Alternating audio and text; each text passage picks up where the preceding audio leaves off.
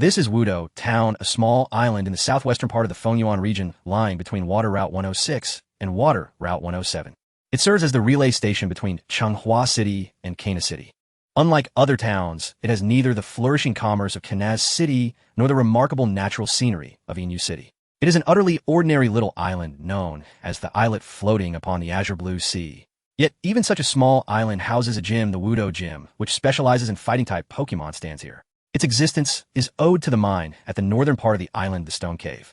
Because of Stone Cave, countless travelers who love searching for rare stones and rock-type Pokémon are drawn here. Among them is Zifuki Daigo, the current champion of the Fenyuan League, a man who loves stones more than himself, who travelers often catch sight of this champion deep within Stone Cave. Ishida Yu is the name of Chen Yong in this life. His home in this world sits at the foot of the Stone Cave Mountain, a cool-toned courtyard-style loft. His father, Ishida Yu, is a veteran prospector and an elite-level trainer who currently manages the family's mine. His mother, Nakamura Aoi, is a junior breeder who is now Madame Ishida. The family is not wealthy, yet to Chinyong, who arrived here with memories of a previous life, this is more than enough. In the Pokemon world, at the very least, his parents are alive and well, and he never has to worry about food or shelter. Most importantly, the Ishida family is the supplier of iron, ore, and stone to the Devon Corporation in Wudou Town, and has long cooperated with the Zifuki clan. As one of the giants of the Pokemon world, this connection ensures that from birth Chinyong is part of the league, able to walk the path of a trainer openly and stay far from the encroachment of dark forces. The Pokemon world is far from the cartoons where life is nothing but adventure battles and legendary beasts. Thanks to the abundant mineral resources of Stone Cave, the main business of the Ishida Company is iron ore extraction. Thus, not far from the courtyard lies the mine itself, pressed close against the southern slope of Stone Cave. The rich veins of ore and stone naturally attract numerous rock-type and ground-type Pokemon. The mine has instead become something like a natural reserve for wild Pokemon. Because of this, the newly transmigrated Chen Yong has been in contact with these seemingly cold, yet steady and earnest rock-type and ground-type Pokemon since birth, and he has come to love them deeply. In the mine, besides Ishida Yu's 2 Onix and a golem that guard the area and watch over the many Geodude used for mining other wild Pokemon also make their home here. Common sights include groups of Geodude Onix and Matchup, while Nosepass and Shuckle are rarer. As payment for living here, these wild Pokemon will occasionally help with the mining. Over the years, a tacit understanding has formed between humans and Pokemon. Growing up here, little Yong, whom we shall call Xiaoyong from now on, was influenced by his father and set his goal on becoming a master of rock-type and ground-type Pokemon. His love for Pokemon has made him good friends with all the Pokemon here. Seeing how well his son gets along with them, Ishida Yu began teaching Xiaoyong all kinds of knowledge about Pokemon. Although as a transmigrated Xiaoyong had been a veteran Pokemon fan in his previous life, only by truly living in this world and watching living Pokemon before his eyes could he feel the difference between reality and illusion. As an elite-level trainer, Ishida Yu skillfully corrected the rigid thinking Xiaoyong had developed from anime and games in his previous life.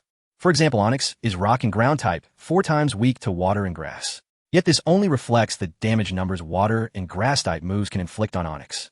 In reality, countless factors may reduce such damage terrain, the Pokemon's level, and the trainer's command in battle. Numbers are numbers, reality is reality. Diligent training and a trainer's on-the-spot command can both effectively avoid such damage, which is how a trainer's true ability is revealed.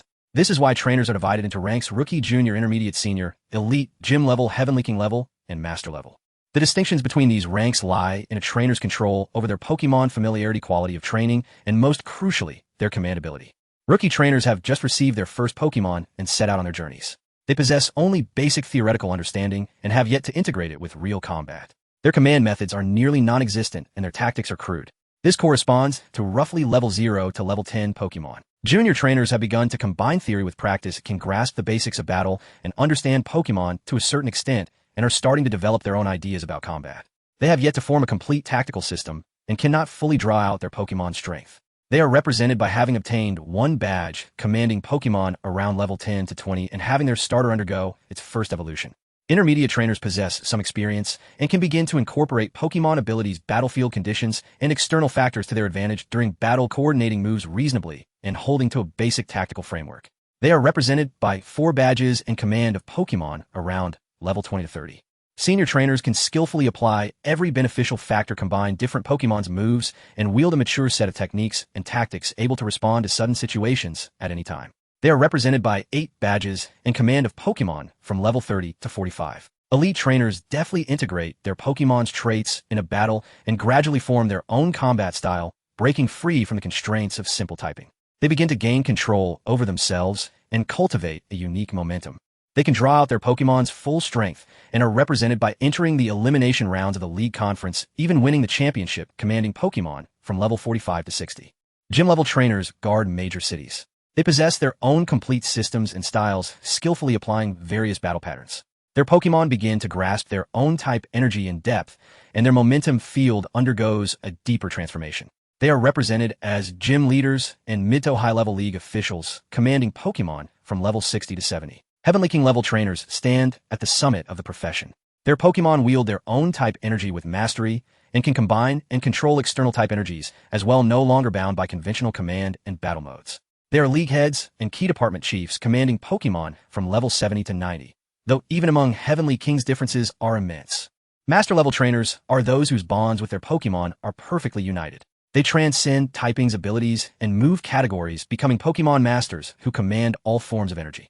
They can command Pokemon of every level and even legendary Pokemon over which they hold no official authority. Thus, the gap between each trainer rank is vast, and even within the same rank, differences in level are stark. Under the guidance of his elite-level father, Chinyong grew day by day, learning Pokemon knowledge and accompanied by Pokemon. At last, at the age of 10, he finally qualified to receive his starter Pokemon. Chinyong looked at himself in the mirror blue jeans, a black t-shirt, and sneakers. It's time. After fastening his backpack and gloves, the boy smiled in satisfaction. I can hardly wait. Excitement filled Xiaoyong's eyes. Ever since he crossed into this world, he had been waiting for this day. 10 years, at last I can truly see this world for myself. The world of Pokemon. He rushed downstairs. Mom, I'm heading out. Slow down, don't trip. You're always so rash. Madame Ishida looked at her excited son with a touch of helplessness and reluctance. Have you packed everything? Check again so you don't forget anything. Remember to brush your teeth every day and call home whenever you reach a new place. I know, Mom. You've already told me all this so many times. Seeing that his mother was about to start another round of nagging, Xiaoyong could only sigh inwardly. Truly, mothers in every world are the same. Threads in a loving hand close upon a wandering child. Don't worry, Mom, I'll remember everything. Seeing the earnest look on her son's face, Madame Ishida smiled. All right, I'll stop. Just be sure to stay safe out there. Xiaoyong nodded with a smile as well. Just wait for me to become a champion of Fengyuan. All right, my future champion, go. Your father's waiting for you at the mine. And I'm off now. Goodbye, Mom. After bidding his mother farewell, Xiaoyong sprinted toward the nearby mine. From afar, he could already see his father Ishida Yu rubbing wax oil onto their two Onix, a kind of paraffin that increases the density and sheen of rock. Dad, Onix, I'm heading out. Both Onix roared in response. You little brat. Ishida Yu eyed his son askance. So impatient, aren't you? Xiaoyong scratched his head and forced a calm expression. Dad, I've just been looking forward to this for so long. Oomph. Rock is heavy steady. Look at how restless you are. Xiaoyong's expression turned solemn. He gently caressed Onix's body, watching the enjoyment on its face, and said in a deep voice, that's exactly why. Onix and I are the perfect match. You kid. Ishida Yu looked at his posturing son, gave him a light smack, then turned to Onix. All right, I know why you're here. Onix, I'll leave it to you. Rubbing his forehead, Xiaoyong let his smile fade and spoke just as earnestly. Onix, don't worry. In the future, we'll stand upon the highest stage. Onix's mother roared and nodded, then looked toward Onix's father. Onix's father raised his body, his tail glowing white as he slammed it fiercely into the ground with a thunderous crash. The ground split open. It was Iron Tail. With a crisp crack, the earth behind Onix burst, and a slightly smaller Onix sprang forth. This was their child, and also the partner who had played with Xiaoyong since he was small. The young Onix let out a roar. After affectionately touching heads with its parents, it came to Xiaoyong's side, and, Onix, are you ready? Xiaoyong gently wrapped his arms around the young Onix's head and asked solemnly, we're about to see. Onix's parents, Ishida Yu, and, without Xiaoyong knowing when they had arrived, the surrounding Geodude, Golem matchup, Shuckle, and Nosepass all gathered around. Everyone gazed at the boy and the young Onix, witnessing this moment when human and Pokemon would become the most reliable of partners. The young Onix looked into the boy's eyes and let out a roar, then nodded its head. Xiaoyong beamed and took from his belt a black Pokeball with 3 yellow rings. An Ultra Ball manufactured by Devon, which enhances a Pokemon's comfort and intimacy. Each year, a set of 6 new Pokeballs is gifted to their partners. He pressed the button lightly, and the Ultra Ball expanded in his hand. Then come inside, my partner. Xiaoyong held out the ball to the young Onix, which gently tapped the button. A red light flashed, drawing the young Onix inside. The ball did not even wobble. With a clear chime, the capture was secured. Xiaoyong raised the Ultra Ball high in delight. I've caught you, my partner. A crisp notification sounded in his mind. The host had successfully obtained a starter Pokemon, and the auxiliary system was activating. Is this a golden finger? Xiao Yong immediately thought of the standard gift for a transmigrator and silently asked his heart, "System, what functions do you have?" The two powerful Pokemon were fully. First, an appraisal function. You can inspect an elf's attributes, level abilities, and moves. Second, a training points function. Through training and battles, you obtain training points, which can enhance an elf's move proficiency and haste mastery. He nodded in understanding. The appraisal function is easy enough to grasp. It's basically a Pokédex. As for training points, that sounds quite promising. Xiao Yong was secretly very pleased. Ishida, too, watched his delighted son and chuckled as he nodded, then turned to look at his own two great Onix, as if recalling how he himself had appeared the first time he set off on a journey. "All right, you captured Onix as well. From now on, you must take good care of it. Don't worry, Dad. Onix, I'll definitely train it well." Xiao Yong spoke solemnly to his father and to Onix's parents, then glanced at the little companions gathered around him. "Then I'll be off. Go on. A man should roam far and wide." Ishida, too, smiled at his son, cheering him on. "Remember, your mom and dad are always behind you. Go and don't forget to first visit Dr. Xiaotajuan in Littleroot Town." "I know. Goodbye, everyone." Xiao Yong waved farewell and followed the small path to the east toward Dewford Town. He was heading to the harbor to take a ship, then travel on to Petalburg City. Legend had it that the Hoenn region was created after Groudon and Kyogre appeared. Groudon raised the continents and forged the land, while Kyogre filled the seas, and thus the Hoenn region came into being. Hoenn possessed a wide variety of natural environments ranging from tropical rainforests to deserts, but its most striking feature was its vast expanses of water. The surface area of its waters was nearly equal to that of its land, forming a stark contrast with other regions. Islands large and small dotted the seas around the main continent, and they could only be reached by water. Some areas could even be explored by diving beneath the surface. The vegetation and climate of Hoenn showed that it was far warmer than other continents. Mountains and forests wrapped around its interior, while its major cities were mostly built along the coast. The living conditions in inland towns and villages were far harsher. In a place like Fort Tree City, people even had to live high up in tree houses. Littleroot Town lay in the southwestern corner of Hoenn. In the game of Xiao Yong's previous life, this was where the protagonist's journey began. As the starting point of the region, Littleroot had only one exit, Route 101 to the north leading toward Oldale Town. In the southern part of the town stood Dr. Xiaotajuan's research lab. Trainers about to embark on their journeys could come here to choose Trico, Torchic, or Mudkip from Dr. Xiaotajuan as their very first partner. To travel from Dewford Town to Littleroot, one had to first take a ship from Dewford Harbor to appear southwest of Petalburg City Pass, through Petalburg, then continue south along the road. At this moment, Xiao Yong was sitting on a passenger ship bound for Petalburg City. It was his first time leaving home and truly walking through this marvelous world. Everything he saw felt novel and wondrous. Although Onix had not yet fully grown, its body was already 6 meters long and weighed around 160 kilograms. An adult Onix was usually about 8.8 meters long, so it was inconvenient to let it out on the ship. System scan. Elf Onix Elfo. 18 rock snake Pokemon. When it carves its way through soil and stone underground, it triggers rumbles that make the surface tremble. Underground, it can move at a speed of 80 kilometers per hour. Type Rock and Ground. Nature stubborn. In reality, nature does not affect an elf stats. Ability Rockhead. Takes no recoil damage from its own moves, currently affected by no ability status. Friendship 100. Moves Tackle, Basic Screech, Basic Bind, Basic Dig, Proficient, Return, Basic Harden, Basic Rock Slide, Basic. Egg moves Dragon Tail, Basic Iron Tail, Basic Double Edge, Head Smash, Basic.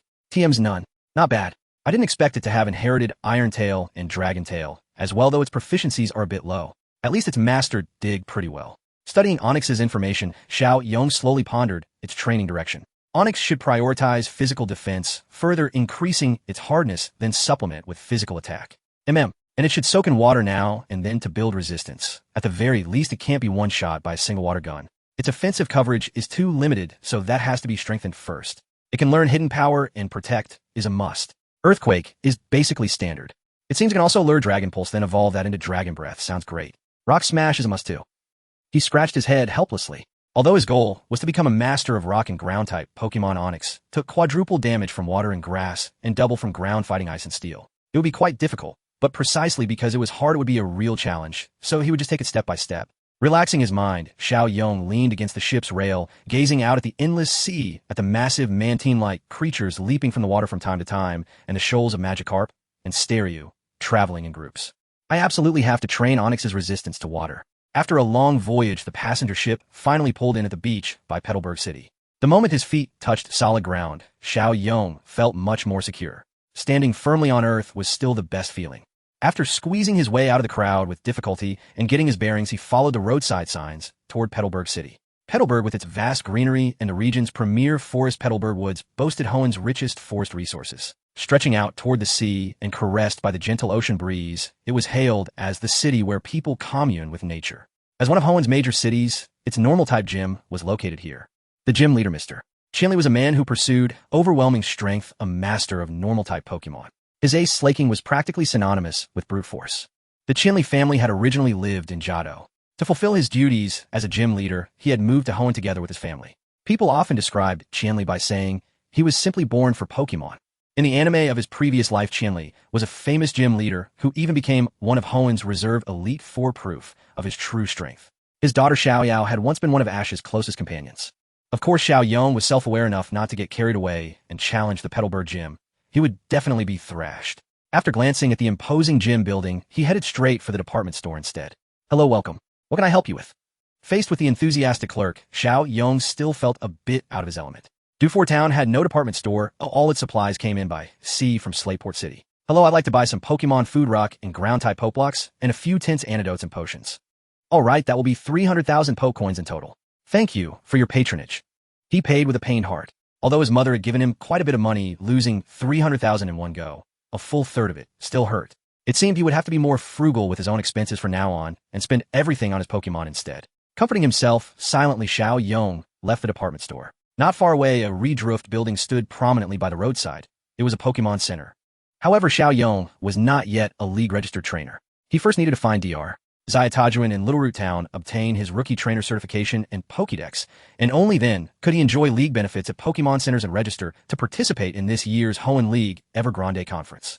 Unlike in the anime, each region starting town had its own league professor. Every professor was not only a researcher, but also a powerful trainer ranked above gym leaders and below the Elite Four. A few even possessed elite-level strength. In his previous life, the town of Pallet in Kanto was hailed by Pokemon fans as the champion's town, home to the famous Professor Oak's research lab. Rumor had it that Professor Oak himself possessed the strength of a champion. Kanto, huh? I'll go there someday. Thinking of the anime's plot from his previous life, Xiaoyong had no idea what point in the timeline this world was at, but it did not matter. Since he had come to this world, he would walk his own path. As for Ash, if fate allowed, they would meet again. Following Route 102 eastward, he gradually left the limits of Petalburg City behind. All right, come out, Onix. He released the Onix that had been inside its Pokeball for quite some time. Roar. Onix lowered its head and rubbed against Xiaoyong affectionately.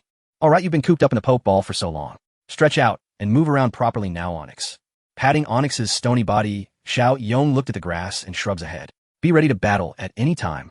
Roar. Very good, let's go. Just like when he was little, he climbed up onto Onix's neck and sat there securely. Xiaoyong clapped his hands in satisfaction. Forward, Onix. Roar. Obediently following Xiaoyong's guidance, Onix moved along. Although it was not fast, it was still much quicker than walking on his own. Onix was only level 18 for now, yet its massive body was still quite intimidating. Along the way, no weak, short-sighted wild Pokemon dared to suddenly jump out. At this rate, there was no way to get any battles in. Xiaoyong scratched his head helplessly and had no choice but to recall Onix. Sure enough, after he walked alone for a short, while a wild Pokemon came looking for trouble. So you've finally shown up? Looking at the Kappa-like Pokemon blocking his way, Xiaoyong nodded to himself. A watergrass dual-type, fully super effective against us. This one's a tough opponent. System scan. Elf Lombre Elfao. 17, a jolly Pokemon, the evolved form of Lotad. From a distance, it is often mistaken for a human child. Type water and grass. Nature impetuous. Ability rain dish. Recovers 1/16 of its HP at the end of each turn during rain. Friendship 0. Moves water gun, basic mist, basic growl, basic absorb, basic growth, basic. Egg moves none. TMs none. Level 17, it seemed to have been evolved for some time already. After thinking for a moment, Xiaoyong took out a Pokeball. Go Onix. This will be your first real battle. This is a formidable foe. The Pokeball burst open, and in a flash of white light, Onix crashed heavily to the ground. Roar. Onix stared intently at the opponent before its serpentine body coiled on the earth. Steady as it was by nature, it too had been waiting for this moment for a long time. Go. Screech. Its jaws wide open, the Onix unleashed a piercing shriek, lowering its opponent's physical defense. And the Lotad trainer clutched his head, his face contorted in pain. In now, dig. Roar. And with a violent twist of its massive body, the Onix slammed its tail into the ground. Cracks split the earth as it swiftly vanished beneath the surface. The Lotad trainer recovered from the screech, fury blazing across his face. Spreading both hands wide, he summoned a sudden veil of white mist that blanketed the battlefield. In its white smoke, Shoyu watched the mist rise, then called out again, Onix, use Screech underground. The shrill cry echoed once more, amplified by the subterranean tunnel, but muffled by the mist. Though unaffected in stats, the Lotad trainer was still overwhelmed by the sonic assault. A pained cry tore from his throat. And hear that, Onix. Charge, straight toward the sound. Within the swirling mist, the ground trembled violently. Then, with a thunderous boom, the Onix erupted from below, slamming headlong into the Lotad trainer. Crash! Dazed by the screech, the Lotad trainer failed to evade. The impact sent him flying backward, crashing hard onto the ground.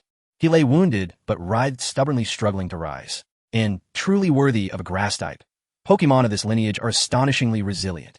Shoyu muttered wryly before pressing his advantage. Onix, don't give it breathing room. Tackle again, and roar. And with coiled serpentine power, the Onix launched itself forward like a sprung steel spring. It hurtled toward the Lotad trainer.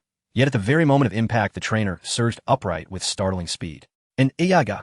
And clearly, he had reached his breaking point. As he roared, emerald light flared. And simultaneously, countless jade-green orbs of energy surged forth from the Onix's body, streaming rapidly into the Lotad trainer's form. The Onix froze mid-lunge, its assault abruptly halted, agony twisting its features. And roar, and that's absorb. Shoyu instantly grasped the situation and barked his command. Onix, shake it off. Iron Tail, and roar. Struggling against the grass-type move's lingering effect, the Onix obeyed, its tail blazing with brilliant white light. At such close range, a direct hit would surely shatter the Lotad trainer's defenses. But the Lotad trainer, invigorated by the stolen energy, reacted instantly. A surge of cerulean water vapor condensed in his mouth before erupting in a furious gush. HSSS.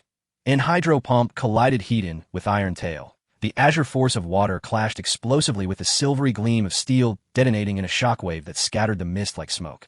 Roar, and the Onix recoiled, its Iron Tail energy fading fast as the full force of the Hydro Pump struck home.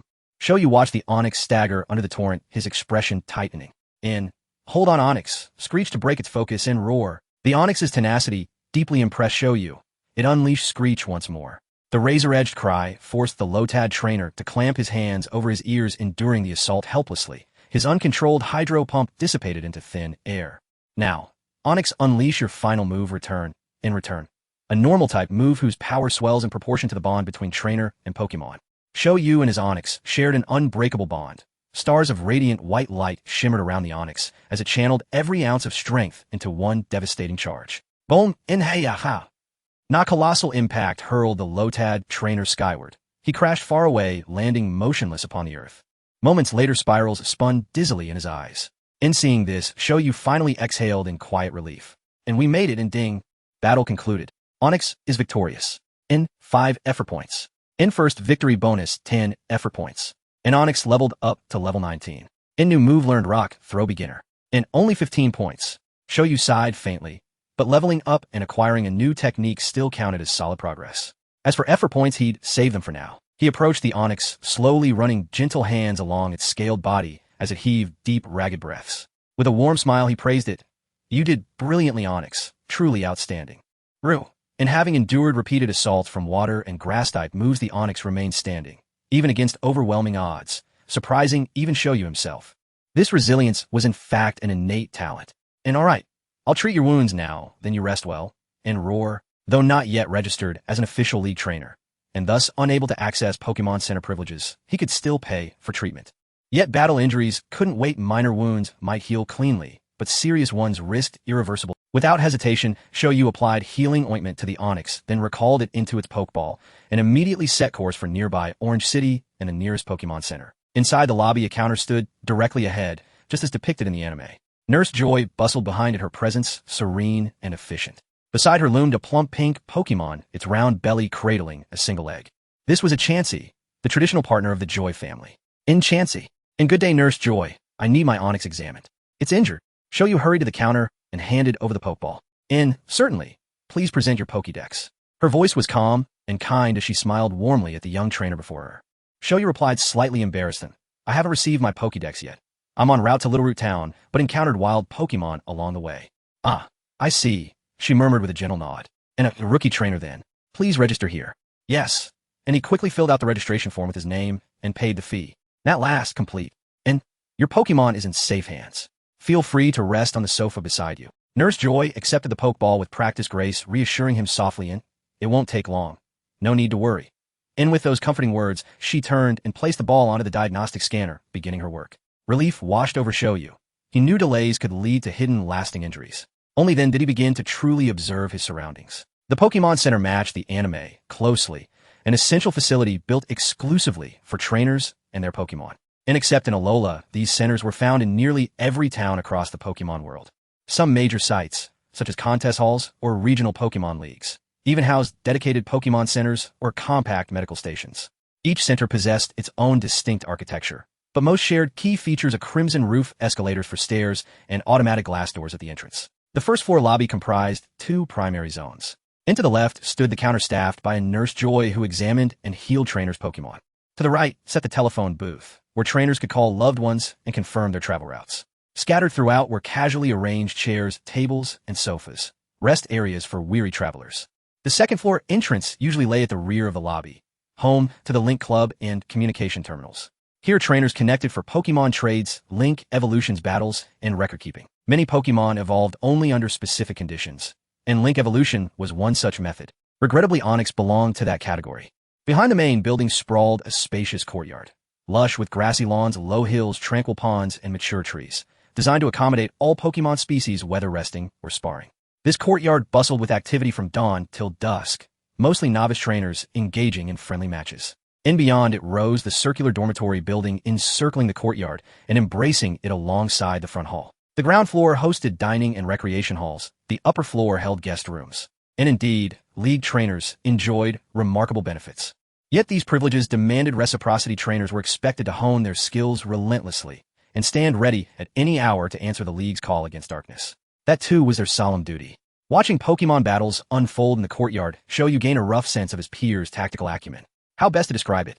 In dodge now, get up, in, hang on, and these instinctive commands flowed far more fluently than any scripted strategy. Of course, he might simply not have encountered elite-level peers yet. After all, Shoyu himself was merely a fledgling trainer fresh from home. Returning to the lobby, he approached the telephone booth and dialed home.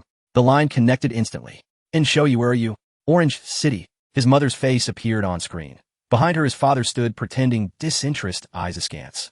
Shoyu grinned inwardly and chuckled, "I've arrived in Orange City. I'm at the Pokemon Center right now, and wonderful, you're safe. Was your journey smooth?" And she beamed, visibly relieved. "Absolutely, and Onix performed superbly in its first battle, and really, that little one's been working so hard. And, yes, though it sustained some injuries and is undergoing treatment now." Shoyu scratched his head. "And still, Onix proved stronger than I imagined, truly gifted. And then you must care for it diligently. And when you catch more Pokemon, send them home. I'll look after them for you. And perfect. Thanks, Mom. You're infinitely better than Dad." "Huh. Well then. See you soon, bye, Mom." And grinning broadly, Shoyu waved and hung up, only to catch faintly through the receiver a muttered brat. Na soft, genuine smile crossed his lips, when suddenly the lobby's intercom chimed in. "Please, Shoyu, come to the counter." In no time to protest being called a child, he sprinted straight to the desk. "In, hello, I'm Shoyu Igaraku." Nurse Joy extended the premier ball. "In, your Pokemon has fully recovered." "In, thank you, Nurse. You're welcome. Wishing you safe travels ahead." And with a warm nod, Shoyu stepped out of the Pokemon Center and resumed his journey, heading steadily toward Littleroot Town. "Onix, tackle! Finish it and roar!" And amidst the dust cloud, a Weedle lay motionless. In Weedle. And ding! Battle concluded. Onix is victorious. In no effort points awarded. Opponent's strength was insufficient. In minor experience gained. In Shoyu shook his head bemused. And why are they all bug types? This pace of leveling is painfully slow. Roar! And the Onix nodded in agreement. And along the road, they battled wave after wave of weak bug types, mere fodder Pokemon. Their levels still hadn't reached 20. They clearly needed evenly matched opponents. Gazing toward the distant Beedrill hive, Shoyu resisted the reckless urge to challenge it. Though rock-type moves had the advantage, sheer numbers would overwhelm them. Even elephants fell to swarming ants. Better to retreat while he still could. Without true strength, recklessness was never wise. This is a small grove located on the right side of Road 102, and at the end of the grove lies the next town. Gume Town, a beautiful town adorned with colorful flowers and lush trees, is located at the intersection of roads 101, 102, and 103.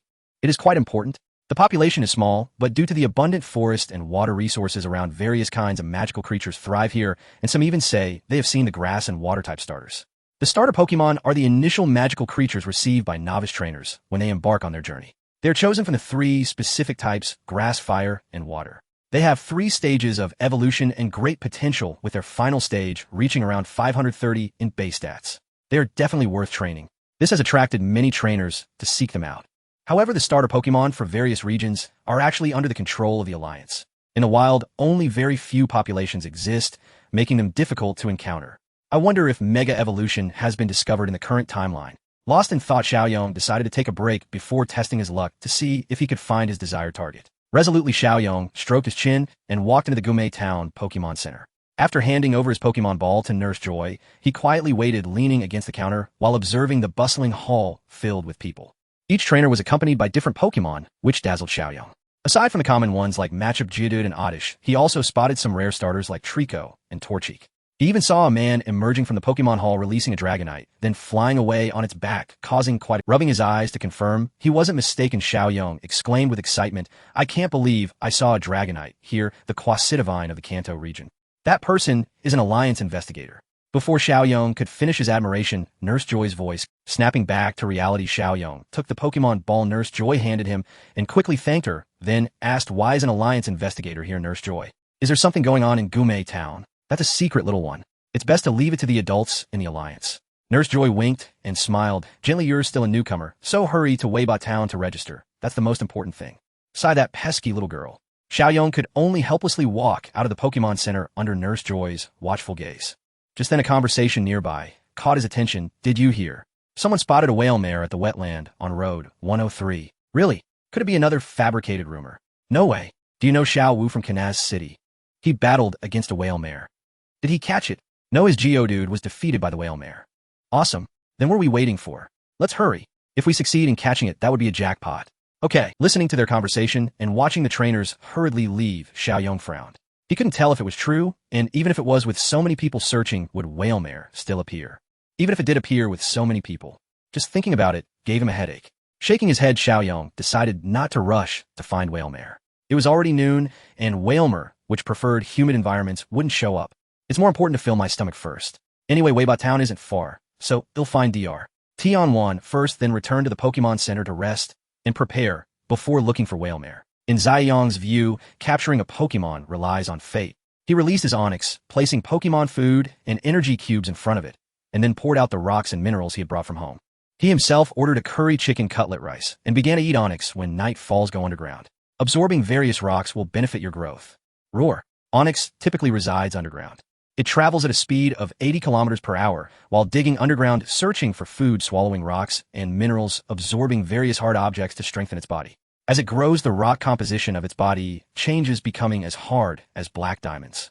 This is the habit of most rock-type Pokemon, relying on consuming rocks and high-density minerals to enhance their hardness and accelerate their growth. Just like the Quasidivine Tyranitar from the Johto region, which only evolves into the Sand Tyrant Tyranitar after consuming an entire mountain.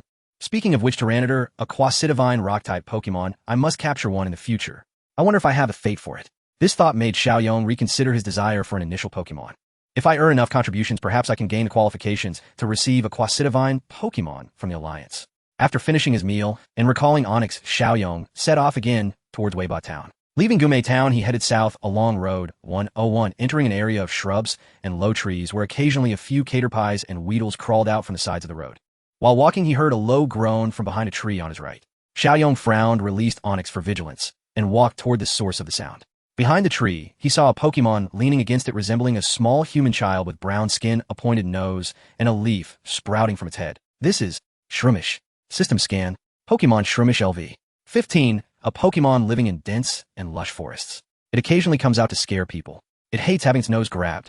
Gender male type, grass, dark nature, mischievous ability, chlorophyll speed increases in sunny weather.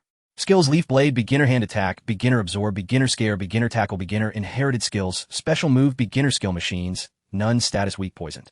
Huh, a status condition, weak and poisoned. Chen Yong approached, observing the weak Shroomish, which had its eyes closed, clutching its left arm, where it was injured, its face contorted in pain, murmuring unconsciously. This doesn't look good. He quickly took out a bottle of antidote from his backpack, spraying it on its left arm wound, then wrapped the wound with a bandage. Okay, Shroomish's tense cheeks relaxed slightly, and Chen Yong also breathed a sigh of relief.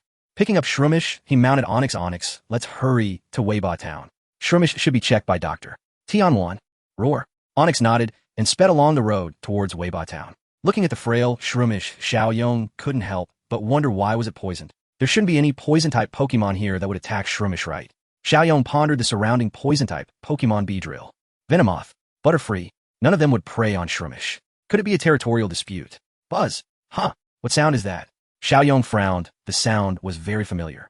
Buzz. It seems like I've heard it somewhere before. Oh no. Onix, speed up. This is the sound of Beedrill flying. Realizing this, Xiao Yong hurriedly instructed Onix to accelerate, trying to get away from the low trees. Although rock types aren't afraid of poison types or bug types, once Beedrill moves it to swarm. Sure enough, he saw a number of Beedrills flying around in the nearby bushes, gradually surrounding Onix. Among them a few Venomoths mixed in, and many Caterpies, Metapods, and Weedles hung on the trees.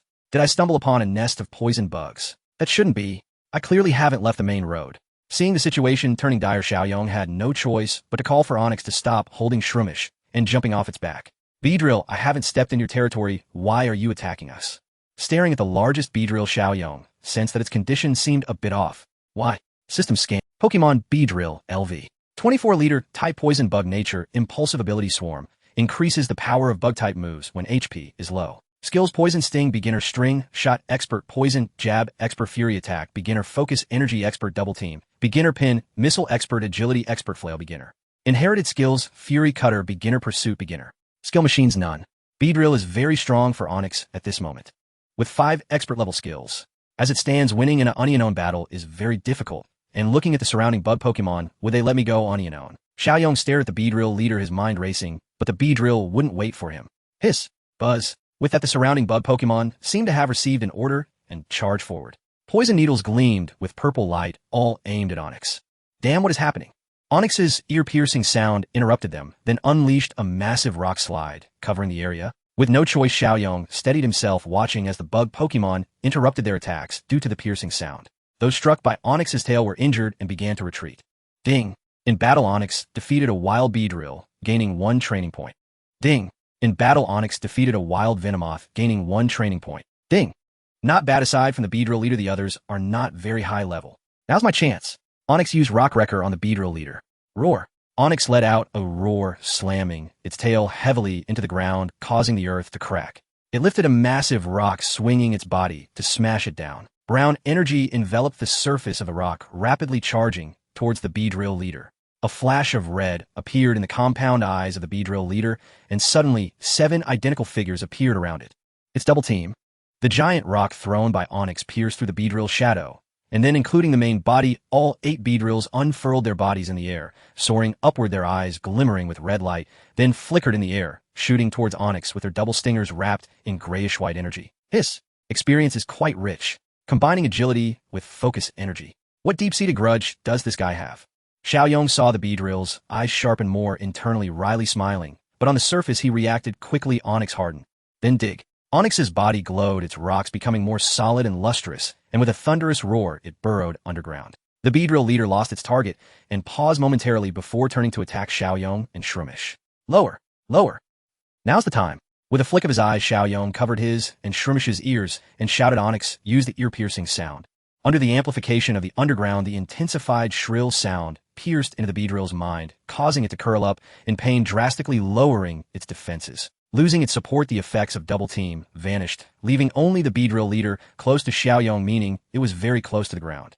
Onix burst out and bit it. Onix suddenly erupted from the ground, right below the Beedrill leader, charging towards it. The Beedrill leader, freed from the ear-piercing sound, was unwilling to back down. Its tail glowed with purple poison as it lunged towards Onix's head. Poison Sting. Roar. Opening its mouth, Onix cried out in pain from the poison sting. However, its excellent poison resistance allowed it to endure and bite down on the Beedrill's hind leg. After a loud crash, dust swirled and debris scattered. The Beedrill leader was knocked to the ground by the Onix, creating a shattered circular pit. The Onix's head also bore a diagonal crack from the Beedrill's twin stingers, with both Pokemon collapsing. Onix. Little Yong rushed towards the fallen Onix, furious. Damn, it's a malicious attack. Hang in there, Onix. Malicious attack, Dark-type move. If the opponent takes damage this turn, the move's power doubles. In other words, even if the Beedrill's poison sting only deals half damage of 40 to the Onix, the double power from the malicious attack is calculated based on the damage dealt by the move, which is 80 rather than the effective damage after type advantage. Thus, the final damage the Onix suffers is a 160 power malicious attack. Of course, this is merely a numerical representation. To be more vivid, in reality, there are no precise data indicating the power of a move, but high-powered ultimate moves deal significant damage, while minor moves deal less. This is all assessed based on the performance-destructive power and energy form of the Pokémon using the moves. At this moment, seeing their leader fall, the surrounding swarm of insects became even more agitated. Perhaps realizing that the Onix had also collapsed, they did not retreat, but instead rushed towards Little Yong again. The Venomoth released its paralysis powder, and the Beedrill unleashed its poison sting.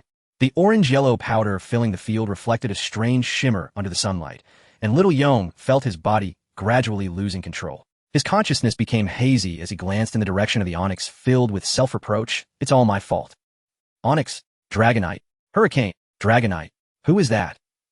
Darkness enveloped him, and Little Yong collapsed beside the Onix. Hey, kid, young man, kid, damn kid, you're the kid. Ding, the battle is over.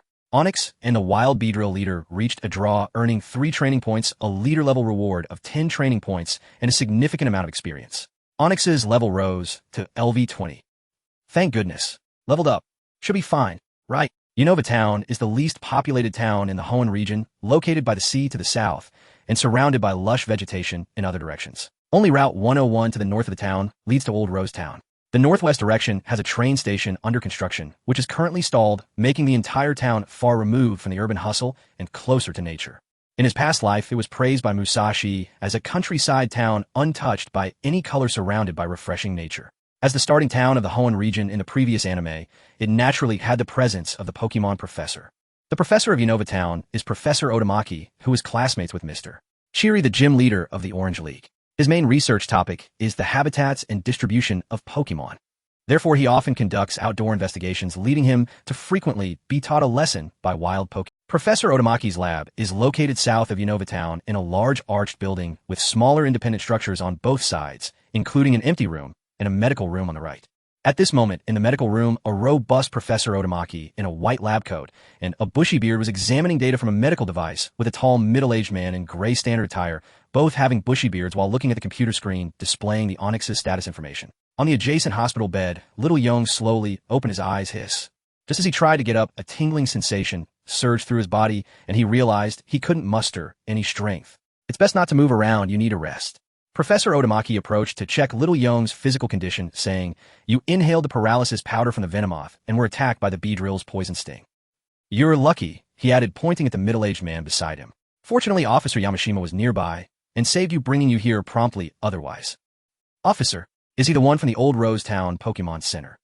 "Thank you, Officer Yamashima." Little Yong expressed his gratitude, marveling at his good fortune. "No problem, kid. You performed admirably. As a newcomer facing the attacks of wild Pokemon, and even a leader Pokemon, is quite impressive." Officer Yamashima's voice was deep and rugged, giving a sense of reliability. "Performed admirably, right? Professor, where's my Onix? How's my Onix? What about the Donphan?" Little Yong asked anxiously. Professor Otamaki smiled, reassuringly, pointing to a nearby device. There lay the Donphan on the electronic apparatus, wrapped in bandages, while the Onix's massive body was curled up quietly on the floor, covered in devices. "Don't worry, I have already removed the poison from both of them. The Donphan was just frightened and is too weak." Professor Otamaki manipulated the computer while speaking. "As for the damage the Onix sustained in battle, I have checked aside from the scar on its head. Everything else is normal." Just as he sighed in relief, Professor Otamaki continued, However what?" Little Yong asked nervously. Seeing Little Yong's tense expression, Professor Otamaki smiled, saying, "Don't worry, there's nothing serious. However, the Onix may have an unhealable crack on its head. Yet this won't affect it much." Hearing this, Little Yong felt relieved. As for the scar, he would consider it the Onix's badge. At least it looked even more formidable. "Thank you again, Mr. Yamashima." "Professor Otamaki, you're too polite." "Ahaha." Officer Yamashima laughed heartily, while Professor Otamaki waved his hand and returned to his seat. "You're here to register as a league trainer, right? Come on, just tell me your information." "Okay, Professor, I am Ishida Yu from Wudou Town, 10 years old, and my starter Pokemon is Onix." Professor Otamaki checked on the computer. Ishida Yu from Wudou Town, yes. Ishida, To Nakamura, Aoi. Yes, you meet the criteria." Standing up, he approached the bedside again, smiling. "Congratulations on becoming a new Little Yong. Awesome kid. Why does Officer Yamashima seem more excited than me?" Scratching his head, Little Yong felt quite happy. "Thank you, Professor." Waving his hand, "Then you should rest well. When you recover, come find me to receive your newcomer benefits." After saying that, he nodded at Officer Yamashima and left the medical room. "Rest well, kid." Watching Mr. Yamashima walk out of the medical room, Little Yong finally lay securely. Reflecting on the earlier battle, he sighed softly, glancing at the quietly sleeping Onix. "Hey, With a scar, it really does look more formidable. But I wonder if the Onix can accept that. Lost in thought, the tingling sensation washed over him again as the boy slowly drifted off to sleep. As the sun reached its zenith, he awoke again to find it already noon the next day. Feeling the sensation returning to his body, little Yong, fully revived, could finally get out of bed. Roar. Kualu ah. Onix Donphin, are you both healthy again? Seeing the two Pokemon back to their spirited selves, little Yong felt overjoyed, running over to embrace the Onix's body. Onix, I'm so glad you're okay. Roar. The Onix nodded with a smile, but your head injury. Feeling somewhat guilty as he looked at the linear crack, although he thought it looked imposing as a trainer, he must consider the feelings of his Pokemon and not impose his own desires upon them. Roar. The Onix shook its head, then lowered its head to nuzzle little Yong's body. You really don't mind? The Onix nodded again, and the pair looked into each other's eyes, both smiling. They are partners who grew up together. All right, I understand. Just don't go back on your word. Roar. Kualu. The nearby Donphan curiously watched them, letting out a puzzled growl. Picking up the Donphan and allowing the Onix to rest for a while, little Yong turned and walked to the lobby of the lab. It was much larger than he had imagined. The lobby was filled with research instruments and platforms cluttered with wires. Each device had researchers working in front of them. In the center of the lobby stood a large, long, table-like mechanism, and in the middle box were 3 redandwhite Pokemon balls. On the left side was a scanner and computer, while on the right side was a trading machine. Professor Otamaki and Officer Yamashima were standing here, smiling and chatting with a pair of mother and child. Aside from the lab staff, there were many such pairs of mothers and children or fathers and sons, even entire families accompanying their kids to register for new trainer qualifications. Hey, you're awake, kid. Officer Yamashima was the first to notice little Yong and waved with a smile. Professor Otamaki, who was conversing with the mother and child, looked over upon hearing this, smilingly calling out, You seem to be in good spirits. Little Yong, I'm all better now, Mr. Yamashima. Little Yong greeted back with a smile, watching as Professor Otamaki picked up a Pokemon ball and released a Trico, his eyes brightening. Trico, with a grass-green body and a vibrant roseate belly, had large eyes with yellow slit pupils like a... It had 3 round toes on its hands and feet covered in small spikes, allowing it to climb and hang upside down anywhere. Of course, it could also walk upright with a fat tail, resembling a deep green curled leaf. Pokemon Trico LV5, a forest lizard Pokemon. It can scale vertical walls and uses its thick tail to attack enemies. Because its nests are built in large trees, it is said that the trees inhabited by Trico will live long. Jittermail. Type grass. Nature solitary. Ability overgrow when health is low. Grass type move power increases. Mobisbone beginner, leer beginner, leaf beginner. Inherited moves hardened beginner, iron tail beginner, seed bomb beginner. TM none. Trico. Seeing the Trico before him, little Yong felt quite tempted. Trico. Its final evolution is Sceptile, and it can even mega evolve, gaining dragon type after evolution. Thinking of his dreams, little Yong suppressed his desires. Well, you must take good care of Trico. Before everyone's eyes, the excited little boy recalled Trico into its Pokeball and received his own Pokédex. He officially became a new league trainer and happily bid farewell to the professor with his mother leaving the lab. All right, now, it's your turn, little Yong. Professor Otamaki picked up the prepared Pokédex and 6 gift Pokeballs from beside the computer and handed them to little Yong. From now on, you are a trainer of the league. So which Pokemon do you decide to choose? The initial Pokemon isn't limited to just 3. There can be many more, because there can't be only 3 qualifying boys at the same time. Thus, there will be enough starter Pokemon prepared. Of course, not too many. They are all pre-reserved. Looking at the pondering boy, Professor Otamaki smiled and asked, So what do you think? Which one are you considering? Little Yong lowered his gaze, quietly contemplating. The initial Pokemon are strictly controlled by the Alliance. To avoid wasting resources, the number of distributions is limited. This is primarily to prevent infiltration by dark forces. Only those who have continuously paid taxes to the Alliance for over 10 years and are part of a family unit or those recommended by an Alliance PhD or even a champion are eligible. If this still allows dark forces to exploit loopholes, one can only say that the cost of obtaining the starter Pokemon is quite steep. However, the reason why the Pokemon Alliance can become the largest force in the Pokemon world is its power and, more importantly, its vast resources. These resources can only be exchanged by Alliance members through accumulated contributions. Pokemon, skill discs, secret treasures, items to carry, evolution items, even qualifications to obtain semi-divine Pokemon. After hesitating for a moment, Xiao Yong resolutely said, Doctor, I wish to leave the qualification to obtain the initial Pokemon for others and convert the tax funds into contributions to the Alliance. Mr. Yama narrowed his eyes, slightly, smiling meaningfully, his gaze filled with approval. Dr. Tanikawa showed a knowing expression, smiled, and said, Are you sure?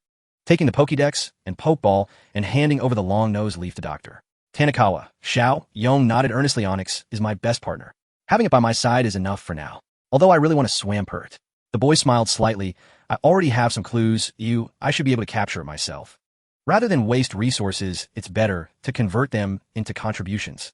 Accumulate them to exchange for what I want. What an ambitious young man. Mr. Yama secretly praised him while appearing to smile broadly, said, such remarkable resolve, kid. It's rare for someone your age to make such a choice. Dr. Tanakawa nodded in agreement, saying then, I won't pressure you anymore. Rest assured, I will submit your qualification to the Alliance and obtain the corresponding contributions for you. The qualification to obtain a starter Pokemon is worth quite a bit of contribution. With a bit of embarrassment, Chen Yong finally nodded firmly, then I will trouble you. Dr. Tanakawa, looking at the long-nosed leaf curled up in Dr. Tanakawa's arms, please. Long-nosed leaf, do your best. Okay. The long-nosed leaf greeted the boy with a smile, looking quite spirited. Yes, I will take good care of it. Dr. Tanakawa patted long-nosed leaf's little head and smiled. When it is ready, I will send it back to you, don't worry. Chen Yong nodded, just preparing to say goodbye, when Mr. Yama suddenly interjected, kid. Since you are setting off, I need to tell you one more thing about the reason for the Swarm's riot. Swarm riot. Are you referring to Beedrill and the others? Chen Yong recalled being attacked by bug Pokemon. Just while passing by at that time, I was puzzled. Although Beedrill has a strong territorial instinct, it is directed at intruders, and I didn't enter their territory, just passing through. Moreover, I had Onix by my side. They had no reason to attack me directly. That's right. Beedrill can be irritable, but they rarely leave their territory to attack. Mr. Yama nodded. They will only retaliate against enemies invading their territory, and most of the time they just drive away intruders. As an expert on the habits and habitats of Pokemon Dr. Tanakawa had a say in this matter. He nodded and said solemnly the causes of unrest in bug-type Pokemon include territorial invasion, mating, and species wars. There's one more. The legendary precious golden honey. Golden honey? Chen Yong nodded thoughtfully, then saw Dr. Tanakawa turn to the computer and pick up a document as the treasure of bug-type Pokemon. It can create a tremendous attraction for all bug-type Pokemon. This is quite normal. However, given the current situation, Chen Yong's attack does not conform to any reason for Beedrill's riot. Chen Yong recalled in his mind golden honey. He sighed, internally fragmented memories resurfacing not only bug-type Pokemon, but golden honey is precious for all Pokemon. It can enhance all Pokemon's beauty and their intimacy with trainers.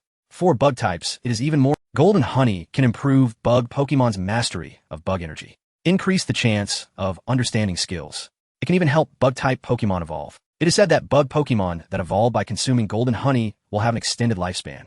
However, golden honey is too rare and mysterious. A special queen bee will be born in the extremely rare hives of Combi. Compared to ordinary queen bees, it produces more pheromones, thus attracting and controlling more Combi. When a number reaches a certain level, a qualitative change occurs. The numerous Combi, in an effort to please the queen, diligently offer the collected honey, while the special queen bee feeds on the honey while nurturing the young and produces a unique hormone, which is feedback in her nest, gradually condensing over time into a new honey resembling a flower. This is golden honey. It is the essence and natural energy of a Combi colony. You must know that a Combi colony will only produce one queen bee, and among many queens, only one will be a special queen. The queen bee, but I haven't sensed the legendary magical fragrance. Chen Yong was puzzled. Only a special grass, known as Wudou in the Sinnoh region, has the ability to locate Combi nests said to be based on a unique magical fragrance emitted from golden honey, a scent of happiness. That's because the fragrance of golden honey will gradually recede after leaving the queen's nest. Mr. Yama, standing by, suddenly spoke. Chen Yong looked at the suddenly serious investigator, who said the subdued golden honey will not be detected by humans. Instead, it will produce a tasteless, irritating hormone that only bug-type Pokemon can sense. It will excite them. So the riot of Beedrill and the swarm was due to sensing golden honey, and under the influence of the hormone, they became excited, leading to indiscriminate attacks on passersby. No, this hormone originates from the queen bee. Dr. Tanakawa spoke. The hormone produced by the special queen bee stimulates the senses of bug-type Pokemon, causing excitement, but it will not lead to confusion, aggression, or self-destructive behavior. Self-destructive behavior are recently not only in the Hoenn region, but across various regions worldwide. Instances of bug Pokemon riots attacking passersby have occurred. Mr. Yama explained to Chen Yong, it's not just about attacking passersby. According to intelligence, there have been cases of bug Pokemon invading fire-type Pokemon's territories, leading to total deaths, which is why the Alliance has dispatched investigators to various locations to determine whether it is due to natural causes or dark forces. Chen Yong nodded, indicating his understanding. If it is a natural cause, it would be fine. If it is caused by dark forces, it could lead to significant changes. As a part of the natural ecosystem, every life form is essential. If bug-type Pokemon experience mass deaths, it could impact the local biological chain. More seriously, it might lead to some irreversible severe consequences. It's important to remember that this is the world of Pokemon, where Pokemon reign supreme. After all, Arceus is just sleeping and not dead. Even without Arceus intervening, what about the three divine beings of Hoenn? The three holy pillars. What about the Pillar King, who is just there for the ride? Furthermore, bug types also have their leaders. Yuji is known as the world-destroying bug. So Mr. Yama is investigating here. Yes, several incidents of swarm attacks on trainers have occurred recently, all in the woods from Orange City to White Town. Mr. Yama nodded. This is why we investigators have been dispatched to various regions to investigate the specific reasons in Orange City is under my responsibility. Has there been any results? Chen Yong asked, since he was about to embark on his journey, and the way ahead was filled with forests and grasslands teeming with bug-type Pokemon. Exchanging glances with Dr. Tanakawa, Mr. Yama spoke. It has been basically resolved. Just avoid entering the depths of the forest randomly. For now, you can set off with peace of mind. Basically resolved. I can tell they are withholding something, but since it doesn't affect my journey, it shouldn't be a big issue. That's good. Not dwelling on the matter, Chen Yong cheerfully said, thanks, Mr. Yama and Doctor. I will be setting off now. Yes, be careful on the way. I wish you good results at the Alliance Conference, Chen Yong. Dr. Tanakawa patted his shoulder, encouraging him. I will. Then I wish you good luck too, kid. Mr. Yama returned to his boisterous demeanor. Chen Yong nodded, returned to the medical room to store Onix, and once again bid farewell to Dr. Tanakawa and Mr. Yama before leaving the Research Institute. Watching Chen Yong's departing figure, Dr. Tanakawa quietly asked, will there be any problems? Has there been a result? Mr. Yama also nodded seriously. There won't be any problems. This is man-made chaos. A group of sewer rats actually dared to conduct research on the genetic level of Pokemon. So audacious. Mr. Yama took out a Pokeball and walked toward the door of the Research Institute. He was also about to leave. Champion Yuji has come personally, and now both parties should have made contact. The Dragon-type Champion Yuji. That's really reliable. Dr. Tanakawa sighed in relief upon hearing this, then shook his head, returning to the computer, ignoring Mr. Yama, who was leaving, and resumed his research. In White Town, a Dragonite flew swiftly towards the north. At that moment, deep within the orange forest, a series of intense explosions resounded. High above, a massive Pokemon hovered in the air. Its form resembled a gigantic lizard with 4 limbs from a previous life. It possessed 2 magnificent crescent-shaped blood-red wings. With a long tail, its entire body was deep blue, with the inner sides of its neck, limbs, and tail in blood red, and its jaw and abdomen covered by 3 pieces of armor. Above its eyes were 2 blood-red protrusions, and on each side of its head were 3 small, triangular wings. This was a powerful Dragon-type Pokemon. Mega Rayquaza, the semi-divine Pokemon of Hoenn, the ace of Champion Yuji. Mega Rayquaza, Dragon Breath. Standing on the back of the Dragon Champion, Yuji commanded calmly, observing the dark team scattering below. A massive surge of dragon energy gathered in Mega Rayquaza's mouth, followed by a huge red shockwave crashing towards the ground. The immense energy exploded, accompanied by a thunderous roar and screams. Pokemon, nature, and humans, all elements combined, constitute this world. It was also the Pokemon that taught me this lesson, which is why I steadfastly maintain my position as an Elite Four. Closing his eyes, Champion Yuji reminisced, I once aspired to be the world's best sailor, dominating all the sea routes of this world. However, my ship got caught in a storm during the voyage. Although I avoided the sinking of the ship, food and water began to run low. When I was in despair and almost couldn't hold on anymore, a Dragonite appeared. It guided my ship back to land. Opening his eyes and looking at the ground, whether human or Pokemon, there exists a kindness that asks for nothing in return. And you, with rising anger in his eyes, using malicious means to instigate conflict between humans and Pokemon, disregarding the extinction of Pokemon, shows a complete lack of reverence for life. As an accomplice of the Evil Moon organization. Feeling Yuanzi's fury, the already hot-headed Mega Rayquaza roared, its immense pressure keeping the Pokemon on the ground immobilized. A team of Alliance investigators escorted the members of the Dark Team onto vehicles, collecting those Pokemon back into Pokeballs, and after interrogation, they would release the Pokemon that had not committed any wrongdoing or hand them over to Alliance trainers for care. A Dragonite flew over quickly with Mr. Yama on its back. Master Yuji, is it over? Oh, this is the last one, though I will leave this to you. Everything that happened had nothing to do with Chen Yong. At this moment, he had just stepped out of Road 101 and arrived at Ancient Rose Town. He cautiously avoided the gathering places of bug-type Pokemon along the way and fortunately passed through safely this time. It seems that the bug-type riot has indeed been resolved. Upon arriving at the Pokemon Center again, Chen Yong handed his Pokédex to Nurse Joy and smiled, saying, Nurse Joy, I would like to register for the Colorful Ghost Conference. All right, Nurse Joy replied. After quickly registering on the computer, she gently said, Ishida Yu, confirmation for participation in the Colorful Ghost Conference, is that correct? Yes, Nurse Joy. Great, your registration is complete. Best of luck at the League Conference. Returning the Pokédex to Xiao Yong, Nurse Joy encouraged, aim for a good ranking. I will thank you. After bidding farewell to Nurse Joy, Xiao Yong left the Pokemon Center in a good mood and headed toward Road 103 in the northern part of the town. Unlike the grass and bushes on Road 101, Road 103 is located by the sea facing Zijing City across the water. Therefore, the seaside is mostly wetlands and marshes, which is one of the ideal habitats for Feebas, so it is quite normal to find rare starter Pokemon here. The speed of information dissemination is incredibly fast. Within just 2 days along the coast and in the wetlands, trainers were everywhere trying to capture Feebas. Among them were also novice and even intermediate trainers, as the fully evolved Swampert is certainly qualified to be a main force for trainers. Taking advantage of the fact that the team had not yet been confirmed or that the 6 spots were not yet filled, capturing a highly potential Feebas would be quite beneficial. Xiao Yong did not rush to search for traces of Feebas. Such things cannot be forced. He decided to train his Onix here, according to plan, conveniently close to the sea, and also strengthen its water resistance. Arriving at the foot of a mountain with a hill at his back and facing the sea, Xiao Yong nodded in satisfaction, saying, "Come out." Taking out the Pokeball and releasing Onix, Xiao Yong looked at it and said, "Next it's time for special training." Roar. Onix nodded. Having experienced a battle with a Lord-level Beedrill, Onix had become much steadier, perhaps realizing its shortcomings, thus showing great determination. Very well, this time we will focus on the proficiency of your skills and your water resistance. You need to give it your all. Onix nodded, indicating that it was ready for whatever came next. But there's no need to rush, we will progress step by step. First, we will continue to strengthen your hardness. So during this special training period, you won't need to return to your Pokeball. This small hill will be your home. Absorb the power of the rocks. Well, growing quickly is also part of the special training. Roar. Onix let out a happy low roar. Indeed, Rock-type and Ground-type Pokemon seem to love eating. The first step in special training is to master the Steel Tail skill more proficiently to unleash your excellent physical defense and hardness. Not only will it increase your attack range, but it can also be used for defense, just like when battling against the Lileep. If you're proficient enough, you will definitely be able to defend against it. Onix listened intently to Xiao Yong's words, nodding in understanding. Also, you can familiarize yourself with Steel-type energy in advance to prepare for evolving into Steelix. So let's start by exercising your tail. Begin by striking the rocks, and don't use any skills for now. See what your strength limit is. In the final phase, we will use Steel Tail to check the effects.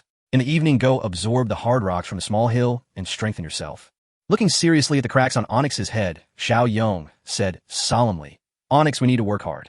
To become stronger, we must overcome the fear of water as much as possible. So let's try to get closer to the sea slowly." Roar. Turning to look at the sea, not far away, Onix tried hard to calm itself, letting out a cry to show its determination. "Then you go check out your home first. I need to set up the tent." Patting Onix's body, Xiao Yong smiled as he walked toward the open space, ignoring Onix, who used Dig to burrow into the small hill and began his first outdoor camping experience. It took quite a bit of effort to set up the tent, and it was indeed difficult the first time. Taking out the food he had bought in advance, he started preparing lunch, placing Pokemon food and energy cubes aside in the bowl prepared for Onix, and poured in a bottle of moon milk. This is one of the favorite drinks of Pokemon. Xiao Yong called out toward the direction of the small hill. "It's time to eat." With a rumble, Onix emerged from the small hill and came to the food happily, starting to eat. Although relying on the consumption of rocks and minerals can also meet growth needs, energy cubes and moo milk are essential for enhancing Pokemon's nutrition and abilities. The combination of both is the best nurturing method. Watching Onix eat, Xiao Yong also began to eat his own food, vaguely seeing quite a few smoke puffs rising nearby. It seems there are many campers. Steel Tail. Suddenly, a layer of faint white energy quickly covered Onix's tail, smashing down onto a huge hard rock. Boom! This is a very hard rock that Onix dug out from the small hill, and after processing, it carries the ability to enhance rock-type skills. It can also be absorbed to increase its own mass. From initially relying solely on its own strength to shatter rocks to breaking hard stones, Onix took 10 days. When using skills, the hard stone couldn't withstand it shattering under the impact of Steel Tail and scattering everywhere. Ding training completed, gained 1 training point, gained a small amount of experience. Ding training completed, gained 1 training point, skill breakthrough, rewarded with 5 training points, gained a small amount of experience. Keep going, Onix. Roar. Soon after, these hard stones are yours. Absorb them, and it's time. Roaring, Onix absorbed all the hard stone fragments into its body and crawled toward the sea. Slowly immersing its body in the waves, although it was just a shallow layer, this was a tremendous progress for a rock-type Pokemon that fears water. As the waves crashed against Onix, constantly washing over at Onix, quietly coiled in the shallows. Xiao Yong also accompanied it, sitting cross-legged on Onix's body, meditating together, feeling the power of nature and the ocean. Ding training completed, gained 1 training point, gained a small amount of experience. Very well, Onix, it's time for practical training. Roar. there were still many trainers not far away. Onix, give the final blow, use your finishing move. Boom! Ding, battle ended. Onix wins, gained 2 training points, gained a small amount of experience. Time passed like this, and soon more than half a month had gone by. Through long training and battles against the Pokemon in the wetlands and novice trainers, Onix's strength had greatly improved. More noticeably, its body had grown to 7.5 m in length and weighed 190 kilograms. Its entire body, covered in black and gray rocks, exuded a heavy metallic feel. Paired with the linear scar on its head, it appeared particularly domineering. The training points gained from training, along with those obtained from previous battles, were all invested in Steeltail. With only 100 points, the skill proficiency could be raised to the proficient level. However, to further enhance from proficient level, it would require 1,000 points. Onix had leveled up quickly during this time, and even learned a new skill, a delightful surprise. Pokemon Onix LV25, a rock snake Pokemon. It causes earthquakes when it digs through the ground, causing the ground to shake. Its underground movement speed is 80 kilometers per hour. Gender male type, rock ground, nature stubborn ability, sturdy head, immune to recoil damage from its own moves, and unaffected by status conditions. Skills: tackle, proficient growl, proficient bind, proficient dig, mastered payback, proficient harden, proficient rollout, proficient rock slide, proficient rock blast, proficient. Inherited skills: dragon tail, steel tail, mastered headbutt, proficient. No TM skills. The data of Onix had already undergone great changes after spending all the training points. Not only were all skill proficiencies raised to proficient level, but Steeltail also reached mastery level through point distribution. However, it could no longer be upgraded, and it was likely that only when Onix evolves into Steelix could it break through. Through training and continuous battles, its level had risen to LV25, barely reaching the standard level of an intermediate trainer. However, it had not yet been tested in a gym battle, so it could still only be considered a novice trainer, though certainly a novice trainer of level 25. Considering Onix's skill and attribute shortcomings, Chen Yong thought about buying a few skill discs for it, right after the special training, to make up for the lack of attack coverage. While busy training, Chen Yong did not forget to search for traces of Feebas. However, even with numerous trainers searching, no one truly discovered its trace, only occasional reports of footprints here and nests there. These were merely spectacles to attract attention. However, in the dead of night, a small figure quietly searched for food among the many camps until it reached Chen Yong's camp and ate the Pokemon food deliberately left outside the tent. The little fellow gradually became addicted to the deliciousness of this food. The second time, the third time, over the course of more than half a month, the little fellow came 5 or 6 times. Except for the first time, each visit was accompanied by a pair of surprised eyes peeking through the tent's gap, watching it finish eating before leaving. One more night, on the last night of the special training, Chen Yong specially let Onix have a good rest and recalled it. He accidentally left a portion of Pokemon food far from the tent, close to the small hill, and then returned to the tent. Soon the lights went out and silence fell around. Suddenly the tent shook and then returned to calm. The night was quiet. The night grew deep. After an unknown amount of time, a figure emerged from the marshy area, slowly approaching the campsite beside the low hill, taking advantage of the shadows cast by the grass and large trees. It remembered that there was very delicious food here, far tastier than wild fruits and other foods. It had visited several times before, and the humans here were foolish, always forgetting to put the food away. Truly silly. Sneaking closer to the campsite, it peeked out, its small head emerging and its bright black eyes sparkling with excitement. Just then the clouds parted, and under the moonlight, the figure revealed its full form. Standing a height of 35 to 40 centimeters, it had slick blue skin and a small, agile body. It boasted prominent fin-like antennae on its head, as well as striking orange gill flaps on both cheeks and a massive tail fin. The fins on its head serve as highly sensitive radar, allowing it to detect its surroundings through the flow of water or air without relying on sight. This was indeed the sought-after Pokemon from the trio of elemental starters, Ishida Yu. Ishida Yu. It usually liked to bury its body in the mud at the riverbed to rest, and would breathe through the gills on its cheeks when in water. If it used its large tail fin to paddle, its speed would increase dramatically. On land, Ishida Yu would use its 4 legs to push off the ground with great force, capable of lifting massive rocks and smashing boulders larger than itself. In truth, Ishida Yu was a relatively timid and cowardly Pokemon. It rarely appeared before humans and was known for its gentle nature. Yet now this little creature not only dared to approach humans, but also ventured close to their dwelling to steal food, much to the surprise of Chen Yong, who was hiding at a distance. But this was even better. Such a clever Ishida Yu with great potential was truly worth capturing as a main companion. It seems safe. The humans are still. Safe. It hasn't noticed me. Ishida Yu dashed towards the Pokemon food that had fallen in the distance. Huh. Why is the location different? That human is so foolish they actually dropped the food here. However, that human was currently excitedly watching Ishida Yu run towards the food, ready to pounce, completely unaware that they had already been labeled a fool. Delicious. Shui Yu joyfully devoured the food, its small eyes squinting with delight, when suddenly, hey, little thief daring to steal my food. Kaggle, kaggle, kaggle, kaggle. Shui Yu hurriedly swallowed the food in its mouth, and using its hind legs prepared to run away. But it found its path blocked by a human. Why isn't this human sleeping? Aren't they supposed to be foolish? How could they be here? Are they here looking for food? I didn't steal it, I just passed by. Shui Yu denied the fact of stealing, glancing left and right, seeking an escape route. Xiao Yong found this clever little creature amusing. All right, stop looking at this position is specifically chosen for you. Chosen for me. Shui Yu was taken aback, tilting its head at the human feeling that they had ulterior motives. Do you see? Surrounded by mountains on both sides with a tent enclosing one side, the only exit is right here with me. Shui Yu, I've been watching you for a long time. Stealing my Pokemon food and sneaking away isn't right, is it? I'm not. You're talking nonsense. Kaggle. Carlo. Shui Yu shook its head, firmly denying it. Is that so? No admission. Xiao Yong scratched his head. Well, it doesn't matter. Let's battle, Shui Yu. If I win, you become my partner. Kaggle. Shui Yu thought for a moment and decided to accept, assuming a battle stance. Kaggle. Pokemon Shui Yu LV9, the marsh fish Pokemon. The fins on its head are sensitive antennas that can detect its surroundings. In the face of danger, it can unleash enough power to crush rocks. Gender male, personality, cheerful, ability torrent. When its health is low, the power of its water type moves increases. Moves: growl, beginner tackle, beginner water gun, beginner rock, smash, intermediate. Inherited moves: takedown, beginner reversal, beginner TM. None. Quite a good skill set. It even inherited takedown and reversal.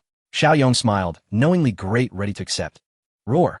In a flash of white light, Yanxi's form slowly appeared. Watching the excited Yanxi, Xiao Yong had to softly remind, be gentle, Yanxi, this is our partner. Go on, Little Stone, attack. Roar.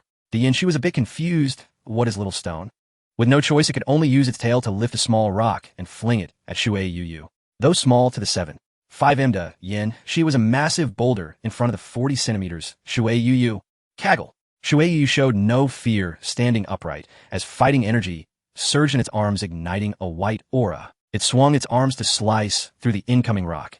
A fighting type move, rock smash. And it was at the intermediate level. Bang, bang. The sound of continuous explosions echoed. Under Shui Yu, yes, unrelenting rock smash. The enormous rock was finally defended against, but being only level 9, Shui Yu quickly exhausted its energy and collapsed on the ground. Beautiful. Xiao Yong silently praised the skill was used excellently. This Shui Yu truly had a talent for skills.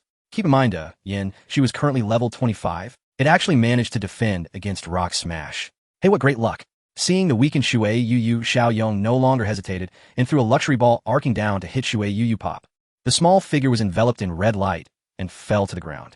Xiao Yong watched anxiously. After all, this was his first true capture of a wild Pokemon. The Pokemon ball shook back and forth, and finally, after a ding, sound it quieted down. Wonderful. I captured Shui Yu. Picking up the Pokeball, Xiao Yong joyfully shouted, feeling quite exhilarating, albeit a little childish. Come out, Shui Yu. A flash of white light. The little one, still looking a bit dazed, reappeared. Looking at the newly emerged Shui Yu, the youth smiled and sincerely introduced himself. Hello. Shui Yu. I'm Xiao Yong, and this is my partner, Yanxi. For now on, please take care of me. Roar.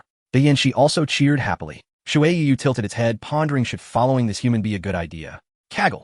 Nodding, it placed its small paw in Xiao Yong's hand, also smiling happily. And so the second Pokemon was successfully captured. Let's go, I'll get you something delicious as a welcome gift for Shui Yu's joining us. Roar. Kaggle. Indeed, are all rock and ground type Pokemon gluttons. Shui Yu's physical attack is quite good, and its defenses can also develop, especially since it inherited the powerful move, Takedown. Climbing waterfalls is a must-learn. Initially, let's focus on enhancing its strength and stamina. Shui Yu doesn't need too many skills at this stage, especially since it can comprehend the technique of guarding on its own. It's just a pity it didn't inherit Wide Guard. That will have to be taught later. On the way back to the campsite, Xiao Yong formulated a training plan based on Shui Yu's situation, preparing for it. To train alongside Yin, she to build a solid foundation. While happily eating Pokemon food, Shui Yu had no idea of the rigorous training that awaited it. At this moment, it was thoroughly enjoying its meal. Eat. The more you eat, the stronger you'll be for training. Looking at Shui Yu with affection, Xiao Yong smiled, gently. Kaggle. On the beach to the west of Changhua City, Xiao Yong was preparing lunch. On the shallow waters by the coast, the large rock snake was coiling up, continuing its training for water resistance. The Shui fish was practicing its rock smash technique against a massive rock not far away. If you look closely, you would notice that it had a 5 kilograms weight strapped to its small hands and legs. This was a small weight training device for Pokemon purchased from a department store, ranging from 5 kilograms to 40 kilograms. For Shueiyue fish weighing less than 8 kilograms, suddenly doubling its weight was quite a challenge. No matter how good its talent was, it could only adapt slowly. As for why there was no supervision with the system in place, Chen Yong didn't need to worry about the Shueiyue fish slacking off. Ding Shueiyue fish training completed, gained 1 training point, received a small amount of experience. Ding Shueiyue fish training completed, gained 2 training points, received a small amount of experience. Rock Smash proficiency increased. Well, that's quite reliable. Storing the training points for concentrated use during the next special training, Chen Yong halted the training of the large rock snake and Shueiyue fish. Next, they needed to prepare to enter the Changhua Forest, which required good preparation. After all, this was the largest forest in the Hoenn region. 1 person and 2 Pokemon faced the sea breeze, enjoying their food in a harmonious scene. Changhua Forest is located in the center of Route 104, connecting Changhua City with Kanaz City. There are 3 entrances to the south, right, in the western suburbs of Changhua City. The northern entrance is the only route to Kanaz City. Near the northern entrance, there is a concealed path leading to the northwest area of the forest. It is said that in the northwest forest there exists a large population of wood guardians, which occupy an ancient giant tree and reside on it, hence being called the Wood Guardian Forest. Chen Yong was interested in this, but did not take action. The wood guardians were not within his target range. Inside, Changhua Forest tall trees blocked most of the sunlight entering, yet the path ahead. Due to the dim light in the forest, many travelers often got lost. The forest is home to a large number of wild Pokemon. In addition to many low-level bug-type Pokemon nesting in the grass, some rarer Pokemon can also be found here, such as the Slacketh and Shroomish, which can only be found in forests. Moreover, the tall trees are also an ideal habitat for flying-type Pokemon, attracting a large number of bird Pokemon to settle here. Pidgeywingle and even the rare natural sparrow have been captured here.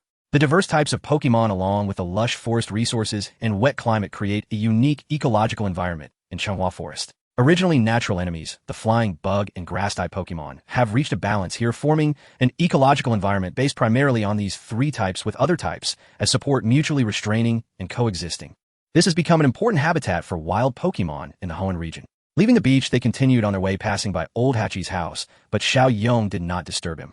Traveling north along Route 104, seeing the increasingly dense jungle and the growing number of trainers, he realized that ahead lay Changhua Forest. The deep forest brought a tremendous sense of oppression, and sunlight struggled to penetrate the thick canopies of the towering trees.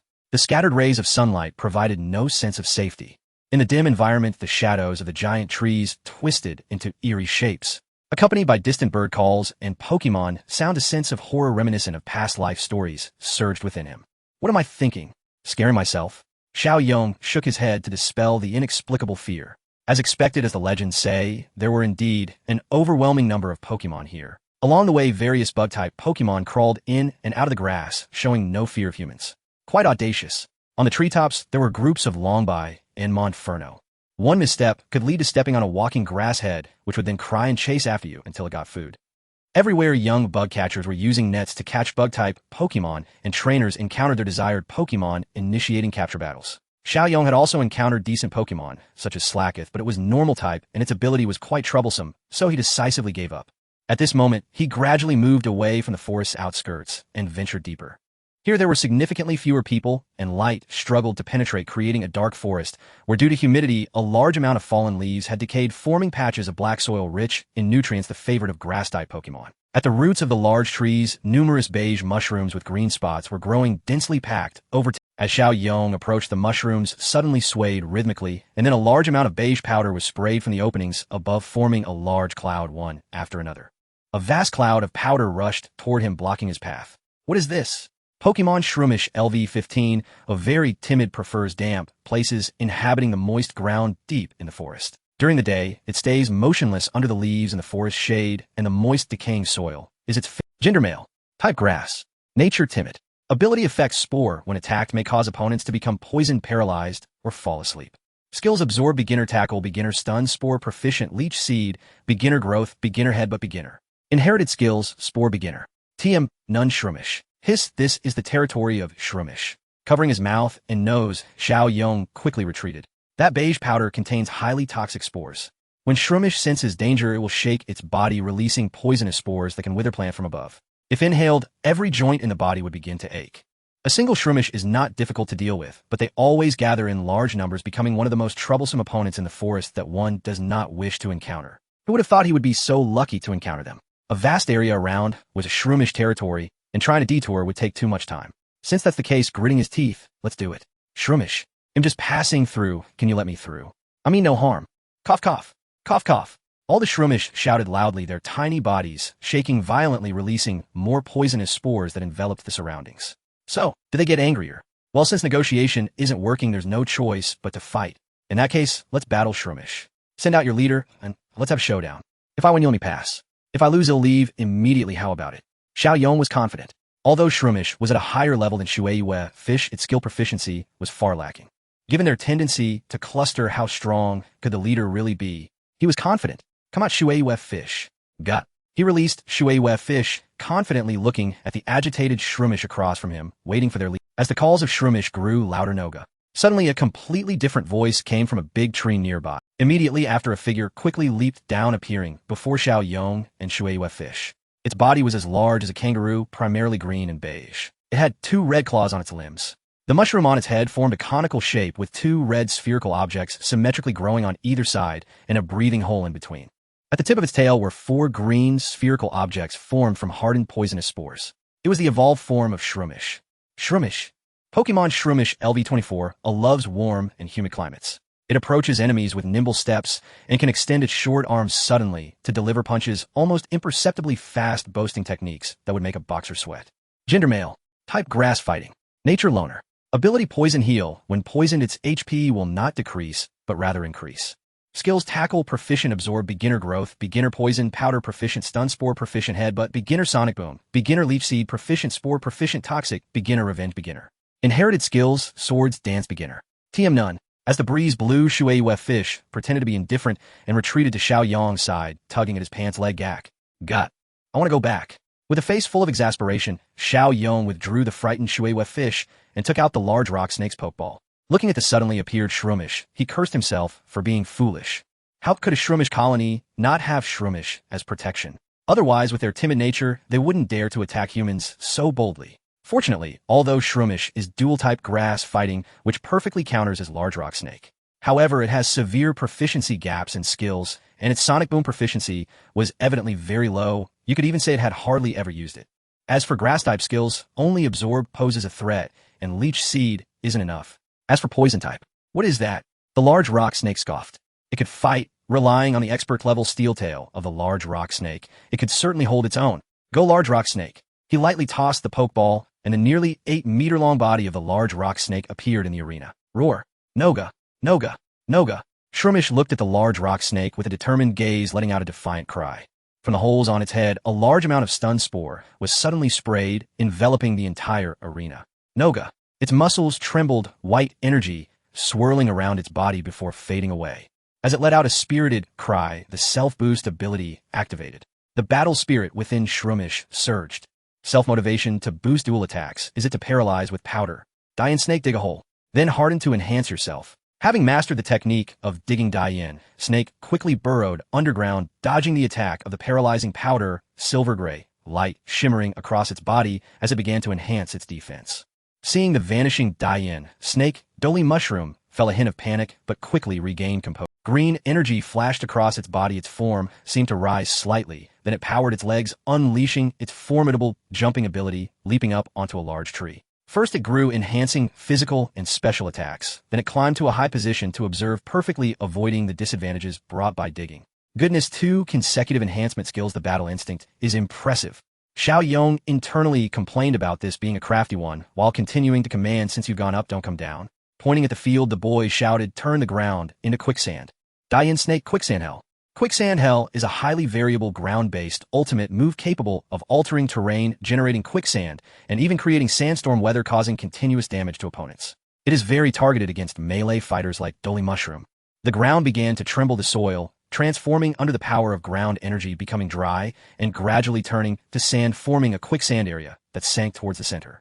A light wind blew, dispersing all the paralyzing powder, and as the quicksand spread towards the mushroom cluster, Dolly Mushroom quickly jumped down from the tree position to the forefront. Nojit.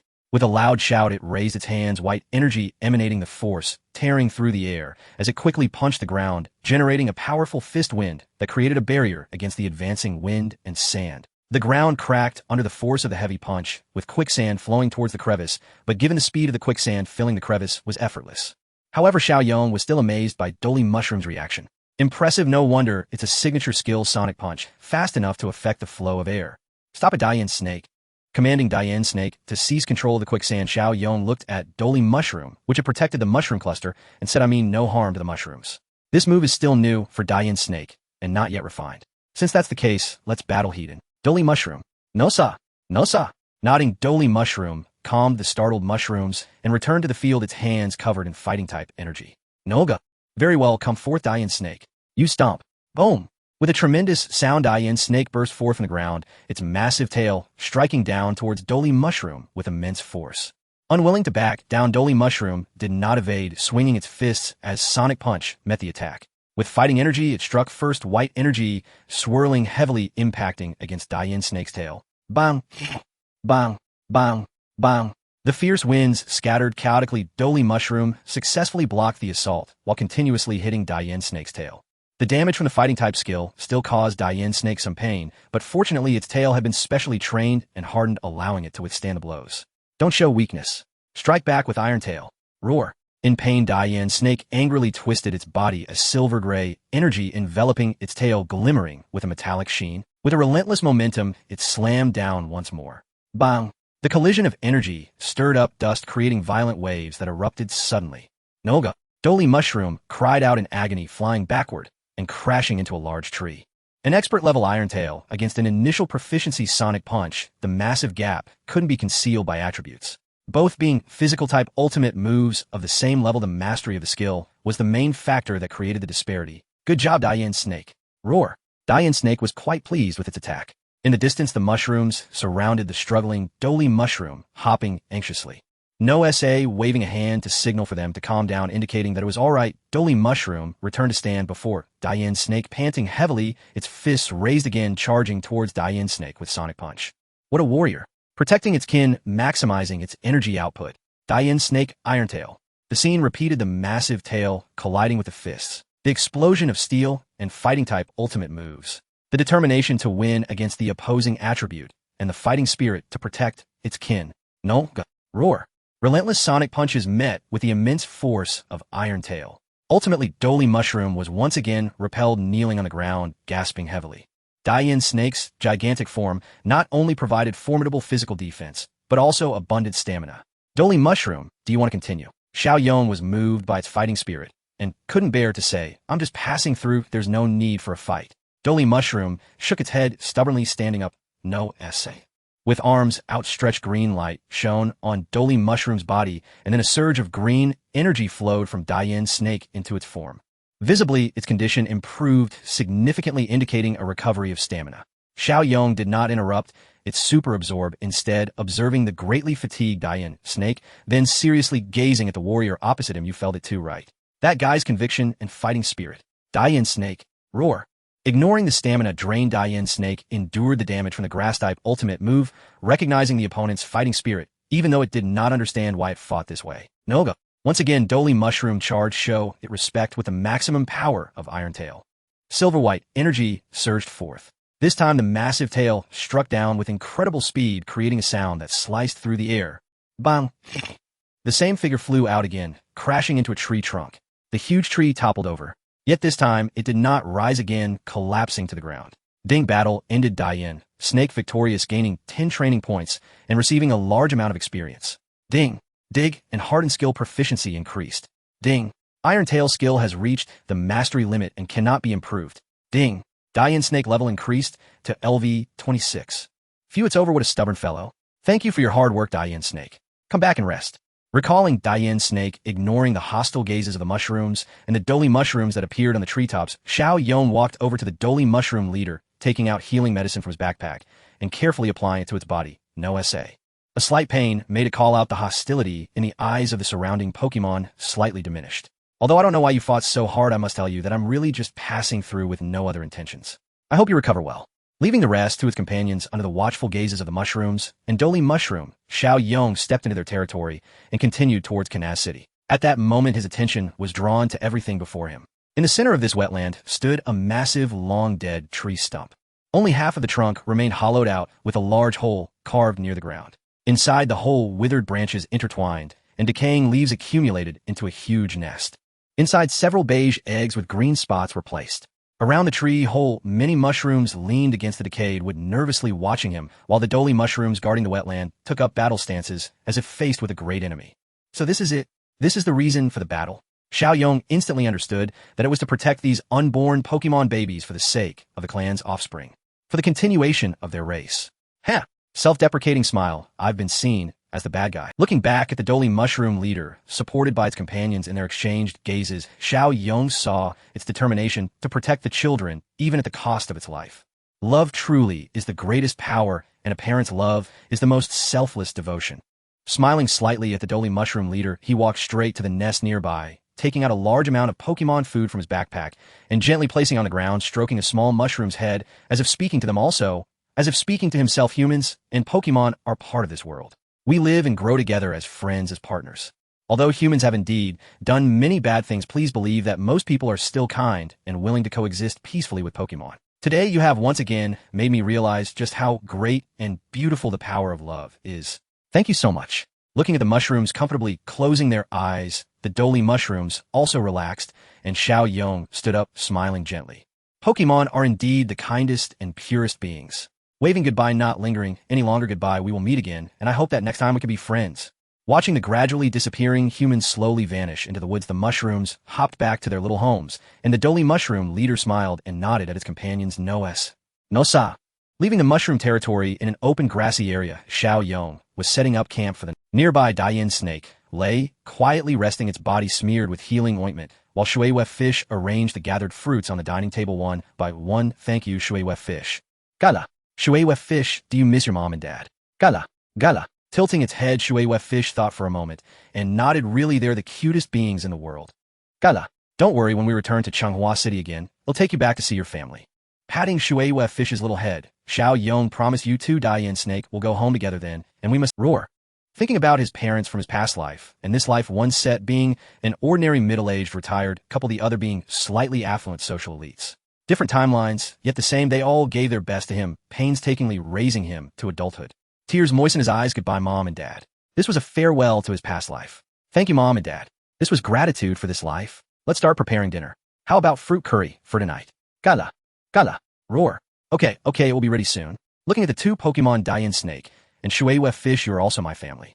In the orange blossom forest shrouded by the enormous tree canopies, it is difficult to ascertain the exact weather of the day. Sparse rays of sunlight filter through the interwoven branches devoid of the sun's warmth.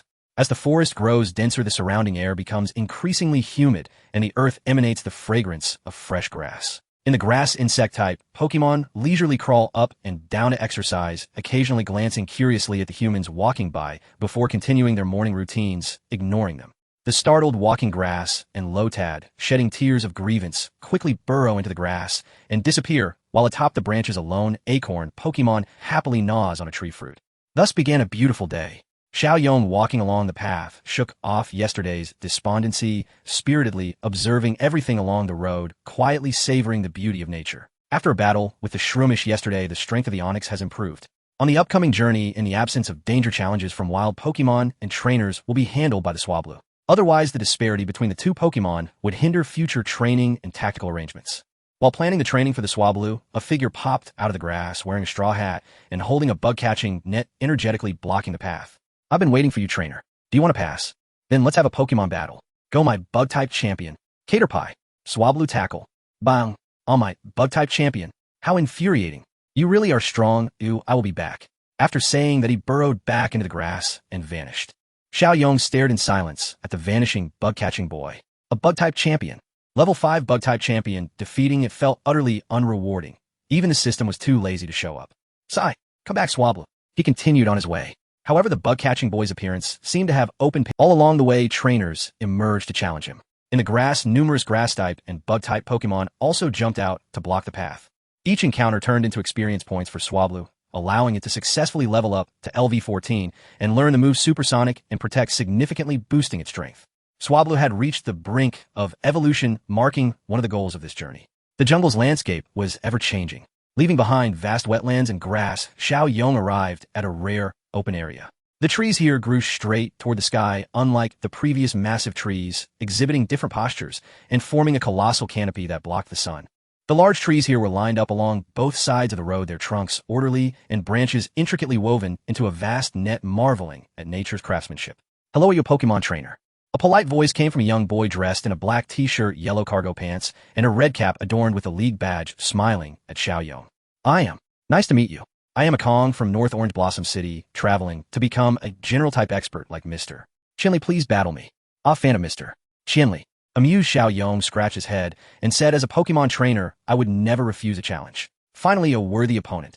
I am Chen Yong from Wudou Town, determined to become a master of rock and ground-type Pokemon. I accept your challenge." Akong clapped his hands joyfully. "Great. I am full of energy. Let's have a 1v1. Go, my warrior Swellow." The boy energetically tossed out a Pokeball, and a small Pokemon, resembling a swallow, appeared in midair. With deep blue feathers covering most of its body, its belly feathers were pure white, and its head and neck were adorned with... It had gray eyes and a yellow beak with claws the same deep blue color as its feathers. It was indeed, although small in stature, it was incredibly brave, ready to challenge any formidable opponent, possessing the tenacity to face defeat without losing heart. Screech. Pokemon Swellow, LV16, small in size, but incredibly bold. Although it can match the massive Skarmory, once it gets hungry, it becomes timid. Type normal flying. Gender male. Nature proud. Ability Guts increases attack by 50 when affected by a status condition, excluding fainting, and ignores the burn effect, reducing damage to 50. Skills Growl proficient, Focus Energy proficient, Quick Attack proficient, Double Team, Beginner Wing, Attack proficient. Inherited Skill Hurricane Beginner. Skill Machine None. Combo Skill Hurricane Wing. Chen Yong was taken aback. Has it developed a combo skill? Watching the Swellow in the air, he couldn't help but recall the one from GE, filled with spirit and determination. How would this one compare? Let me test it. It's up to you. The Pokeball exploded in the air. Amidst the white light, the spirited Swablu appeared on the field and looked at its opponent in the air. Caw! Akong's eyes brightened. A perfect opponent. Swellow Focus Energy. Screech. Opening its beak, it took a deep breath, a white vortex. Rising Swellow's gaze sharpened, its status maximized. Boosting its stats. Ignore it. Swablu use Water Gun for a probe. Blue Water-type energy gathered in its mouth, forming a jet of water aimed skyward, but Swellow easily dodged with a flap of its wings. That's it. Use Quick Attack to charge in. Akong waved his hand. Screech. With a flap of its wings, Swellow transformed into a blue sword, diving down with a long afterimage trailing behind. Chen Yong silently calculated the distance, and just as Swellow was about to strike, he shouted, "What incredible speed! Now is the time. Use Supersonic. Then bring it down with Rock Throw." Caw! An invisible sound wave emanated from Swablu's body, affecting Swellow, causing its form to pause in midair, its speed slightly reduced, yet it still crashed into Swablu, making it recoil in pain. Swablu gritted its teeth, slamming its hands and tail against the ground, sending debris flying towards its opponent, barely managing to execute the skill. Screech. Swellow staggered and slid for a distance, struggling to stabilize itself, but as it attempted to flap its wings up into the air, it was hit by numerous falling rocks, crying out in pain. After all, even though it was just a water type, it had rock-type skills that countered flying types, so the damage was considerable. It was just unfortunate that the confusion effect did not trigger. Swellow soar high and create distance, use Double Team.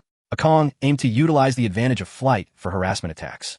Don't let it succeed. Use Supersonic to disrupt it. Don't give it chance, Hurricane. Screech. With continuous flapping of its wings, a powerful gale suddenly erupted, sweeping through the entire field. Dust and stones flew everywhere. The flying type move Hurricane. Amidst the howling wind, Swablu's Supersonic was successfully interrupted, and it too was caught up in the wind, lifted into the air. Suspended off the ground, it flailed its limbs in panic, looking up at Chen Yong for help. Caw! Caw! What a formidable hurricane! Seeing the amusing sight of Swablu, Chen Yong stifled a laugh and directed, "Don't be afraid, calm down, Swablu.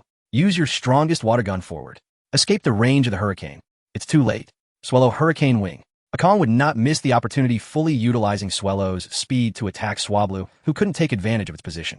Combo skill. With a flash of white light on Swellow's body, its wings enveloped in flying-type energy, it swiftly descended like a blade, striking hard against Swablu. Bang! Unable to maintain its balance and effectively control its water energy, Swablu, who had yet to unleash Water Gun, was completely hit, letting out a cry as it fell to the ground. The hurricane gradually subsided. "Swablu, can you still fight?" Taking out a luxury ball, Chen Yong intended to recall it. Caw! Gasping for breath, it barely supported its body. Although lacking a type advantage, the combination of two physical skills had still inflicted significant damage on Swablu. The little fellow looked up at the enemy in the sky, its gaze unwavering, nodding at Xiao Yong, its meaning clear. It was rare to see Swablu's fighting spirit completely different from when it faced Shroomish. This was growth. Very well, show your strength. Swablu, Ka, can you still hold on? Akong looked on slightly surprised, then gave a thumbs up in approval. A very tenacious opponent. We too must demonstrate our spirit and gusto. Let's go again, Swellow Hurricane. Screech. With a cry, Swellow unleashed Hurricane, once more a fierce wind sweeping across the land. Swablu used Rock Throw to grip the ground. Ka. With a roar, it shone with white light as its arms thrust into the ground, tightening its body to secure itself, firmly gritting its teeth to maintain control amidst the howling wind. Useless, Swellow Hurricane Wing. Akong commanded Swellow to employ the same tactic again, halting its wing flaps and executing the combo skill as it dove rapidly toward the ground. Hold on, Swablu, wait for the opportunity. Indicating to stabilize, Xiao Yong awaited that moment, a perfect opportunity. The hurricane gradually weakened and Swellow was about to strike. Now is the time. His eyes brightened. Swablu, unleash it. Use your arms for the strongest rock throw. Akong exclaimed, stop, Swellow. Soar. Sent right back to you, too late. Caw.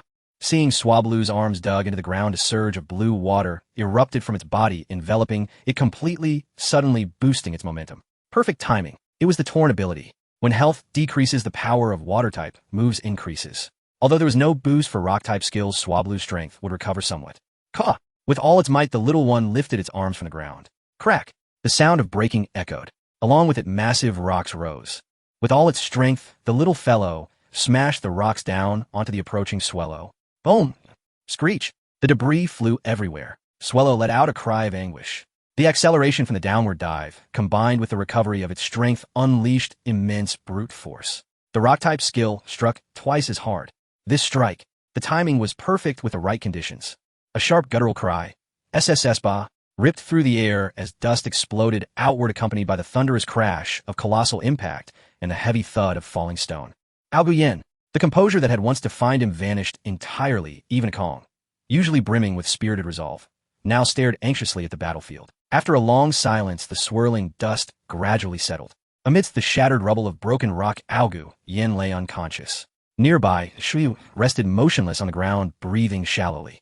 Alguyen, Shuyu, Xiao Yong, and Akong rushed forward to check on their Pokemon. Shuyu was unharmed, merely exhausted. After applying a soothing ointment and returning it to its Pokeball, Xiao Yong hurried to Akong's side. Is Alguyen all right? He gazed guiltily at Akong, who was carefully tending to Alguyen's wounds. His own intensity during battle had made him forget restraint entirely. It's all right. Akong looked up with a warm smile. Isn't this exactly what Pokemon battling is about? A battle fought with every fiber of one's being, side by side with a trusted partner, leaving no regrets behind. I'm certain Alguyen bears no resentment toward you, rather it feels only pride. Gently stroking Alguyen's feathers, he murmured softly, you won this match. The duel was truly magnificent. With a gentle press of the Pokeball, he recalled the slumbering Alguyen, then turned to Xiao Yong with a quiet, resolute smile. Let's save our next battle for the Pokemon League Conference. You'll be there, won't you, Xiao Yong? Meeting Akong's earnest gaze, Xiao Yong nodded firmly, his voice steady and sincere. I'll be there, and I'll win again. No, I'll be the one who wins. Their eyes locked, each sensing the unwavering determination in the other. Akong extended his right hand, clenched it into a fist, and declared it's a promise. A resonant thud echoed as their fists collided. It's a promise. Smiling faintly, they exchanged farewells. Xiao Yong continued onward toward Kanazumi City, while Akong headed for Orange City to seek guidance from Master Chen, hoping to master the art of commanding normal-type Pokemon. They walked in different directions, but shared the same aspiration. One day fate would bring them together once more. And when it did, what kind of battle would await? A chime rang out, battle concluded. Shuyu draw. 5 training points awarded. Substantial experience gained. Chime. Water gun. Supersonic. Rock throw. Rock smash. Skill proficiency increased. Scrolling through the system's notification, Xiao Yong noted no level up, but substantial experience and marked skill advancement. A worthy outcome. Indeed, only evenly matched combat forged true growth. Nodding in quiet satisfaction, he strode forward along the path, mentally reviewing the duel, reflecting on missteps and areas needing refinement. Lost in thought, he failed to notice how unnoticed swarms of bug-type Pokemon were silently converging from the surrounding grass. High above on distant branches, a dozen pairs of butterfly-like wings fluttered gently, opening and closing in rhythm, dispersing golden pollen into the breeze. In an instant, silken threads erupted from all sides, weaving a vast, inescapable net aimed squarely at Xiao Yong. The youth blinked, startled. This is string shot. He rolled sharply forward, narrowly evading the webbing. Glancing around, he saw bug types emerging one by one, from the tall grass from the bark of ancient trees. Above, several lead Mothim and Venipede fluttered closer, wings beating steadily. So, Xiao Yong surveyed the encircling bug types, his expression settling into calm resolve. No longer the raw panic of his first encounter. Go, dare you, Snake. Roar. In a flash of white light, dare you, Snake emerged. Its growing strength, rigorous training, and hard-won battlefield experience, now its unshakable foundation. Dare you, Snake. Unleash your most powerful rock throw-upon. Please stop. Young trainer. A sudden shout cut Xiao Yong short. He turned to see a young man, early 20s, rushing toward him breathless. Allow me to handle this. Without waiting for reply, the youth faced the encircling bug types and called out firmly, cease at once. Mothim, Venipede. No response came. The youth sighed, shook his head, and tossed a pokeball. Go Roserade. Aromatherapy. A humanoid Pokemon materialized. A graceful figure cloaked in green, draped in a flowing mantle, its feet vivid yellow. 2 blossoms, one blue, one red, adorned each hand, now multiplied in number. Hidden within those floral bouquets were venom-drenched thorn whips. From its head sprouted delicate rose-petal hair, pure white and soft as silk. Its crimson eyes gleamed beneath golden eyelids. This was Roserade. With a graceful sweep of its arms, it released a fragrance so sweet and soothing it seemed to dissolve tension itself. The agitated bug types enveloped in that fragrant aura swayed dizzily, like revelers lost in wine. Before drifting gently to the earth, their expressions softened into blissful calm. Aromatherapy normally cures status ailments, but Roserade's version, infused with its innate essence, also exerts a subtle, compelling influence over Pokemon behavior. Phew! Watching the recovered bug types vanish back into the forest, the youth exhaled in relief and recalled Roserade. Well done, Roserade. Rest now. Hello, I'm Xiao Yong. What has happened? Recalling the still irritated dare you, Snake, Xiao Yong approached the youth and asked, watching the last Pokemon disappear into the undergrowth. Hello. The youth offered an apologetic grin. I'm Ryota, a rookie Pokemon League investigator. Huh. Xiao Yong frowned. Then investigator, why are bug types still attacking travelers here? Oh, already know about this. Curious Ryota listened as Xiao Yong recounted his earlier ambush and how investigator Yamashima had rescued him and explained the situation. Ah, so it was investigator Yamashima. That explains everything. Ryota nodded. As he said, the crisis has been largely contained, though affected bug types require time to fully recover. So, they're still under the influence of that special honey. Yes, it's not ordinary honey. It's a refined, potent compound engineered specifically to affect bug types. A compound, though the League dismantled the source and confiscated all remaining supplies, the Pokemon exposed to it cannot heal overnight. Meeting Xiao Yong's puzzled gaze, Ryota elaborated patiently. Recovery must occur naturally, slowly over time. Until then, residual instability may trigger sporadic episodes of confusion or aggression, which is precisely why League investigators like myself patrol these regions, monitoring their condition closely. I see. Xiao Yong nodded slowly. Thank you, truly. Haha, no need for thanks. A wry smile touched Xiao Yong's lips. Definitely a rookie, amused by Ryota's cheerful demeanor, and aware the investigator still had duties to attend to. He bid farewell and resumed his journey, intent on leaving Orange Forest as swiftly as possible. Deep within a hidden cavern beneath tangled roots and crumbling earth, a black-robed man lay gravely wounded, his left arm severed. Beside him, a battered Probopass gasped for breath, its metallic body scarred and cracked. Cursed Yamashima, curse League. Gritting his teeth against agony, the man withdrew a Pokeball. A flash of light summoned a Golbat. From his coat, he produced a slender vial and handed it carefully to the bat Pokemon. Take this back, you know where. Golbat bowed its head once, then vanished into the tunnel's gloom. Haha! As fresh waves of pain surged through him, the man drew forth another vial. His eyes burned with feverish intensity. Bug types. Trivial. Staring into the violet liquid swirling within the glass, he whispered, soon. The moment is nearly ripe. Kanazumi City, home to Devon Corporation, a corporate titan nestled in the Hoenn region. Just years ago, it had been a modest iron mining operation refining crude steel. But today it stood shoulder to shoulder with Sylph Co. as a diversified industrial giant. Its recent breakthrough, machinery powered by molten magma, catapulted it into global prominence. Yet its greatest distinction lay in its leadership, President Haruka Zevon. He was the patriarch of the Zevon family and father of Hoenn League champion Tate Zevon. Legend held that Tate's lifelong passion for collecting rare stones stemmed directly from his father's influence. Devon Corporation specialized in gear designed exclusively for Pokemon trainers, including innovative variants of Pokeballs. It also spearheaded ambitious fossil revival projects, achieving remarkable success. Within the president's office, Haruka Zevon hosted none other than Source, the Dragon-type Elite Four member. Then I entrust this to you, Elite Four Source. Though usually radiating paternal warmth, Zevin's expression hardened with gravity. I'll contact Tate immediately. We must hope he arrives in time. Source nodded, solemnly rose, and moved toward the door. I'll remain vigilant. My base will be Kanazumi City for the foreseeable future. Watching Source depart, Zevin fell silent, then lifted the receiver and dialed a number.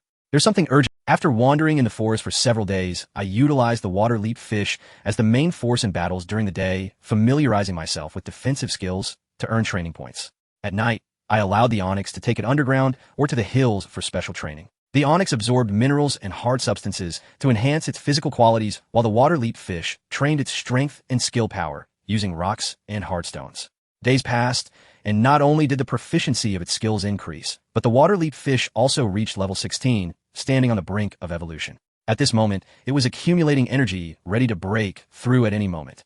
The Onix's body length had also reached 9 meters, weighing 240 kilograms. Its dark rock body glistened with a metallic sheen, exuding a sense of heaviness. Xiaoyong planned to purchase a metal membrane in Kanaz City to facilitate the Onix's evolution.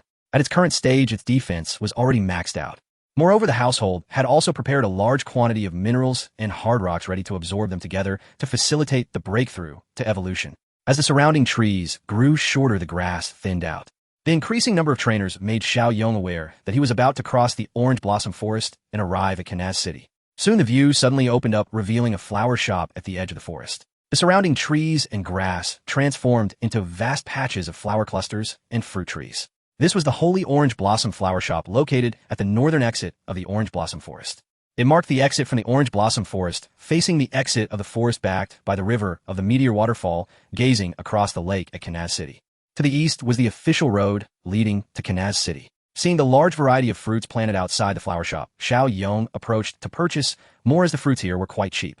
Buying in bulk could save costs, and the fruits had different functionalities to handle unexpected situations in the wild. Hello. I would like to purchase some various functional fruits. Sure, which ones do you need? A very young and beautiful woman in a green long dress smiled and asked, I'm the flower shop's elder. Hello, Miss Jianzi. I need some cherry fruits for curing paralysis, zero fruits for curing sleep, and peach fruits for curing poisoning, berry fruits for curing burns, and musi fruits for curing confusion. 10 of each will be enough. All right, I will prepare them for you right away. Watching Jianzi leave to enter the orchard, Xiaoyong looked around the flower shop. The potted plants and bouquets were neatly arranged on rows of stands. On the wall-mounted racks, many introduction cards were categorized to describe the fruits. After all, to ensure effectiveness, the fruits were all freshly picked and stored in special containers to minimize the loss of their functionalities. The flower shop was bustling with many trainers coming and going, purchasing various fruits. After all, the Orange Blossom Forest was home to a wide variety of Pokémon, and many situations could arise. Buying more fruits was a precaution, and compared to finished potions like antidotes, the fruits were much more cost-effective, though their effects were certainly not as good as those of potions. In addition to trainers, there were also girls who loved flowers and floral art, selecting fresh blooms, as well as breeders and cultivators who purchased various plants to provide a habitat for grass-type Pokémon. With the comings and goings, it was quite lively. This made Xiaoyong, who had stayed in the Orange Blossom Forest for many days, sigh, with relief, feeling good to return to human society. Hello. The fruits are packed. After long, while Miss Jianzi finally returned with 5 special boxes filled with various colors of fruits, handing them to Xiaoyong. Thank you, Miss Jianzi. After receiving the boxes and paying, Xiaoyong walked out of the flower shop amidst her. Following Road 104, he walked toward the nearby bridge, the essential route to enter Kanaz City. Young Master, Aquan is the best. Young Master, Aquan is the most outstanding. Young Master, Aquan is the best. Young Master, Aquan is the most outstanding. A loud shouting sound came from nearby, and Xiaoyong in a daze seemed to see a young master in a luxury car, surrounded by a large group of girls. Oh no, am I crossing over again? Have I arrived at Pallet Town? No, I can already see Kanaz City across the river. Shaking his head, he dismissed the unrealistic thoughts. Looking closely, not far ahead, by the riverbank, a young man in a splendid tailcoat was sitting in a luxury car, with a butler standing beside him holding a drink. A group of girls in sailor uniforms, acting as cheerleaders, raised various bouquets, with both hands cheering enthusiastically. The well-dressed young man looked up to the sky with a proud expression, as if he were the best in the world. In the venue, a young man dejectedly withdrew his Pokémon and turned to leave. Hello, young man. Would you be interested in having a Pokémon battle with my young master? As Xiaoyong observed, a voice came from beside him. A middle-aged man dressed similarly to the butler smiled at him. Hello, may I ask why? The middle-aged man sighed and explained my young master is a junior trainer with great talent in Pokemon battle. However, he was originally a very humble child, but as he won more battles and witnessed the evolution of his initial Pokemon, he became increasingly arrogant. Oh, has he never lost a battle? Chen Yong asked, curiously, knowing that his Onix had experienced many defeats. Yes. Since my young master's initial Pokemon evolved, he has never lost in wild battles or trainer battles. That's why he has become this way. The middle-aged man looked at the well-dressed young master in the distance, helplessly saying, but my master understands that there are always people better than you and skies beyond the skies. The young master will eventually suffer a big loss. That's why I hope to find an excellent trainer to defeat him in battle to make him realize this truth. I see. Chen Yong nodded. What do you need me to do? Are you willing? That's great. As long as you can defeat my young master and make him recognize himself, it will be fine. For this, if you win, you will receive a reward specially set by my master, a 500 yuan cash prize, and the latest force training device.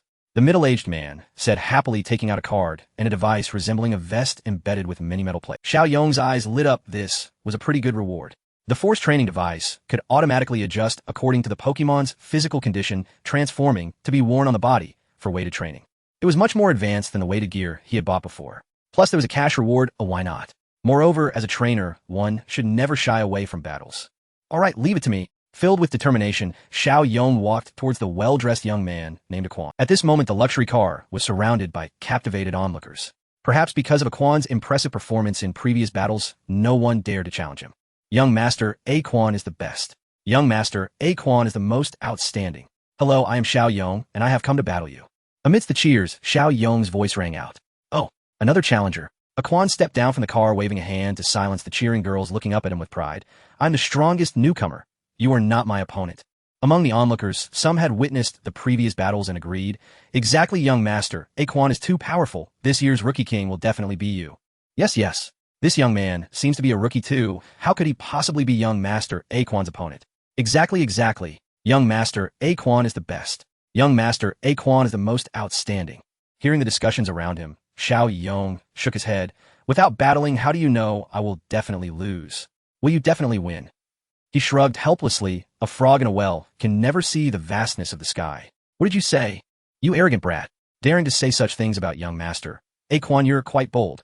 Very well. Aquan waved his hand again, silencing the crowd, his gaze sharpening. Then I will let you understand the gap between people. Oh, getting serious now. Quite impressive. It seems you're not just a facade. Chen Yong nodded inwardly, saying aloud. Then let's begin. The butler stepped forward to act as the referee. The Pokemon battle between young master Aquan and Mr. Chen Yong will use one Pokemon each. The first to lose their fighting ability will lose. The battle starts now. Seeing Chen Yong's casual stance, Aquan frowned in displeasure. Don't be so arrogant. As he spoke, he took out a luxury ball and tossed it into the river. Give him a good lesson, Milotic. Aye, Milotic. The Pokeball opened on the water's surface, a dazzling white light shone, and a beautiful figure resembling a long snake emerged. Its appearance was similar to that of a sea snake. Its body was cream-colored with ruby-like eyes and 3 black spots below its neck. Its head was somewhat elongated with a slight protrusion at the end and red eyebrows extending from above its eyes to its fur. Its long tail was covered in blue and pink scales adorned with black stripes. The 4 large blue scales at the tip had red dots in the center.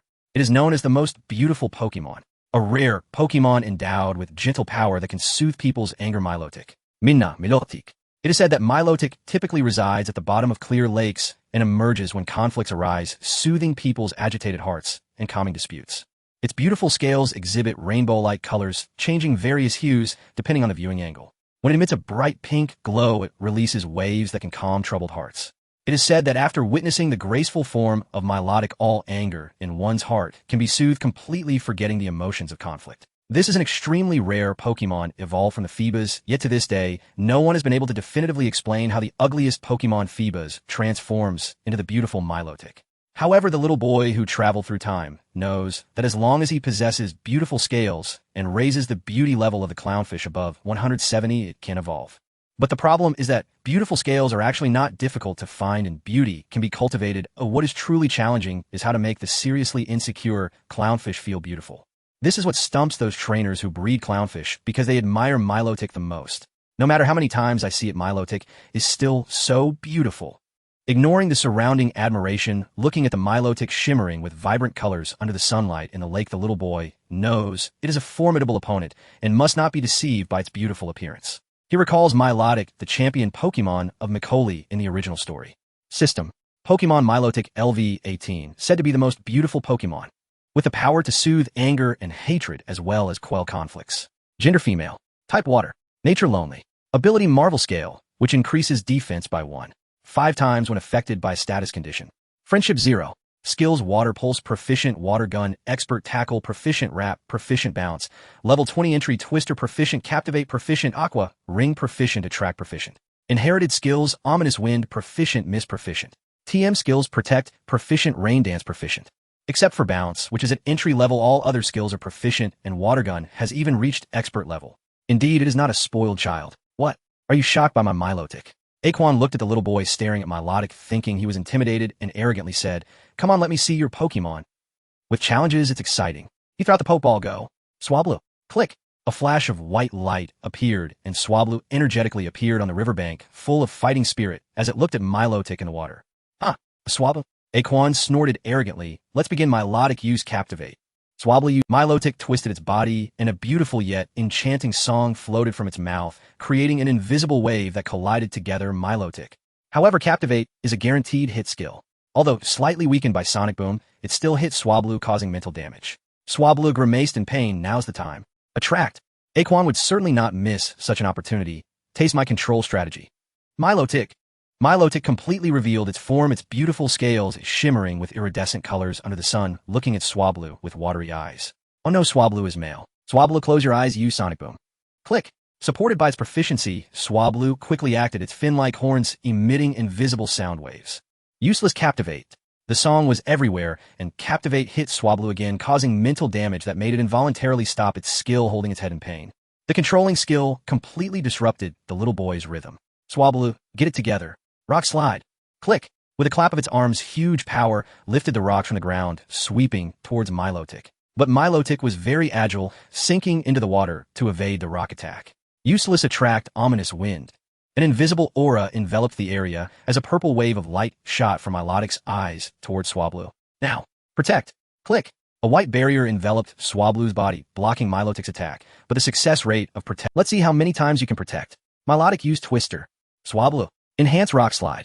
Use a vast dragon energy gathered in the heavens and earth, and a wild wind stirred up the river water. A massive Twister swept towards the shore. On the ground, Swablu gathered energy with its arms plunging into the earth. Boom. With a loud bang, a huge rock on the riverbank was lifted by Swablu's tremendous force, bubbling with rock energy wrapped in brown energy. As the water Twister approached, Swablu exerted force, swinging its arms forward to slam down. Boom! Click! Under the collision of the two energies, the giant rock struck against the Twister, resisting each other. Before long, the giant rock began to shatter, and fragments were swept into the wind, becoming more destructive. The Twister rushed towards Swablu amid continuous roaring, causing immense destruction to the riverbank. The power of Dragon-type skills is indeed formidable. Frowning as he watched the scene, the little boy silently murmured in his heart, "It's almost over, just a bit more." After a long while, this energy finally depleted, revealing the ravaged riverbank. Aquan looked at the destruction caused by the skill, very pleased. How could Swablu be a match for my Milotic? Such great power, Milotic indeed won. Exactly. What can Swablu use to resist? Yeah. Listening to everyone's compliments, Aquan became even more arrogant. "You lost, little boy. You spoke too soon. Take a good look." The little boy shook his head, and Aquan frowned, looking towards Swablu's position, disappeared. Where is there any sign of Swablu in the area ravaged by the Twister? Could it be? Oh no, Milotic used Captivate. It's too late, Swablu. Use Rock Slide with all your might. Click. As the waves rippled, the water surface next to Milotic exploded, and a blue figure leaped out, enveloping itself in fighting energy, smashing down on the unsuspecting Milotic. Expert level Rock Slide. Milotic, accompanied by a cry, Milotic was sent flying in pain, bearing all the damage. Damn it, too cunning, it must have dug a hole. It actually knows how to dig. Aquan looked reluctantly at a hole on the ground. I actually didn't notice. It's not digging. Swablu can't master the digging skill. It simply took advantage of its habits. Don't forget, Swablu is an amphibian living in mud holes. It simply dug from a muddy bank into the water. It's that simple. There's no need to use skills or dig so deep. The little boy shook his head. I merely took advantage of the terrain change caused by the water whipped up by the Twister. Your arrogance made you overlook this point, and next I won't give you another chance. Swablu, unleash your power. This is the moment. Release your energy. Click. Hearing the little boy's words, Swablu floated on the water's surface. The energy it had accumulated for a long time erupted at this moment. The dazzling white light completely enveloped its body, and in the white light, Swablu's body gradually grew taller, its crouched form becoming upright. Is this evolution? Aquan looked astonished at the white light, and the crowd watching was also amazed. In the world of Pokemon, if there's one thing that absolutely cannot be done, it's to interfere with a Pokemon's evolution. No matter who it is, no one can. This is the most sacred and inviolable matter, the first rule. The little boy calmly watched Swablu evolve, recalling how he had used some means to capture this little creature. Its talent was exceptional, but it was careful and kept a low profile. Gradually through battle and training, it grew stronger step by step, and now it was finally about to evolve for the first time. Clenching his fist, the boy's gaze was determined. In the future, we will reach the peak. Silently making a wish, Swablu's evolution finally ended. As the white light dissipated, a Pokemon similar to Swablu appeared. Marsh Stomp. Marsh Stomp. It had orange gills, and its eyes and abdomen were also orange. Its entire body and head were sky blue, and its fins were black. Because it had long buried its body in the mud, it had developed strong and sturdy waist and legs, enabling it to stand on 2 feet and move steadily, even on muddy ground. Ding!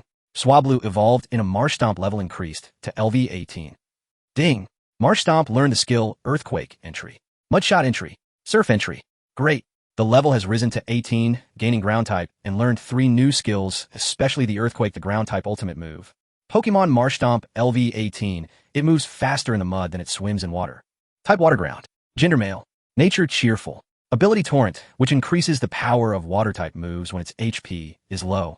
Skills Sing, Proficient Tackle, Proficient Water Gun, Proficient Rock Slide, Expert Water Pulse, Proficient Earthquake entry, Surf entry, Mud Shot entry, Sonic Boom, Proficient Rock, Throw, Proficient Rock Slide, Proficient Protect, Proficient. Inherited Skills, Last Resort entry, Double Edge entry. TM Skills None. Marsh Stomp is very strong. It's time to show true strength. Let's begin the second round. Aquan. The evolved Swampert received a tremendous boost, instilling greater confidence in Xiaoyong. Swampert Surf. Malul. The river began to churn as powerful water energy gathered, forming a massive wave that surged towards Milotic. Don't underestimate me. Tornado. Tear it apart. Use Tornado. Mina. Once again, the purple dragon energy flowed through the heavens and the earth. The enormous waterspout seemed to connect heaven and earth, as if the vast river was about to be drained by the 2 Pokemon. The blue massive wave finally collided with the blue-purple tornado. The 2 forces erupted with a loud bang. As they collided and neutralized each other, the splashing river water seemed to rain down upon the onlookers, soaking the crowd around them. That boy is quite impressive too. Yes, evolving in a Swampert is such good luck, it's hard to say who will win. Who can Aquan's Milotic really? Hearing the discussions around him, Aquan's pride was somewhat wounded. How could he, the strongest newcomer, lose to Milotic? You sing. The song resonated throughout the arena. Swampert dived into the water. Now water. What? A blue water ring flowed around Milotic, hazy and beautiful under the reflection of its skin. As the water ring flowed around Milotic, which had seemed somewhat fatigued, appeared to rejuvenate slightly, and the water ring continued its flow. Xiaoyong was somewhat astonished. Was Sing merely an illusion? Swampert, ride the wave and rush forward. Rock Smash. Malul. Accompanied by the aftershock of the surf, Swampert rode the waves, rushing towards Milotic, the familiar white energy enveloping its arms once more as fighting spirits surged. Aquan quickly shouted, enchanting. Swampert dive and charged through. Xiaoyong, unyielding, quickly reacted. Milotic, center yourself and unleash the maximum power of Tornado. Drain the water. Let's see how it dodges. Aquan aimed to end this battle. The massive water column appeared for the 3rd time, more oppressive than before. Surrounding Milotic, the river water was drawn into the air by the powerful suction. Wound 1,000 enemies, lose 800. Xiaoyong shook his head. Had he lost his judgment? Milotic would also suffer considerable damage in the tornado, even with the recovery from the water ring. However, comparatively, Swampert's stamina and defense were much stronger. Charge out maximum power. Rock Smash. Finish it. Malul. With a roar, Swampert leaped out of the waterspout beside Milotic. With arms reinforced by energy and the acceleration from the tornado's rotation, Swampert swung its heavy fist, landing a solid blow to Milotic's neck. Strike at the vital point. Me. Amidst the cries, the waterspout gradually lost its power and dissipated into the heavens and the earth. The river also gradually calmed down. There on the river's surface, Swampert lay gasping for breath, clearly showing the toll the tornado had taken on it. Beside it, Milotic also floated on the water surface, but had already succumbed into unconsciousness. The butler observed for a moment, confirming that Milotic had lost consciousness, and decisively announced Milotic is unable to battle, therefore the winner is Mr. Xiaoyong. Few, it's overcome back. Swampert, you've worked hard. Retrieving Swampert, Xiaoyong sighed in relief. If it weren't for the opponent's unstable mindset, taking advantage of that opening this battle wouldn't have been so easy to win. A control flow is still very annoying. Ding! Swampert wins the battle, earning 10 training points. First evolution grants an additional 10 training points. Gain a large amount of experience. Ding! Rock Smash. Surf. Rock Slide. Shonik Boom. Skill proficiency maintained. Aquan actually lost. Oh dear, is this your first defeat? Sure enough, the title of Rookie King is just bragging, right? Exactly. Looking at Aquan, who stood in silence, as he recalled Milotic, the surrounding crowd murmured. Some expressed pity, some mocked, and others were happy. Xiao Yong thought for a moment, then walked over and extended his right hand. Your control flow strategy is impressive. Haha, if you had been a bit calmer, I might have been the one to lose. Milotic compliments you well. Taking the initiative to shake Aquan's hand, Xiao Yong said earnestly, as a trainer, you must maintain control over your mindset. You are strong, and I look forward to facing you again at the league conference. Aquan looked at him, and suddenly felt that losing wasn't so bad. It seemed he had found the original intention of wanting to be a trainer again, experiencing the joy of battle with different opponents. Thinking about how he had carefully raised his Feebas, and finally one day, successfully evolving it into Milotic, he felt so happy that day. What made him become so arrogant? Was it the continuous victories? Defeating newcomers, was there really anything to be happy about? How long had it been since he had trained properly with Milotic? Since he had dinner with his family? Thank you, Xiao Yong. Aquan responded seriously. Next time I'm Milotic, and I will definitely win. See you at the league competition. Seeing Aquan understand something, Xiao Yong nodded and smiled. The one who will win is definitely me. The two exchanged smiles. Well then, I shall take my leave. Aquan waved his hand, called his butler, and got into the cars. Another rival has emerged. Akong. Aquan, hey. How interesting. Xiao Yong thought of the boy he had met not long ago in the Orangewa Forest, and smiled knowingly. This journey is truly exciting. Thank you very much, Mr. Xiao Yong. Xiao Yong turned around and found the middle-aged man from before standing beside him with a broad smile. No problem, I feel that I have improved a lot too. The evolution of Swampert is the greatest reward.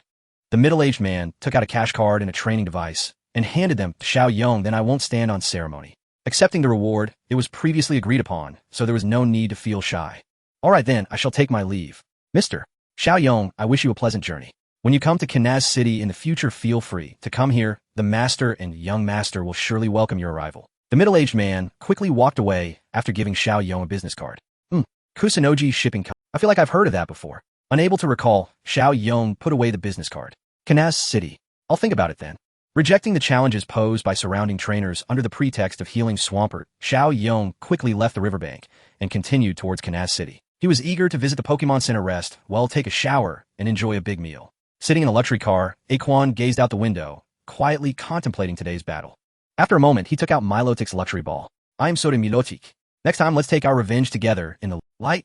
After returning, help me sign up for this year's colorful conference and tell my father that I plan to go to Lily City. Of course, young master, as you wish. Not saying another word, Aquan leaned back in his seat and closed his eyes to rest. The car once again fell into silence. Only the roar of the engine echoed as it sped further down the road.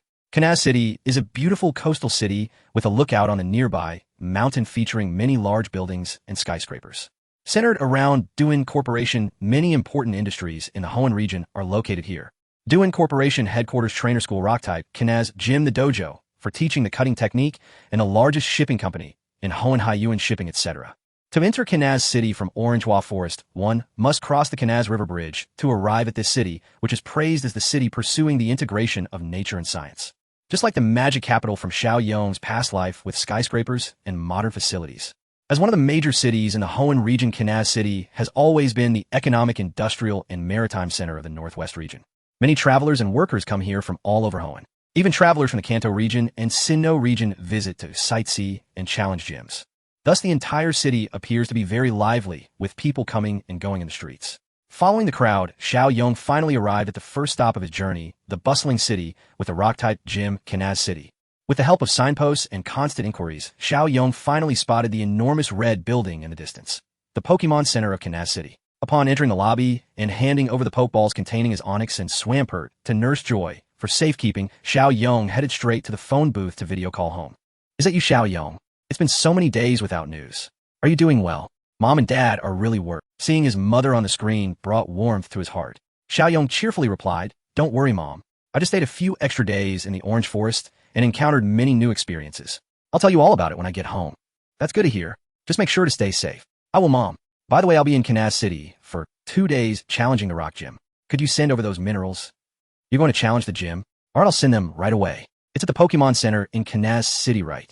Get ready to receive them. That's great, Mom. Just wait for me to bring back good news. He emphasized the word, someone glancing at his dad who looked exasperated on the video, and Chen Yong happily hung up the call once again. Arriving at the dining hall, Chen Yong was ready to treat himself. After so many days of eating his own cooking well. How should he put it?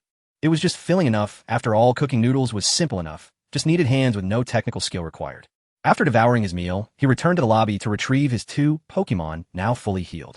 Chen Yong entered the room he had prepared earlier and released his Onix and Swampert. Roar Swampert. Seeing that both of his partners were in good spirits, Chen Yong nodded. Onix Swampert, we need to prepare for the gym challenge. This time our opponents will be very formidable. So next we'll start specialized training. Let's work hard together. Both Pokemon nodded in agreement. Great. Now, let's fill our bellies first. Taking out the prepared Pokemon food, the energy cubes, he let them eat freely. Chen Yong lay back on the bed, silently contemplating the training plan ahead. Onix would continue to strengthen its defense and body hardness, while improving its control and application of Rock-type energy. As for skills, it needed to learn the move Protect to enhance its defense, followed by Sandstorm to control the field paired with Sandtomb. The limited offensive options posed a problem, so he wondered if there was a chance to learn Dragon Breath. Once the supplies from home arrived, it could absorb them, and then prepare to evolve with a metal coat. For now, Onix was fine as it was, but what about Swampert? Chen Yong turned his head to look at Swampert, who was happily munching on its food. To be honest, this evolution was better than he had imagined. It had comprehended 3 skills, all at once, showing its talent and skill acquisition was far superior to that of a certain snake who couldn't even learn Bite or Crunch. For now, the most important thing was to familiarize itself with its new body and master the newly learned skills. There was no need to learn any other skills for the time being. Once it was skilled enough, he hoped to see if it could learn Hammer Arm or Brick Break from Rock Smash. At the same time, he needed to continue strengthening its physical training using the strength trainer he had won. After considering everything, Chen Yong felt drowsy.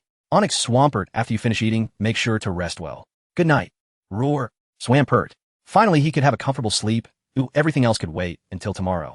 As the morning sunlight streamed into the room, the boy slowly opened his eyes, and after a while his thoughts returned to his mind, and his eyes gradually sparkled with vitality. I slept so well, traveling truly can be exhausting. Stretching, Chen Yong finally fully awakened. Looking around the room, Onix coiled up, its massive body lying in the lobby of the room. Swampert leaned against the bed, and both Pokemon were peacefully asleep. Gently getting out of bed, he took out some Moo Moo milk, prepared the Pokemon food and energy cubes on the floor, and then started making his own breakfast. Before long, the hot milk and toasted bread were ready. He woke up his 2 Pokemon, and a delightful day began with Having tidied up, Chen Yong left the Pokemon Center and headed to the Pokemon supermarket in Kansas City. He wanted to buy some technical machines, but aside from the black market, only the League-affiliated supermarket had them. Walking along the way, he finally arrived at the counter selling technical machines, looking at the list of skills, and exclaiming, wow. Common technical discs like Water Pulse, Dark Pulse, Dragon Pulse, and Farmer's Punch cost around $1,000 each, while stronger skills such as Earthquake, Surf, Flamethrower, and Thunderbolt range from $2,000 to $3,000. Dragon-type, Psychic-type, and Ghost-type skills were slightly more expensive than others. However, ultra-powerful skills, or ultimate moves, such as Absolute Zero Destruction, Ray Mega Impact, Earth Split, and Psyche Burst required prices above $3,000, and availability was uncertain. As for the most expensive ones, those were transformation skills like Protect, Mystical Shield, Swords, Dance Dragon, Dance Petal Dance, or weather-related ultimate moves like Sunny Day, Rain Dance Hail, and Sandstorm due to their rarity and difficulty in recording. In this world, learning machines for skills are not easily made. They require time and energy from top-tier Pokemon to record. Moreover, there is no guarantee of a 100% success rate. If interrupted midway, or if the energy is insufficient, even a small error can lead to failure. Pokemon also suffer from energy backlash, making it quite dangerous. Thus, apart from the massive Pokemon League, very few individuals or organizations can record skill discs as they lack the necessary foundation. Other Pokemon learn skills by comprehending energy utilization, not just by watching a screen. Pokemon skills are made up of energies from various types. Learning them cannot be that simple, unless one has the experience and insights of predecessors. This is why skill machines are so expensive. Of course, the skill discs in the black market are generally of low quality, mostly recorded by illegal organizations exploiting elite or gym-level Pokemon. The quality is poor, and they may not be fully recorded, or the skill imprints might be too shallow, rendering the skill machines practically useless. However, sometimes one can find a gem among them, as the prices are cheaper. Chen Yong made a round and found the Dragon Breath machine, and by luck one Protect machine. As for Sandstorm, there were none available for sale. Sighing, he noted that Dragon Breath cost $2,000, Protect $4,500, and with other supplies, he spent a total of $7,500. The rewards he had won were gone in an instant, and it pained him. Leaving the supermarket in despair, Chen Yong could only comfort himself that it was all for the sake of becoming stronger. Enjoying the sights of the big city, he walked towards the northern coast of the city. According to the information he had prepared in advance, the northern beach had many low hills and marshes ideal for training Onix and Swampert.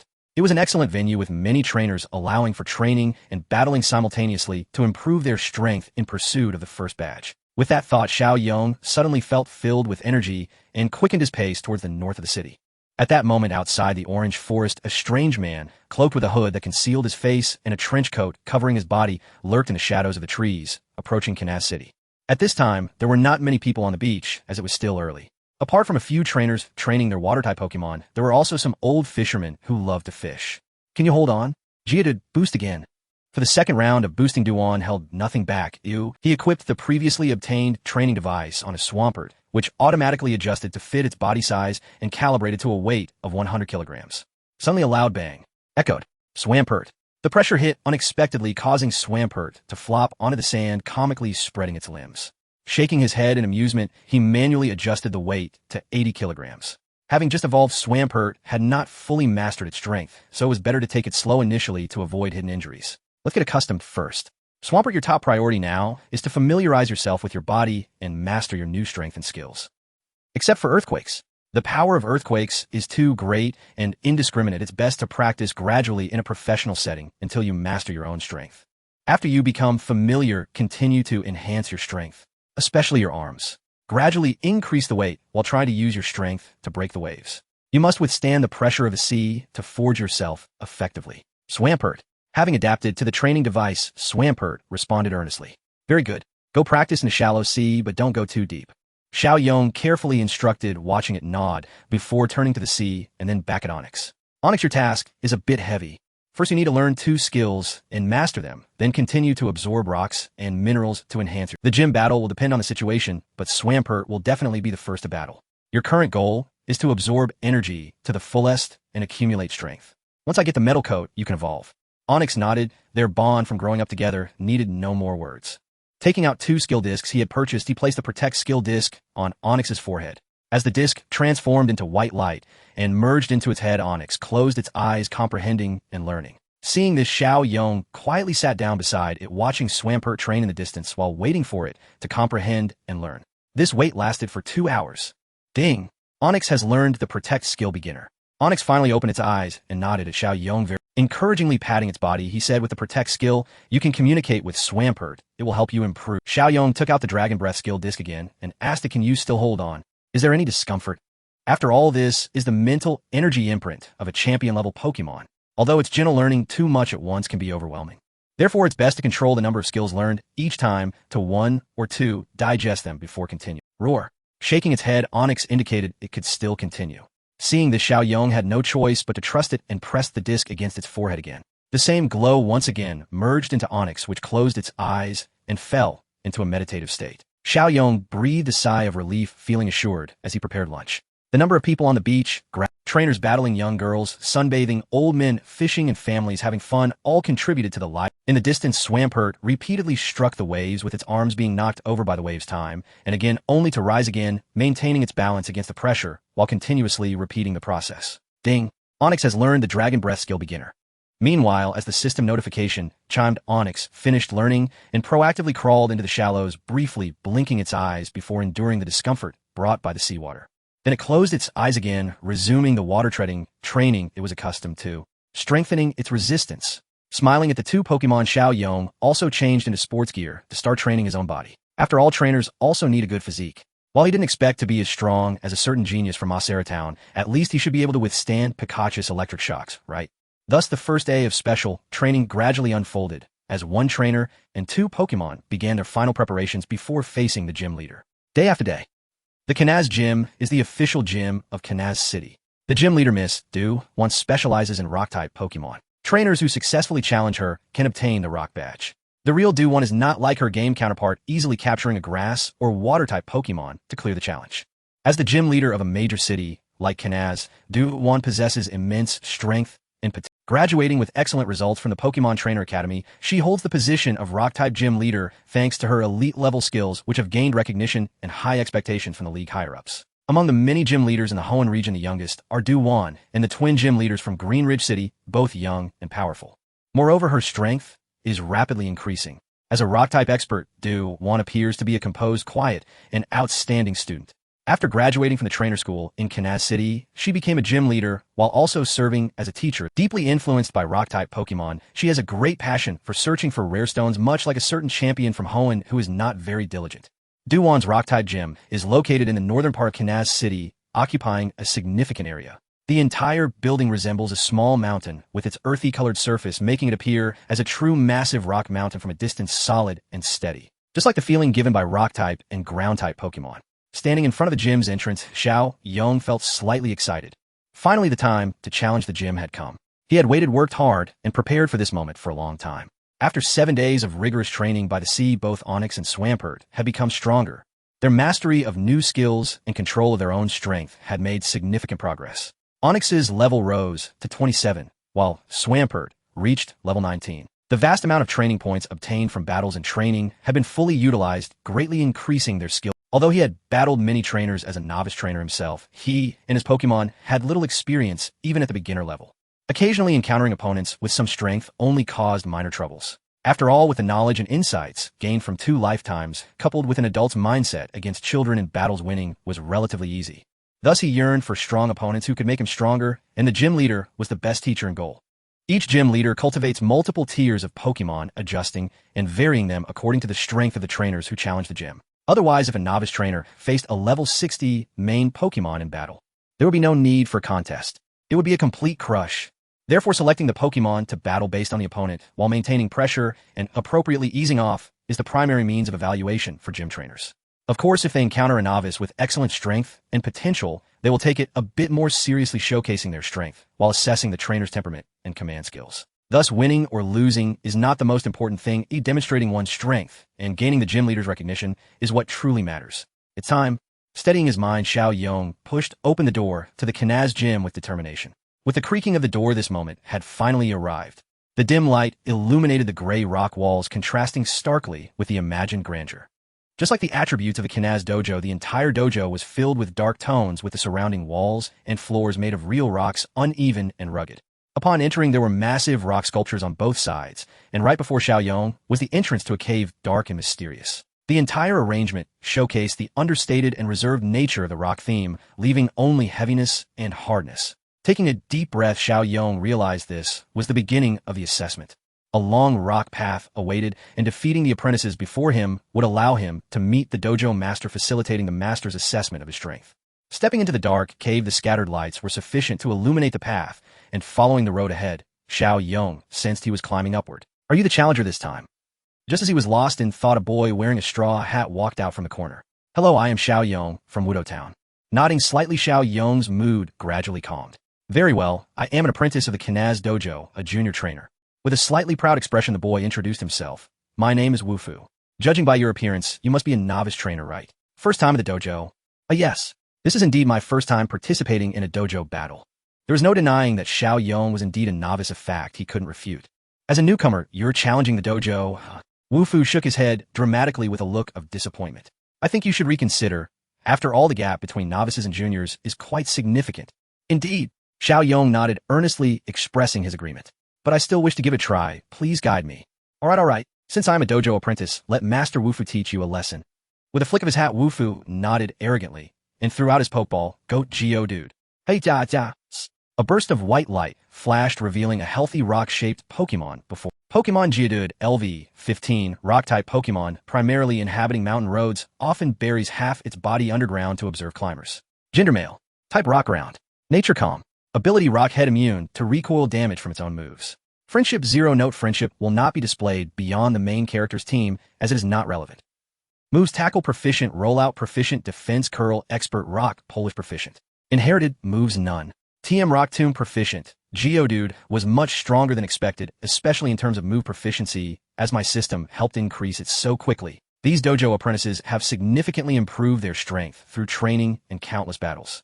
Although their levels are not high, they still possess considerable strength, making them elites among junior trainers. Especially rollout. The proficiency gap is so vast, indicating different levels of usage. In reality, rollout does not just strengthen by hitting the opponent for 5 consecutive turns. Rather, the longer it rolls, the greater its power becomes. It's a very powerful move. However, there's no need to worry. After all, my Swampert is also quite strong. Very nice, Geodude. Now it's your turn, Swampert. Marrow. With a confident shout, Swampert appeared on the field, its determined eyes fixed on Geodude, eager to try. Wufu stared at Swampert, momentarily stunned. Is this a novice level? I never claimed to be a novice, but weren't you just a newcomer starting your journey? Wufu felt deceived, though generally novice trainers challenging the dojo would use their starter Pokemon, and it was rare to see a first stage evolve form. Even if there were, they would openly state thinking highly of themselves, and the dojo would choose an appropriate dojo trainer to battle rather than a dojo apprentice like himself. You see, dojo apprentices correspond to newcomers and challengers who have just entered junior training, though at that point, they would just ease up and leave it to the dojo master. However, there are a few low-key and composed youths like Chen Yong. It doesn't matter, or perhaps he's just a paper tiger. Calming down, Wufu displayed excellent self-control as a dojo apprentice. The rule is 1 Pokemon per person. As long as you defeat my Geodude, you can proceed. Understood. Let the battle begin. Geodude, use Defense Curl. Defense Curl? What move is that? Geodude's body glimmered with a gray light, becoming heavier, and the rocks clinked, seemingly becoming smoother.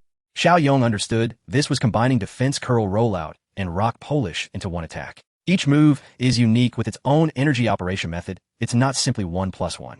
When combined, it's manageable for moves of the same type, but combining moves of different types requires addressing compatibility. This is not a technique an average junior trainer can master. Surely dojo trainers are the elite of the league, and their apprentices are this strong. However, it's just a bit troublesome. Swampert, prépare yourself, don't rush. Do you underestimate me? Geodude, use Defense Curl again. Hey, cha. Once again, another combination move. Interrupted Sonic Boom. An invisible sound wave emanated from the fin atop Swampert's head, enveloping Geodude, but it seemed completely unaffected. What feeling could a stubborn rock possess? Let's get started. Rollout Crash. Indeed, it revolves around rollout. Let's test Swampert's strength. Swampert Rock Smash. Catch it. Marrow. With a loud shout, Swampert spread, its arms covering itself, with fighting energy blocking Geodude's rolling path. A Geodude that has undergone 2 defense curls cannot be stopped. Accelerate rollout. With Wufu's shout, Geodude's speed increased, and the power of rollout grew. Under their gaze, it rolled straight towards Swampert, blocking its path. Bang! The sound of their bodies colliding echoed loudly in the cave, and under the tremendous friction, Geodude pressed against Swampert's body, intent on pushing forward. However, it had underestimated its opponent's strength. In the midst of the collision, Swampert's arms suddenly exerted force. A tremendous power erupted, releasing white energy. With the aid of Rock Smash, it lifted Geodude off the ground. How much power can your rollout truly? What? Let's finish this. Swampert Water Pulse. Marrow. Holding Geodude aloft, blue water energy gathered in Swampert's mouth, forming a blue water column that completely struck Geodude's body. It sent Geodude flying, crashing against the distant wall. Ding! Swampert achieved victory in the official battle, earning 100 training points. Gained moderate experience. Rock Smash proficiency increased to expert level, cannot be further improved. Sonic Boom proficiency increased. Official battle. Our training points 10 times those in the wild. Geodude. Wufu quickly ran over, checked Geodude briefly, then shook his head and recalled the fainted Geodude back into its Pokeball. You may continue to challenge. Good luck. The following trainers are stronger than me. Okay, thank you very much. Once again, standing before Chen Yong, Wufu calmly informed him of the direction to move forward, then nodded and disappeared into the darkness. Come back to rest, Swampert. You performed wonderfully. Having hardly sustained any injuries, he gave Swampert a restorative massage before recalling it into its Pokeball and heading in the direction Wufu indicated. In the resting room of the Master's Hall at the dojo's top level, a girl with a ribbon hairstyle dressed in a black floral dress and pink tights was engrossed in watching the display screen, the corners of her mouth slightly curling up. Swampert, how adorable. Although it's not a rock-type, ground and rock are closely related. Well-trained, it seems this isn't just an ordinary novice. Wufu is going to lose. Oh dear, Wufu is such a fool. His eyesight is just terrible. He really lost without much resistance. It's a difference in raw strength. This Swampert is quite powerful. They need to do more strength training. Yes, the usual methods for dealing with novices won't work anymore. Let's let Wu Tian try, see how he handles it. Meanwhile, the oblivious Chen Yong continued his ascent along the mountain path. Ahead, a young man dressed in climbing gear and cargo pants had been waiting for some time. Hello, I am Wu Tian, a dojo trainer who uses rock-type Pokemon. Please guide me. Hello, I am Chen Yong. Chen Yong looked at the young man before him, sensing a calm demeanor. Normally, a typical newcomer could directly challenge the dojo master after defeating a martial artist. Wu Tian stepped forward to explain to Chen Yong, however, since your strength surpasses that of a martial artist, the previous battle cannot be used as a reference, so this time, I shall be your opponent. Taking out a Pokeball, Wu Tian looked at Chen Yong. Seriously, defeat me, and you can challenge Miss Du Jiao. I will. Great, come forth. My partner. Roar. The familiar roar echoed in Xiao Yong's ears, and after a flash of white light, his most familiar partner Onix appeared before him. Although this Onix was slightly smaller than Xiao Yong's own, which exceeded 9 meters in length, its battle-hardened aura was in no way diminished. The pitch-black body exuded a formidable sense of pressure.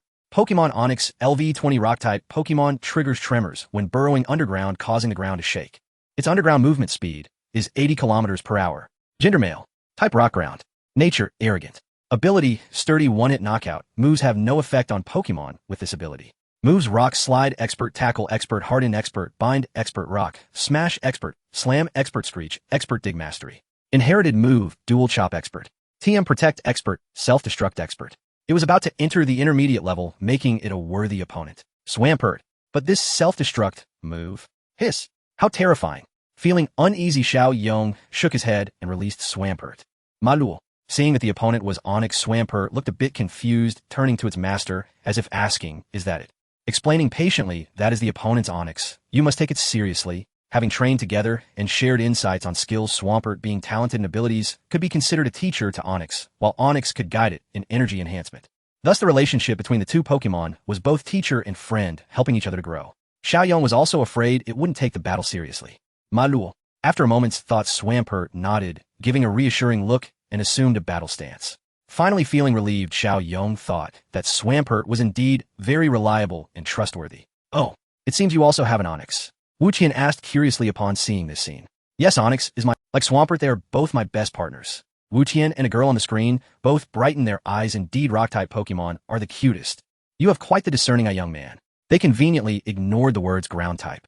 Frowning, Xiao Yong silently noticed that the young man across from him had a certain quirky side, and questioning, did the ground-type just get overlooked? Where did that girl's voice come from? Collecting himself, he returned to the topic. I will be the referee. Each side will send out one Pokemon. The sudden broadcast echoed a clear female voice. Once again, the first side to lose all fighting capability will be considered defeated. Conversely, the first to remain standing will be the victor. Now, let the challenger go first. With a mutual understanding, Wu Tian and the contemplative Xiao Yong exchanged glances. Go, Swampert. Water gun. Taking the initiative, blue water energy gathered in Swampert's mouth, forming a water column that shot rapidly towards Onix. Day. Roar. With a flick of its tail, Onix, skilled in dig, burrowed underground before the water gun could hit. Don't let it escape. Earthquake. For the first time in a battle, Swampert unleashed its ultimate move, pounding its arms on the ground, the powerful ground-type energy sending violent tremors radiating outward from its center. Fortunately, it was a professional dojo battle facility. Although some rocks fell from the walls, the overall structure remained intact. Boom tilde. Roar. Amidst the continuous, low, rumbling, Onix suddenly burst from underground, its massive tail coiling around Swampert's body. Did the earthquake fail? No, wait. Was it protect? Onix constricted and used slam. Swampert. Water gun. Malul. Facing the attack of the water gun, Onix slightly weakened its offensive, but still successfully used slam, smashing Swampert into the ground both sides, taking significant damage this round. Great timing. Wu Tian and Onix's synergy has improved. The dojo master Du Jiao acknowledged, just now, that was protect, wasn't it? Xiao Yong curiously asked. Wu Tian nodded, having been partners for a long time. This level of synergy is to be expected. Xiao Yong nodded in agreement. Combining skills, a tacit understanding beyond commands. Indeed, dojo trainers are impressive. There is still much to learn, but the battle continues. Swampert, hold on, use water gun again. It's useless, Onix. Slither. What is this? Xiao Yong was slightly taken aback as Onix completely lay flat on the ground, its body twisting left and right like a real snake, quickly crawling beside Swampert while dodging the water gun's attack. Is this even possible? Why wouldn't it work? You must learn to utilize all advantageous conditions. Wu Tian responded loudly, don't dawdle now. Slam. Roar. Onix raised its tail once again, wrapping around Swampert and smashing it into the ground. Swampert. Rock smash. Originally wrapped up by the rocky tail, upon hearing the command, Swampert once again gathered energy in its arms, the white energy swirling with an unstoppable momentum, striking with the determination to cleave through waves, directly hitting Onix's tail. Bang! Roar! What? Wu Qian exclaimed in shock. How could this be? The tremendous damage and intense pain interrupted Onix's attack. The rocks on its tail shattered. This hit caused Onix to collapse to the ground, groaning continuously, while Swampert took the opportunity to break free from its grasp. Such a powerful rock smash. Du Jiao, who was watching from above, also felt this move was somewhat exaggerated. How could it be so strong? Was this the power of Swampert? Is it really not a Mega Swampert? Fighting type moves double effectiveness. Move proficiency mastered. Strength enhancement. Xiao Yong declared it truly is this strong. Looking at the weakened Onix, Wu Tian pondered whether to give it a final blow, but then waved to recall Onix. No need to continue, Onix has already lost. You have earned my recognition. You may continue your challenge. Ding. Swampert has achieved victory in a formal battle. Earned 100 training points. Gained a large amount of experience. Rock Smash. Water Gun. Shonik Boom. Earthquake move proficiency increased. Just as Xiao Yong was about to speak, he was interrupted by the female voice from the broadcast. Come on. They'll be waiting for you at the top. Oh, let's have a real battle to prove the strength of rock types. Oh, that must be Dujiao. The rock-collecting fanatic from the original animation, the one who even dares to steal the Wu stones. Is that you? Wu Tian, you've regressed. Where is the rock type's composure? Why didn't I see it? Wu Tian shrugged helplessly, and Xiao Yong understood, waving his hand as he continued to walk up. As he watched Xiao Yong gradually walk away, Wu Tian raised his head and shouted at the ceiling, Miss Dujiao, don't get too carried away. Carried away. Ignoring Wishen's shout, Dujiao stood up and stretched. I won't get carried away. Today is a serious battle day. Wouldn't you agree, Chao Bei? No, Opa. Nearby, a peculiar Pokemon, entirely blue, with a large red nose, responded softly, resembling a magnet, and upon closer inspection, it was floating in the air, not touching the ground. Who should I choose? How about letting your dad battle? No, Opa, right, I was just joking. Ha! The cheerful laughter echoed in the hall as the young man approached along the mountain path. With no further obstacles on his path, Xiao Yong smoothly ascended to the top floor and arrived at the battle hall of the dojo master. Before him lay a vast arena of jagged rocks, a perfect match for the rocky identity of the canal. At the entrance of the hall, a Chansey stood in front of a healing machine, smiling at Xiao Yong. As an assistant to Nurse Joy at the Pokemon Center, Chansey is also a rare Pokemon. Is there one here too? Don't be surprised, this is provided by the League. Just hand over your Swampert to it. It will soon recover to its peak condition. Such a battle would be fair. A girl's voice came from not far away, and Xiao Yong nodded in understanding. Indeed, it is worthy of being the League's official dojo. Nodding, he handed over the Pokeball of his Swampert to Chansey. Thank you, Chansey. Chansey. Happily taking the Pokeball, Chansey returned to the machine and began operating it. Xiao Yong observed patiently by the side. Soon Chansey returned the Pokeball to Xiao Yong, indicating that there were no problems. After all, the previous battle had not caused much damage. It was merely fatigue, so recovery was quick. After expressing his gratitude again, Xiao Yong walked towards the platform set up for challengers.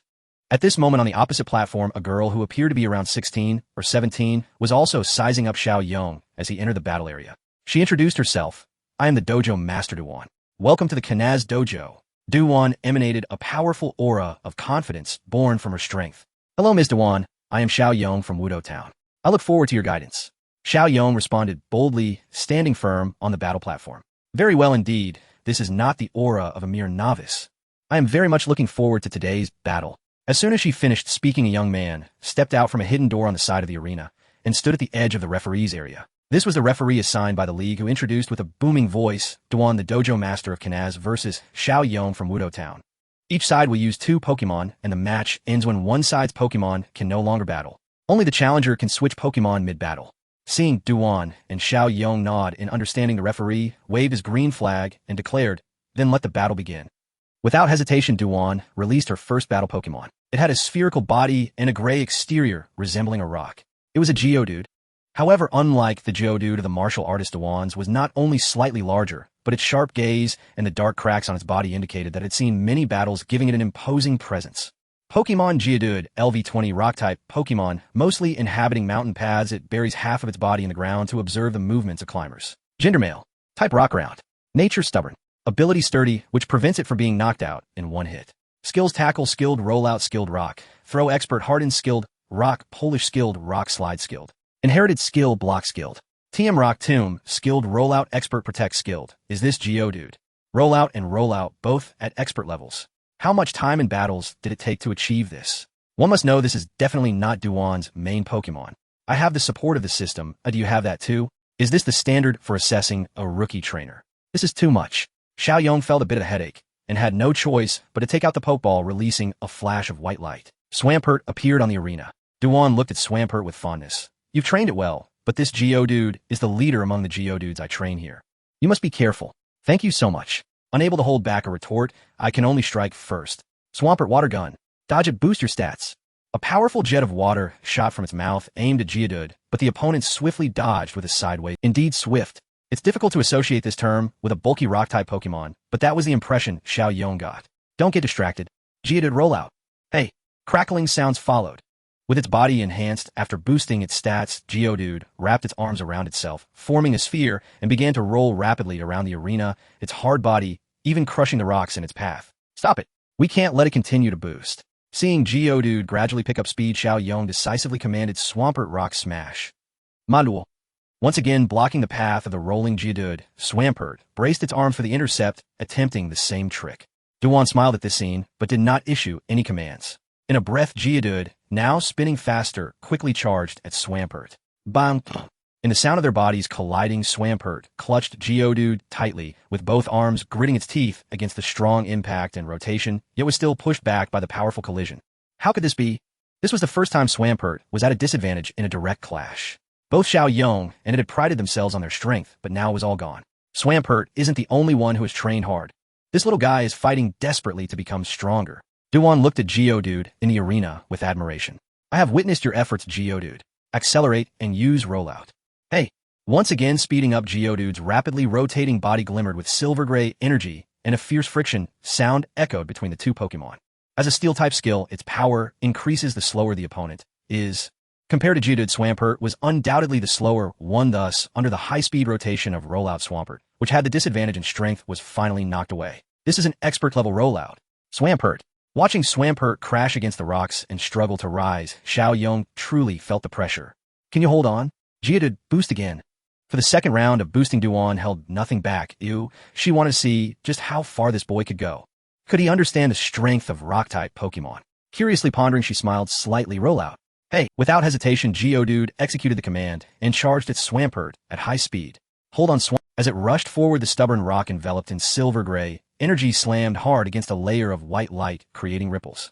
The two energies resisted each other persistently, and, as the speed of rotation gradually weakened, the protective shield began to turn transparent.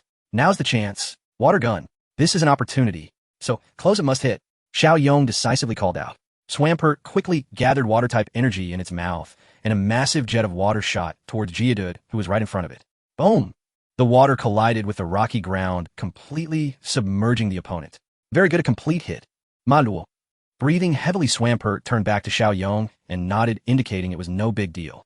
On the opposite platform, Dewon showed no sign of panic, still smiling as she watched the arena. Noticing something was off, Chen Yong nervously looked towards the battlefield and saw that as the water flowed into the ground, Geodude appeared crossing its arms in front of itself, still standing strong. Though the water-type skill had significantly drained its stamina, Geodude was gasping heavily, but had not lost its fighting ability. This was 4 times the damage. How is this possible? Through diligent training, it has increased its resistance to water, even reducing it to the utmost. Dewon spoke with a hint of implication. Types are merely references. True battles rely on one's own strength. And who can say that Geodude, which has reduced its weaknesses to the extreme, is weak? This is the silent yet steadfast will of Rock-type Pokémon. It is also a power that is as solid and unyielding as a stubborn rock. Is this the philosophy of Master Dewon? Indeed, every dojo trainer walks their own unique path. What about my path? It still feels far away. Shaking his head, Chen Yong thanked Dewon. I've learned a lot, Miss Dewon. Is this about showing my own path, because I also use ground-type and rock-type Pokemon? Very well, then, this will be the final blow. With a wave of her hand, pointing at Geodude, Dewon commanded again, show the stubbornness of Rock's maximum power rollout. We will too. Swampert. Show them our fighting spirit. Maximum power Rock Smash. Hey, Manuel. The shouts rang out suddenly, and the silver-gray steel-type energy charged at high speed towards the opponent. Swampert stood firm, covered in blue water energy, and its momentum suddenly surged. This is torn ability. Even without using water-type skills, being able to unleash the remaining stamina is still good. Swampert gathered the last of its fighting-type energy, smashing down with all its might towards the approaching Geodude. Oh, torn, huh? 2 completely different expressions appeared on the faces of the 2 trainers. Meanwhile, in the arena, violent crashing and shattering sounds intertwined, the energies of steel and fighting types colliding fiercely. Bang! Boom! The airflow caused by the high-speed rotation blew away the debris in the arena. At the center of the collision, the energy waves finally erupted without restraint. A powerful shockwave radiated outward. The 2 figures were knocked back from the intense explosion and shockwave, crashing towards opposite ends of the arena. Instantly, dust flew everywhere. Dewon and Chen Yong both looked at their respective Pokemon, both struggling to rise and demonstrate their perseverance. After a long while, bang, bang, Accompanied by the dispersing dust, the two faint sounds also signify the end of the match. Ding! Swampert officially tied in battle. Gained 200 training points. Gained a large amount of experience. Ding! Rock Smash. Water Gun. Protect skill proficiency increased. Ding! Swampert's level increased to LV20. Learned the skill Superpower Beginner. Seeing the system's message, Chen Yong's eyes brightened. A big win. Not only did he level up, but he also learned Superpower. This is a major fighting type move. It seems the direction of effort wasn't wrong. Swampert's skill talent is too strong. Quietly overjoyed, as the referee confirmed the current status of the Pokemon in the arena, he decisively waved the red flag. Geodude and Swampert can no longer battle, so the first match ends in tie. Please both release your second Pokemon for the match. Sighing lightly, Chen Yong did not feel disappointed. He had done his best, and the gains were significant. Retrieving the unconscious Swampert, he glanced at Miss Duan across the way.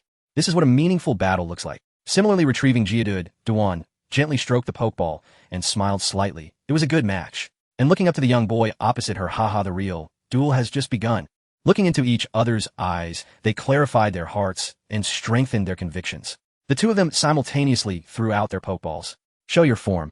Go Chow baby. Come out Onix. Roar. A dazzling light blossomed in the arena. Before Chen Yong stood the long-absent Onix, its massive body coiling at over 9 meters. The dark metallic sheen exerted a tremendous pressure, and the scar on its head added to its imposing presence. It had been waiting for this moment to battle. Meanwhile, Chow baby appeared again in front of Dewon, hovering in midair. Its relatively short arms and legs, along with a large red nose, were complemented by a body entirely in blue. There was a black hollow at the center of its palms and the soles of its feet. Thanks to Chow baby's red, magnetic nose, which never fails and always points north, it serves as a great companion for trainers during their travels. Pokemon Chow baby level LV26, Compass Pokemon. Its large nose is a powerful magnet that can determine direction based on its orientation. Gender female. Type rock. Nature solitary. Ability magnet pull, which prevents non-ghost type steel Pokemon from escaping or switching out. Moves tackle proficient, harden proficient, block proficient, rock slide proficient, electromagnetic wave mastered, thunder wave mastered, sleep mastered, rock wrecker proficient, power gem proficient. Inherited moves, takedown proficient, heavy slam proficient. TM moves, awakening power proficient, protect, mastered, explosion beginner. Chow baby is truly magnificent. With 4 mastered moves at level 26, it is evident how much effort it has put in. Truly extraordinary. Of course, while Chow baby is strong, Onix is no slouch either. Pokemon Onix, LV27 Rock Snake Pokemon. It causes tremors in the ground while burrowing. Its underground movement speed is 80 kilometers per hour. Gender male. Type rock round. Nature stubborn. Ability rock head, which prevents it from taking recoil damage from its own moves and is unaffected by non-ability states. Moves tackle proficient, roar proficient, bind proficient, dig mastered, payback master, harden proficient, rock smash proficient, rock slide proficient, rock wrecker mastered. Inherited moves, Dragon Tail proficient, Iron Tail mastered, Double Edge proficient. TM moves, protect proficient, Dragon Breath proficient. Dewon looked at Onix with sparkling eyes. What a great Onix! Filled with the hardness and heaviness of rock. It is simply beautiful. Chen Yong looked at her speechlessly, suddenly realizing that this gym leader was not as composed as he had imagined. Can we start now? Ahem. Very well, let us showcase the power of rock-type Pokemon. Quickly regaining her composure, Dewon said, with a pretentious seriousness. Then I won't hold back. Onix used Roar, taking the initiative to lower the opponent's defenses. The piercing sound reverberated throughout the arena, rapidly transmitting toward the opposite side. Not so fast. Chow baby used electromagnetic shield. With a simple wave of her hand, Dewon calmly spoke, as if she had known this would happen. Yellow arcs of electricity surrounded Chow baby as it quickly spun under the guidance of its red nose, generating a strong magnetic field around it and unleashing a violent magnetic force. What the heck is this? Chen Yong couldn't hold back any longer. It is well known that sound travels through air and cannot propagate in a vacuum like in outer space. However, Chow baby actually used its own magnetism to create a magnetic flux that is the opposite of the planet's original magnetic field, stacking the magnetic fields. The air underwent electrolysis, and with the magnetic field guiding the ions away from that space, a vacuum environment was created. Is this for real? To what extent has it mastered magnetic force and magnetic fields? This is true talent. Dewon said proudly. Are you surprised? My Chow baby was born in a chaotic land where magnetic storms erupt year-round, and its mastery of magnetic force and magnetic fields is innate. Looking at Chow baby, which remained unfazed by the roar, she nodded in satisfaction. Soundwave-type moves are ineffective against us. Chow baby power gem. The brilliant gem-like energy gathered in its hands, and the dazzling light surged toward Onix with immense power. Dragon breath. Roar. Realizing that the roar had no effect, they decided to confront Hoenn. A torrent of green flame erupted from Onix's mouth. It slammed against the incoming attack. The violent energy collided with a thunderous roar, and the blinding light caused everyone to close their eyes as dust filled the arena. Electromagnetic impulse, charge, forward. Heavy slam. Suddenly, Dewon's confident command came from the opposite side. Chen Yong reacted quickly. Onix dig. Boom! In the invisible arena, a series of loud noises echoed, resembling the sound of heavy objects colliding. Soon as the dust settled, Chow Baby was in the position where Onix had been a massive pit emerging beneath its body, but there was no sign of Onix, which seemed to have escaped just in time. Slightly relieved, Chen Yong understood that against an opponent who controlled the magnetic field evasion was futile, and it was better to go on the offensive. Onix charged out and used Dragon Breath. The ground exploded, and Onix appeared beside Chow Baby, gathering Dragon Breath energy again and unleashing a fierce torrent from its mouth. Useless. Electromagnetic shield. Once again, spinning rapidly, electric arcs appeared, creating a barrier that blocked the breath attack. Not only did it create a vacuum, but could it also defend against energy attacks while spinning? Then, Onix, show your momentum. Iron Tail. Roar. With a tremendous roar, the Onix, unleashing genuine power, swung, its tail covered in silver energy, shining with metallic luster, and smashed down hard upon the massive magnet. Oh, quite impressive power, Chow Baby. Protect. Roar. Slowly spoken, yet the actions were swift, and under the radiant glow, the powerful onslaught was once again blocked. However, as the ultimate move that Onix had trained for the fully mastered Iron Tail broke through Chow Baby's protect and slammed into it, sending it flying. Dewon was astonished by this scene. It can actually break through Chow Baby's defense. She clapped her hands and said earnestly, indeed, very strong. But it's useless. This child's strength lies in defense. Chow Baby, which had been knocked away, suddenly stopped, as if nothing had happened, floating back in front of Dewon. What is happening? Chen Yong was shocked, observing closely, and suddenly noticed that cracks appeared on Chow Baby's body, and the increasingly dense cracks began to scatter, turning into clumps of black iron sand that spun around before reattaching to its body. Could it be? Nodding with a smile, did you notice? Yes, it is iron sand. By utilizing magnetism to cover itself, it can greatly enhance its physical defense and melee capabilities. Looking at Chen Yong, who was surprised, Dewon explained with a hint of guidance. This is my developed absolute defense.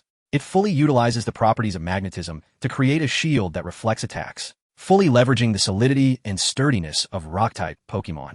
In battles of the same level, there are very few who can break through this child's defense.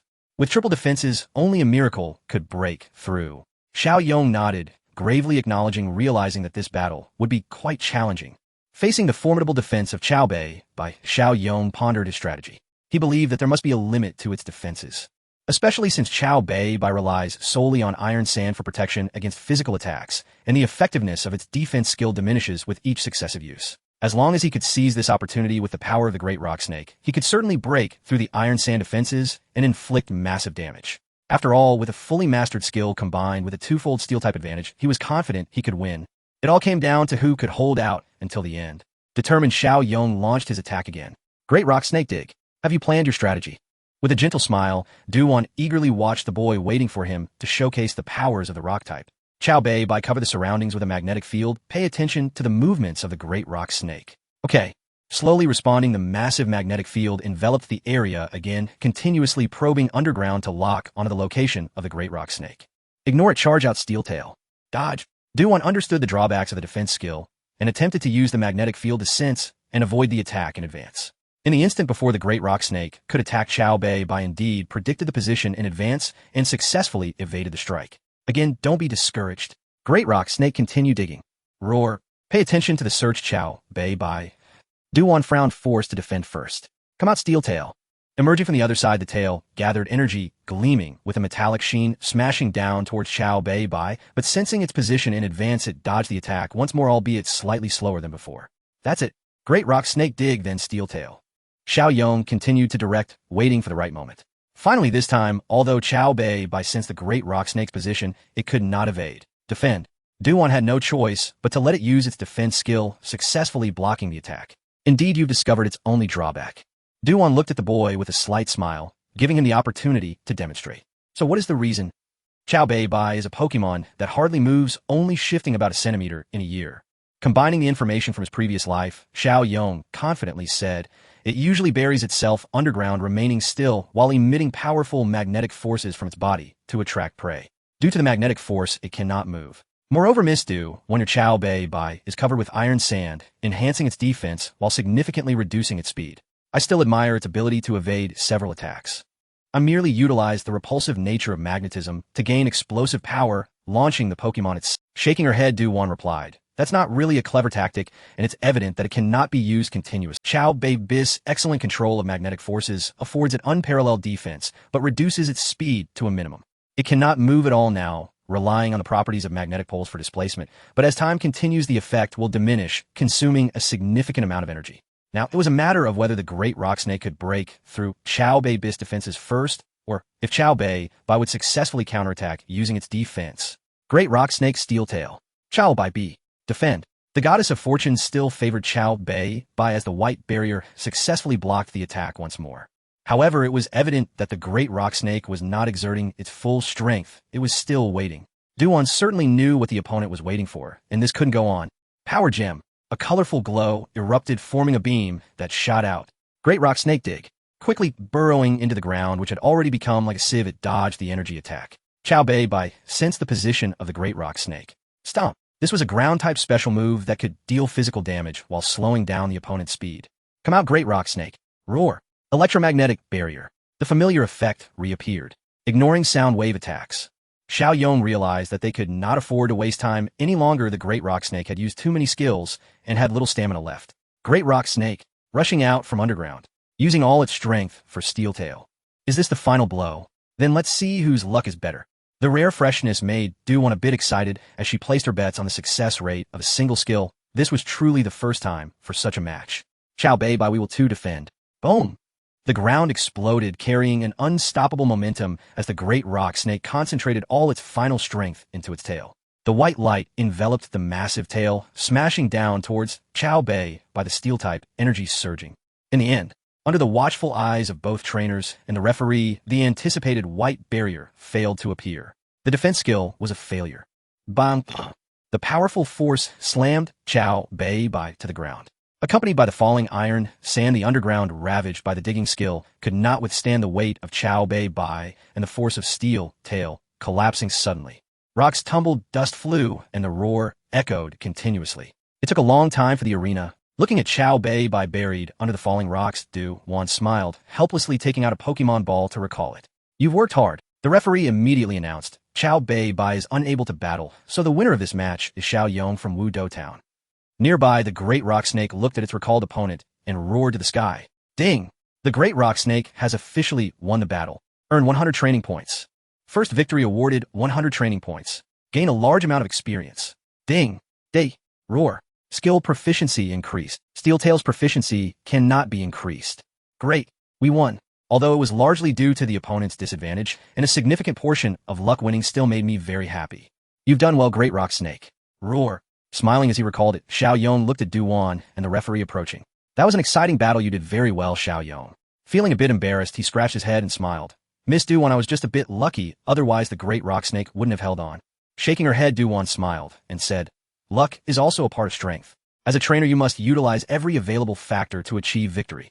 Smiling, she took a gray rock badge and a book from the referee and handed them to Xiao Yong, saying, You have fully demonstrated the indomitable will and tremendous strength of rock and ground-type Pokemon.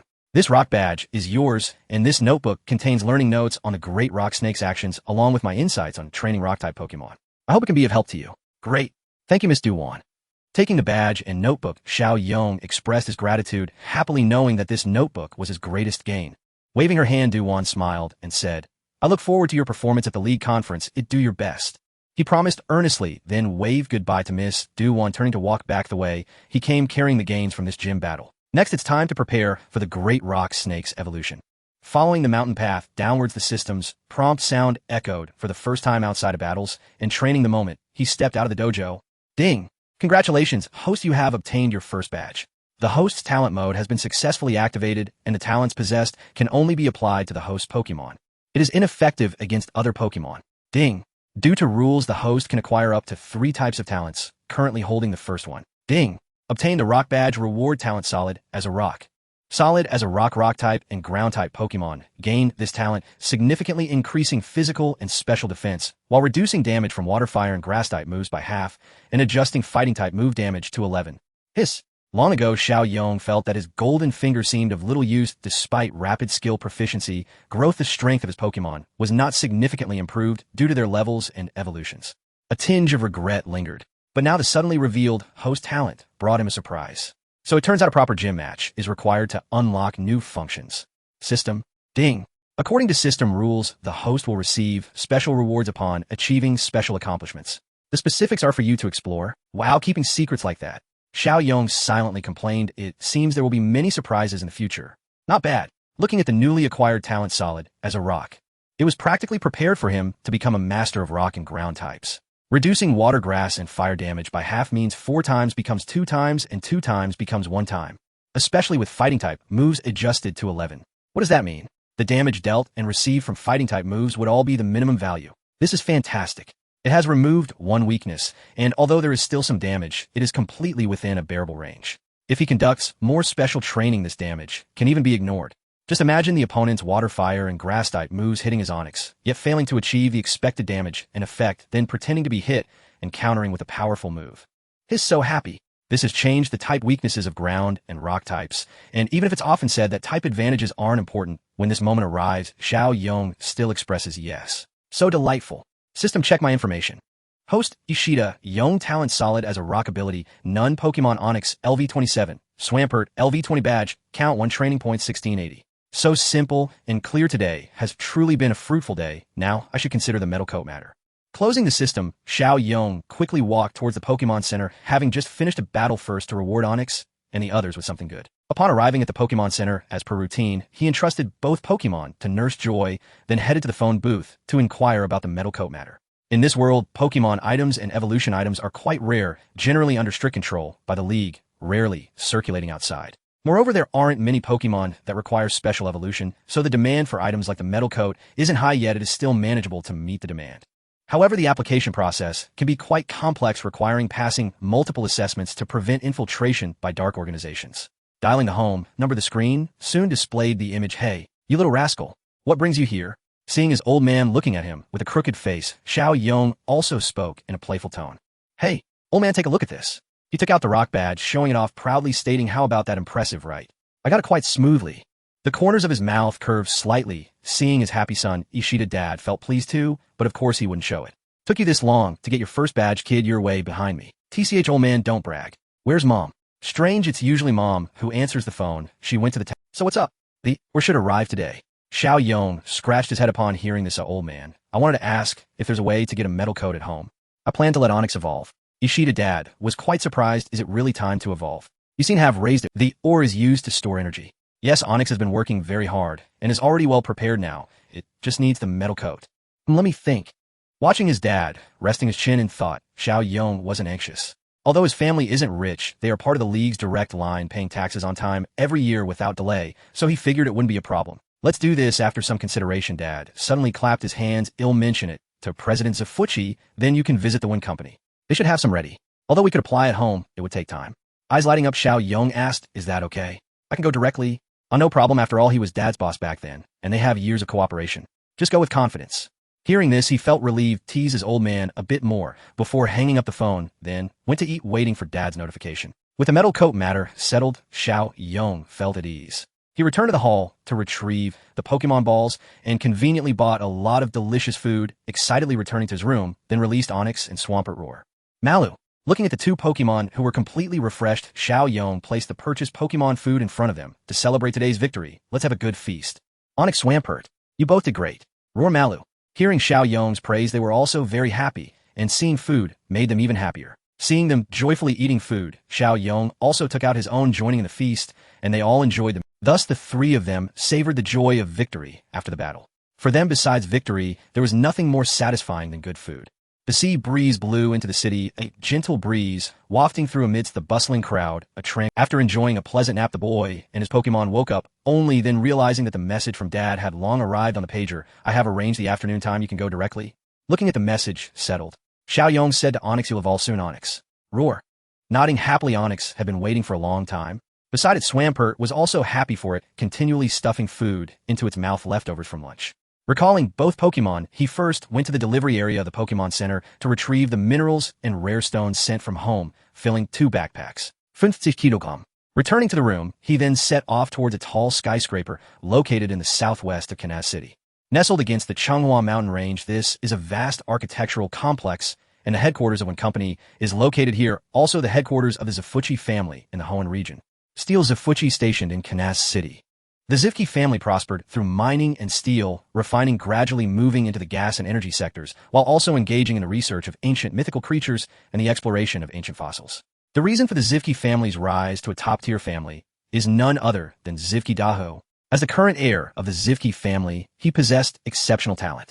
Both he and his father were passionate about collecting precious stones. Specializing in steel types, he became the champion of the Hoenn region at a young age, his ace being a shiny Steelix. Powerful martial strength is a necessary deterrent for the family's development and the best way to showcase the family's might to the world. Dahu's existence is the fundamental reason for the Zivki family's status as a top-tier family. Kansas City is an important port and industrial city in the western Hoenn region, where the Dewford Company is based with its headquarters located here. The southwestern part of the city is filled with vast steel factories and laboratories, one of which is the President's building, where Zivki Mujin is located. After a long walk, he arrived at the Dewford Company's building. Under the watchful gaze of the security personnel, he identified himself, and after proving his identity with the Pokemon Pokédex and receiving permission from the President's office, finally entered the company building. Chen Yong couldn't help but marvel at the rigor of the large company. Under the guidance of the security personnel, he entered the elevator and arrived at the top floor. After handing him over to the secretary, the security personnel turned and left. The secretary approached a luxurious golden-carved mahogany door, smilingly gestured for Chen Yong to enter on his own, and then closed the door. Chen Yong, who looked bewildered, surveyed the extraordinarily spacious office. The room contained only 2 rows of sofas facing each other in the hall, and a long mahogany table, laid horizontally at one end, directly facing a massive bookshelf that occupied an entire wall. In contrast to the overall grandeur, a middle-aged man sat in the boss chair behind the mahogany desk, appearing shorter in stature. His hair, a mix of black and white, formed a star-like pattern, giving him a somewhat peculiar appearance as he smiled and watched him. Hastily stepping forward, Chen Yong met the middle-aged man's gaze and respectfully greeted, "Hello. I am Chen Yong from Wudou Town. It's a pleasure to meet you, Mr. Zivki. So you're the kid from the Shurtion family." The president of Zivki chuckled, his eyes narrowing in delight. "You've grown so much. Just call me Uncle." Getting up from his chair, he walked over to Chen Yong. Though not very tall, he exuded a vibrant spirit and, "Yes, Uncle Zivki. Good. I've heard all about you from your father." He patted Chen Yong on the shoulder and continued, "Just starting your journey, and you've already defeated the 3 main forces of that girl Duan. You're already quite strong." Surprised, Chen Yong looked at him only to see the uncle wink at him, mysteriously, saying, "Surprised, huh?" Yes." Chen Yong nodded. "Honestly, that girl often comes to my place to mooch food." President Zivki suddenly expressed some anger, saying, "Under the pretense of shared interests and mutual exchanges, she took away my cherished stones, which really infuriates me. However, I haven't shown her the truly precious treasures. Haha. Am quite clever, aren't I?" Watching this uncle's dramatic change of expression, Chen Yong was at a loss for words. Indeed, can human expressions be so varied? Oh, by the way, the uncle suddenly became serious, finally recalling the matter at hand. "I heard from Atu that you need a metallic membrane to evolve your Onix, right?" Atu is Shurtion 2, Chen Yong's father. "Yes, Mr. Zivki, my Onix is on the verge of evolution, and you're in the right place. Just wait a moment." Returning to the mahogany desk, he picked up a box and a bottle of transparent liquid, then walked over to hand them to Chen Yong, cheerfully introducing the latest product, an ultra-lightweight metallic membrane. Although the weight of the evolved Steelix will increase, its agility and speed will actually improve. This is the latest scientific achievement. This is a bottle of source stone milk. When diluted and mixed with Pokemon food, it can increase the mass and density of rock and ground-type Pokemon, enhancing their defense and size. Looking at the astonished boy, President Zivki placed the 2 items in his hands and kindly said, "I heard from your father that you want to become a master of ground and rock types. You have ambition. I look forward to that day. This is a travel gift for you. I hope you can stand at the pinnacle of the league in the future, just like Da." Nervously receiving the metallic membrane and source stone milk, these are truly rare treasures. Not to mention the ultra-lightweight metallic membrane, which feels almost weightless in hand. Just this bottle of source stone milk can significantly enhance the strength of 2 types of Pokemon. Thinking about the already high defense and massive size of rock and ground-type Pokemon, plus his own talent of being as solid as a rock, and then supplementing with the stone milk, how exaggerated would that become? Thank you for your gift, Uncle Zivki. I'm so grateful. He happily thanked the uncle. I will definitely work hard. Once again, patting Xiao Yong's shoulder, Zivki Mujin was also very pleased. Very well, go for it, young man. Both your father and I will support you from behind. Sending Xiao Yong to the door and handing him over to the secretary, he winked again, hinting, you can check out the Kalu tunnel. You might find surprises there. Ah yes. Xiao Yong, who was deep in thought, bid farewell to President Zivki and followed the secretary down the elevator to the first floor, where the previous security personnel were already waiting. Having achieved his goal, Xiao Yong looked back at the Dewin Company building, still pondering the Kalu tunnel, huh? It shouldn't be opened, yet will there really be surprises if I go? Then I'll go check it out. It should still be a half-open cave, though perhaps there will be powerful rock-type Pokémon there. While lost in thought, Xiao Yong suddenly bumped into a passerby. I'm so sorry, I was thinking. A middle-aged man wrapped in a strange robe and wearing a hood glanced at him, stood up in silence, and hurriedly left quickly, blending into the crowd and disappearing. Strange uncle. Shaking his head, Xiao Yong stopped overthinking. Anyway, he would find out when he went to the Kalu tunnel and quickly ran towards the Pokemon Center. Now everything was ready. It was time for Onix to evolve.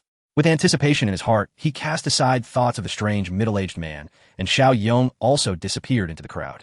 In an unknown alley, a middle-aged man hid in the shadow of a wall, loosening his robe, taking out a test tube filled with purple liquid, uncorking it to let the liquid evaporate. It's about to begin. Cool me. Destroy my pets. The hoarse voice echoed in the alley. As the breeze flowed, the potion spread, the robe swayed, and faintly it seemed to reveal only one arm. After retrieving the minerals and rare stones sent from home from the Pokemon Center, Xiao Yong went to the relatively open and less populated backyard, which was separated from the battle area.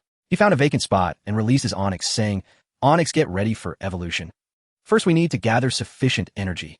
Roar. Onix nodded in understanding, lowering its body and waiting quietly. Xiao Yong dumped all the stones and rocks onto the ground, indicating for Onix to absorb them all. Then he took out Pokemon food and the obtained source stone milk, pouring a drop of the thick stone milk into an empty bowl, diluting it with water, and mixing it with the Pokemon food before placing it in front of Onix. After absorbing everything, finish the food. Okay. Roar. Let me give you a massage first. Onix. He took out a steel brush and began to polish Onix's massive body. With its eyes closed, Onix absorbed the minerals, happily letting out low roars as the rare minerals and rocks gradually merged into its huge body, occasionally flashing with a metallic sheen.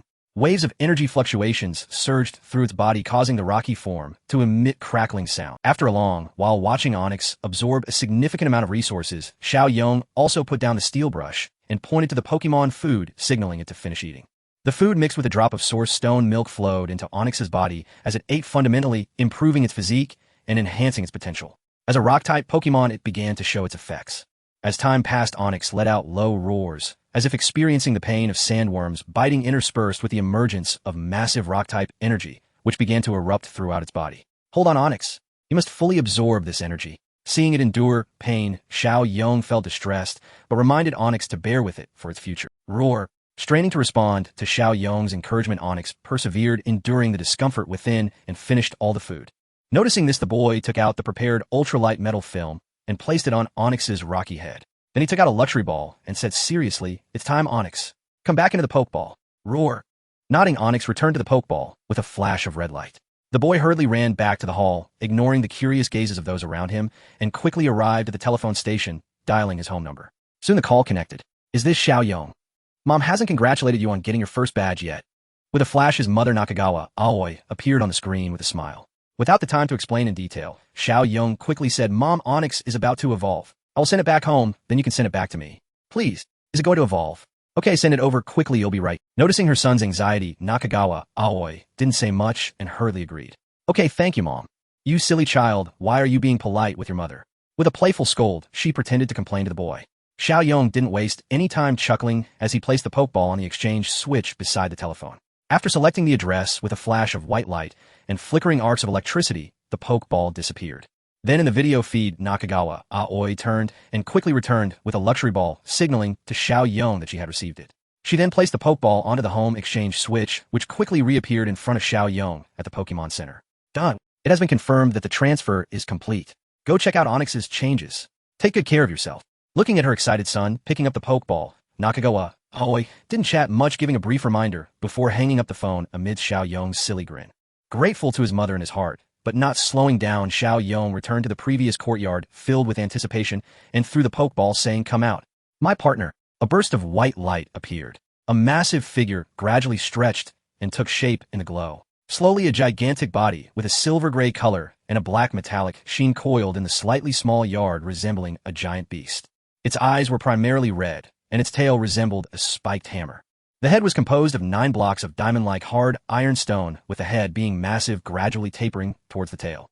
The 3rd, 5th, and 7th blocks had huge protrusions extending to the sides of the body, resembling 6 outer limbs. The flat head bore a huge mouth, and the previous fissure crossed above the crimson eyes, adding a touch of ferocity to its already fierce expression. This is Steelix. However, Xiao Yong's Steelix looked somewhat different. The dark iron stone composing its body displayed diamond-like crystalline patterns, irregularly covering its entire form like a totem, exuding a strong sense of mystery. Compared to an ordinary Steelix, this one measured an impressive 11 meters in length and weighed up to 500 kilograms. Yet as it twisted its body, it showed no lack of agility, completely devoid of any clumsiness. Is this the effect of the ultra-light metal film? Moreover, with the long-term consumption of source stone milk, Steelix's size is likely to grow even larger. Ding! Onix has evolved into Steelix. Level increased to LV29. Steel Tail skill has reached mastery level. Hardened skill has achieved proficiency level. Ding! Steelix has successfully learned the skills Thunder Fong Proficient, Ice Fong Proficient, Flame Fong Proficient, and Bite Proficient. Ding! Steelix has undergone an unknown mutation, enhancing its potential. Pokemon Steelix, LV29. Iron Snake Pokemon, its body forged in the high pressure and heat of the underground harder than any metal or diamond. Gender male. Type Steel Ground. Nature stubborn. Ability Sturdy Head, immune to damage from recoil caused by its own moves, unaffected by non-ability statuses. Skills Tackle Proficient, Screech Proficient, Bind Proficient, Dig Proficient, Payback Proficient, Harden Proficient, Rollout Proficient, Sand Tomb Proficient, Rock Slide Proficient, Rock Smash Proficient, Thunder Fong Proficient, Ice Fong Proficient, Flame Fong Proficient, Bite Proficient. Inherited Skills Dragon Tail Proficient, Steel Tail Mastery. Technical Machine Protect Proficient, Dragon Breath Proficient. Xiao Yong was stunned as he looked at the system's prompt and Steelix's information. Although the level only increased by 2, this time I comprehended 4 skills, all of which are physical skills. The Frozen Fong, Thunder Fong, and Flame Fong, known alongside the farmer's 3 fists. There's also the upper tier skill I struggled to learn before, Bite Crush. While the damage of the first 3 is not particularly high, the important thing is not their damage, but the additional effects these 3 skills bring. Freeze, Burn, Paralysis.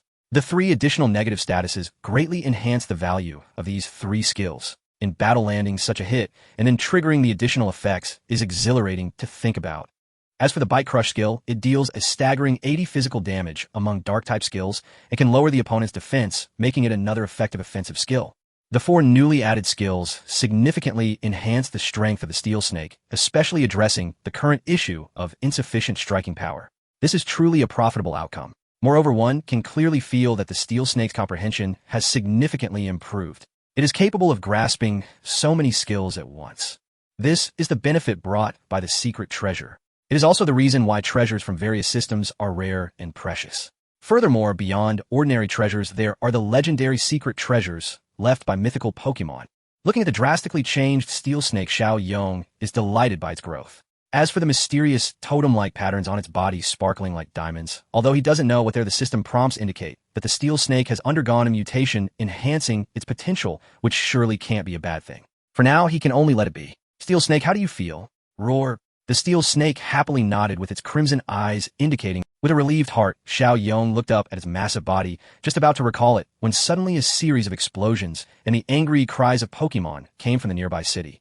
What is happening? Glancing curiously at the distance, Xiao Yong hurriedly recalled the Steel Snake and ran out. At this moment, in Kanaz City, near the Devon Company, numerous Pokémon were attacking the city in a frenzy. Many Nidokings, Nidoqueens, Venomoths, poison butterflies, and Eridos were in a state of madness, their eyes glowing red, attacking indiscriminately. Upon closer inspection, almost all of them were poison-type or had poison attributes. These frenzied Pokémon paid no attention to the calls of their trainers nearby, unable to hear any commands as they blindly attacked everything around them. Toxic Spikes, Poison, Jab, Destruction Beam, Paralysis Powder, Energy Ball, Leaf Blade. Various skills were unleashed, chaotically different energies intersecting the sounds of explosions and gasps shattering the peace of the city. The police families and the Alliance's security officers released their Growlies to rescue the citizens in distress, while many trainers who rushed to the scene also released their Pokémon to try to stop these frenzied poison-type creatures. However, because they couldn't truly use lethal force against these owned Pokemon, the supporting trainers and the police officers found themselves hesitant in their commands, unable to form effective defenses, and could only fight while retreating, trying to minimize losses. Under the cover of these trainers, the citizens fled the battlefield. However, as time passed, the destruction of the city continued. The trainers who came to support could no longer hold back their urge to fight seriously, but were again interrupted by the owners of these poison-type Pokemon, leading to a chaotic standoff. At that moment, a Snorlax and a Houndoom suddenly appeared, launching continuous sneak attacks, with Power Gem and Dark Pulse starting to damage the supporting Pokemon. On top of a tall building, a cloaked figure laughed maniacally at the destruction before him. Haha, that's it. Destroy everything. Let all go to hell. What alliance? What champions? With a remaining hand waving, another bottle of purple liquid evaporated into the air. Taste the power of my newly developed berserk potion poison-type diva. Yuji. My results are the correct ones. Pokemon are merely tools of battle. What coexistence? Only humanity can dominate everything. Ha ha ha. Destroy everything. That's right. Chen Yong, who arrived at the scene, looked at the mad figure on the rooftop and felt a strange sense of familiarity. Looks like he is the source of this riot. These frenzied Pokemon are remarkably similar to the rampaging bug-type Pokemon I encountered before. I feel there must be some connection between the two. Many trainers also noticed this man, but the now frenzied Pokemon blocked their path, preventing them from advancing towards the tall building, and they couldn't escape under the increasingly wild attacks from the opponent. Although some trainers cleverly released their flying-type Pokemon to try to break through from the air, they were quickly sent back by the waves of paralysis powder and rock slide, suffering damage instead. The battle grew even more intense. Chen Yong also released his Swampert and the recently evolved Steel Snake to join the fray, utilizing the Steel Snake's excellent poison immunity to charge right in. Steel Snake, Dragon Breath. Swampert, Water Pulse, Roar, Malo. Chen Yong's involvement slightly delayed the onslaught of the frenzied Pokemon, and many trainers began to exert their strength, unleashing various control and status skills. Charmander, Smokescreen, Swallow, Hurricane, Shroomish, Sonic Punch, Galade, Lyron, Earthquake, a Forget-It-Use Rock Slide. At that moment, under the suspicious gazes of surrounding trainers, this trainer quickly stopped his erroneous command to avoid harming innocents. Just then a dragon's roar echoed through the sky. So you finally dare to show yourself. Mount, accompanied by a resounding dragon's cry, a mighty, enormous Dragonite swiftly flew over, hovering in midair. On its back stood Yuji, the champion of Hoenn, known as the Emperor, gazing at the mysterious figure atop the tall building. Hand over the berserk potion, leader of the Evil Moon organization. Dr. Amu. Haha. Yuji, you finally arrived. As he removed his cloak, the middle-aged man's figure was revealed as messy gray hair, pale cheeks, and a pair of bloodshot eyes filled with madness and murderous intent fixated on the man before him. The Dragon-type champion who had single-handedly shattered his dreams and organization. Yuji, do you see it? The true nature of those beasts below. He pointed at the rampaging Pokemon. The darkly smiling Amu said mockingly, they are not worthy to be compared with humanity. Behold my results. Once more he took out a bottle of berserk potion, showcasing it to everyone. Only I, given resources and time, can control all Pokemon. I can accomplish anything. In midair, Yuji looked at the seemingly insane man with a hint of regret. The once promising Alliance researcher had now walked down a path of destruction. You are destroying yourself. Amu, stand down. In the sky, a giant dragon roared, a ball of scorching flames spewing from its mouth, painting half the sky in a fiery red. Dr. Amu remained unfazed, pulling out a mysterious Pokeball and throwing it into the sky. You are too arrogant, Yuji. Do you really think you can toy with me at will? With a neurotic smile, looking at the flames rushing towards him, Yuji, standing on the dragon's back, narrowed his eyes slightly as a black energy descended upon him. Reverse. Ignoring the rooftop engulfed in flames, the violent flying dragon flapped, its wings fiercely spinning rapidly, its massive body moving swiftly as it braced against the ghost-type skill attack with its hard abdominal shell. Shadow Strike, a ghost-type skill that guaranteed first hit. Yuji, having jumped to another rooftop, looked at the towering figure in the sky, its entire body mostly black with a ghostly tail and no feet. It had a gray head with yellow antennae on top. There was a yellow band on its forehead beneath, which was a staring eye with a yellow iris and a red pupil. On its torso, there were two almond-shaped eye-like markings and a yellow horizontal zigzag line that could open like a mouth. There was also a face-like marking on its back. This is the Night Spirit. The Night Spirit is said to traverse between the present and the afterlife with no one knowing whether it possesses consciousness. It uses the antenna on its head to receive signals from the spirit world, guiding the souls of those at the end of their lifespan towards the underworld, occasionally mistakenly taking souls of those who are not yet due. It devours its prey whole with the mouth on its abdomen, only consuming their souls and regurgitating their bodies upon departure. It is said to absorb the souls of the lost into its elastic body, transporting them to another world, which is why it is feared by many. Ha ha! How about that? Didn't expect I had another trump card, did you, Yuanji? Dr. Mu, having narrowly avoided the flames, appeared somewhat disheveled on the opposite side. Do you really think you can take me down right away? Ha ha! I want you to watch helplessly as the city is destroyed while your useless Pokemon perish from exhaustion. Just like I watch you destroy everything I cared about. Night Spirit, I offer you my soul. You can take it all. Unleash your power. With red pupils devoid of emotion, the Night Spirit glanced coldly at the frenzied Mu. A flicker of ghostly light flashed in its eyes, and Dr. Mu seemed to have his soul drawn out, suddenly collapsing weakly onto the ground, yet he continued to laugh maniacally. Ha ha ha ha. Yuanji, wait for destruction. You actually made a deal with a demon. Ignoring the doomed wretch, Yuanji silently regarded the Night Spirit. After a long pause, he finally spoke. You came from deep within the Changhua forest, didn't you? Why did you come out? From this demon, he felt an icy, silent pressure reminiscent of a black hole, a powerful sense of oppression that even made the violent flying dragon stop its prideful demeanor, seriously focusing on this opponent. A peak-level Night Spirit, just one step away from reaching the champion level. Even in that place, it is one of the mightiest lords. Dia refused to retreat. Looking at the chaotic city below, Yuanji realized he could not go to support. He could only rely on the trainers. Hurry! Violent flying dragon. Bite through. Ong! The red wings stirred a tempest swiftly soaring into the sky.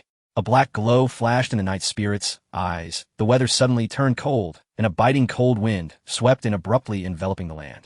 Even the trainers and Miss Junsha on the ground felt this cold wave and looked up at the sky. In the crowd, Xiao Yong was already somewhat exhausted. Looking at the figure in the sky, he could only silently wish for success.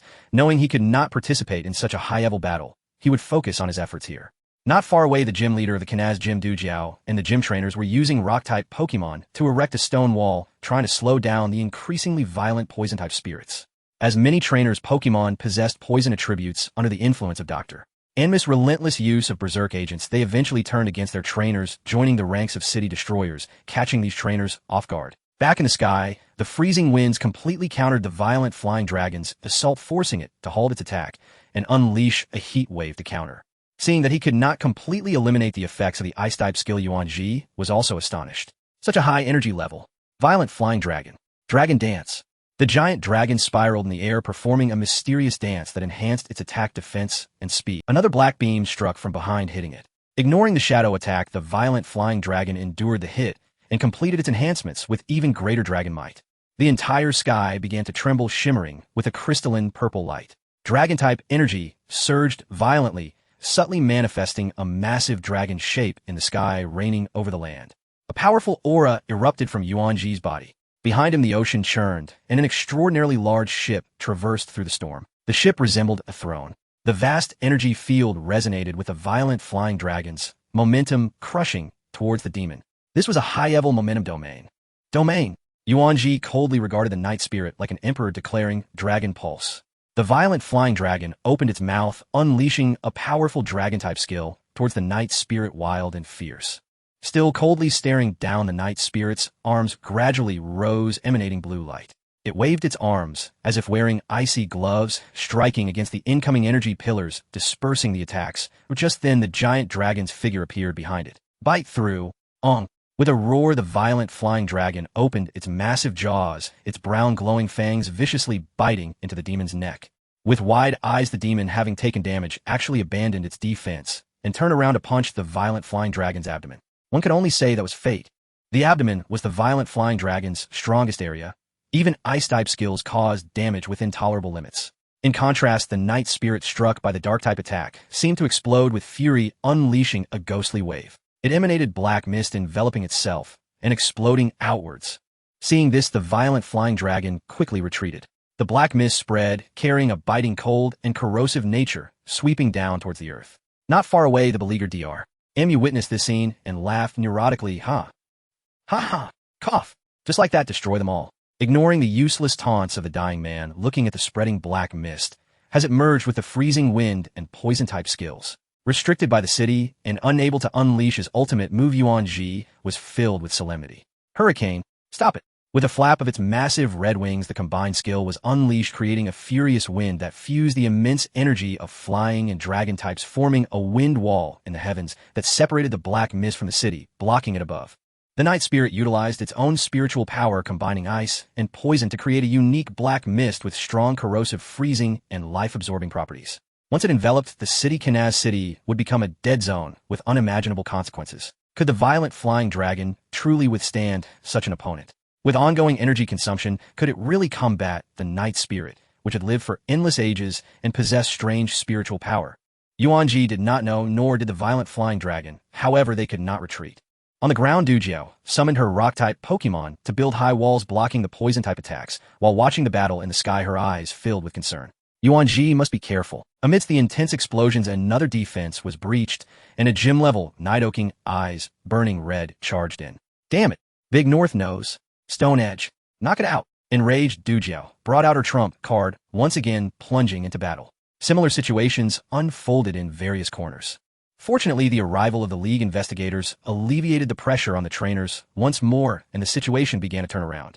However, the black mist high in the sky gradually eroded the wind wall like dark clouds pressing down over the city and weighing heavily on everyone's hearts. At that moment, Metagross, Psychic, capture them. A strange bluish light spread across the heavens, seemingly isolating this area like a mirror.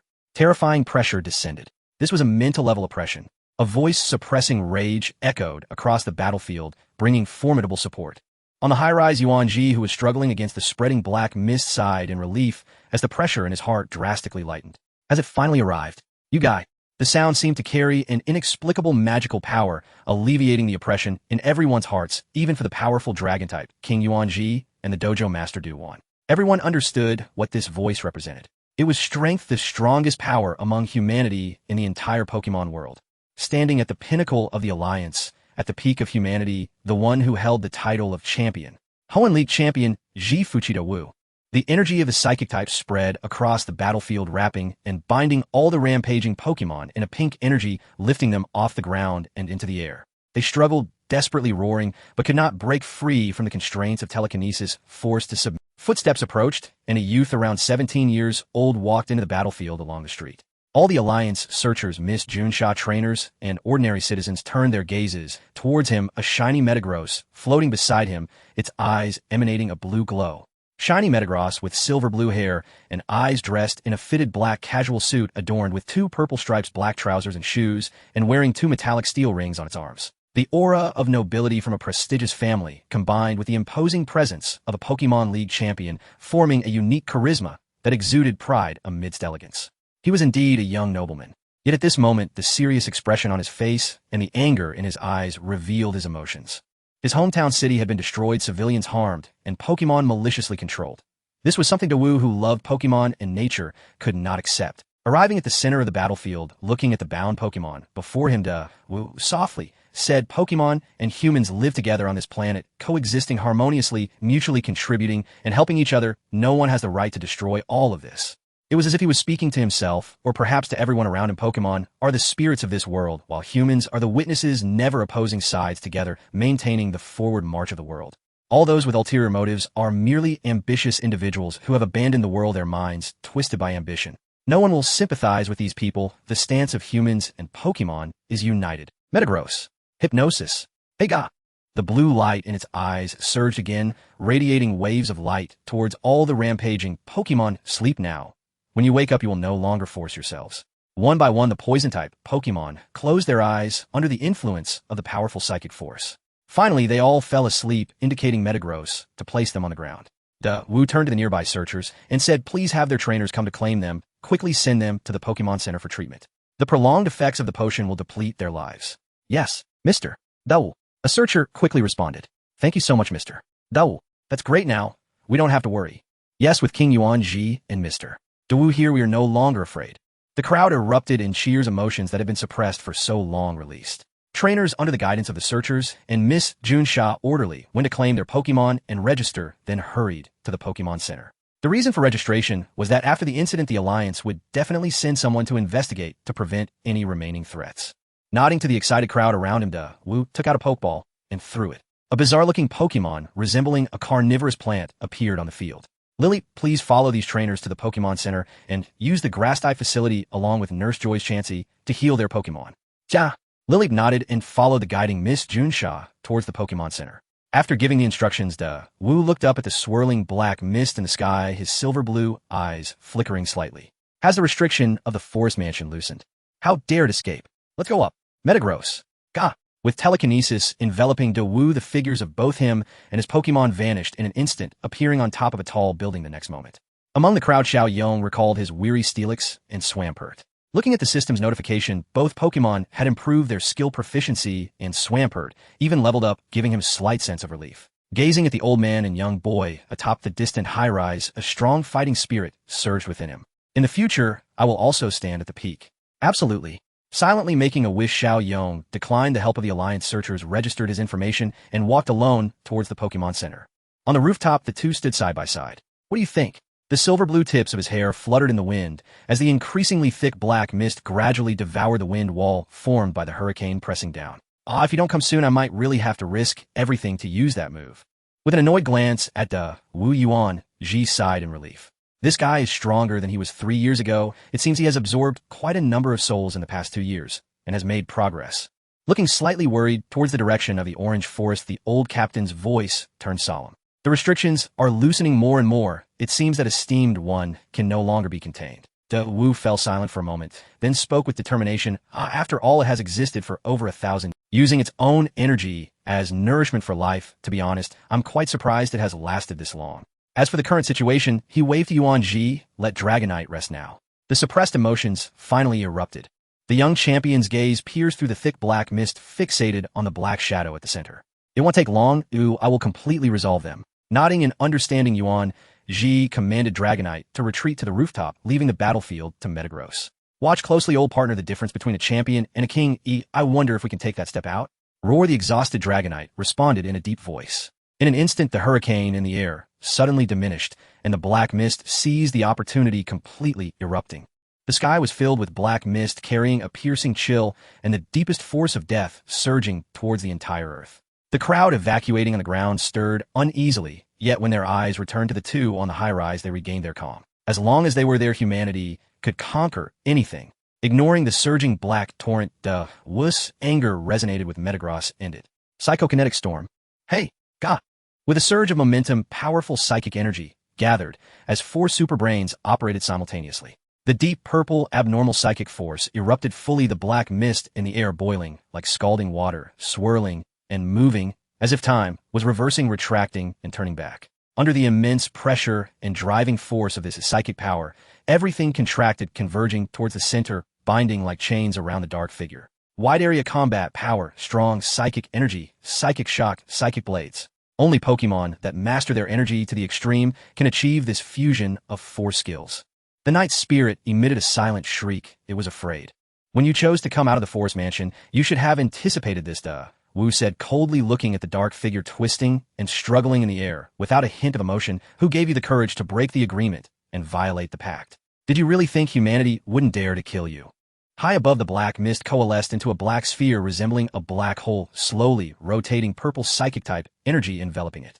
The massive body of the Night Spirit was twisted, shattered, and reformed by the psychic power, and then gradually absorbed into the now deep purple energy core, the surrounding space tearing apart before this powerful psychic force. Pop! The sound of a bubble bursting rang out clearly. The entire sky was cloudless, showing no signs of change, still so blue, so beautiful. Only the ruins in the city reminded everyone of the events that had transpired here. The powerful peak-level Night Spirit on the verge of entering the champion rank vanished like a bubble, and everything that had happened before seemed like a flower in the mirror or the moon in the water.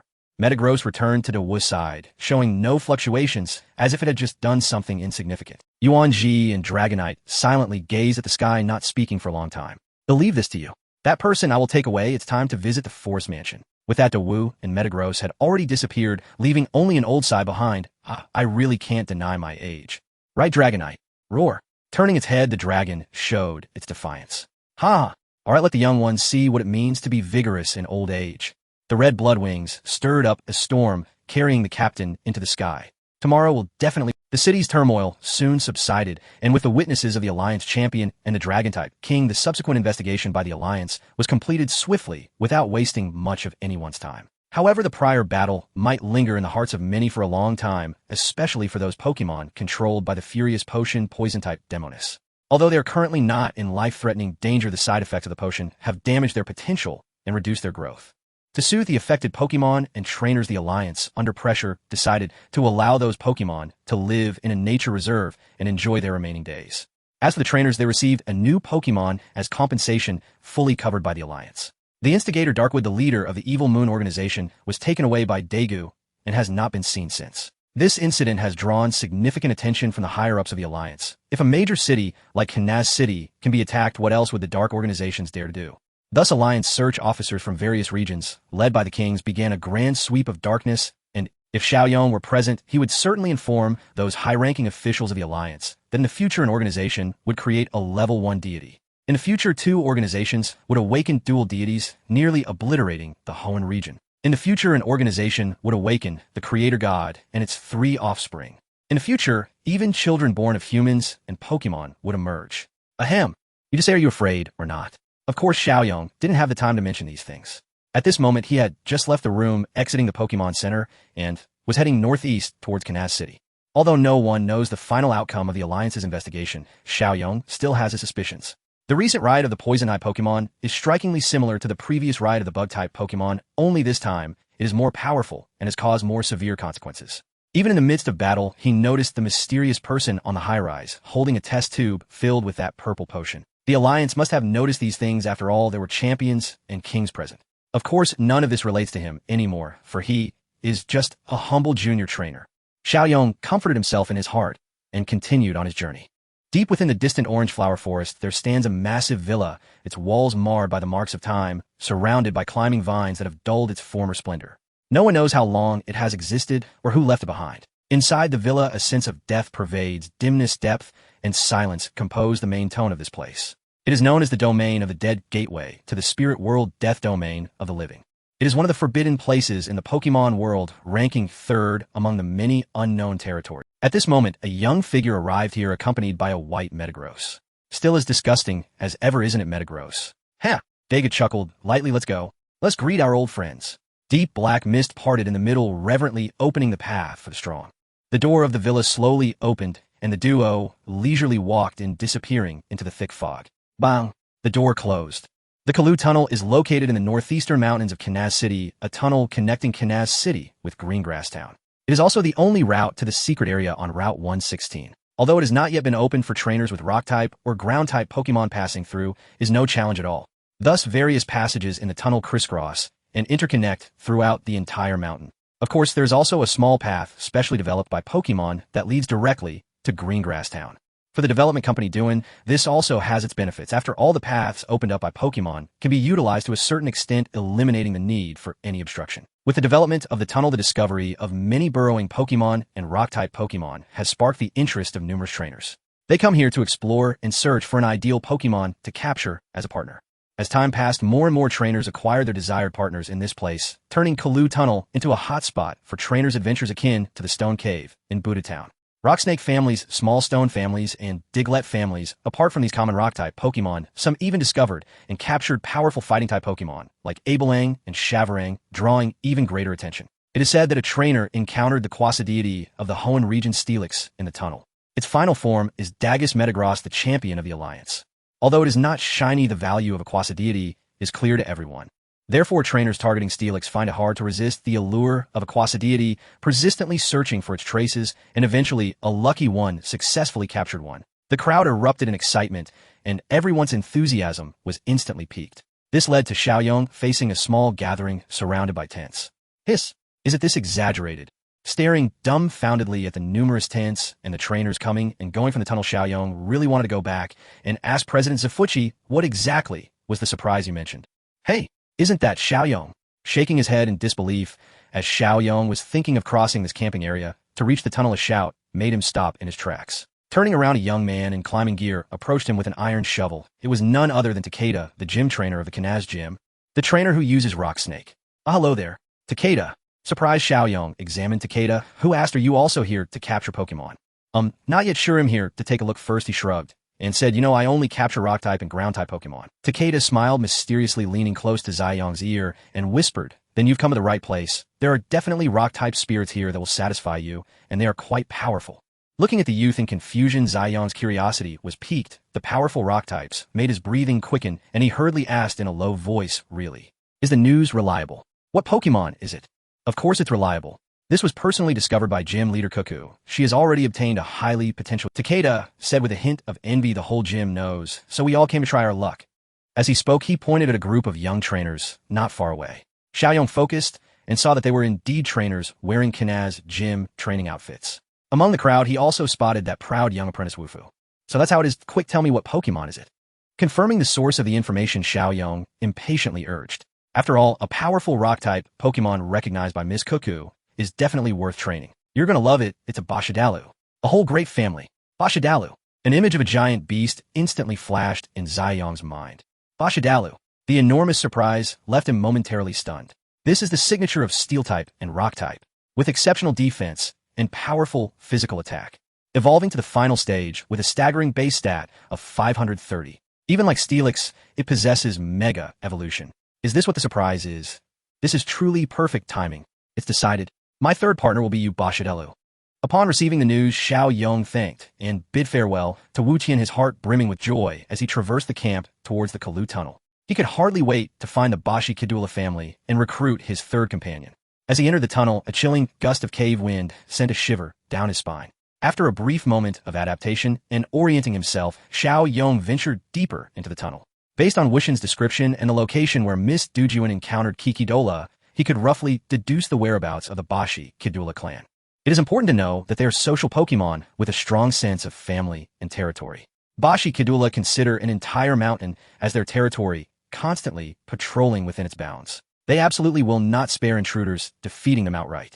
If anyone dares to cause trouble, it will mercilessly give them a thorough beating. When a mountain becomes desolate due to landslides or wildfires, they tirelessly move earth and plant saplings, keeping their territory clean and beautiful.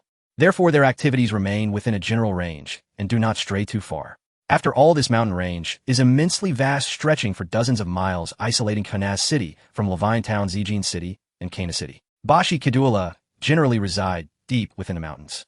As long as one continues down the passageway into the depths of the mountain, they will eventually encounter them, as long as they do not stray off course.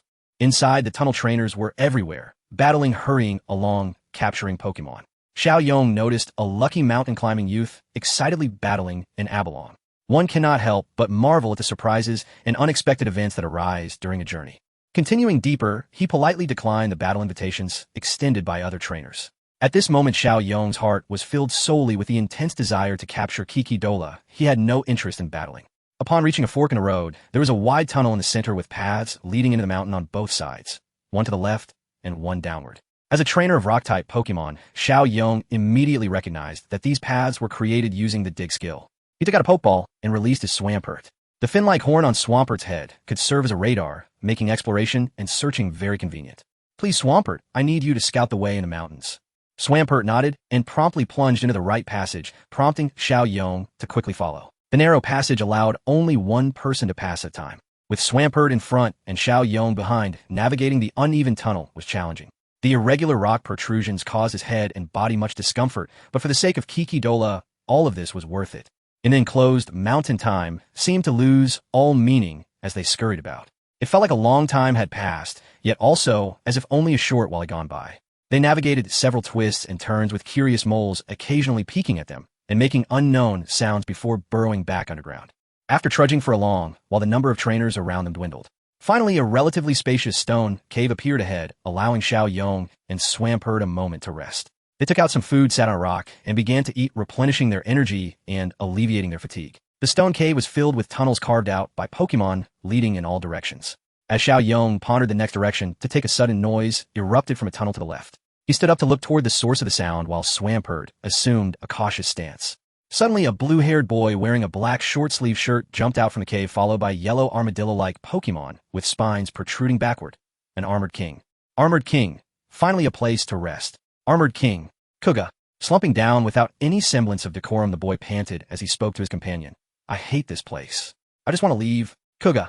The boy, covered in black lines of embarrassment, looked at the newcomer and was speechless.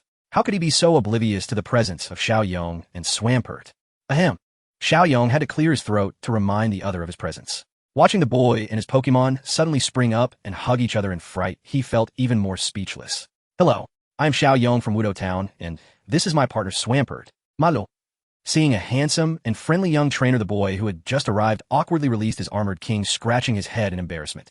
Ahem. Aha, nice to meet you. I am Chengjie Xiang Yuan from the Golden City of Kanto. You can call me Chengjie. This is my armored king, my partner. Hello. Ignoring the other's embarrassment, Chen Yong invited Chengjie, an armored king, to join him for a meal. Chengjie accepted the invitation happily and sat down with Chen Yong to enjoy the food. This is great. Finally, I don't have to eat rations. Oh, I am so moved. Cool. Amused by their reaction, Chen Yong curiously asked, have you been here for a long time? With food quickly stuffed into his mouth, Chengjie mumbled indistinctly, we've been in here for many days. Forcing the food down, he patted his belly and awkwardly explained, I'm not very good with directions and often remember the wrong way. Then I didn't encounter anyone for a long time, so that's why I...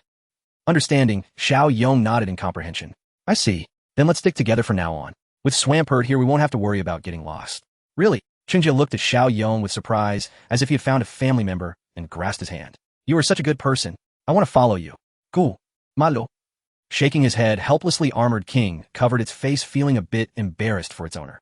Swampert patted it reassuringly, indicating that everything would be fine. Chen Yong subtly withdrew his hand and laughed heartily. By the way, did you come here to capture any Pokemon? How did you come from the Kanto region to the Hoenn region? I just started my journey this year. Since my mom is from Zijin City, I chose to begin directly from the Hoenn region. I heard that iron dumbbells are spotted here, so I came to take a chance, Chengjie sighed with a wry smile. In the end, I did encounter a pretty decent Shavarang, but I gave up. However, I got lost, so I've been wandering around until now without finding my way out. Is it the Kicking Master Shavarang? That's a pretty good Pokemon. Nodding in agreement, Chen Yong thought that capturing Pokemon also depended on fate, just like himself. He had searched for so long and still hadn't found any trace of the Bashikidula clan. Shavarang is indeed worth training, right? Chengjie replied cheerfully, then countered, so what about you? Are you also here to find iron dumbbells? Shaking his head, Chen Yong looked at Swampert, an armored king, playing nearby, his eyes filled with longing. He explained, I am determined to become a master of rock-type and ground-type Pokemon. I came here because I heard someone discovered traces of Bashikidula. He glanced at the surrounding tunnels, feeling a bit despondent. But until now, I still have not found their trace. Chengjie's expression turned a bit strange at this, and Chen Yong looked at him in confusion, asking, what's wrong? I haven't actually seen Bashikidula, but if you want to capture a Kikidola, I have seen a small group of them. The surprise came so suddenly, like the dawn in darkness. Chen Yong stood up joyfully. Really? Did you really see them? Where are they? Well, I do remember the general direction. Let me take you there. That's awesome. Thank you, Chengjie. Unable to contain his inner joy any longer, Chen Yong clenched his fist. I found you, Kikidola. Kikidola. After a brief rest spurred on by Chen Yong, Chengjie led him back along the passage on the left side, retracing their steps and searching in the general direction. The winding passage turned deeper into the mountains, and they could faintly sense they were continuing to descend. The surrounding rock walls gradually changed from brown to dark brown, and now traces of black had begun to appear. The pressure of the earth and the decreasing oxygen made Chen Yong and Chengjie feel increasingly short of breath. It should be just ahead. Although I can't clearly remember the path the walls turning black indicates, we are nearing the territory of the Bashikidora. Gasping slightly, Chengjie explained.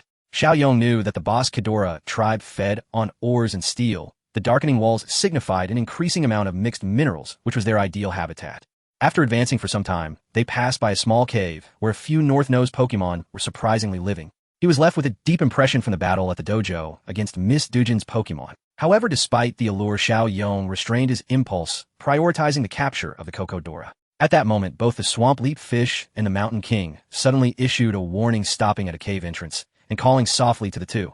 Chen Yong's spirit lifted, and he quickly walked to the cave entrance to look inside. It was a vast cavern with several small mines formed from black-gray ore in the center. The surrounding rock walls were also covered with protruding minerals. What excited Chen Yong the most was that on the mine, several Pokemon clad in white armor with short limbs and oval white heads were happily eating the ores. It was the Cocodora that Chen Yong had been desperately searching for. Just as he was excitedly about to step out, Chengjie quickly pulled him back. Don't rush. Look over there. Pointing inside the cave, he saw a massive platform deep within where a white beast resembling a monster nearly 7 meters tall lay, their eyes closed in rest. Surrounding it were several Cocodora, some resting, some feeding, vaguely encircling the Cocodora. Cocodora? This? Chen Yong felt a twinge of fear. After all, the territorial awareness of the Bashikidora was very strong and extremely aggressive. Those patrolling their territory would beat up any intruders and drive them away. Xiao Yong had no doubt that even without the boss Kadora, any random Kokodora could easily... The last time I encountered this group, there was no giant. It must be out on patrol. Cheng Jie whispered, what should we do now? How did Miss Dujuan capture the Kokodora? Xiao Yong pondered, and after a while he replied, let's rest here for a bit and see if the boss Kadora leaves. Okay, that giant is not easy to deal with. Cheng Jie nodded in agreement. Thus the two of them and their Pokemon took out food and water in the passage, began to rest, adjust their states, and prepare for the battle that could come at any moment. As time slowly passed amidst their anticipation, the imagined scenario of the boss Kadora leaving to patrol its territory did not happen, which made Xiao Yong quite anxious. He gritted his teeth and said to Cheng Jie, I can't wait any longer. Looking at the little ones in the cave, Xiao Yong made up his mind. I will gain the recognition of the boss Kadora and capture the Kokodora openly. Cheng Jie fell silent for a moment, then extended his right fist and smiled. I support you, Xiao Yong. Pokemon trainers and Pokemon are equal beings. They should respect each other and choose each other. Go for it. You will definitely succeed. The two fists lightly tapped together. Xiao Yong no longer hesitated and strode out of the passage, appearing before the Kokodora. The sudden appearance of humans did not startle the little ones who were feeding. They curiously glanced at him and then ignored him. With the boss Kadora's protection, they felt completely safe. Quo. Coming before the sleeping giant, the Kokodora let out a low growl, signaling him to stop. Taking a deep breath, Xiao Yong shouted loudly, Boss Kadora, I have come to gain your recognition and take the Kokodora away. The giant opened its eyes, its sky-blue pupils fixed on the tiny human before it, and it stood up, its massive body resembling a monster. Its entire body was encased in hard armor. Its head was covered by silver armor, with a sharp horn extending outward from its forehead. There were 2 pairs of holes on its forehead, from which 2 long sharp horns protruded. Its eyes were sky blue, and at the tip of its upper jaw were 2 nostrils with several sharp, tooth-like protrusions at the corners of its mouth. Its neck and back were covered in silver armor with raised shoulders, and its limbs were also clad in silver steel rings. Its hands and feet had 3 toes, and behind it was a thick, long black tail. Hey, oh! It roared, but instead of attacking as Xiao Yong had imagined, it stared at him, seemingly lost in thought. A very brave human. A cold voice echoed in Xiao Yong's heart, startling him. Following that, a Pokemon of earthy yellow resembling a new moon with red eyes floated down from the platform to the side of the boss Kadora. Why, there actually is a moonstone here. The moonstone was astonishing. It is a Pokemon that arrived on Earth with meteor falls and was only discovered 40 years ago. Supposedly from the universe, it is extremely rare. As a rock-type Pokemon, it also possesses psychic-type attributes, making it quite precious. I thought I would only see them at meteor falls in the future, but unexpectedly one appeared here. Was that just telepathy?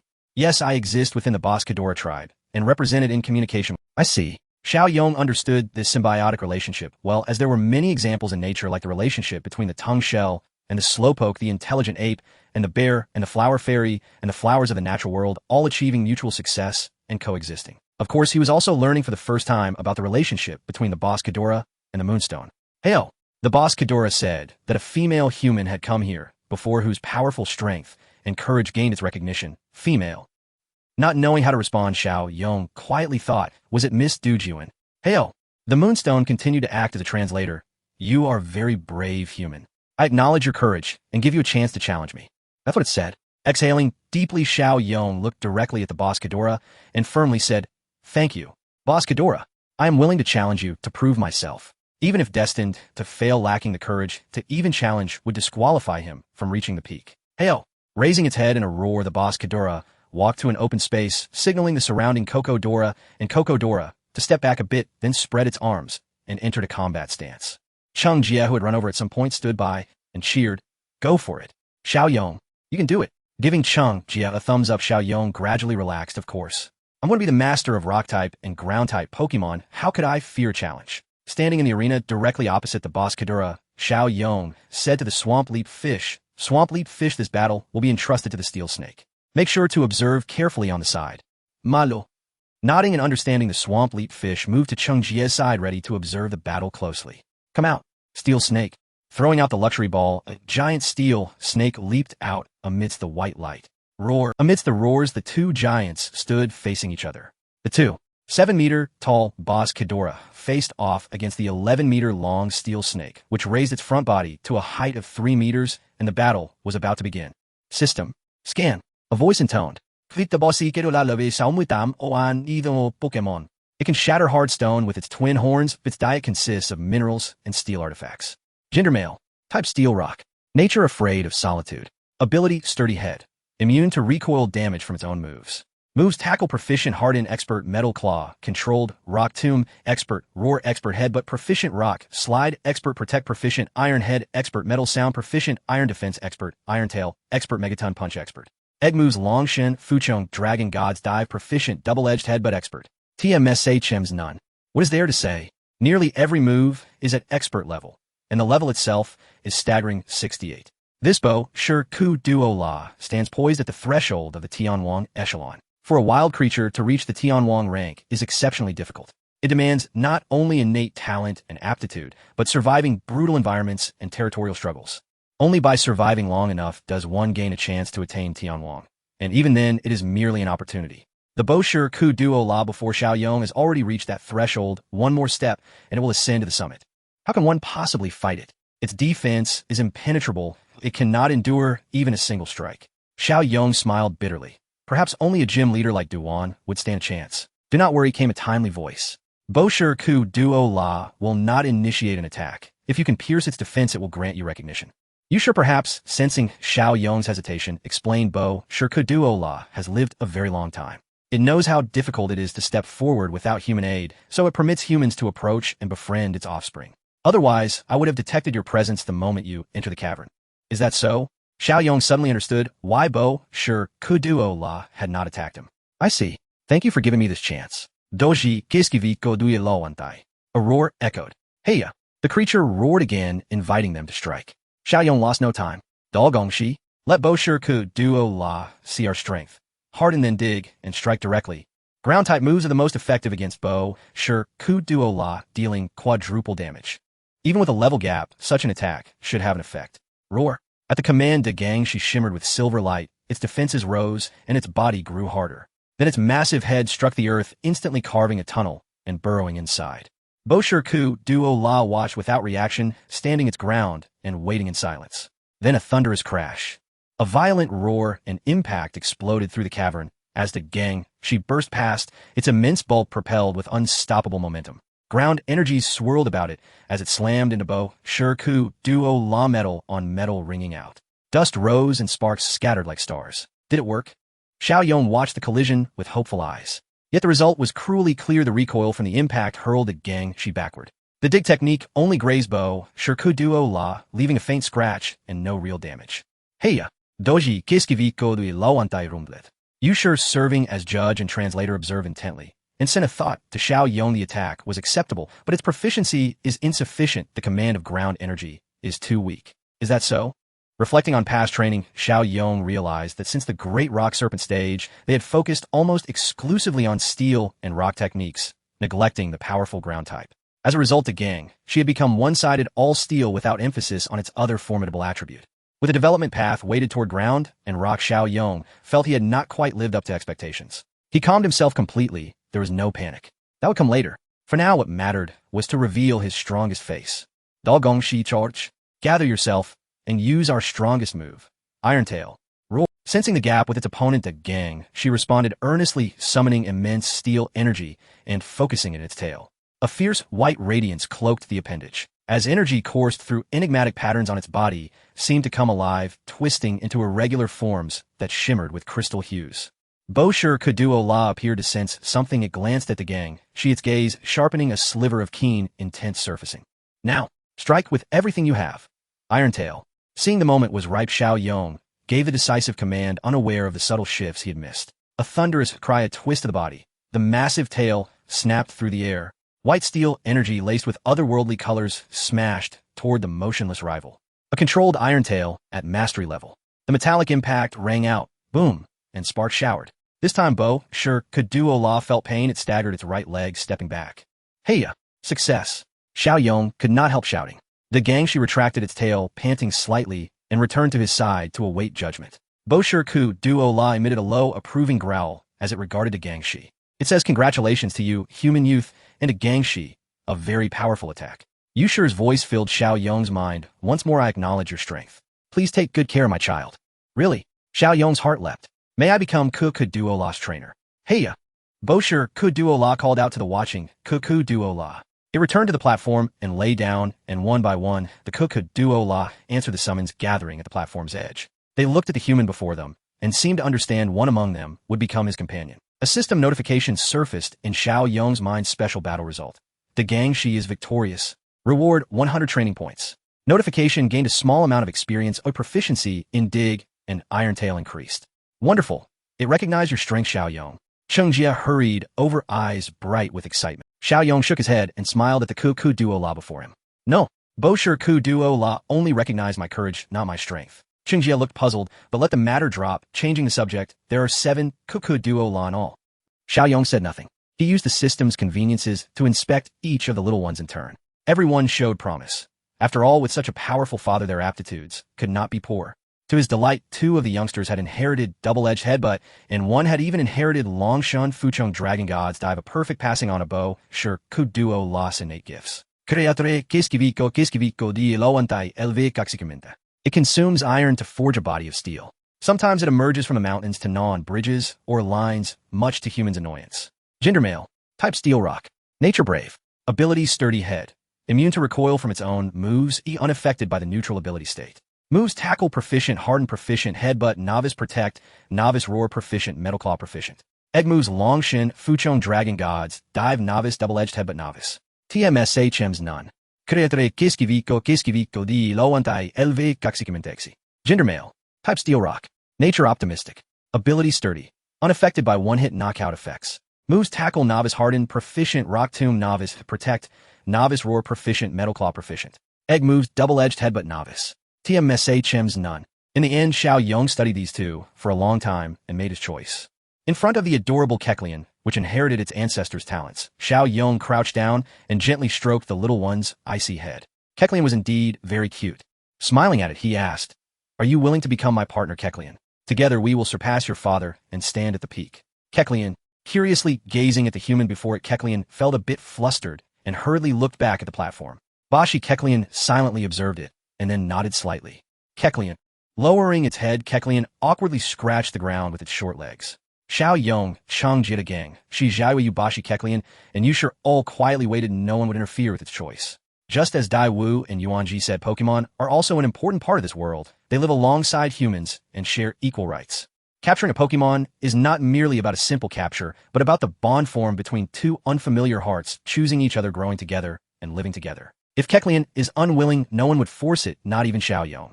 He would only regret that their fates had not yet intertwined and that the bond was not strong enough. After a long while, as Kecleon had dug a small hole in the ground, it finally lifted its head and looked at Xiao Yong. Kecleon, it said, "I am willing to be your partner. I want to become stronger and protect everyone in the future." Yushir's voice echoed in the hearts of the 2 humans. Xiao Yong smiled happily and extended his right hand to Kecleon. "Then please take care of me from now on." The little one, Kecleon, this time without a hint of hesitation, Kecleon raised its small paw and placed it in the boy's hand. A mysterious feeling connected them, 1 person and 1 Pokemon. Great. Xiao Yong, you did it. Cheng Jia looked at everything happening before him, feeling somewhat moved.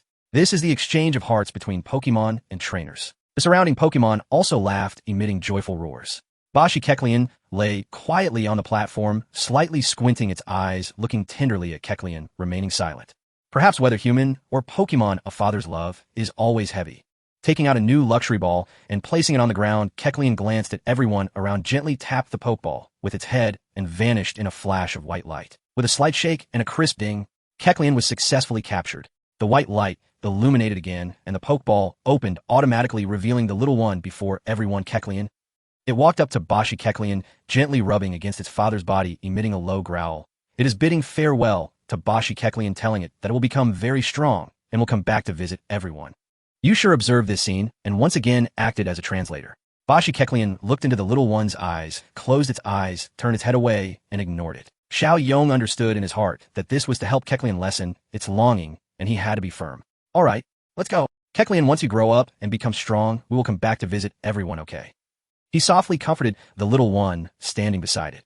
Kecleon, looking slightly disappointed at Xiao Yong, Kecleon was returned to the Pokeball. Calling out to Cheng Jia, Xiao Yong recalled the gang. She and Xiao Yu preparing to bid farewell to everyone. "Let me send you all off." Yushir's voice echoed again. "How to send you off?"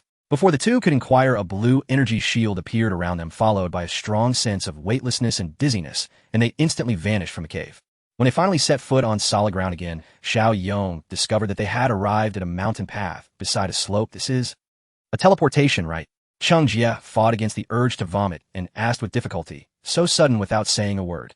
I never want to experience this again. You sure psychic abilities are quite strong. Xiao Yong shrugged, indicating he could barely handle it. Amid Chen Yong's complaints, the two walked along the mountain path outward. At this moment, deep within the underground cave, Yushi was communicating with Bashi Keklian. Well, then we should leave here and go deeper, otherwise humans will become more and more numerous. Hey, Bashi Keklian nodded, calling all its kin to gather around before leading them toward a side cave, preparing to leave and head to another hidden habitat in the mountains. Not long after they left, several trainers wearing uniforms with the Kanaz Gym emblem finally arrived at a certain passage within the cave. Right here, look. Just as Sister Dujin said, the rock walls have turned black. It was quite a challenge. We actually encountered a group of Diglett. Yeah, thankfully Takeda arrived just in time. Takeda shook his head and led the way into the cave. What's wrong? Takeda, is there a lot of Keklian? Youngwoo hurriedly rushed in and then exclaimed, Where's my Keklian? I can't move anymore, I want to go home. Amidst the size of the gym trainers, Takeda could only smile helplessly. It seemed he had no fate with The weather was slightly humid, and there seemed to be a unique floral fragrance in the air. After descending the mountain, Xiao Yong discovered that they were not heading toward Kanaz City. After checking the Pokédex, he realized they had been moved by Yushi to the east side of the mountain range south of the Chimney Mountain, directly crossing the Kalyui Tunnel and arriving near Greenlawn Town. That's good, saving them from taking so many detours.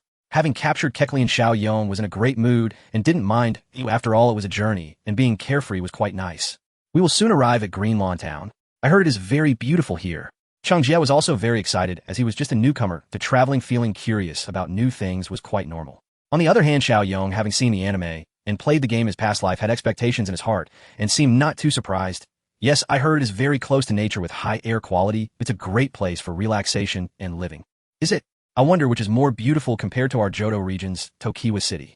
I'm looking forward to it. Chen Yong became even more excited. Xiao Yong looked at him and internally complained, I can't say which is more beautiful between Tokiwa City and Greenlawn Town, but I can tell you how strong that man is. As they reached the mountain path's exit, they saw a cave being excavated not far to the left. That was the exit of Kalyui Tunnel located in Greenlawn Town. Continuing forward, the lush flowers and plants on both sides of the road made the two young men who had traversed the mountains for quite a while feel refreshed, especially Chen Yong, who had been lost for a long time. Breathing in the fragrant air mixed with floral scents, they finally arrived at the entrance of a small town. It's really beautiful. We have arrived Greenlawn Town. The two boys stood shoulder to shoulder, gazing at the small town before them, expressing their admiration. Greenridge Town is a small town located in the Hoenn region, surrounded by mountains situated on the western side of the Hoenn region. It is renowned for its refreshing air. Although it is close to Chimney Hill, the volcanic ash does not reach here due to the wind direction, making it an excellent place for many weak patients to recuperate. Many elderly people and wealthy individuals also reside here for a time to relax. The two strolled into the small town, where neat houses lined both sides of the narrow road. It was not large, and one could see the end at a glance. Almost every household here planted flowers with blossoms of various colors adorning this tranquil town. The residents of the town curiously observed Xiao Yong and his companion, but did not approach them for inquiries, evidently accustomed to the passage of outsiders. What a beautiful little town! Chen Yong exclaimed, happily admiring the scenery. Indeed, it is completely different from Wudou Town, and everyone here lives peacefully and comfortably. I can't help but compare Greenridge Town with my hometown and find them to be entirely different places. The people here seem carefree and worry-free, while Wudou Town is filled with the hustle and bustle of life, with many trainers heading to Stone Cave for adventures. So what should we do next? Should we head straight to Zijing City? Chen Yong asked, gazing at the uniform residential buildings, noticing the absence of other structures. Greenridge Town does not have a Pokemon Center. The entire town features just two intersecting roads, one leading to the electric city of Zijing City ahead, and the other a winding mountain path extending into the southwestern mountains, its destination unknown. The town's commerce relies entirely on Zijing City. Due to the close proximity, residents can cycle between the two locations to purchase their daily necessities. Let's just hit the road, or we're not far from Zijing City. If we walk quickly, we should arrive before dinner, and then we can have a good rest. Looking at the sun overhead, Xiao Yong replied, All right, we must buy an off-road bicycle when we get to Zijing City. Walking is... this is part of the journey. Come on, let's hurry. Just think about how we can stay at the Pokemon Center tonight, take a shower, enjoy delicious food, and sleep in a soft bed. Don't you look forward to it? Xiao Yong urged enticingly, and indeed upon hearing this, Chen Yong stopped grumbling and hurriedly quickened his pace to catch up. Not far along, they noticed a crowd gathered by the roadside, pointing at something which piqued their curiosity. They exchanged glances and approached. Is that a Mac Hop? Why is it here? It seems this child is injured. It wouldn't be good to let this drag on. Is there a Pokemon doctor? Oh dear, we are all here for retirement, and we don't even have Pokemon. How could we be Pokemon doctors? Our old bones can't help much either.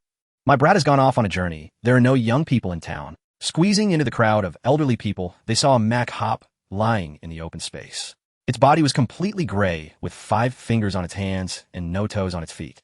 It had red irises and black pupils with 3 tile-like objects on its head. Additionally, it had a tail and visible rib markings on its chest, indicating well-developed muscles. It was indeed a matchup, but its condition was not good at the moment. Its eyes were tightly shut, trembling all over, and there was a deep wound on its leg. Listening to the elderly's chatter, Chen Yong hurriedly asked, "Hello, we are passing Pokemon trainers. What happened to this Mach-Hop?" "Oh, that's great, young man." An elderly man, appearing quite authoritative, stepped forward and said, "We discovered this child while out for a walk. It collapsed by the roadside and got injured." Yes, but we don't have Pokemon and can't treat it, or we're worried about it. It looks like battle injuries, and it's very severe. It seems to be poisoned." Cheng Jie said, leaning down to examine Mach-Hop. Furrowing his brow, Chen Yong took off his backpack, retrieved a bottle of antidote, and handed it to Cheng Jie to administer to Mach-Hop. He then took out medical bandages from his backpack and carefully wrapped them around the injured leg. Chirp! Mach-Hop let out a painful whimper. Seeing this, Chen Yong feared that if they delayed, further other complications might arise. After all, this was just emergency treatment, and neither of them were professional Pokemon doctors and lacked specialized equipment. He said to Cheng Jie, who was administering the medicine, "It's best to head to the Pokemon Center and have Nurse Joy give Mach-Hop a thorough checkup to prevent any hidden injuries."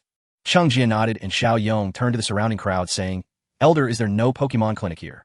Although Zijing City is not far, it still requires quite a journey. Oh dear, all the residents here are elderly. There are no Pokemon to care for, so how could there be a Pokemon clinic?" Hearing the elder's words, Chen Yong frowned. "Is that so? Oh dear, young man. You can go to Shuangya Town. It's very close to us. Just follow the mountain path, and you'll get there in an hour." At that moment, an elderly lady spoke up, her words filling everyone with excitement. "Really? Is there a Pokemon Center there?" "Oh, not really. Chen Yong was speechless. Sensing the disappointment in the boy's eyes, the elderly lady quickly smiled and said, "Although there is no Pokemon Center, the people there use a very effective acupoint stimulation treatment. Elderly people from our town go to Shuangya Town for treatment." These words prompted the surrounding seniors to start talking excitedly. "Right, how could I forget about Shuangya Town? I went there to see a doctor once. Oh dear, I really am getting old, and my memory isn't what it used to be." Yes, I've been too, and it worked wonders. Perhaps it can also treat Pokemon injuries. It's much closer than Zijing City." With new hope arising, Chen Yong and Cheng Jie exchanged glances and nodded in agreement, deciding to give it a try. "Could you please tell us how to get to Shuangya Town?" "Do you see that mountain path?" The elderly man pointed to the 2 roads converging in the middle of the town and cheerfully explained, "Follow that little path leading into the mountains. You'll get there quickly." "Thank you, Grandpa." Cheng Jie gently picked up Mach-Hop, carefully avoiding its wounds, and thanked the elder. "Hurry along, don't delay this child's treatment." The surrounding elders waved their hands, urging them on. Without hesitation, the 2 bid farewell to everyone and hurriedly walked towards the mountains. "Hey, Chirp!" Opening its tightly shut eyes, Mach-Hop struggled to lift its head to look at the boy carrying it. Cheng Jie smiled gently and comforted, "Don't worry. Mach-Hop, we're going to find a doctor right now. You will be fine soon." "Hey, Chirp!" Mach-Hop gazed at him for a long moment before finally settling back into a peaceful sleep. The 2 young boys walked along the mountain path, their figures gradually disappearing. Worried about the injury to his Mishoki, the 2 traveled in silence, hurrying along the road. Unlike the mountains near the Kalu Tunnel, this was a low hill, lush and covered in vegetation. Under the sunlight, the shadows of the large trees projected various shapes on the ground. Many magical creatures living here watched the 2 with curious eyes. Fortunately, none approached to disturb them, nor did any magical creature block their way. After walking along the road for a while, the path grew wider and the trees became sparse. Soon at the end of the road, a small town appeared before them. It seemed to be about the same size as Greenfield Town, with a clear view of the entire town at a glance. The number of houses was not much different either. While the people of Greenfield Town grew flowers, those here preferred planting trees. The 2 towns appear to be twin brothers nestled within this mountain range. With no desire to continue sightseeing, the 2 quickly entered the town. Indeed, there was no Pokemon Center. Unable to help it, Chen Yong hurriedly approached a middle-aged man who had just stepped out of his home. "Excuse me." Curiously looking at the hurried youth, the uncle paused and said, "Who are you?" "We are passing trainers. This Mach-Hop has sustained a serious injury. We heard from the residents of Greenfield Town that there is a doctor here, so we came specially." "Oh, so that's it." The uncle nodded thoughtfully, then observed the condition of Mach-Hop. Soon he spoke to the 2. "It's a pity. If it were a human, I could help, but for a magical creature, I'm not very knowledgeable." Chen Yong and Cheng Jie felt anxious upon hearing this. They couldn't afford to delay Mach-Hop's condition any longer. "Uncle, don't you have any solutions?" Let me think. Right? The uncle suddenly changed his expression, striking his hands together in excitement. Yes, if it's a magical creature, Misayako might have a way. Misayako, is she a doctor? Chungjia saw hope again and quickly asked. The uncle shook his head and then nodded, hastily introducing Misayako was not a magical creature doctor before, but she is a Pokemon coordinator. She won the championship in a grand contest. Now, she should be a professional. A coordinator. A grand contest champion. Ziyong's eyes lit up. Pokemon coordinators are different from regular trainers. They nurture their Pokemon for the grand contests instead of for ordinary battles. Coordinators emphasize the appearance and condition of their Pokemon, thus grooming them, and providing them with berries, energy cubes, and Poke Puffs to enhance their condition. They also focus on training their Pokemon's moves, including the elegance and execution of those moves. However, this actually has little to do with healing Pokemon. What's important is that coordinators must ensure the health of their Pokemon, conducting regular checkups and treatments to ensure they can perform splendid skill displays and execute complex moves. This requires coordinators to learn and master healing methods for Pokemon more professionally than regular trainers, becoming familiar with their bodily structures. And for Misayako to become a grand contest champion, her expertise, while not matching that of a true Pokemon doctor, is certainly far superior to Xiaoyong and Qingjia. As long as Misayako can conduct a preliminary examination and treatment for Mishoki, they will have enough time to reach Zijing City and find Nurse Joy for the final treatment. Now all they needed was time. Xiaoyong asked again, so where can we find Misayako? The uncle pointed to the largest residence in the town without hesitation, saying Misayako has been here for a long time studying medicine, a doctor. Yishin's place. Now that she's graduated, she has taken over that clinic. Feeling a bit embarrassed, he scratched his head and added, I almost forgot, he actually our town's DR. Ichien can also, but he isn't here right now. Xiaoyong and Chengjia were even happier upon hearing this. If it was a professional Pokemon doctor, that would be even better. Great. Then let's go right away. Chengjia's impatient nature flared up again. Seeing this, Xiaoyong thanked the uncle, and the two hurried towards Dr. Yishin's house. The uncle shook his head, muttering, youngsters these days are so restless. Dr. Yishin's house was a two-story building with a sign out front that read Pokemon Clinic. Seeing this, they felt relieved. Xiaoyong stepped forward and gently knocked on the door. Knock. Knock. Knock. Who is it? A young female voice came from inside the room. Soon the door opened, revealing a young and beautiful female doctor. Her long dark green hair was tied up with an orange hairband, and she wore a white nurse's uniform paired with a deep green skirt. Next to her was a cream-colored Pokemon with large purple ears and a purple scarf resembling a cat. An elegant cat. Hello, I am Ayako Doctor, Yishin's assistant. How can I help you? Hello, Miss Ayako. We are here seeking help. As they spoke, the two explained what had happened to Miss Ayako. Following her guidance, they arrived at a large treatment room on the first floor. Place this child on the table. Miss Ayako instructed, donning gloves and signaling for them to remain silent before stepping forward gently and rhythmically stroking Makhoke while checking its pupils. She then removed the bandages wrapped around its legs, carefully examining it and recording her observations on the computer while the elegant cat quietly watched from the side. Meanwhile, as Miss Ayako worked, Ziyong's expression turned strange. By the way, am I not witnessing a traditional Chinese medicine treatment? With the aid of the stimulation therapy, Warlord visibly regained his strength as the powerful physique and self-healing abilities from the Pokemon began to take effect. Miss Ayako's treatment could now properly commence, conducting a thorough examination of Warlord while also addressing the wounds on his legs. The two waiting on the side finally breathed a sigh of relief, but under the elegant cat's disdainful gaze, they were ultimately chased out of the medical room by Miss Ayako. You two are of no use. It's better for you to leave. Your presence here is too much of a hindrance. Xiaoyong and Qingjia exchanged glances, shrugging helplessly. They went to the living room for a brief rest. After such a long journey, both of them were indeed exhausted and soon dozed off on the sofa. After an unknown amount of time, they awoke to the bright moon hanging in the sky. In the living room beside Xiaoyong and Qingjia, there was a stranger, a young man who was reading a book while Miss Ayako was nowhere to be found. Oh, you're awake. The young man smiled, putting down his book and looking at them. Hello. May I ask who you are? I am Mr. Ikitani and Miss Ayako's assistant. My name is Ehara. I happened to be out when you arrived during the day. Hello, I am Xiaoyong from Wudou Town. Hello, I am Chengjia from the Kanto region. Seeing their nervousness, Ehara waved his hand with a smile. Don't be tense, you can rest here tonight. There are guest rooms upstairs that have already been prepared. Xiaoyong and Chengjia exchanged glances and then asked, is that really okay? Of course you are very welcome. By the way, is Miss Ayako not here? Ehara explained. Although Miss Ayako has taken over Mr. Ikitani's clinic, she usually resides in the town and is not here, because she also runs a training center to train Pokemon coordinators. Before becoming a Pokemon doctor, Miss Ayako was a coordinator trainer, you know. Xiaoyong nodded. I heard an uncle mention it before. Then do you know that she is hailed as a legendary top coordinator? Legendary top coordinator? The boys looked very surprised. So Misayako is such an amazing trainer. Ah, you must have heard of the Grand Festival. I know that. Qingjie raised his hand, answering like a little student. The Pokemon Grand Festival is a competition aimed at showcasing the charm of Pokemon, usually compared to the regular Pokemon League competitions. That's correct. Ehara looked at Qingjie with admiration. Do you understand the large Pokemon showcases that take place during the Grand Festival? This time, without waiting for Xiao Yong and the others to respond, he continued, generally a coordinator must first obtain at least 5 Grand Festival badges from the Hoenn region to qualify for the Hoenn Large Showcase. The champion of the Large Showcase receives a ribbon trophy and becomes a top coordinator. Pausing for a moment, Ehara seemed to fall into reminiscence. Misayako began participating in glamorous performances at the age of 12, showcasing an exceptionally unique talent. She perfectly combined the marvelous combinations of Pokemon skills with stunning techniques. In just 1 year, she reached the finals of the Large Showcase and emerged as the champion. Then in the following years, she continuously and exclusively held the honor of champion. She became the top Pokemon coordinator and made a significant contribution to the promotion of the Grand Festival. However, 2 years ago, after being defeated by another coordinator, Misayako gradually withdrew from the Grand Festival scene and traveled to various places to learn, eventually becoming a Pokemon doctor. Her previous achievements have even led her to be regarded as a legend. Misayako is amazing, Qingjie said with sparkling eyes. I didn't expect her to have continuously held the championship. So who defeated Misayako? In fact, he already had an answer in mind.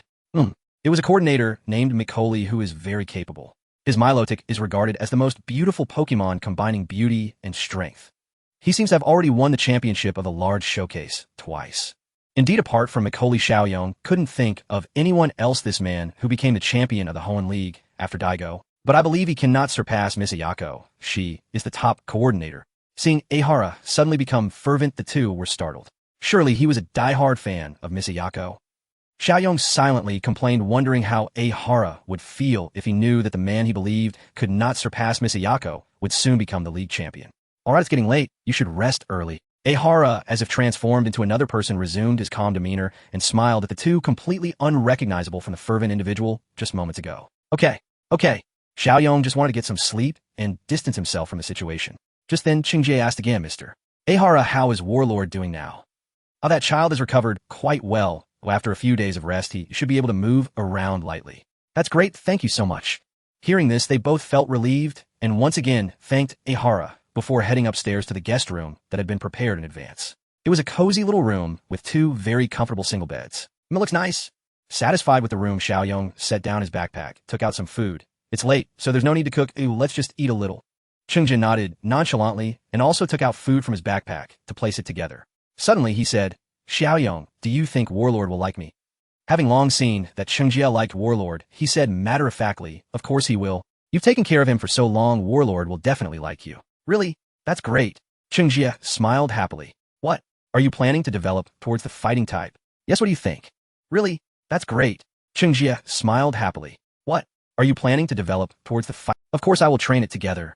Qingjie said seriously, just because I specialize in fighting type doesn't mean I can't train other types of Pokemon. Look at Mr. Daigo, he specializes in steel-type Pokemon, right? But he only has 3 steel types in his team, besides Donphan is my first Pokemon. That's true. Xiao Yong acknowledged, thinking of a certain champion from Kanto, though he claimed to be a Dragon Master, wasn't he still a flying type? It was understandable. Alright, let's eat. After we finish, we still need to prepare food for Steelix and the others. The space here is too small. Both Donphan and Shaveling must be starving, so let's dig in. With a flurry of eating, the 2 boys finally concluded their busy day. The night grew deep. On the following morning, the sun gradually illuminated the small town, and the air was infused with the fragrance of fresh grass. Xiao Yong, who woke up early, arrived at the clinic's backyard, engaging in simple morning exercise as a habit cultivated since childhood. In this world, the physical fitness of humans is exceptionally strong. Those who train to the utmost can even temporarily oppose Pokemon, just like Master Shiba, the fighting champion from the Kanto region, who can battle a Onix barehanded. Of course, the people of Shinshin Town are not included. In the yard, the Steelix continued to absorb the Source Stone milk mixed in the Pokemon food from last night, enhancing its strength. The Swampert and the Cacnea, due to their insufficient strength, could only consume ordinary Pokemon food combined with energy cubes, while the other enjoyed rare minerals sent from home.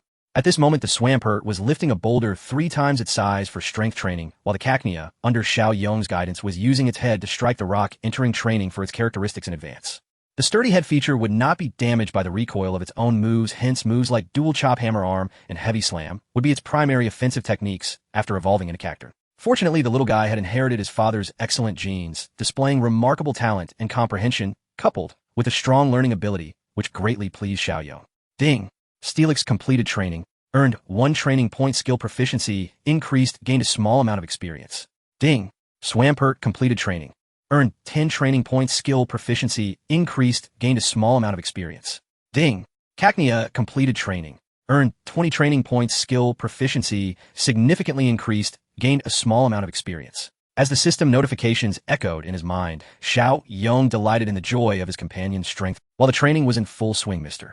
Akahara passed by and saw Xiao Yong and his 3 Pokemon in training. Curiously, he came to the backyard saying, "You're really working hard, Xiao Yong." Good morning, Mr. Akahara. This is what a trainer should do." "Good morning. You really have the right mindset." "Then where's Chengjie?" Noticing Chengjie was absent, Akahara asked. "Oh, he went to the medical room to visit Mac." "Oh, is he trying to catch Mac Hop?" "Yes, Chengjie has decided to strive to become a master of fighting type." Nodding, Akahara looked at the training youth and couldn't help but reminisce about his own youth. "You really have a lot of spirit." "Yes, I will," Xiao Yong responded with determination. Just then, Chengjie rushed into the backyard happily shouting, "Miss Ayako is here, and she found that Mac Hop has recovered better than expected. Will that affect our departure to ZG City?" "Is that so? Miss Ayako is truly impressive." As if you need to say that." As they spoke, Miss Ayako also arrived in the backyard huffing at Xiao Yong, clearly annoyed by being underestimated. Feeling a bit awkward, Xiao Yong scratched his head, left speechless, as everyone burst into laughter. Watching the Pokemon train, Chengjie suddenly asked, "Xiao Yong, do you want to have a Pokemon battle?" "We haven't battled, yet have we?" "Yeah." With a glimmer of excitement in his eyes, Xiao Yong nodded, filled with fighting spirit, as he looked at Chengjie. "Indeed, we haven't. As a trainer, I would never refuse a battle. I accept your challenge."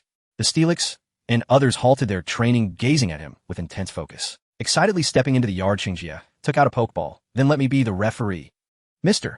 Akahara and Miss Ayako exchanged smiles. The former walked onto the battlefield, addressing Xiao Yong and Chengjie seriously. "Xiao Yong will battle Chengjie, each using 1 Pokemon.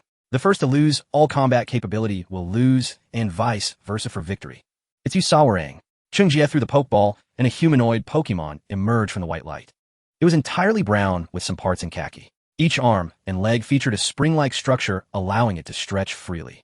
It had no mouth, with deep-set eyes edged in black and white pupils. Each inner side of its feet had a hard yellow object. This was the Pokemon known as Sawarang, also called Flygon.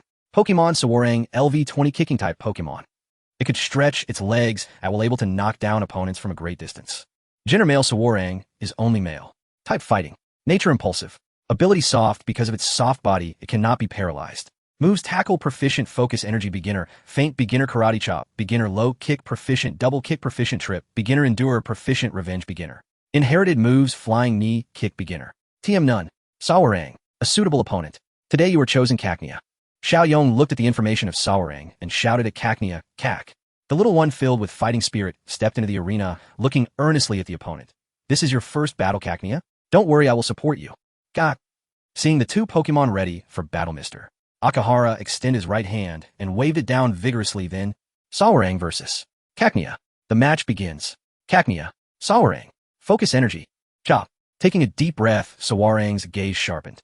"Cacnea, we will do the same. Harden. While the opponent increases accuracy and weak point attacks, we enhance defense." Theoretically very reasonable. "Hey, Sawarang. Keep going. Focus energy. Cacnea. Harden. Focus energy. Hard. I say if you don't fight, then get out." Miss Ayako, unable to watch any longer, coldly warned. "Ahem. Oh." The 2 trainers quickly straightened up. After all, she is a legendary woman, and they dared not offend her. Sawarang. Double kick. Cacnea, take it, Hoenn. Watching the 2 finally engage in battle, Miss Ayako gave a light snort, making Mr. Akahara smile helplessly beside her. In the arena, Sawarang leaped forward at high speed from a distance, one leg quickly elongated, striking Cacnea hard, followed by the other leg successfully landing a hit. Now, a Metal Claw, grab it. Gah. Thanks to its naturally strong defense, Cacnea endured this attack. Then its front paws glowed white, reaching for Sawarang's leg. However, Sawarang's spring-like legs quickly retracted, and the Metal Claw missed. Too slow. Chengjie shook his head, jumped over, and used Karate Chop. Soaring high, Sawarang gathered fighting-type energy in its right hand, and aided by gravity, struck down fiercely. With a sharp focus, Xiao Yong decisively commanded, "Cacnea, hold the line." Instantly, the little one was enveloped in light. Hee, this time I win." With a slight smirk, Chengjie looked at Xiao Yong. "Sawarang. Feint. Then follow with Karate Chop." Xiao Yong watched as Sawarang simultaneously used 2 skills. Furthermore, Feint can attack opponents who are using moves like Protect or Detect, nullifying their guarding effect. This is the nemesis of protective moves. Helplessly watching as a feint broke through the protection of Protect and left Cacnea stunned with a chop, Xiao Yong walked over to check Cacnea's injuries. Leave it to me, rookie. Stepping forward, Miss Ayako chased Xiao Yong away, deliberately emphasizing the word rookie as she treated Cacnea's pressure points. Xiao Yong shrugged, helplessly unable to do anything about it. Mr. Akahara also announced the winner is Sawarang. Ding. Cacnea lost the battle, gained a small amount of experience. Skill proficiency increased slightly. Qingjie, somewhat smug, walked over to Xiao Yong, without saying a word, swaggering back and forth. Xiao Yong was not accommodating, giving him a sideways glance and coldly smiling. Want to practice with Steelix? Roar. The Steelix nearby roared loudly in cooperation. Shivering, Qingjie glanced at the observing Steelix and quickly flattered. No way, friendship first, friendship. Turning away in annoyance, he ignored the matter while Xiao Yong waited for Cacnea's recovery. Having lost the first battle, the little one needed some proper comfort. Miss Ayako's treatment did not last long. Soon Kokodora regained its spirit and approached Xiao Yong with a Seeing the dejected little creature, Xiao Yong squatted down and gently patted its cold head. It's your Javelin is quite strong, able to live independently in the wild with more battle experience than you. It's completely normal to fail against an evolved type. Kokodora looked at him skeptically. Believe in yourself. With diligent training, you will definitely become powerful, even stronger than your father. No, even stronger than him. Xiao Yong encouraged the little one, building its confidence with the truth. With proper training and Kokodora's talent surpassing its father boss Kodora is very possible. After all, that's why Kokodora has chosen to recognize you. Kokodora, looking at the now uplifted Kokodora, he encouraged it a bit more before recalling it back in the Pokeball along with Steelix and Swampert. Turning to Miss Ayako and Mr. Xiang Yuan, Xiao Yong asked, Miss Ayako, can we take Wanli to Zijing City? Is it okay for its injury? Mr. Qingjie also recalled Javelin and approached. He did not express any disdain towards the two. Miss Ayako replied seriously. Wanli's recovery speed is quite fast, as fighting types indeed have excellent physical traits. Plus, with the wound treated, as long as we are careful on the road and avoid any vigorous activity, it should be fine. That's great. We can take it with us. Qingjie smiled happily, but noticed Miss Ayako frowning. Although I don't fully agree with you taking an injured Pokemon on the road, I still need to clarify. If you want to capture, I have no objections, but if you take it without capturing it first as a Pokemon doctor, I must refuse. I have a responsibility to my patients. The boy was thrown off by the sudden serious words and didn't know what to say. Xiao Yong patted him on the shoulder, signaling him to relax, then turned to Miss Ayako and said, I understand your concerns, Miss Ayako. How about we go to Wanli now and let Qingjie ask it if it wants to come with us? After all, its injury isn't healed, yet so it's not convenient to store it in a Pokeball. Mr. Xiang Yuan, who was listening nearby, also spoke to the doctor. I think that's reasonable. We should respect both sides' wishes. If Wanli wants to come with them, it's not against the doctor's duties, right? Miss Ayako turned and walked towards the medical room. That's best. If Wanli doesn't want, I won't let it leave before it fully recovers. The three exchanged knowing smiles, all understanding Miss Ayako's intentions, and hurriedly followed her inside. Back in the medical room, Wanli had been moved to a nearby bed, its leg wrapped in bandages, but its spirit had already returned. Seeing the few people who entered, it happily greeted them. Hey, you're recovering well, Wanli. Ayako, who arrived, first approached to check on its recovery. Wanli obediently cooperated, and Qingjie stepped forward asking, How do you feel, Wanli? Hey. Remembering the boy who saved it, Wanli looked at him, smiling and nodding. At this moment, after completing her examination and confirming everything was fine, Miss Ayako left the bed. Under Xiao Yong and the others' watchful eyes, Qingjie, slightly nervous, reached out to stroke Wanli's head and quietly asked Wanli, Xiao Yong and I are about to set off on our journey again. Do you want to come with me? Hey. Wanli looked at him curiously, then glanced at the others. Become my partner. Wanli. Qingjie looked at it, saying firmly.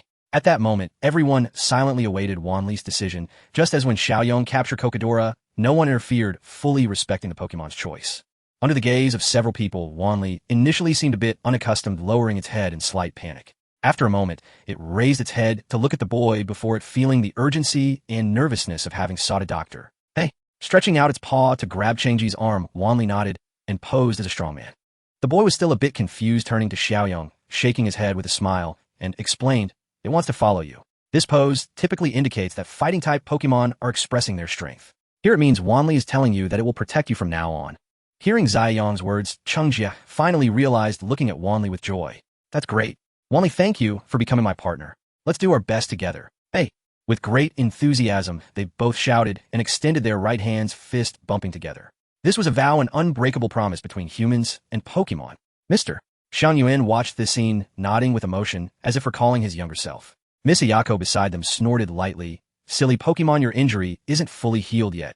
At some point, the elegant Meowth had entered the medical room. Hearing her master's words, it rolled its eyes and lay lazily on the nearby table, not bothering to pay her any mind, a woman of contradictions. Meow, having successfully verbally captured Wanli, Miss Ayako no longer opposed it, and everyone, Xiaoyong and Chengjie, listened carefully to the doctor's instructions, then packed their bags. Chengjie, holding Wanli, bid farewell to the two before continuing along the path, returning along the mountain road. The same mountain road, but different feelings. The two did not hurry as they had before, but walked at a normal pace, appreciating the beautiful scenery of the mountains and greeting the wild Pokemon, gradually returning to Green Meadow Town. The town was still so peaceful and comfortable. The elderly people strolling in the town recognized the young boy's return and approached to greet them, while also asking about the somewhat nervous Wanli. Xiaoyong responded, while saying goodbye, walking along the main road with Chengjie under the farewell voices of the old men and women heading east. Xiaoyong, when we get to Zijing City, how about we go to my house, first to have a good rest before challenging the gym? On the road, Chengjie happily invited Xiaoyong to his home. Your Pokemon has a type advantage over the electric-type gym leader, so getting the badge will be easy. Xiaoyong thought for a moment and felt he couldn't underestimate the gym leader. Although the opponent wouldn't send out their main force, he was also not preparing to use Steelix. He decided to let Kokodora lead the charge to gain experience. Thinking this, he said, "No, I plan to train Kokodora well at the Pokemon Center, making it the main force. Let's wait until after the gym match to visit your house." After some consideration, Chengjie nodded in understanding. "Okay, but make sure to notify me about the gym. He'll go to watch." Xiaoyong did not refuse this time, agreeing readily. Ahead on the road, a developed electric city was faintly appearing, the Zijing Gym. Incoming. Xiaoyong, filled with fighting spirit, felt excited as a new journey was about to begin. Zijing City is a major metropolis located in the central region of Hoenn. The city abounds with arcade centers, RSE, and diverse entertainment facilities. With entrances on all four sides, north, south, east, and west, its transportation network is exceptionally advanced, fostering the robust growth of the bicycle industry. Indeed, bicycles, not automobiles, are the dominant mode of personal transport. Though the Pokemon world boasts high-tech industries, such as Pokeballs with multi-functional capabilities, ancient fossil revival technology, digital Pokédexes, and even spatial travel backpacks, every technological advancement exists solely to serve and coexist with Pokemon. Since Pokemon fulfill countless human societal needs, automobiles exist only in negligible numbers and have never garnered significant attention. Clearly, Pokemon lie at the very heart of this world's development. Consequently, the lightweight, eco-friendly bicycle industry thrives here, producing an astonishing variety: sonic bikes, cross-range bikes, bounce bikes, and countless more.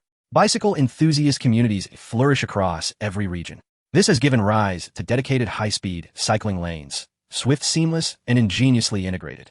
Zijing City was the first in Hoenn to establish such a network. As one of Hoenn's premier cities, Zijing not only boasts cutting-edge infrastructure and ubiquitous entertainment venues, but also houses a colossal power plant, the cornerstone supplying 2/3 of Hoenn's electricity. Rumors even speak of a mysterious new Zijing, a legendary electricity city teeming with electric-type Pokemon, where Raikou itself is said to dwell. Though unconfirmed, these tales draw trainers, adventurers, and even shadowy criminal organizations. Tetsusen, gym leader of the Zijing Gym and concurrently the city's league magistrate, is a master of electric type. Inspired by Lumio City in the Kalos region, Tetsusen spearheaded an urban redesign that transformed Zijing into an enclosed indoor metropolis. A vast square-shaped structure with monumental entryways on all four sides and a grand central park at its heart. Standing before the western gate, Xiaoyong gazed in awe at the towering city wall and the sleek high-tech passageways bustling with pedestrians gliding effortlessly along automated conveyor pathways. "This is utterly extraordinary," he exclaimed. "A city so breathtaking. Can such a place truly exist?" Chengjie lifted his chin proudly.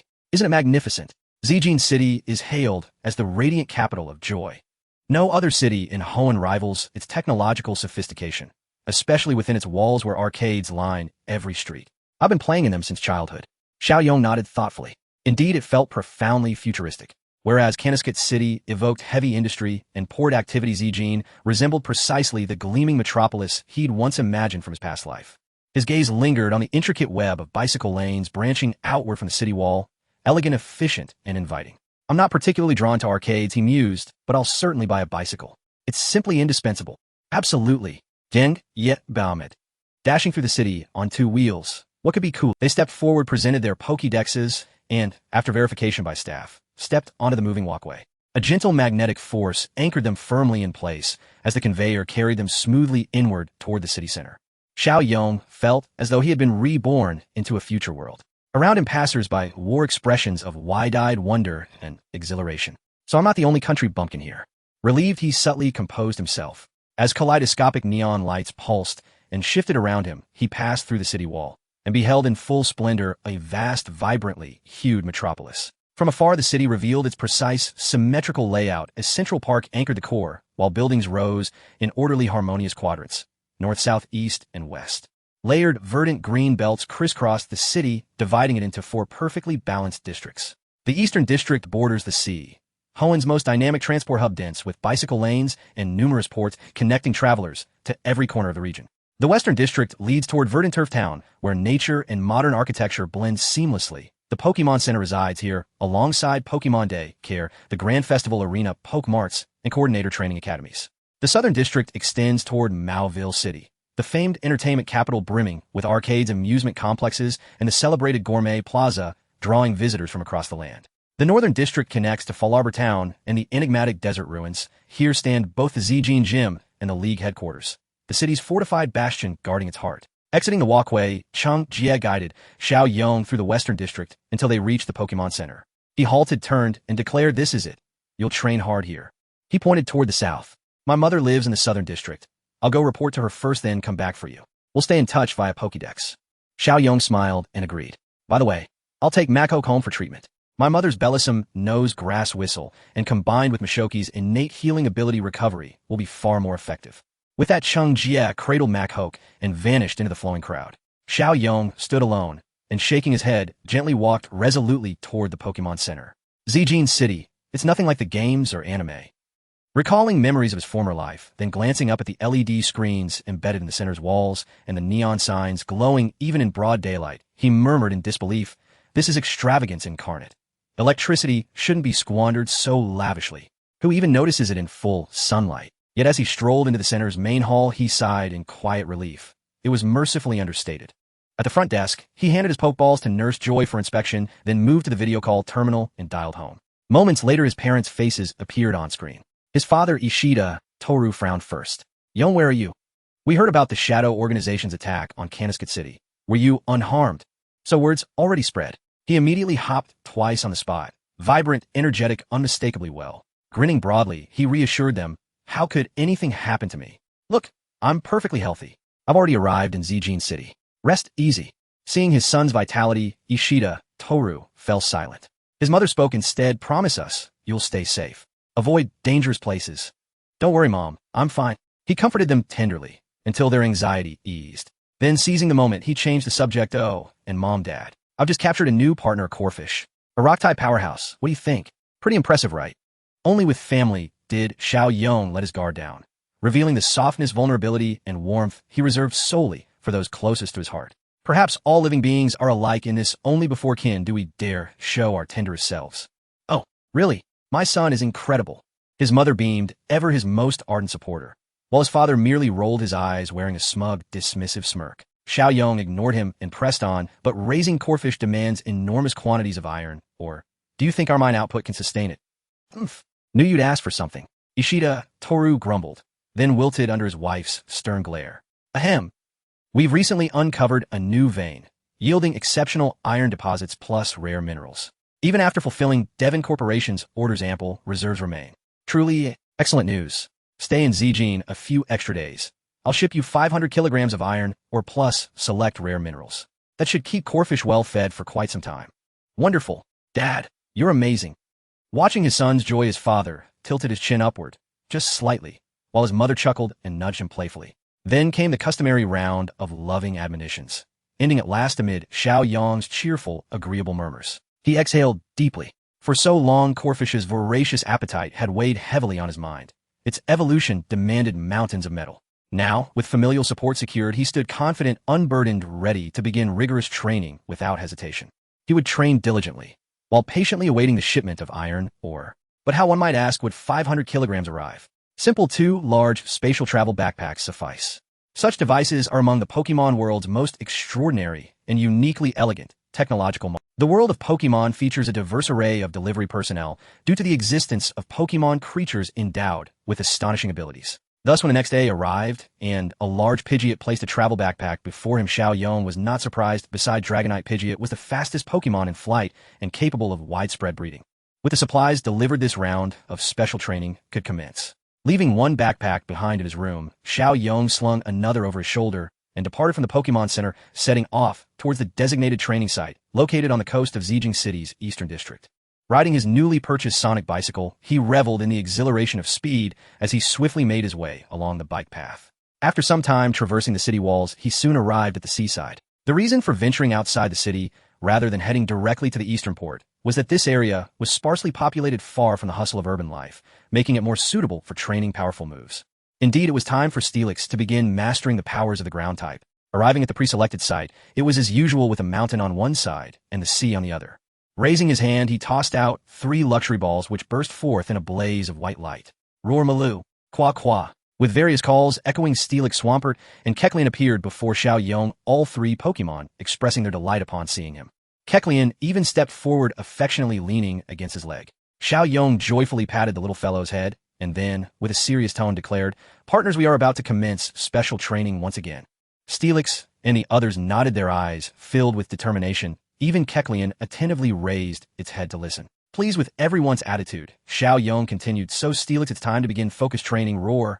Excellent, I need you to engage in water resistance training, while simultaneously using the bare minimum of Earthquake to feel the changes in ground-type energy and enhance your proficiency with a move. This is the first step." Looking at his longtime partner, Chen Yong stepped forward and patted its massive body. "In the past, we overly focused on enhancing steel and rock-type skills, inadvertently neglecting ground-type abilities, which could adversely affect your control and application of energy in the future." Roar. Steelix nodded, earnestly responding with a low growl. "I understand, for we are destined to rise to the pinnacle together, right? Therefore, from now on, you must carefully sense the changes in ground-type energy during skill usage, alternating between Earthquake and Sand Tomb, to observe any differences. Once you can proficiently control the power of ground-type skills, you will have taken the first step. Next is the second step, swiftly mastering Ice Fong, Fire Fong, Thunder Fong, and Crunch. You can delve underground at night to seek out hard stones for practice, enhancing your skill power and release speed. Increase your striking surface." Carefully analyzing every aspect upon seeing Steelix comprehend, Chen Yong took out some Pokemon food from his backpack, adding a drop of source maternal stone milk, thoroughly mixing it. He then poured out nearly 300 kilograms of iron, ore, and rare minerals from the large backpack, sent from home, causing the ground to tremble as if an earthquake had occurred, dust swirling around them. "Ahem. Steelix, first eat. Ahem. This Pokemon food, then you can begin training. Ahem. If you feel stuck, come back and absorb these minerals and repeat the cycle. Train until you're utterly exhausted." Ahem. Choked by the dust, Chen Yong urged intermittently. Steelix didn't hesitate, swallowing the energy-rich Pokemon food in one gulp before crawling toward the distant beach to practice Earthquake, keeping some distance from the camp. Watching Steelix lie quietly in the water as it had in the past, Chen Yong noticed the distant tremors of the earth as training commenced. He then turned to Swampert, saying, "Swampert, this training will primarily focus on your strength with skills as a supplement. Maloo. Good, stay strong. You must overcome this pressure, Swampert. Maloo." Glaring at Chen Yong with determination, Swampert began to exude a growing masculine aura. First, enter the sea. Under the dual pressure of the training device and seawater, continue practicing splitting the waves until you fully adapt to this pressure, maximizing your strength without using skills. If you achieve this, you can start practicing your raw strength skills, gathering energy swiftly and releasing it. The ultimate goal is to create a wave with the destructive force of your skills, opposing the might of nature. Maloo. Not daunted by the challenges, Swampert listened attentively, then firmly nodded. "Excellent." Stroking its head, Chen Yong softly continued. "Your training has one last step, Swampert, to enhance the quality of your water-type energy. Always feel the changes in the seawater, experience the vastness of the ocean. This is a power of consciousness and spirit. Feel it, adapt to it, learn from it, and harness the ocean's power for yourself. You must be mindful with your understanding. Success is very likely." Nodding thoughtfully, Swampert quickly consumed the prepared Pokemon food. Although it could not yet absorb source maternal stone milk, the abundant energy cubes could still satisfy its nutritional needs. Soon it dove into the sea, disappearing from sight. Finally, only Kecleon remained, its eyes sparkling as it looked at him, awaiting guidance. However, this little fellow was the most troublesome. Steelix and Swampert had their developmental directions, but Kecleon didn't require much training at this stage, because all it needed to do was eat. It simply had to keep eating and then level up, accumulating energy. Remember, Kecleon must reach level 32 to evolve into Kudu, a process that could be very lengthy. After some thought to prevent the little fellow from overthinking, Chen Yong said to it, Kecleon, you can train here. First, familiarize yourself with your current skills and use them proficiently. If you get hungry, feel free to eat. All those iron ores are yours. Looking at the mountain of ores, Kecleon's eyes squinted with delight. At night, you can follow Steelix underground and learn from him. Later, he'll join you for some stone-throwing games to see if you can comprehend the rock slide and rock throw skills okay. Qua. Nodding happily at Xiao Yong's signal, the little fellow found a large rock and began using the iron head skill to ram into it. Yes, that's doing great. Kecleon, keep it up. Stay strong. Qua. Steelix, we can amp up the power of Earthquake a bit more. Roar. By the way, shall we practice Iron Tail as well? This is a top-tier move. Huh? You don't want to? Then forget it. Swampert Surf. Crush the massive waves ahead. Oh no. How did you end up in the sea again? Malo, keep it up, everyone.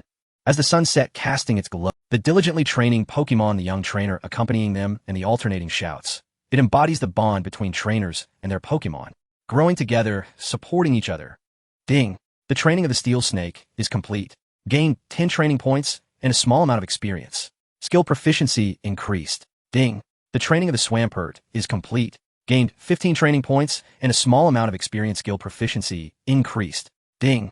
The training of the Cacturn is complete. Gained 10 training points and a moderate amount of experience. Skill proficiency increased. Ding. The Cacturn leveled up. Current level is 21. Reward 100 training points. Continuous training has shown progress in several Pokemon. The Steel Snake has significantly improved its resistance to water, seemingly adapting to the ocean waves crashing against it. Its proficiency in Earthquake and Sand Tomb skills has also increased, allowing it to control the range and intensity of its abilities, marking a preliminary mastery of Ground-type energy. However, as its level and strength rise, ordinary training is gradually becoming less effective. As a key contributor to Xiao Yong's team, the Swampert has not only reinforced its strength with weight training, but has also further improved its proficiency in fighting-type skills. Its brute force skills have been executed with considerable finesse, and thanks to Xiao Yong's earlier guidance, it has gained a mental understanding of oceanic forces, even diving into the deep sea to feel the movements of ocean currents. The Swampert's comprehension is quite impressive, not disappointing at all. When it appeared before Xiao Yong again, it had actually comprehended a new skill, diving. This indicates its further understanding and enhancement of water-type energy. However, like the Steel Snake, the Swampert has also specialized too much and is overly reliant on fighting-type skills while neglecting ground-type abilities. This forced Xiao Yong to make a last-minute decision to have the Swampert join the Steel Snake and Cacturn in their nighttime underground training, practicing ground-type skills under the guidance of the Steel Snake, which he believes will lead to rapid improvement. Perhaps tomorrow it will comprehend Dig. Xiao Yong eagerly anticipates that day. As for Cacturn, the current training intensity isn't too high. Its main task is to master the skills it has learned, and the secondary task is to eat. Continuously eating. Approaching 300 kilograms of, or it consumes nearly 20 kilograms in one meal. With the addition of Pokemon food and energy cube, Xiao Yong is already contemplating whether to take on a part-time job besides iron, or to gather some scrap metal for Cacturn. Fortunately, the little guy takes a long time to absorb the food. Basically, it only eats once a day, so it can barely keep up. After all, the Cacturn is at a stage of growth and foundation building, and it cannot lack nutrition and food.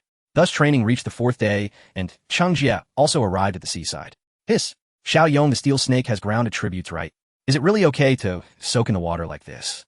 It won't hate you, will it? Looking at the Steel Snake undergoing water resistance training, Changjia said to Xiao Yong, who was guiding the Cacturn's training, "It's fine, it's already accustomed to it. I had it train like this since it was young. How about letting the Duck Trio try it too?" No. The Duck Trio avoids water at all costs. If you make it train like this, it will hit me with a dig.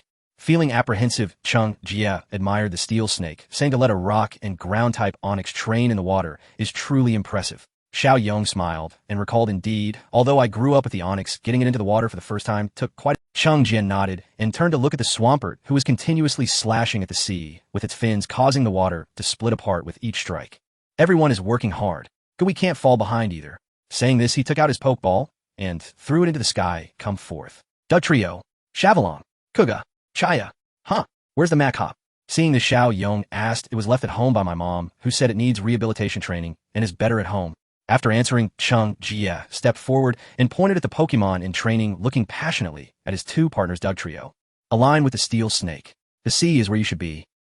Looking at his master, as if he were an idiot, the Duck Trio glanced at the Steel Snake, shivered all over, and silently walked toward the mountainside, then began to dig, escaping like that.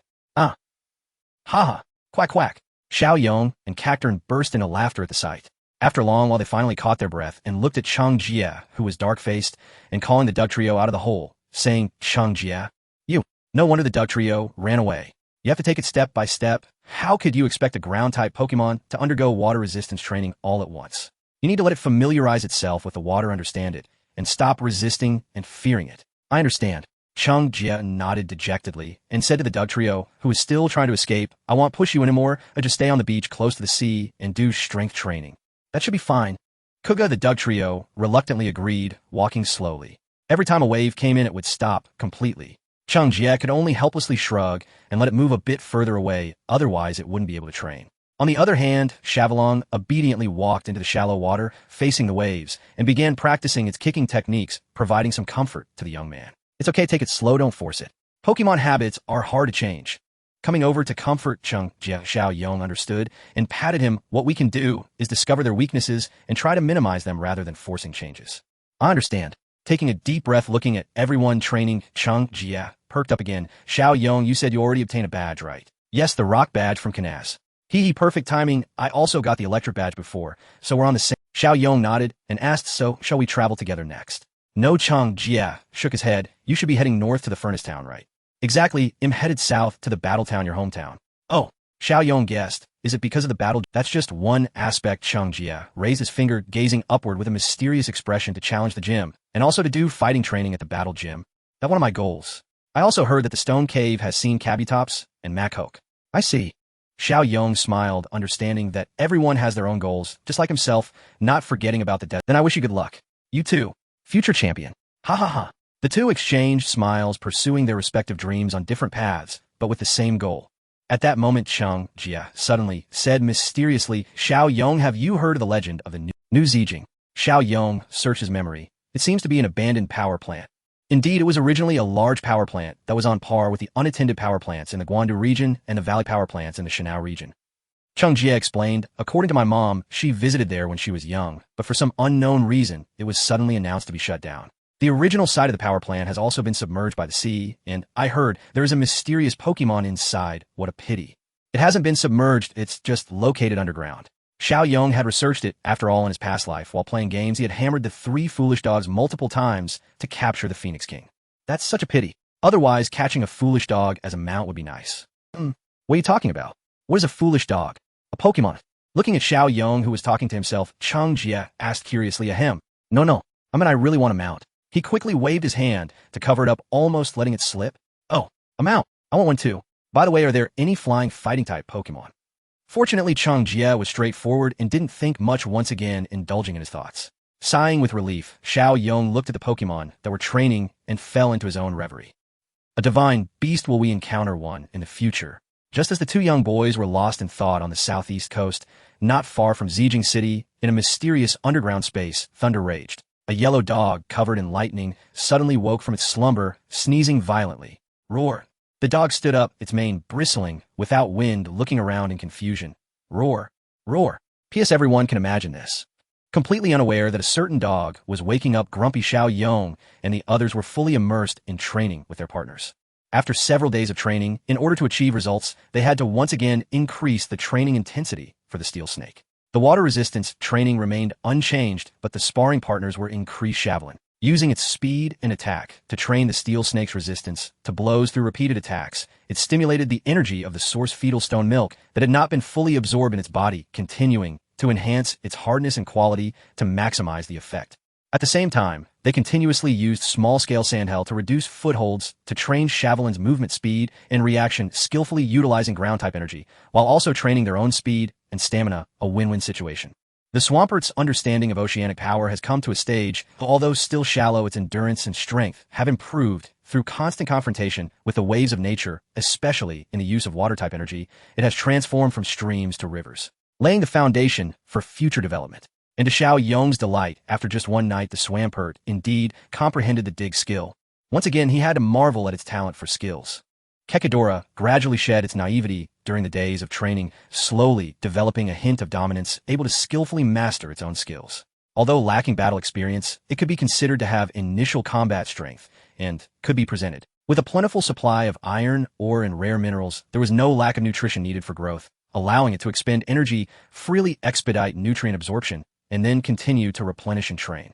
This method turned out to be more effective, preventing energy surplus while fully absorbing, quickly adapting. The result was that Kekadora grew significantly in just a few days. The growth was promising.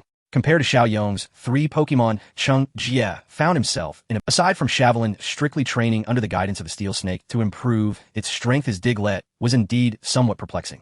Although the ground type is weak against water, it's important to note that aside from deserts, a significant portion of Diglett actually lives in areas with very low humidity, so water is quite common in their lives. However, no matter how Cheng Jie tried to persuade his Diglett, just wouldn't approach the seaside. This left Xiao Yong somewhat helpless. The two could only discuss changing their approach and fully utilizing the Diglett's defensive advantages. The spikes formed by hardened skin brought a unique defense system perfectly capable of utilizing the combination of hardening, becoming round high-speed rotation rolling to create an integrated offense and defense routine. That's right, it was inspired by the techniques from the Kanaz Gym. After all the Sandvale trait, Diglett encountered a trainer who was preparing to specialize in fighting-type Pokemon. What else could be done? If it can't be changed, then accept it.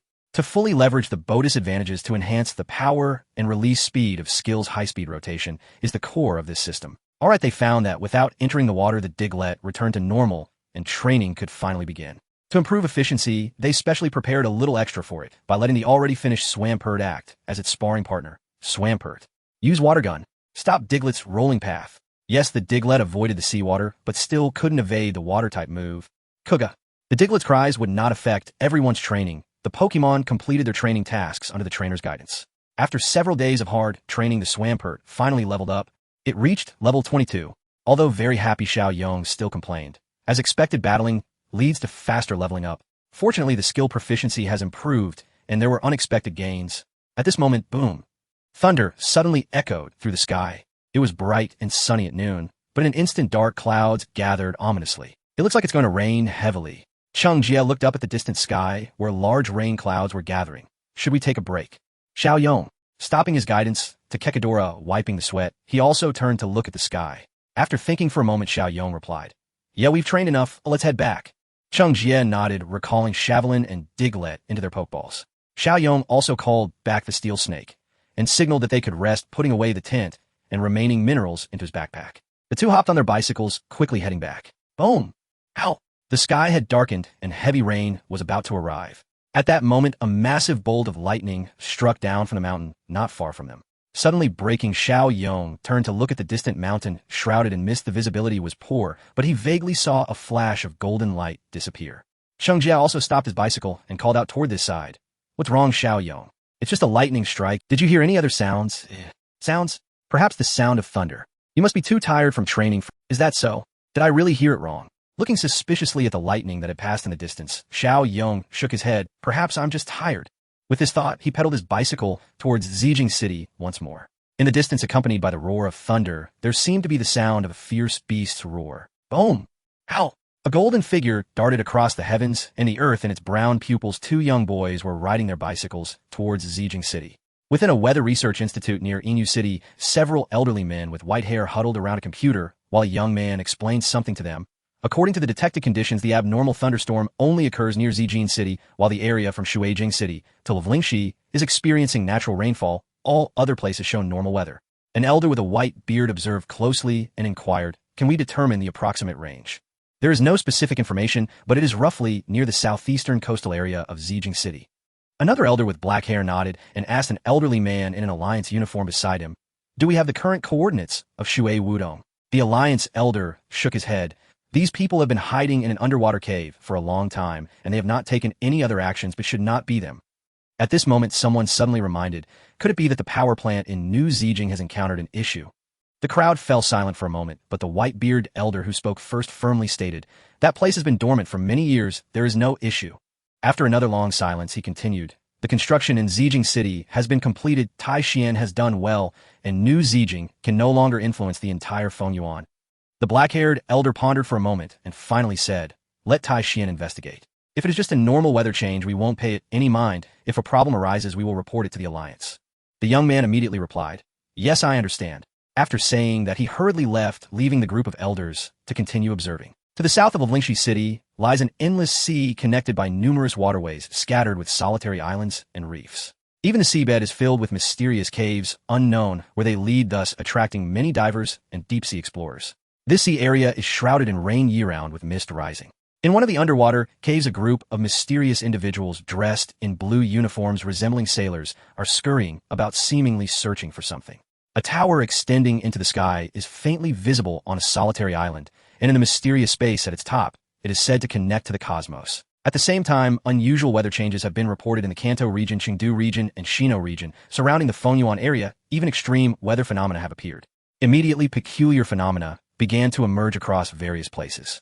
Rainbows streaked across the sky, lingering for a long time. Enormous waves surged, sweeping the ocean, then disappearing into the currents. In the forest, iron trees bloomed, and dead wood found spring. In unknown lands, space twisted and time stood still. All these occurrences sparked curiosity and panic among the people, compelling the Alliance to dispatch the 4 heavenly kings from various regions to investigate strangely with nothing to show for it.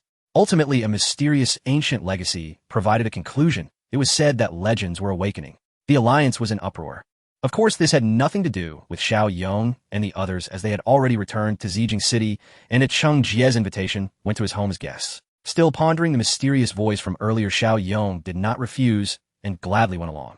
Cheng Jie's mother runs a Pokemon grooming salon in the southern district of Zijing City, specializing in beauty services for those adorable and beautiful Pokemon, which are very popular among ladies. Since it was already evening, there were not many customers at the salon. Under Cheng Jie's lead, the two entered through the back door into the house, which was a 3-story building with a courtyard beautifully decorated yet not overly luxurious. Cheng Jie's father is a Pokemon observer and often travels for work. In recent years, he has been stationed in Fenyuan, so the whole family moved over, as Cheng Jie's mother is also from Zijing City, making it quite convenient. Entering the living room, a beautiful woman in home clothes was tending to the petals of a beautiful flower. Beside her, Wan Li was watching intently, and was the first to notice the two entering happily, alerting Cheng Jie's mother, then ran over to greet them. Hey Chi. Hello. Ban Li. You look like you're recovering well. Hey Chi. Clearly not forgetting Xiao Yong, Wan Li joyfully greeted him as well. Meanwhile, Cheng Jie led his mother over and introduced, Mom, this is Xiao Yong, the savior, who took me out of the Kalu tunnel. Xiao Yong, this is my mom. Hello, Andy. Xiao Yong hurriedly greeted respectfully, smiling shyly. I'm Xiao Yong from Wudou Town. I am not the savior Cheng Jie mentioned. That's too exaggerated. With a slight smile, Cheng Jie's mother nodded. You too. Welcome to my home. I'm very glad Cheng Jie has made a friend like you make yourself at home. He'll go prepare something for you to eat. Thank you, Auntie. No problem. Cheng Jie, take good care of Xiao Yong. Mei Hua, we need to go prepare the food.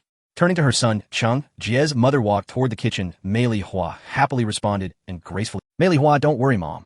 With a playful smile, Cheng Jie indicated for Xiao Yong to follow him, then picked up Wan Li and headed toward the stairs. Seeing this, Xiao Yong followed him, and the two went upstairs to a very large room. Inside, various photographs were displayed, some featuring Cheng Jie and his family, and others showcasing different Pokemon. The angles of the shots clearly indicated they were taken by an observer hiding. Xiao Yong, come here. Look at this. Cheng Jie mysteriously picked up a photo from a counter and urged quietly. Curious, Xiao Yong walked over and leaned in to take a look, his eyes narrowing. What is this? Hee. This was captured by my dad at a certain ruin, but do you know what it's called? Boastfully looking at the photo, Cheng Jie bragged to his friend. This is a legendary Pokemon, and it's a rock type. You must have never seen it before. This is Regirock, right? Before Cheng Jie could finish his bragging, he was interrupted by Xiao Yong, who in the photo, there was a ruin located underground with a peculiar Pokemon in slumber.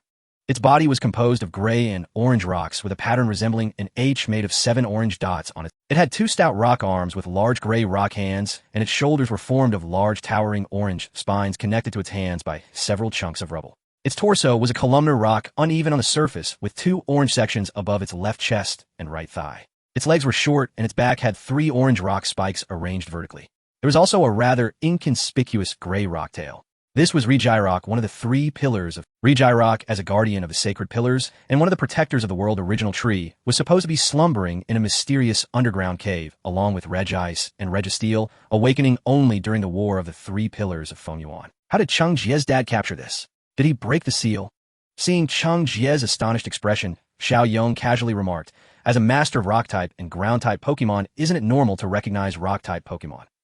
That's true. Stroking his chin, Cheng Jie looked at Xiao Yong skeptically. But it still feels a bit strange, yet I can't quite put my finger on it. There's nothing strange about it. First tell me where this photo was taken. Shrugging, feeling helpless, he said, all right, I was hoping to give you a bit of a fright.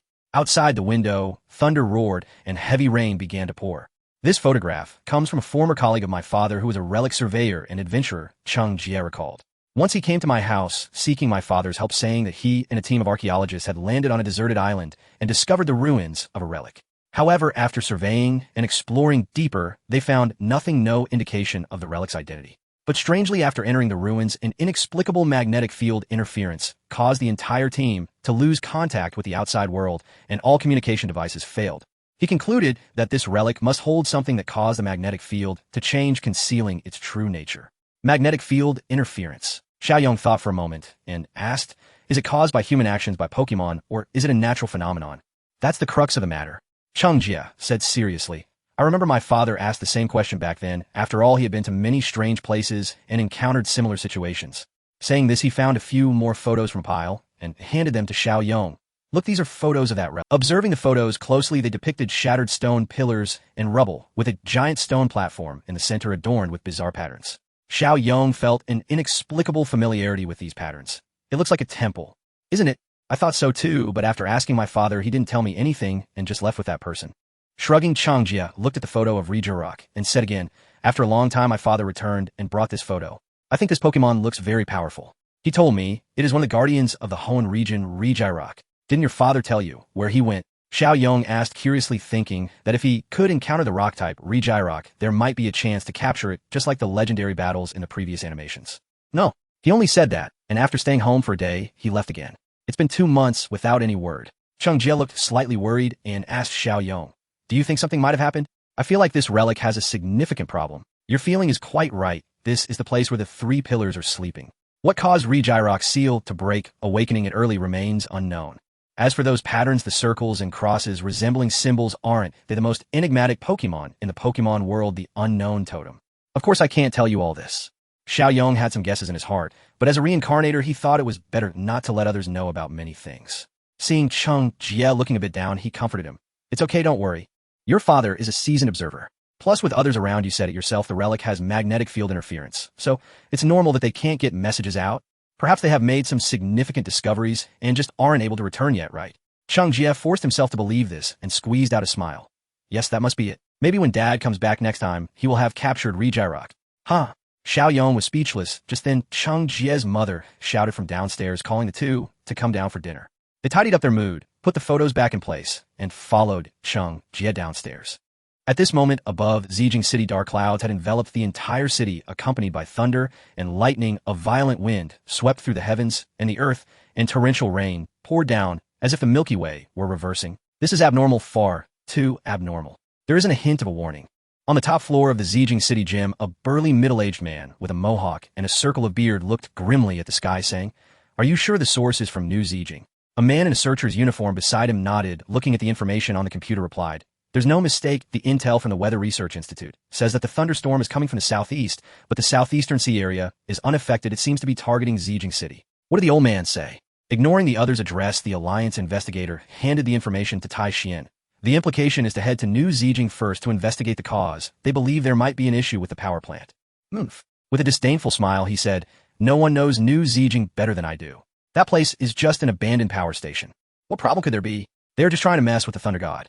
Looking at the shadow flickering in the clouds, Tai Xian fell silent for a moment and instructed his subordinate, "Tell them the agreement cannot be broken by the humans first.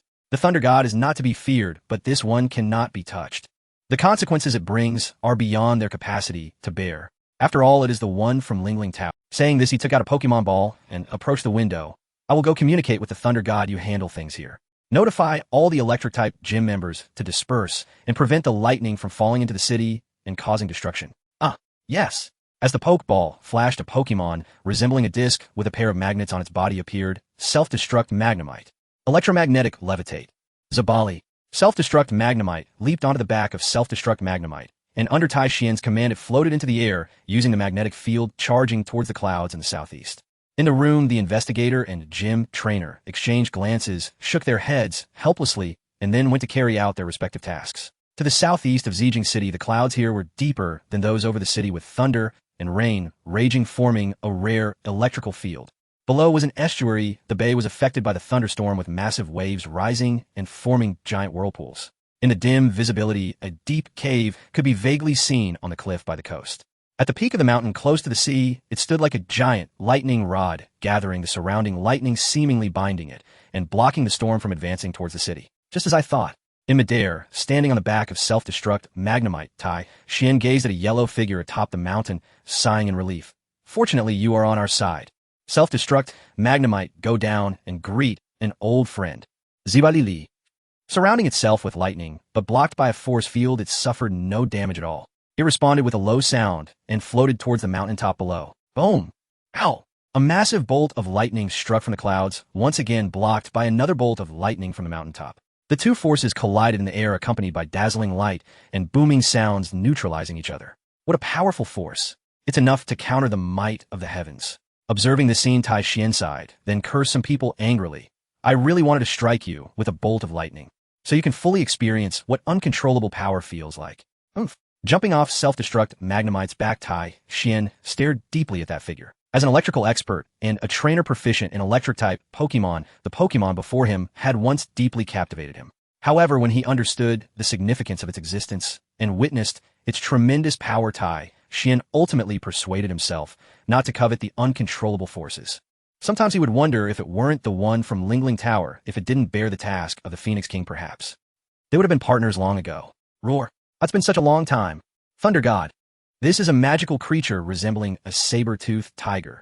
Its entire body is adorned with golden fur, strikingly majestic, with black stripes reminiscent of lightning accentuating its form. With a robust physique and strong limbs, it bears a black iron ornament on its forehead that extends to the back of its head, and beneath its shaped blue whiskers are long, sharp fangs. Its long, lightning-shaped tail ends in a spark, and behind it flows purple mane reminiscent of clouds swaying in the wind. It is none other than Raikou, one of the three legendary beasts of the Johto region. Raikou in Legends descends together with thunder and lightning. As it carries rain clouds on its back, it can unleash lightning at any time. It possesses a speed akin to lightning, releasing its internal tumultuous power in the form of thunder while running across the earth. Its long howl, akin to a falling thunder, reverberates through the air, shaking the ground. As the guardian of the Phoenix, the three legendary beasts continue to monitor human actions in place of the disillusioned Phoenix traversing various places. Although they are known as the three legendary beasts, in reality, Raikou, Suicune, and Inai are not the only ones. They all have kin, though they are exceedingly rare. Moreover, not all are legendary Pokémon. The Pokémon world harbors numerous legendary creatures referred to by humans as legendary beasts or mythical beasts. However, not every legendary Pokémon is a mythical beast. Conversely, mythical beasts must be legendary Pokémon. This highlights the distinction between divine status and divinity. Take, for instance, the level 1 deity Lugia of the Johto region. Lugia is a legendary Pokémon known as the sea god and guardian of the sea currents. Yet there's not just one Lugia. Are all Lugia sea gods? Not at all. Only the strongest one within the entire lineage bestowed with authority, what is called divine authority, can be the sole sea god and guardian of the sea currents.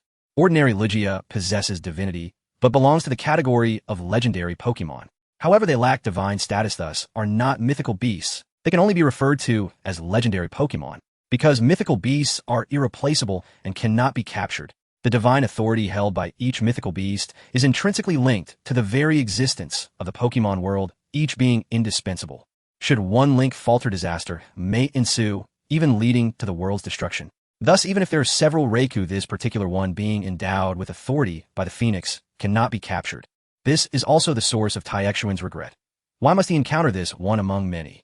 Looking at the approaching Taixuan, Raikou nodded without surprise and gazed at the sky. It seems that thanks to your suppression, the thunderstorm has not fully descended upon the city. Standing beside Raikou, Taixuan's robust frame seemed diminutive.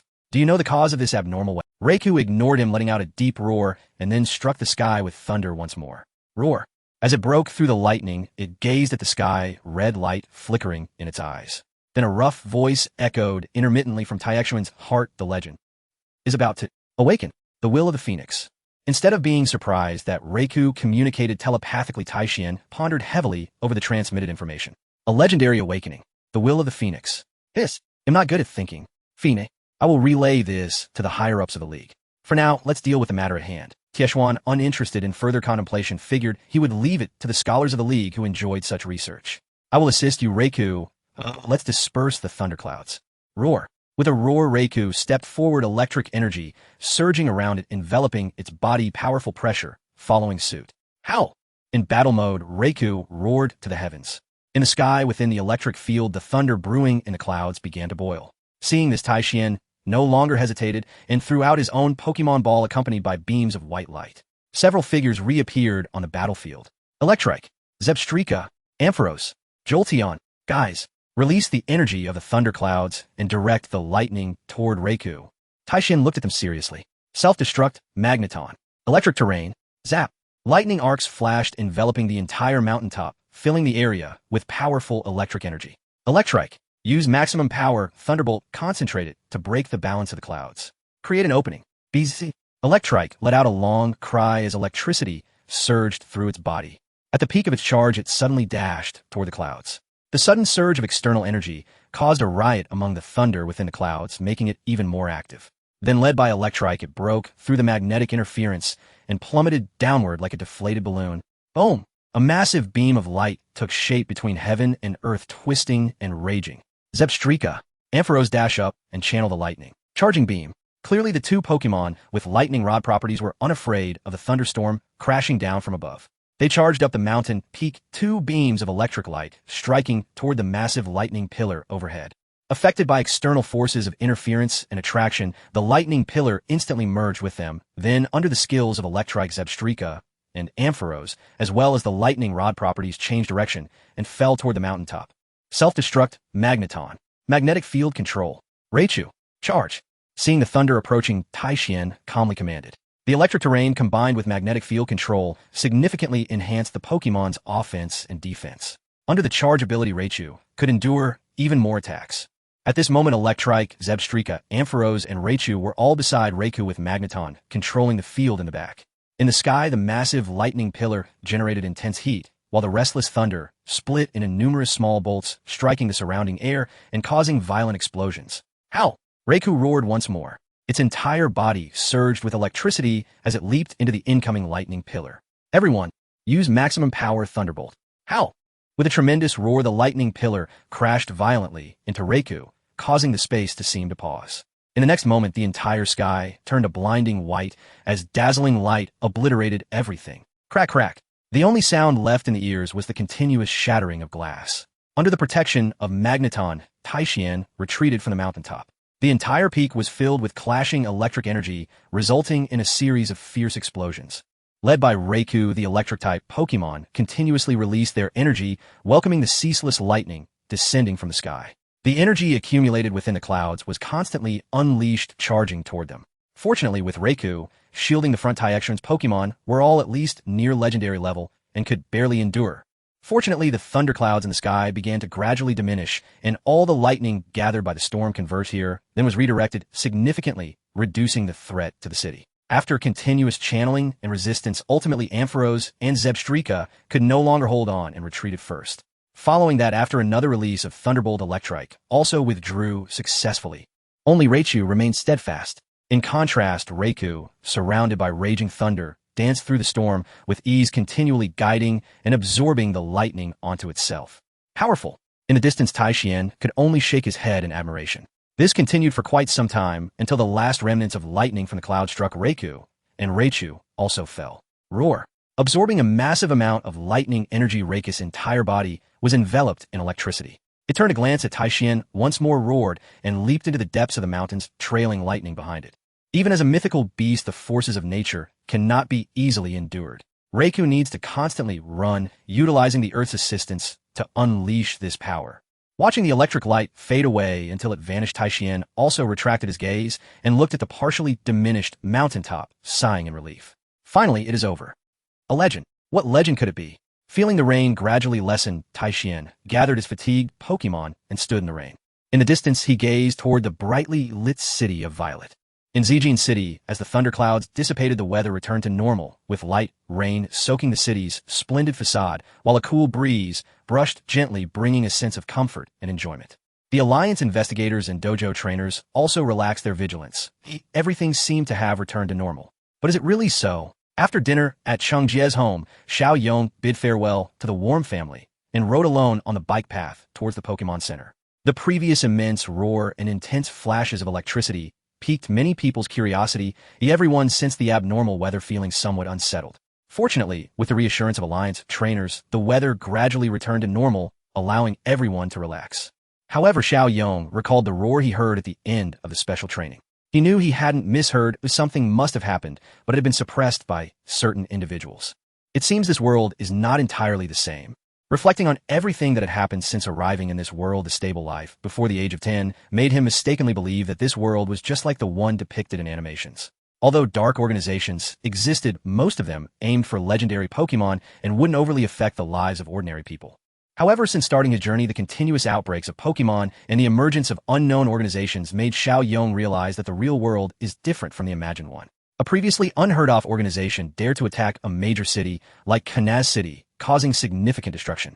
Coupled with the mysterious ruins, the awakening of Rock, and the abnormal thunderstorm weather around the ruins, he felt increasingly that relying on experiences from his past life was no longer effective. Though some events would still occur in the future, this is a real world and different changes would undoubtedly arise. Though small, a butterfly can still stir up a storm. There's no use in overthinking. Since I've come here, I should fully enjoy the thrill of adventure, accomplish my goals, and other matters are none of my concern. After all, if the sky falls, there's still an alpaca to hold it up. Repeatedly comforting himself in his heart, he reminded himself that he was just an ordinary person without the ability to become a savior. He shouldn't emulate Ash. And so, in the blink of an eye, he had already arrived at the Pokemon Center. Upon returning to his room, after washing up, he lay on the bed, gazing out at the sky, thinking about tomorrow's gym battle, wondering who his next partner would be, and contemplating the road ahead, gradually drifting into slumber. The rain diminished further, and the moon gradually revealed itself, its bright light shining through the clouds onto the earth, seemingly smoothing over its wounds. On the southeast coast, in a mysterious cave, the silhouette of Raikou flashed by. As the sun rose, Zijing City became lively once more, with people streaming out of their homes to begin a new day. After the heavy rain, the fresh air was mixed with the scent of earth. A rainbow arched across the city, its sparkling colors becoming even more beautiful under the sunlight.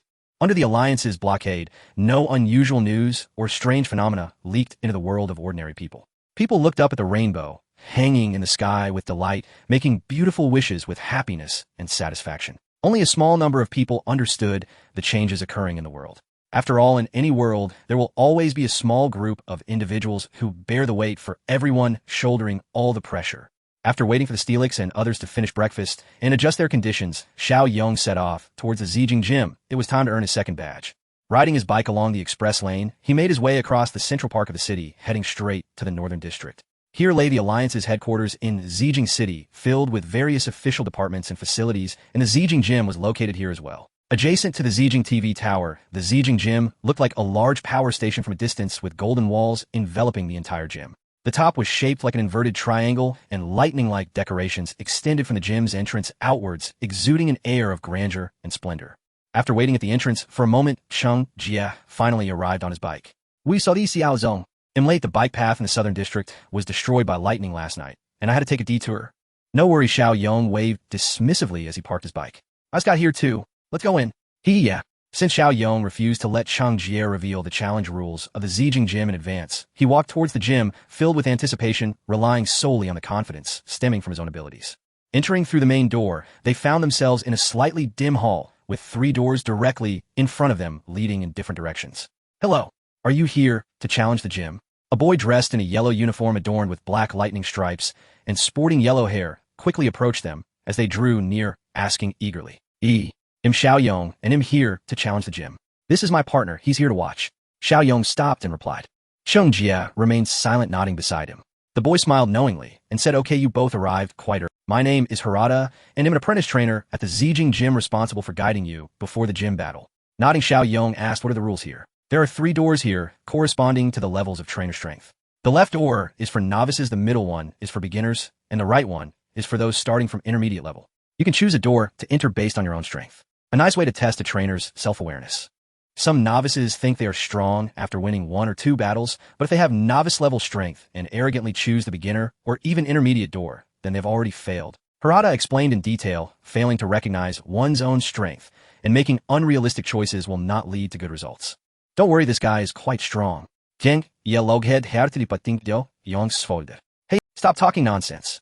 Pushing the boisterous boy away with a disdainful expression, Chen Yong shyly asked again, what should I do after entering? After the 3 doors is an electric maze run by trainers of different levels. An electric maze? Chen Yong asked in confusion. Yes, it's a maze in the literal sense. He explained with a smile. You can only continue to challenge after defeating the trainers guarding it.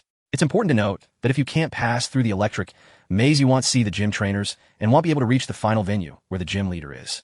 So you must do your best inside. It's fine, Xiao Yong. Cheng Jie patted his chest, signaling you completely counter here, so don't worry. Harada looked at him curiously, but didn't say much. He turned to Xiao Yong and asked, so what's your choice? Xiao Yong. My main force will definitely be Kokodora. The Swampert will be used to hold the line. I just wonder if this maze is like the simple 3 pillars from the games of my past life. After thinking for a moment, he seriously told Harada, I choose the rightmost door, the intermediate door. Oh, are you sure? After seeing Xiao Yong nod in confirmation, Harada said no more and opened the rightmost door. Then the challenge begins. Please enter.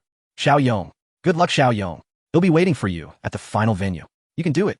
Without hesitation, he gave Cheng Jie a thumbs up. Under their watchful eyes, Xiao Yong walked straight into the right door. Harada then closed the door again and said to Cheng Jie, for observation, please follow me to the audience seats. There will be a screen showing his challenge process in the maze the whole time. Okay. Thank you. Taking one last glance at the door, representing intermediate strength, Cheng Jie chuckled. Even with Swampert leading the way, it won't be too easy for you, Xiao Yong. This is a vast artificial cavity with the surrounding walls and floor covered in black magnetic stones. The room is divided by partition walls made of highly conductive hard stone forming corridors. At each corner of the corridors, there is a small creature the size of a lead ball with a single eye and magnet-shaped appendages on either side, surrounded by flowing electric currents. This is a Magnemite. The Alliance researchers are still unaware of how it is formed, as there are many mysteries surrounding. Xiao Yong currently stands at the entrance of the maze, observing the walls and floor, entirely made of magnetic stones and hard stones which absorb the already dim light, making his vision even narrower with only the electric currents on the Magnemite flickering, providing a glimmer of brightness. Furrowing his brow, he released a Swampert. Marlowe, Swampert, investigate and see if you can find the location of the trainer inside. There's no choice but to test it first. Swampert bent down, closed its eyes, and its fin-like antennas gently swayed, releasing invisible energy that spread outwards. Xiao Yong patiently waited. The Swampert species usually buries itself in mud and uses its antennae to sense the surroundings or capture prey, but here everything is made of magnetic stones. With the irregular magnetic field interference, it's uncertain whether it can succeed. Indeed, after a long period of probing, Swampert stood up and shook its head at him, failed. It seems the situation is more complex than I imagined. Having been mentally prepared, he was not unable to accept this result. Thank you for your hard work, come back and rest. After comforting the Swampert, who felt it hadn't helped, Xiao Yong returned it to its Pokeball and released a Kecleon. This time it's up to you. Kecleon. The excited little fellow curiously surveyed its surroundings and nodded at him, as if saying, leave everything to me. Without saying much, Xiao Yong walked toward the entrance.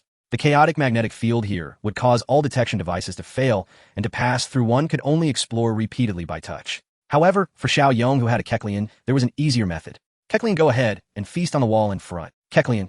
Since Swampert couldn't detect anything, it was initially prepared to prevent a metallic maze like in games, thus Kecleon had been instructed a day earlier not to eat any minerals. Unexpectedly, with steel gone, hard stone appeared. Kecleon, along with Pokemon like Steelix and Golett, primarily feeds on minerals, and the tougher the mineral, the more they prefer it. Despite their small size, they can consume an entire mountain to meet their growth needs. To evolve and develop protective steel armor, they search for hard minerals. When there aren't enough minerals to satisfy themselves, they might even sneakily devour iron tracks and other steel products made by humans. The texture of hard stone is extremely tough, making it one of Kecleon's ideal foods. However, hard stones form very slowly, and a single mine or mountain might only yield one piece large or small, hence they are quite expensive. Having not eaten any minerals for over a day, the little fellow happily called out, at Xiao Yong's command, running to the wall and opening its mouth to start gnawing. It decided to strictly follow the trainer's orders and let loose.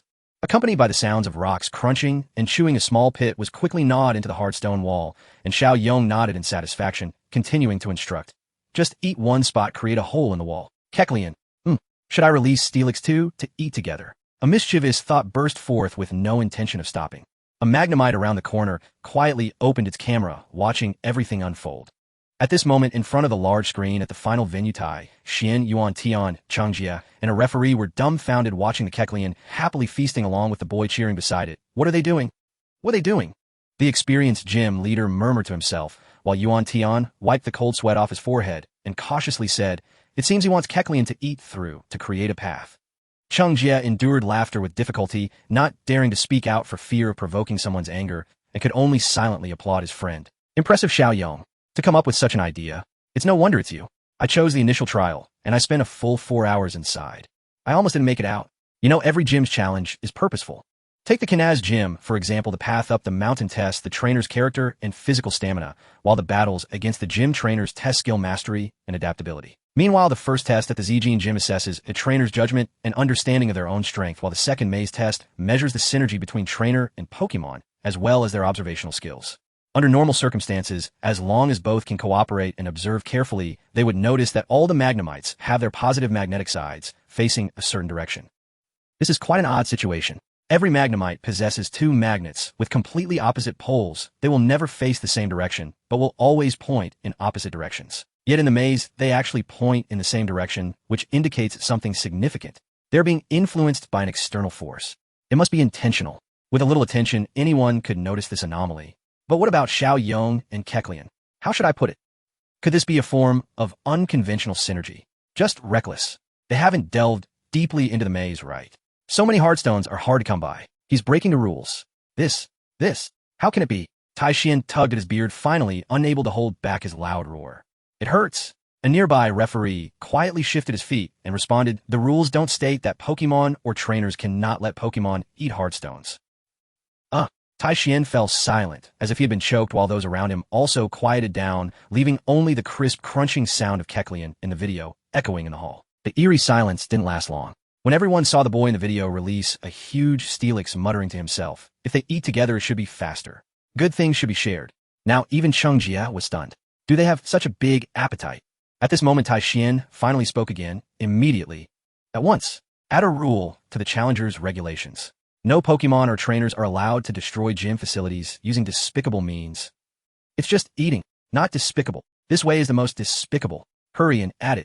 The referee could only spread his hands helplessly and agree. You little rascal. Just as Chen Yong instructed Steelix to start acting, a voice echoed through the maze. Now come rolling over in the direction indicated by the Magnemites. I'm going to beat you.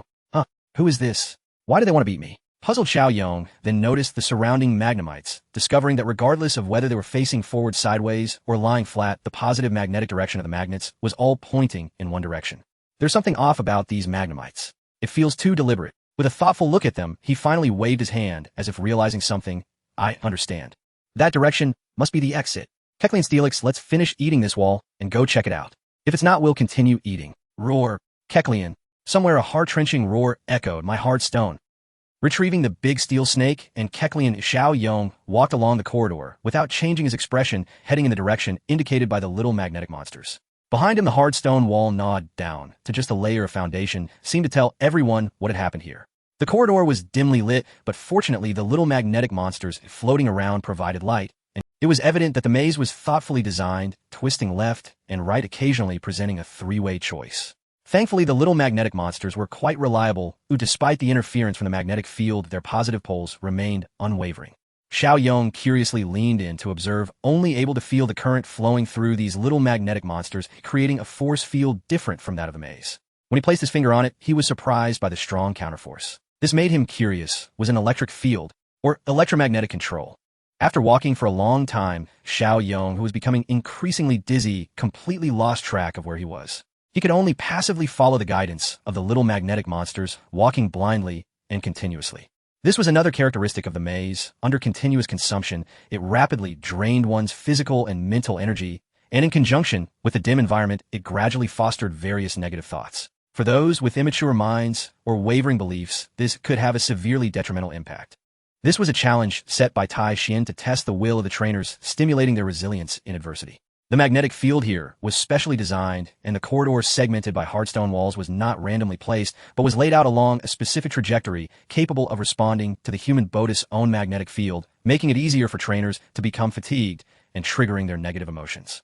This was a process of mental training. Therefore, the Zijing Dojo was also known as the Maze of Self-Reflection.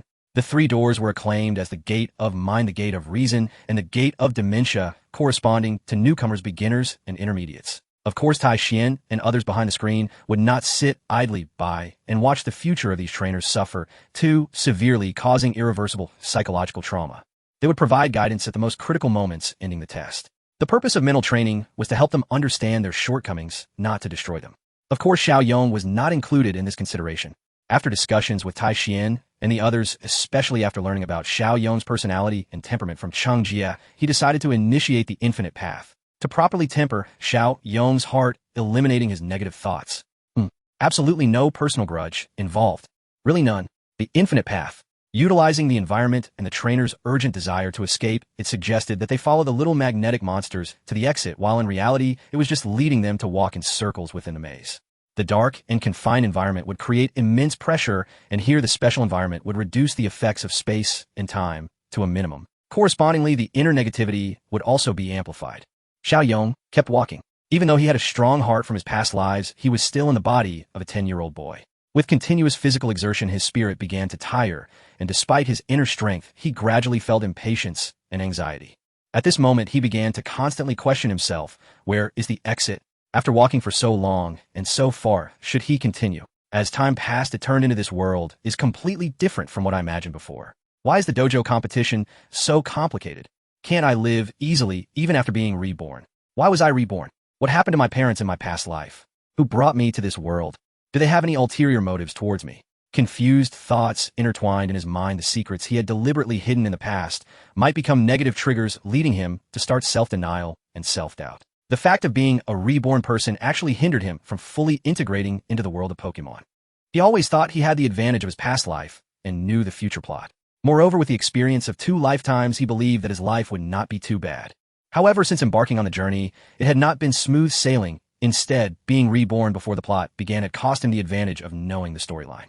Furthermore, a mature mind would lead him to think more. All of this turned into an unspoken pressure deep within Xiao Yong. He felt like an observer while wanting to prove himself in this world, and all of this could not be expressed to others. Until this moment, the accumulated pressure surged into Xiao Yong's heart, leaving him bewildered. In front of the screen, Cheng Jie nervously watched the boy who was lost in thought, anxiously asking, Mr. Tai Xian, is Xiao Yong really okay? No problem, no problem. He is currently fighting against himself, but once he overcomes it, he will emerge. Tai Xian, who was previously irritable, now stroked his beard and smiled. If he can't overcome it, no one can save him. Tai Xian added in his heart, it seems this little brat has a big... It's fine. Haruta also comforted this situation is common. Many new trainers experience it, and they reflect on themselves. Once they understand, they grow. And with Mr. Tai Xian watching, there won't be any issues. Cheng Jie, slightly relaxed, staring at the screen. Go for it, Xiao Yong. Overcome yourself. At this moment, Xiao Yong, surrounded by little magnetic monsters, stood still in the corridor, constantly questioning himself. Who am I? Then the scenes from both past and present interchanged in his mind, the figures of Chen Yong and Chinyong continuously crossing and separating, intertwining together. Ding. Detecting chaotic brainwaves of the host, activating protective mechanism. Ding. Host personality has undergone unknown splitting. Analyzing. 10, 20, 50, 100. Ding. Detecting unknown personality affecting the host, initiating forced fusion. In a critical moment, the system finally appeared. With the help of an unknown force, the 2 figures in his mind began to gradually overlap, causing Xiao Yong to unconsciously frown, clearly feeling unwell. Ding. Fusion successful, crisis averted. After a long while, Xiao Yong's body swayed, slightly slowly, opening his eyes, a smile reappearing on his face. The people in front of the screen saw this and felt relieved. Not bad, little brat. Tai Xian still wore a smile. It seems, just as you said, he has a resilient heart. Cheng Jie chuckled, of course. Everyone laughed, and no one knew what had just happened. They only felt that, like everyone else, the boy had dispelled negativity and reaffirmed his beliefs. Only Xiao Yong understood. With the system's help, he confronted his existence, comprehended his heart, and from then on embarked on the pinnacle of Pokemon in the name of Chinyong. Host Chinyong. Talent rock solid. Ability unknown, energy under development. Pokemon Steelix LV29, Swampert LV22, Kecleon LV21. Badges 1. Training points 20. He pushed open the stone door in front of him and walked in resolutely. Before him, sparks of electricity flickered. This is a standard indoor battle arena with a vast rocky ground in the center and trainer seats on both sides. A referee stands at the edge of the arena, while facing him a boy with yellow lightning-shaped hair dressed in a white vest and yellow pants is already waiting. He shouts loudly at the newcomer, entering through the door, welcome newcomer. You successfully passed the maze of the heart. The maze of the heart. The one from before. Hello, I am Xiao Yong. You are fortunate to have passed the maze, but encountering me, electromagnetic George. He raised his hands, embracing the sun, revealing a bright smile. That is your misfortune. The air seemed to freeze, as if a black crow flew over everyone's heads, calling, fool, fool, fool. Tai Xian covered his face, unable to look at the boy on the screen. I had a glorious reputation. The others chuckled, awkwardly too afraid to respond. In the arena, Chen Yong calmly gazed at his opponent, having seen far more ridiculous scenes before. George also sensed the awkward atmosphere and quickly coughed a couple of times to break the tension, stating seriously, "Well, then, let's get started. As long as you can defeat me, you can proceed to the final arena." Nodding, Chen Yong took out a Pokeball. The referee looked at both of them, announcing Gym Trainer George versus Challenger Chen Yong. Each can use 2 Pokemon. The battle ends when all of one side's Pokemon can no longer fight. The opposite is victory. During the battle, only the challenger can switch Pokemon. Then, "Him up!" George yelled and threw out his Pokeball. A flash of white light revealed a Magnemite hovering in midair. BZZ. Pokemon Magnemite LV23 Magnet Pokemon. It floats in the air and can emit electromagnetic waves from its 2 magnets. Gender genderless. Type electric steel. Nature cheerful. Ability sturdy, unaffected by one-hit knock. Skills: Thunder Shock proficient, Tackle proficient, Thunder Wave proficient, Sonic Boom beginner, Electro Ball proficient, Euro Ball proficient, Quick Attack beginner. Inherited skills: None. Note, no inheritable skills. TM Protect proficient, Iron Defense proficient. Magnemite, huh? Looking at the floating Pokemon, Chen Yong thought for a moment and threw his own Pokeball. Go Kecleon. Kecleon, the little guy having eaten a lot of hard stones, needed to digest well. Pokemon Kecleon LV21, a gender male type, Steel Rock Nature Brave. Ability Battle Armor, which prevents recoil damage from its own moves and is unaffected by non-ability status. Affection 100. Skills: Tackle proficient, Harden proficient, Headbutt proficient, Protect proficient, Roar proficient, Rock Tomb proficient, Metal Claw proficient, Rock Slide beginner. Inherited skills: Dragon Rush beginner, Dual Chop beginner. TM None. Strict training has rapidly improved Kecleon's strength, and its skill proficiency has also increased, having learned Rock Slide under the guidance of Steelix and Swampert. Today is the time for training. Kecleon and Magnemite. It seems that both sides are quite similar. Taishian looked at both Pokemon and smiled. Indeed, it all comes down to performance in battle. Haruta also smiled in response, while Chung Jie casually remarked, "Chen Yong will definitely win. Let's wait and see." In the arena, George looked at Kecleon across from him, smiling satisfactorily. Very well. Magnemite attack first. Sonic Boom. An invisible sound wave emanated from Magnemite, enveloping Kecleon. Chen Yong furrowed his brow, recalling the Onix from before. Did I really always use such a sneaky tactic? There's no choice. Rock Slide. Kecleon. Despite its small frame, it possessed immense energy. Enduring the sound wave's interference, it stomped hard on the ground. A multitude of rocks were shaken loose and hurled toward the opponent. No confusión. How lucky. Quick Attack dodged them and rushed in. George didn't mind and commanded again. Magnemite was enveloped in electricity. Its speed greatly increased.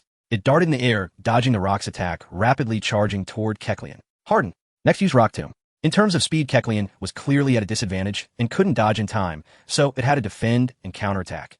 Kecleon. The metallic sheen flickered as its body became sturdier. Kecleon shouted, and countless fragments of rock surrounded it, then rushed toward the oncoming Magnemite. The weight of the rocks increased the opponent's burden, slowing its speed down. Seeing this, George chuckled as expected. Magnemite finish it. Euro Ball. Kecleon. Weighed down by the rocks, it gradually hovered to a stop, finally halting right in front of Kecleon. However, upon hearing the command, Magnemite's body shone with electricity again. They began to spin, gathering steel energy. The two forces combined and slammed down towards Kecleon's forehead. Not good. At this distance. Is this another combination move? Chen Yong was taken aback. The Euroball's power is based on speed. The slower it is, the stronger it becomes. At this close range, Magnemite's speed can't build up, and the Euroball's power will reach its maximum. Kecleon, use Protect. However, even though the proficiency of the Protect move had greatly improved, this distance was simply too close. Before the skill could be successfully executed, Magnemite's attack was already upon them. Bang! Accompanied by the sound of impact and scattered sparks, Kecleon slid across the ground. Such strong defense. George was surprised to see this. Clearly, this hit did not achieve his expected effect. Chen Yong looked at his little guy's state, feeling slightly reassured, and said to George, "We are indeed very strong in defense."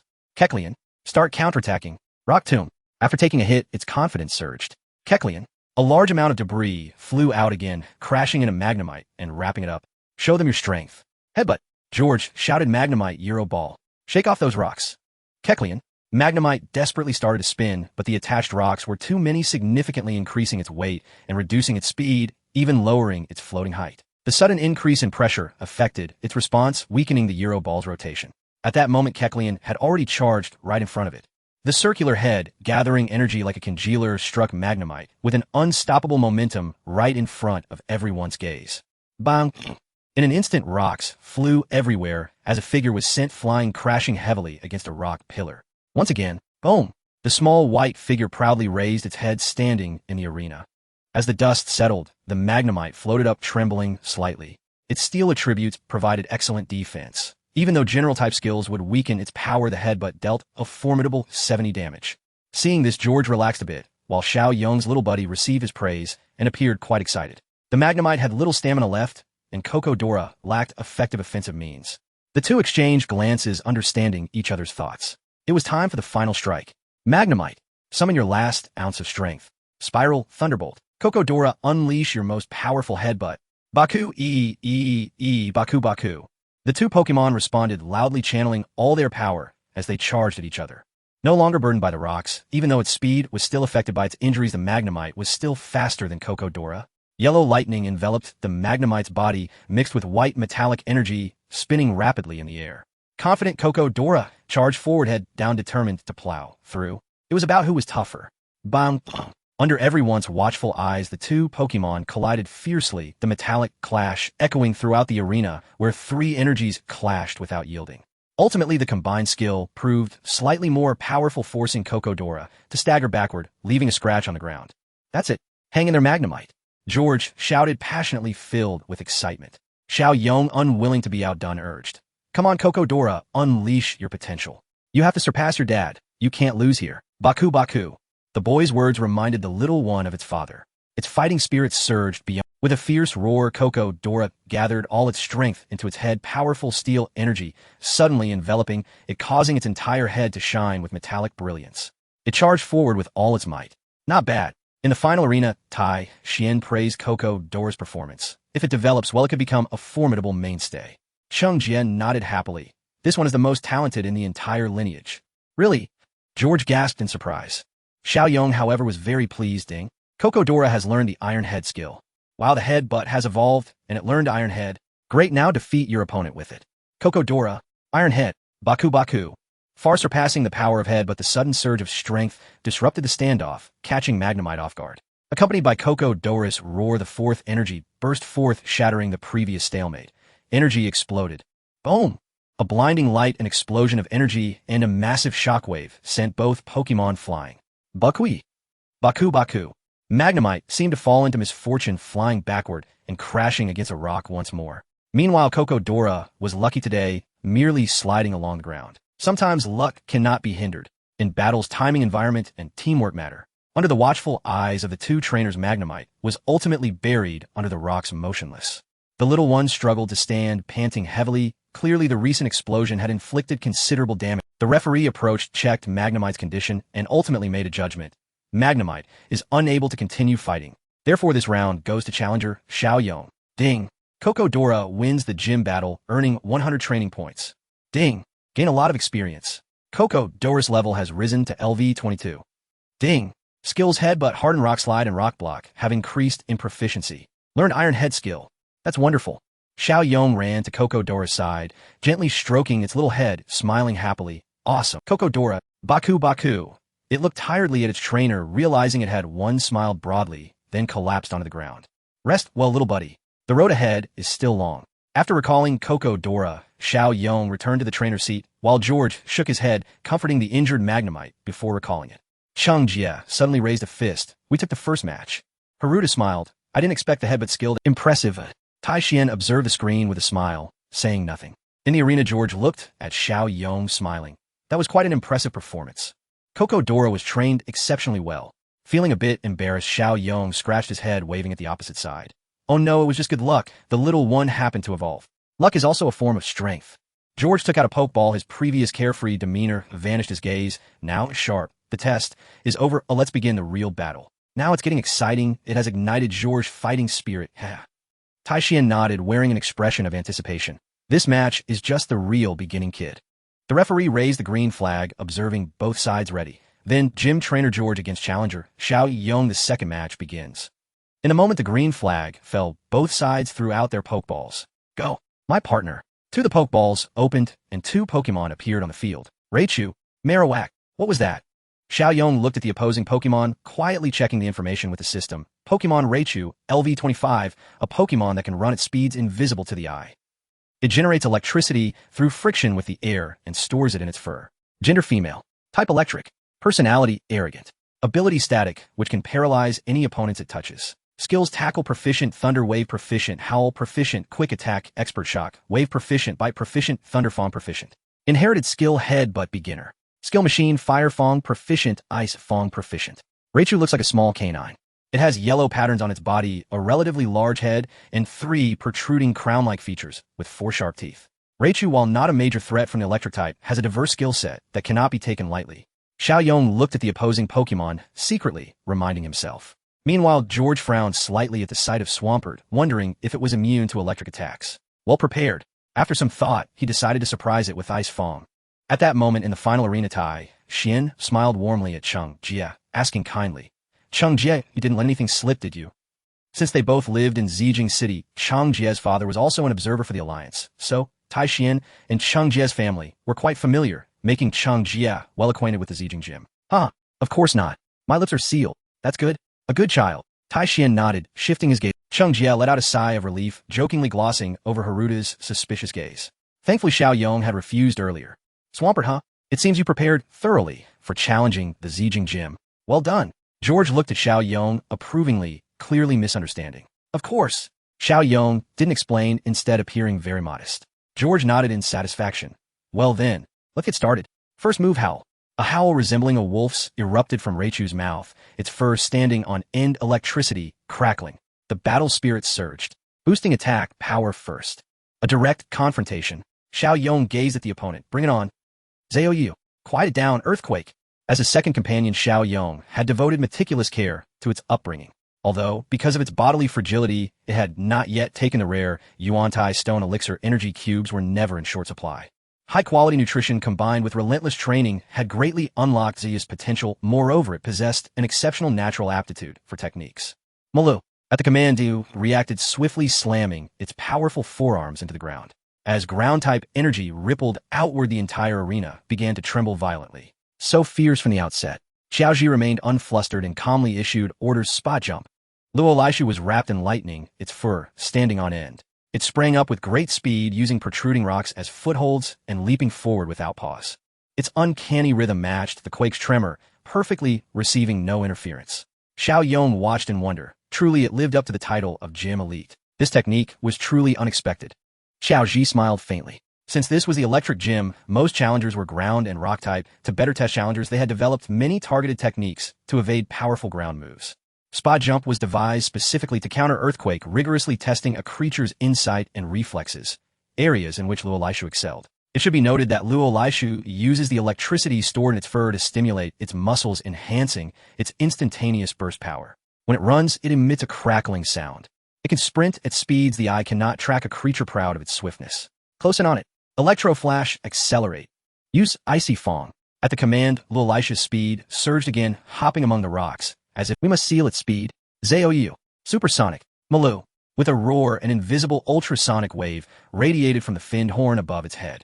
Yet Luo Laishu, a streak of yellow light, did not pause. Its tremendous velocity rubbed against the air, creating a brief vacuum that prevented sound from reaching it. That fast? Xiao Yong was astonished. Luo Laishu's electro flash is innate, and with muscles continually stimulated by its stored electricity, its speed is unparalleled. A prideful voice came from across, answering Xiao Yong's wonder and stoking his fighting spirit, relying on speed to win. Not so simple. Zhao Yu, swiftly finish this. Show the results of your special training. Watching the rapidly approaching, sprang up and roared, hammering its arms into the earth. In an instant, the ground began to quake. Straight, twisted and cracked successive rocks thrust upward, irregularly fanning out before them like a forest of stones sprouting from the earth. The swift Luo Laishu had its rhythm disrupted by the erratic, protruding rocks. Under such violent acceleration, even the fastest reactions were of no use. The moment it was lifted by the first rock, its advantage turned to disadvantage. As Zayu poured ground energy without pause, the stony forest continued to spear into the air toward the opponent's silhouette. Luo Laishu, react quickly. Use Electro Flash to dodge. Xiaoji shouted, anxiously desperate to regain the initiative. Struggling to control itself, electricity crackled along its body once more, but with Zouya's roar, all the ground-type energy erupted at once. The jutting rocks shattered, causing the Luo Laishu that had just stepped onto a pillar to reset its rhythm to miscalculate once again. It's useless. Xiao Yong watched the scene with satisfaction. Zhao Yu worked so hard to master this move. How could it end so simply? He thought of his partner who had trained tirelessly and continually awakened potential. Injured, recovered, injured, recovered. Just to fuse earthquake, rock slide, and falling rocks together. In the end, the ultimate move was forged. Though still unpolished and immature, it was enough. Chen Yong fixed the blue figure in the arena with unwavering eyes. The time has come. Show everything you've achieved. Let everyone see your growth. Finish it. Rockstorm. Malu. Under tremendous force, the earth shook as countless shattered stones surged upward from all directions, hurtling through the air toward the falling Littleroot. Bang! The sound of stones striking flesh, the clatter of colliding rock, and Littleroot's cries wove together above the arena into a strange, grim chord.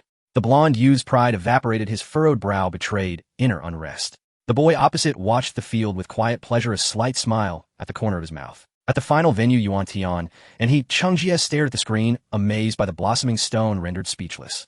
A fusée technique. Tai Xian's smiling face flickered with surprise and thought. Amazing. So young and already experimenting with transformations of energy. The referee suddenly spoke. The last newcomer this dazzling was that champion from Shanao, wasn't it? Tai Xian nodded and sighed with approval. Yes, though it is only a preliminary fusion, it recalls the Wu 2 years ago, last year's Yulong Youth, and Bingnu and Kanto, and the prodigious girl who won the Linglong tournament last year. The future is promising. Looking at the boy and Ziyu on the screen, he said with expectation, his road is long. Let me test whether his potential merits attention. Back in the arena, a shattered stone had piled into a small hill at center, Littleroot buried deep within. Xiaoji asked bitterly, a fuse technique. Rockstorm. Chen Yong felt a little embarrassed, nodded, and replied softly. It was just completed and is still somewhat unrefined. He shook his head helplessly. How could they be compared? A combination of skills is merely the stacking of energies, while a fuse technique is the melding and reconfiguration of energy into a wholly new skill. One is utilization, the other is creation. The levels are entirely different. Entering the arena and declining Chen Yong's helped Xiao Ji dragged away the rocks piece by piece to reveal the long unconscious Littleroot. His original confidence had turned to nothing but helplessness. I'm still at the stage of combined skills. I never expected you to carve your own path. Looking at Chen Yong and Ziyu, Xiao Ji nodded earnestly and said, You won. You may proceed to the final arena. Congratulations. Thank you, Xiao Ji. I learned a great deal too. Chen Yong thanked him sincerely. Although the fused skill produced a good result, it was merely a surprise victory on much still needed refinement. The road ahead is long. Seeing the outcome, the referee announced battle over. Xiao Yu wins. Therefore the victor is Chen Yong. Ding. Xiao Yu has won the gym match. Gain 100 training points and a large amount of experience. Ding. Successfully comprehended fused skill Rockstorm, not yet formed. Reward 100 training points. Ding. Supersonic and earthquake proficiency increased. Rockstorm proficiency requires a higher energy rank. Currently at the introductory stage. Patting Ziyu on the shoulder and listening to the system prompts, Chen Yong did not relax. Greater challenges lay ahead. Following Zhor's guidance, Chen Yong walked through the passage behind the dojo trainer and ascended the stairs for a short distance, where a small healing device appeared before him, reminiscent of the Kanaz dojo, along with a Happiny. Hello there. Happiny. Thank you. Smiling happily, he accepted the pokeballs of Swampert and Cacturn that were handed to him, placing them on the machine to begin the examination. Chen Yong no longer felt worried and stood aside, checking the system information. In the previous battle, he had used an incomplete fusion skill, which was authenticated by the system. However, unlike before, this fusion skill could not be enhanced through daily training or battles. It could only be improved through the Pokemon's own understanding of energy. The energy level had to increase for natural upgrades, significantly raising the requirement for the Pokemon's comprehension. Raising the energy level is no easy feat. Fortunately, after prolonged training, Swampert's energy level should have increased, which is why he had mastered the fusion skill and entered the introductory phase. Chen Yong felt a headache, as if he were shackled, unable to enjoy himself any longer. The call of Happiny interrupted Chen Yong's contemplation. Looking at the revitalized Cacturn and Swampert beside him, he nodded in satisfaction. After all, the previous battle had gone relatively smoothly. Aside from the little guy feeling somewhat exhausted, Swampert had emerged victorious, with hardly any injuries. Thank you. You've worked hard. Retrieving the two Pokemon and bidding farewell to the smiling Happiny, Chen Yong stepped through the door that had been opened in advance. The dazzling lights on the ceiling illuminated the entire arena. This was a battle area far larger than before, complete with rocks, grass, and even small hills. In the right audience section, Chungjie was happily waving at Chen Yong. Beside him sat Haruta, the dojo apprentice, who had previously guided newcomers. Opposite on the trainer platform sat a middle-aged man with a mohawk, sporting a beard, and wearing a brown shirt with lightning stripes and yellow suspenders, smiling at him, lacking any semblance of a dojo master's authority. Xiao Yong felt that he harbored ill intentions. Hello there, kid. You performed quite well earlier. Tai Xian stroked his beard and greeted him. So how about it? Has Cacturn had enough to eat? If not, there's more here. Cold sweat immediately dripped down his back. Ignoring the exaggerated laughter of Cheng Jia, Xiao Yong awkwardly scratched the back of his head, chuckling. Mr. Tai Xian, you're too kind. I'm grateful for your hospitality. Cacturn is very happy, haha. I hope I won't have to compensate. He muttered incessantly in his mind, while cautiously observing the middle-aged man's expression. Tai Xian snorted coldly, then suddenly changed his expression to smile again. But it's all right. I believe eating too much is not good for digestion, so I decided to personally accompany you to exercise and digest. Well, it's not good to exercise right after a meal. Ha ha, kid, it's too late. Coming here means that your previous exercise was insufficient. Come on, let's have a good workout. The referee, who had been waiting for a while, frowned and interrupted the two's banter. The match begins. Before we say anything else, Tai Xian of the Zijing Dojo battles challenger, Xiao Yong. Each side may use 3 Pokemon. A side loses if all their Pokemon lose their combat capability, and vice versa. During the match, only the challenger may switch Pokemon. Seeing both sides ready, the referee waved the green flag. Round 1 begin. Taking a Pokeball from his waist, Tai Xian smiled and said, "This will be the first one." He tossed the Pokeball lightly, and with a dazzling light, a Pokemon appeared in the arena. It looked like a Pokeball with a face and no buttons, the upper half red and the lower half white. It was Electro. Pokemon Electrode, LV25, identity unknown. Typically found near power plants. Proficient in various electric-type moves. Due to its tendency to explode unexpectedly, one must be particularly cautious when encountering it. Gender genderless. Type electric. Nature impulsive. Ability Aftermath. When it is at the brink of fainting, it deals damage to opponents who make contact. Moves Charge, Proficient Tackle, Proficient Electro Ball, Expert Charge Beam, Proficient Volt Switch, Proficient Rollout, Expert Screech, Proficient Self-Destruct, Proficient Rapid Spin, Proficient Electro-Terrain, Proficient. Inherited moves none. TM moves Protect, Proficient Substitute, Proficient Flash, Beginner, Electrode. Xiao Yong looked at the information provided by the system, his face filled with disbelief. Aside from the Flash move, which was the only beginner-level skill, the rest were all proficient, with even 2 skills reaching expert level. How did it achieve this at just level 24? Do you also have a system? How much training must this have taken? The most dangerous part was that this Electrode actually had the dream ability. Aftermath. It directly nullified all contact moves, rendering attacks restrained. Glancing at the smiling Tai Xian, Xiao Yong thought for a moment and ultimately decided against having Cactor practice. He took out another Pokeball and tossed it into the air. This one is for you. Go! With a flash of white light, Swampert appeared once more. A glint of expectation flashed in Tai Xian's eyes. Kid, let me give you a lesson. What a formidable opponent. Electrode, go. Tackle. Bikika. With a flash of electricity, it appeared right in front of Swampert and collided fiercely. Bam! Malo. Before he could react, Swampert was sent flying. Hiss! How could it be so surprised? Xiao Yong looked at the Electrode, which was covered in electric currents. Haha! Oh dear, didn't you notice? Little boy, Tai Xian said with a smile. Pay close attention to the changes in the entire arena. What is this? He bent down to touch the ground, and his fingers immediately generated a static electric response. Look closely at Electrode. Hearing the hints from across, Xiao Yong focused, and finally noticed that the bottom of Electrode was slightly elevated above the ground. This is electric terrain and electromagnetic levitation. Shaking his head, Tai Xian replied, "This is not electric terrain, but electromagnetic terrain." Seeing the boy's reaction, Tai Xian appeared very patient. Pokemon battles are not just a clash of strength, but also a battle of psychology and strategy. Careful observation and being adept at discovering and utilizing all surrounding factors as auxiliary tools can yield extraordinary results. Smiling as he surveyed the entire arena, he continued, "The Zijing Dojo is located in a special magnetic field. I established the electric dojo here. As you know, electricity and magnetism are inseparable. By utilizing the environment, I transformed the electric terrain, which primarily relies on electricity, into an electromagnetic terrain, temporarily altering the stats of electric-type Pokemon. Electrode set up the electromagnetic terrain as soon as it appeared, and with electromagnetic levitation, the air resistance was minimized, allowing it to adjust its magnetic field and accelerate using repulsion, which is why it delivered such a powerful tackle move." Stroking his beard, Tai Xian smiled as he pointed out to the younger generation. This was his happiest moment. Basic skills can also unleash tremendous power under special circumstances, and one should not merely pursue moves of great power. You have great potential. Developing a fusion skill like Rock Slide at such a young age is commendable, but don't get cocky. Your future path is still long. Thank you, Mr. Tai Xian. I understand.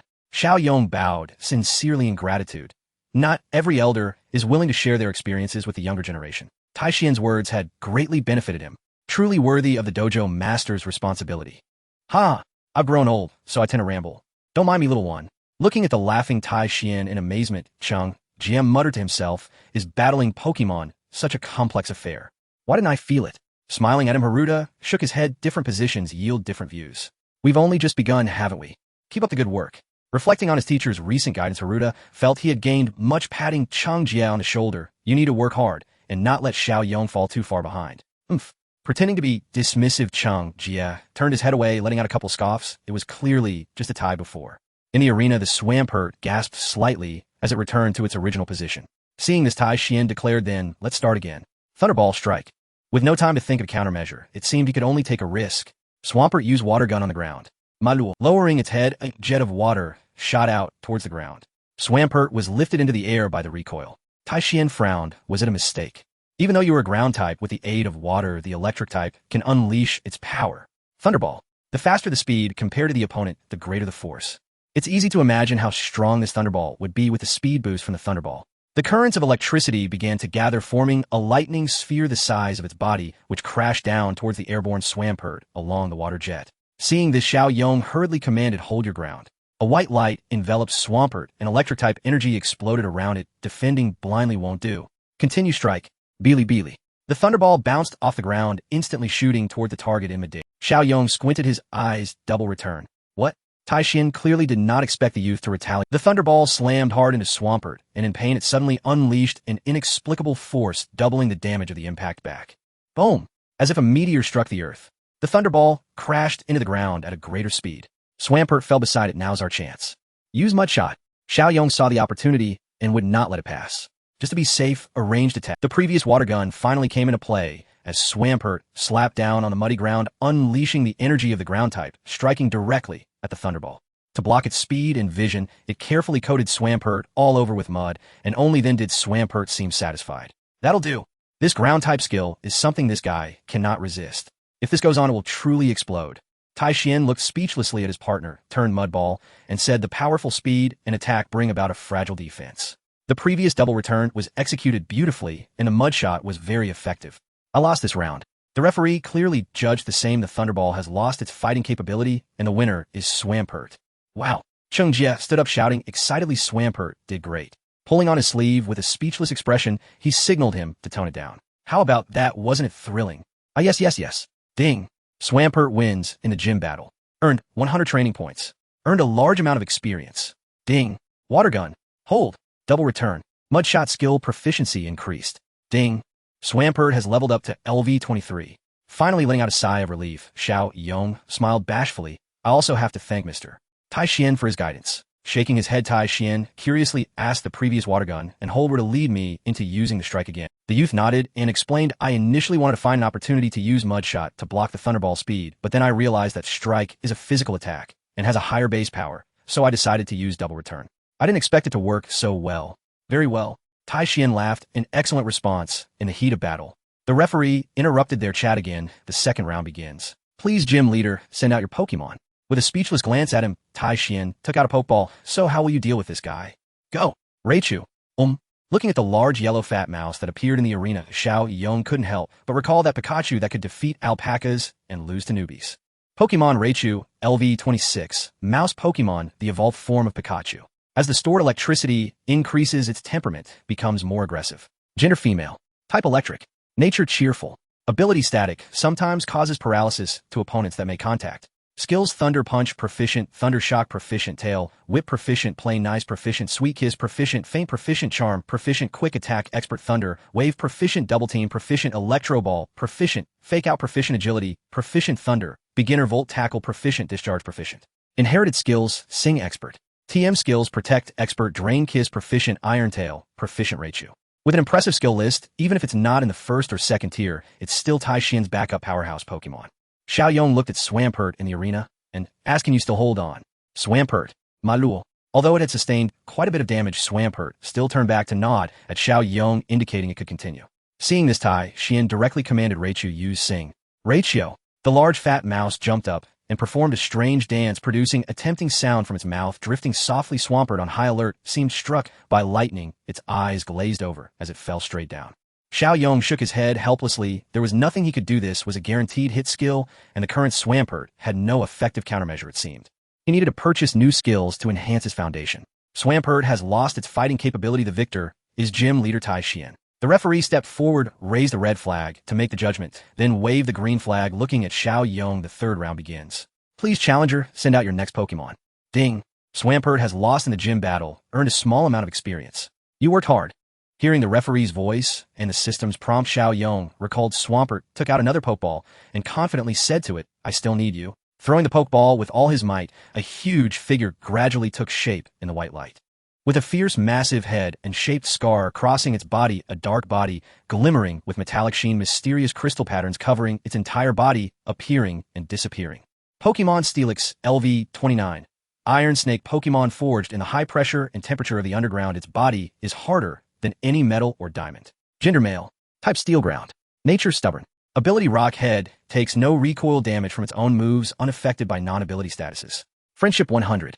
Skills tackle proficient, roar expert, bind proficient, dig expert, payback expert, harden expert, head, smash proficient, sand tomb, proficient rock slide, proficient rock wrecker expert, thunder, fong, proficient ice fong, proficient fire fong, proficient bite, proficient heavy slam, proficient rock polish, proficient. Inherited skills dragon tail, proficient iron tail, master double-edged headbutt, proficient. TM skills protect, proficient dragon breath, proficient as Xiao Yong's starter Pokemon and the most common Onix. They grew up and lived together, their bond needing no words.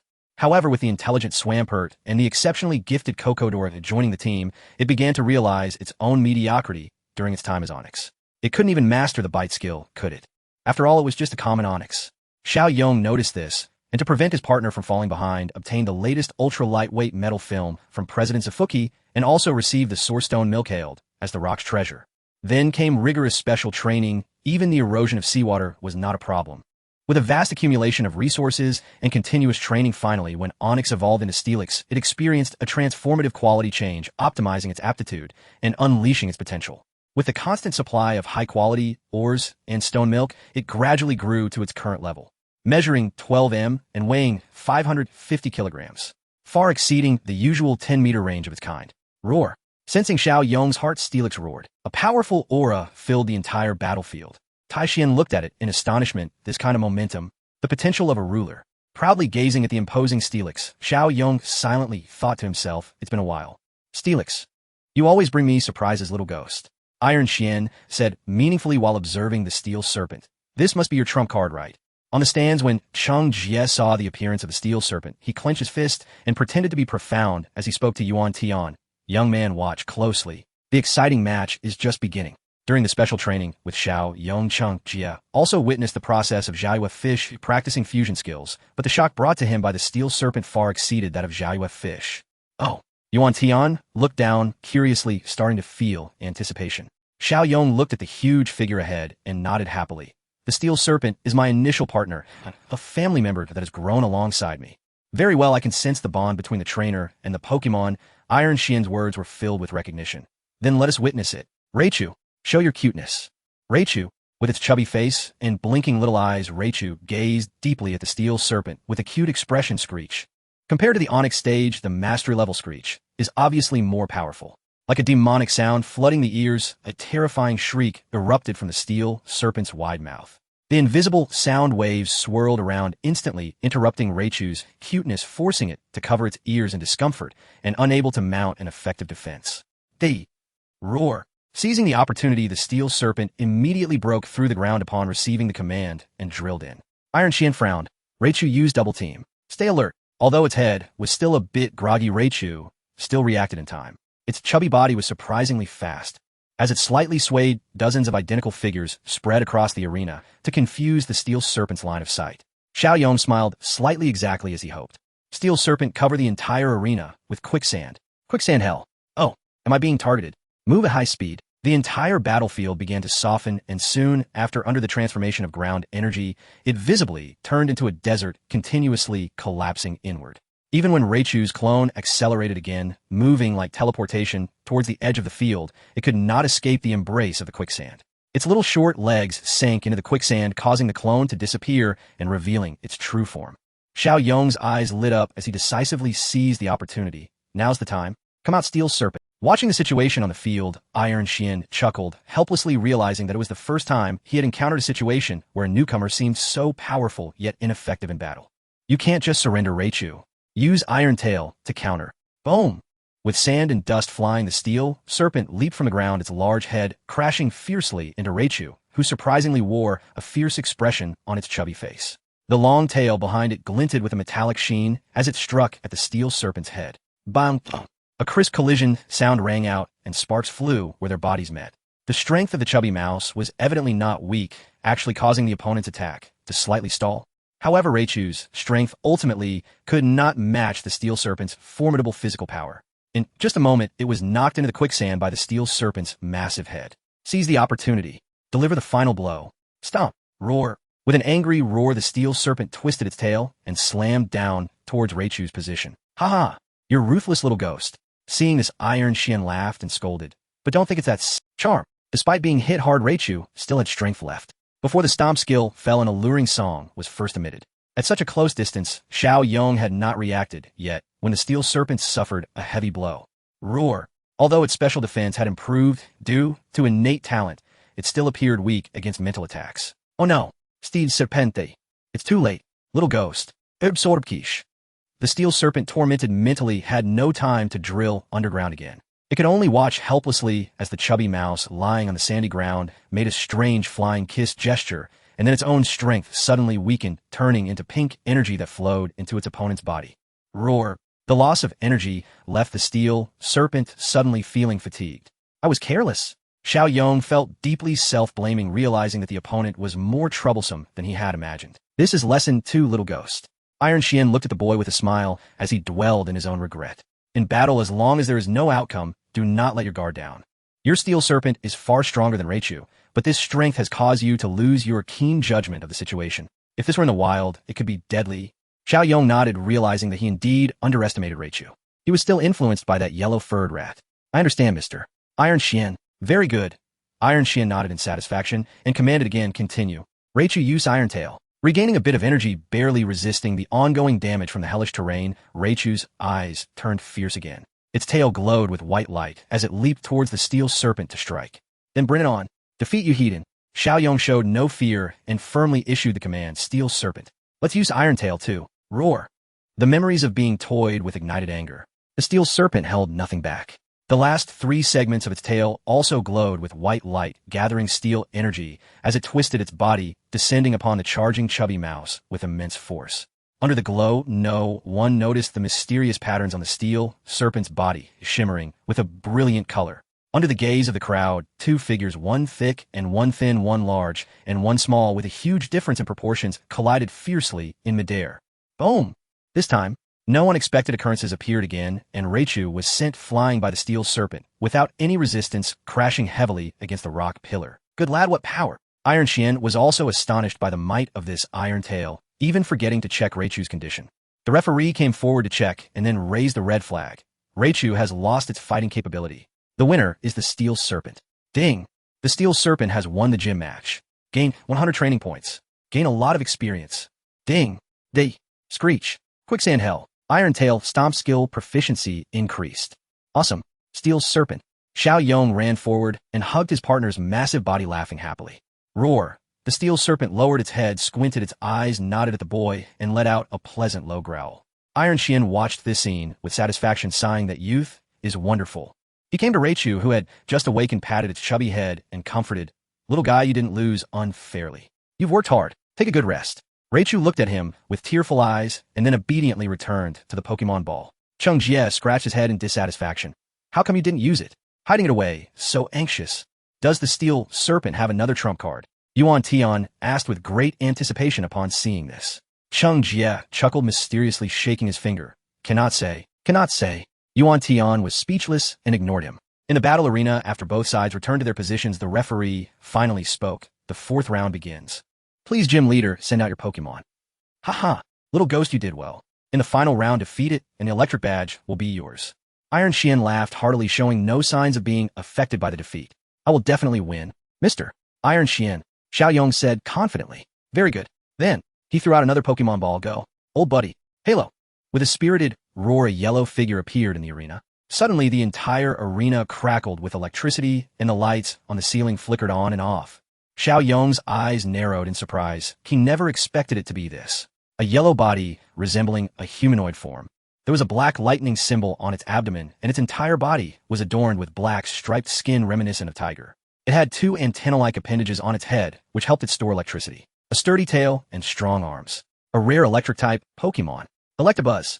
Pokémon Electabuzz LV31, an electric-type Pokémon that occasionally appears at power plants and consumes all electricity, causing power outages. Gender male. Type electric. Personality careless. Ability Vital Spirit prevents it from falling asleep by boosting energy. Skills Quick Attack Proficient, Leer Proficient, Thunder Shock Proficient, Charge Proficient, Volt Tackle Proficient, Screech Proficient, Thunder Punch Expert. Inherited Skills Arm, Thrust Expert. TM Skills Protect Proficient, Brick Break Expert, Ice Punch Expert, Fire Punch Expert, Low Kick Proficient. Looking at the information provided by the system, Xiao Yong shot a meaningful glance at the smiling Tai Xian. An electric-type Pokémon with combat skills at an intermediate level, and most of its proficiency is at expert level. What does that mean? Could it use its combat skills for a surprise attack? Hahaha. Since acquiring this talent, I haven't had a proper experience yet, and now the opportunity has come. Suppressing a smirk in his heart, Xiao Yong's expression remained serious as he cautioned the Steelix, "Be careful. The opponent is very strong." Roar. Tai Xian stroked his beard looking at the vigilant young boy, raising 3 fingers. Lesson 3. When in adversity, one must not lose composure. Trust in the abilities of every Pokémon. There are many examples of the weak defeating the strong. Even reverse types are not unbeatable. Be cautious. Also, you're just a fighting type in disguise as an electric type Pokémon. Muttering to himself, he spoke out, "Yes, I'll take it seriously." Nodding, Tai Xian directly issued the order, "Quick Attack, Russian. A Combination Punch." Combination Punch. Another combination move. Xiao Yong did not react, watching as Electabuzz quickly approached, his right hand shaped like a knife in front of him, left fist clenched, gathering energy with flames at his waist. Tai Xian frowned slightly, noticing the boy's indifference. Was he this confident in Steelix's defense? Bang! Bang! Finally, Brick Break and Fire Punch were alternately executed, striking Steelix. Immediately after, Ice Punch followed suit. Steelix squinted its eyes silently, enduring the opponent's attacks. Something's not right. Tai Xian observed Steelix taking the hits and sensed something amiss. While the Ice-type effect was understandable, the Fighting-type and Fire-type skills not dealing damage was quite suspicious. On the other side, Xiao Yong carefully observed Steelix's condition, silently calculating its limit for enduring attacks. Talent skill.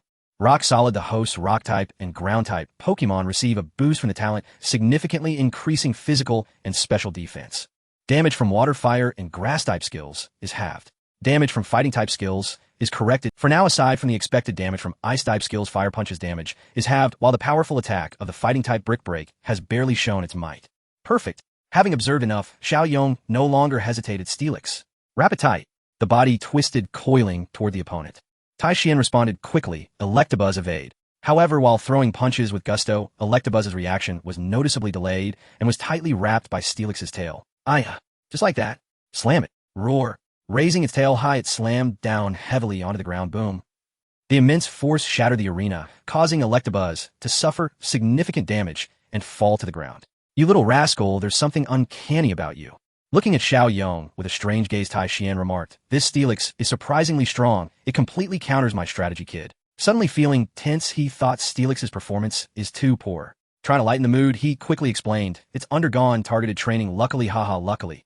In the stands, Yuan Tian furrowed his brow, watching Steelix, which seemed unfazed, and asked Chang Jia, "Does Xiao Yong usually do weakness training?" Chang Jia looked at the arena with envy, saying without hesitation, "Yes, I saw Steelix training for the first time. It immersed itself in seawater to fully adapt." "Impressive. I see." Nodding thoughtfully, looking at the young boy on the sidelines, wondering, is he both talented and hard-working? "It seems I need to work even harder." Electabuzz, enduring the pain coursing through its body, gritted its teeth and stood up, rapidly spinning its arms.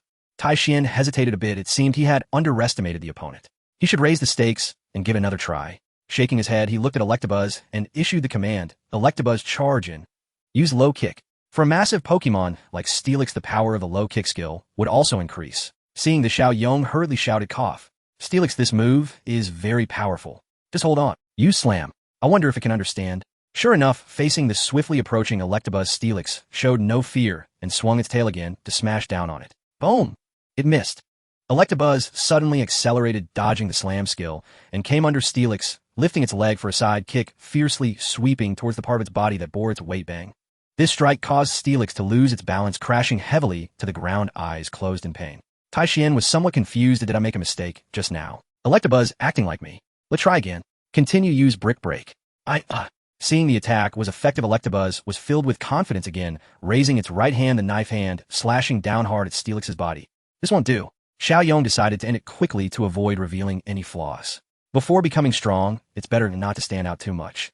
Steelix protect. Then use Iron Tail. Roar. Although the damage was minimal, Steelix pretended to be severely injured, feeling quite displeased. A white shield enveloped its body, blocking the opponent's Brick Break as its tail shone with a metallic luster, sweeping towards the nearby Electabuzz with full force.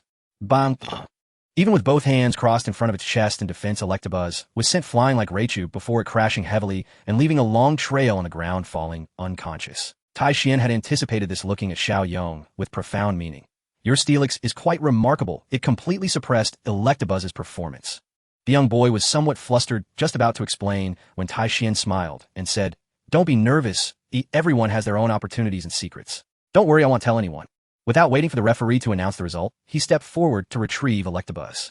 Taishian approached Steelix, examining it with satisfaction. A very promising fellow. I look forward to seeing how far you will go. Thank you, Mr. Taishian. In the arena, Chen Yong scratched his head, feeling bashful. I've learned a lot too. Thank you for your guidance. Not bad, little rascal. Here, take this, your electric badge. Ding. Steelix gym match. Gain 100 training points. Gain a large amount of experience. Ding.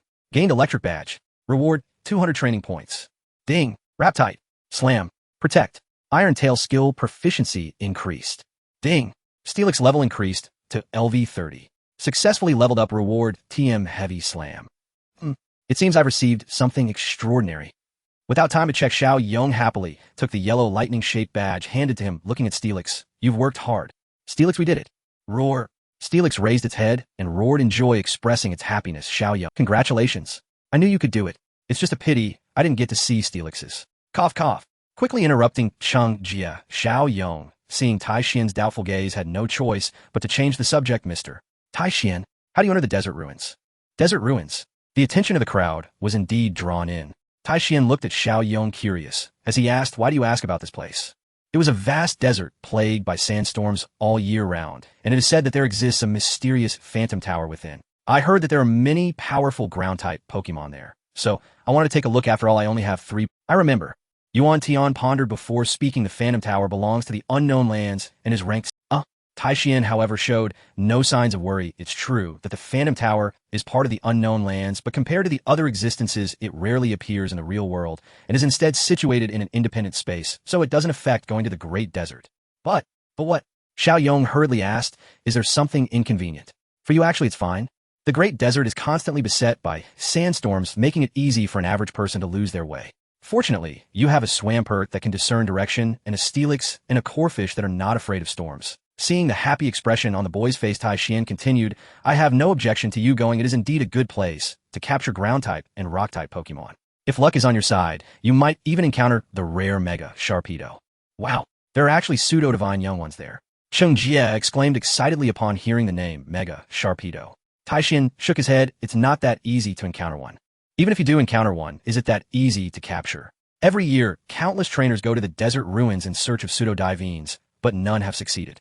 Instead, many have met with misfortune. Thus, capturing Pokémon requires fate. One cannot simply force it. Chen Yong nodded, indicating his agreement, which matched his own views. He would never deliberately seek out a pseudo-divine or even a legendary beast, but if one were to appear before him, then that would be fate. So how we get there? Should we proceed along Route 111 or ride our bicycles directly to Chimney Hill? The Great Desert runs directly alongside the eastern side of Chimney Hill, so you can enter from Route 111 to Chimney Hill or the direction of Autumn Leaf Town to the north. Chen Yong wanted to choose the most convenient route. My suggestion is to go directly along Route 111, heading north, entering the desert from the southern canyon, and then walking along the edge of the desert in a southeast direction until you discover the ruins' remnants. That's where Mega Sharpedo has been seen before. Yuan Tian, being from Feebas Town, had previously visited the desert with his family, hence giving this advice. Taishian recalled it and nodded. All right, that's the most time-efficient route, little brat. I won't stop you from going to the desert, but you must not venture too deep. The locations where Pokémon appear are not fixed at all. Depends on your luck. Good luck. Yes. Thank you, Mr. Taishian, and everyone. Xiao Yong earnestly thanked the crowd before leaving the Zishuan gym with Changjia. On the way, Changjia asked again, have you really made up your mind? Are you going to the desert ruins? Yes, I'll rest well tonight and set off early tomorrow. After a brief silence, Changjia stopped and said, well, we'll say goodbye here, Xiao Yong. Since that's the case, I'll be heading to Wudou Town tomorrow. I'll be training there, and when we meet again, let's have a proper battle. Don't make it too easy for me to win like last time. A playful smile appeared on the boy's face, somewhat showing a bit of a rebellious spirit. Xiao Yong laughed. Next time, I'll be serious and don't cry when I beat you up. Hee hee. See you next time. Yes, see you next time. They hopped on their bicycles, exchanging few words, veering into a fork in the road, one heading south, the other west, each pursuing their own paths. In the future, they would surely meet again. After obtaining the badge, Xiao Yong, feeling relaxed, enjoyed the scenery of Zishuan City as he rode back to the Pokemon Center. As usual, he handed over 3 Pokeballs to Nurse Joy and then called his family to boast about his victory. After enduring his father's eye rolls and his mother's nagging, Xiao Yong ended the call. While waiting for his Pokemon to recover, Xiao Yong went to the computer on the first floor to check what he needed to pay attention to regarding the desert ruins. The desert ruins are not an official name. They are generally referred to as the Great Desert Region, which mainly consists of the Great Desert, the Desert Ruins, and the Phantom Tower. The Great Desert is accompanied by unending winds and sands known as the hot zone of yellow sand under the sky. To enter, one must wear specially made desert goggles to see the environment clearly, but visibility is very low. Legend has it that the desert ruins were once home to Regirock, one of the 3 guardians of Hoenn. Yes, it's Regirock again. Xiao Yong pouted, skipping over it directly, as he had no interest in Regirock. There were better legendary beasts out there. The ruins are located to the south of the desert, and originally were just a stone formation. Only after solving the puzzle of the stone chamber would the entrance to the rocky interior appear. The inside of the desert ruins is empty, with only a wall inscribed with Braille.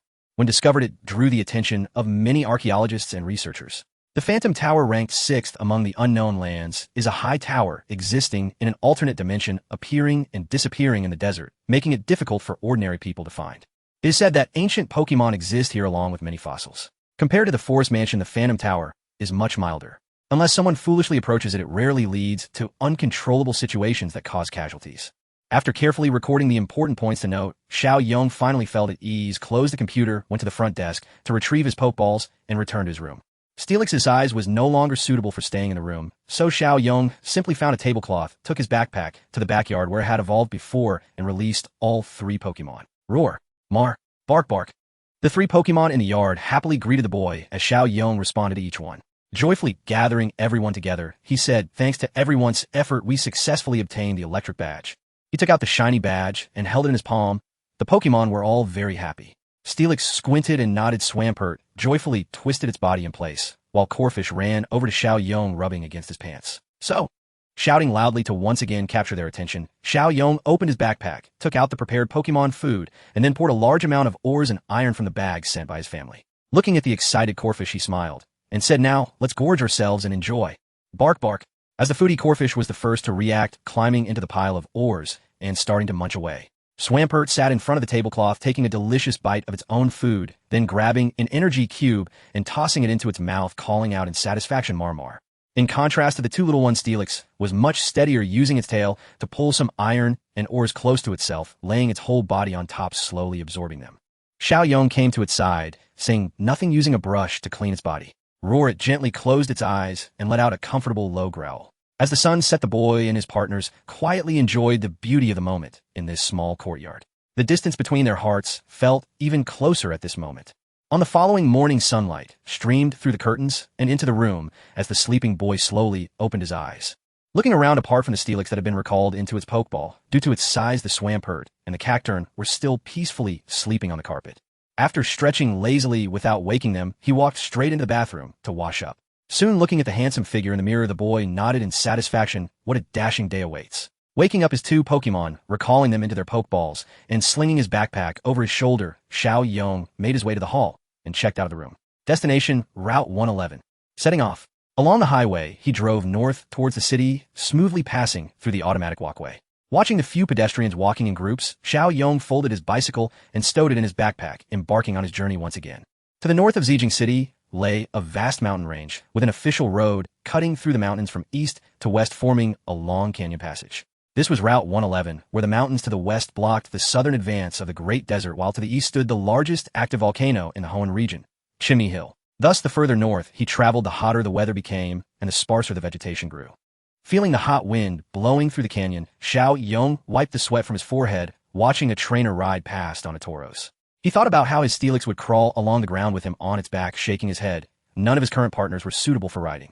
Pulling his gaze away from the envy, he found a large rock in the shade and decided to rest there for a moment before continuing on, having walked for quite a while without knowing how far he was from the desert.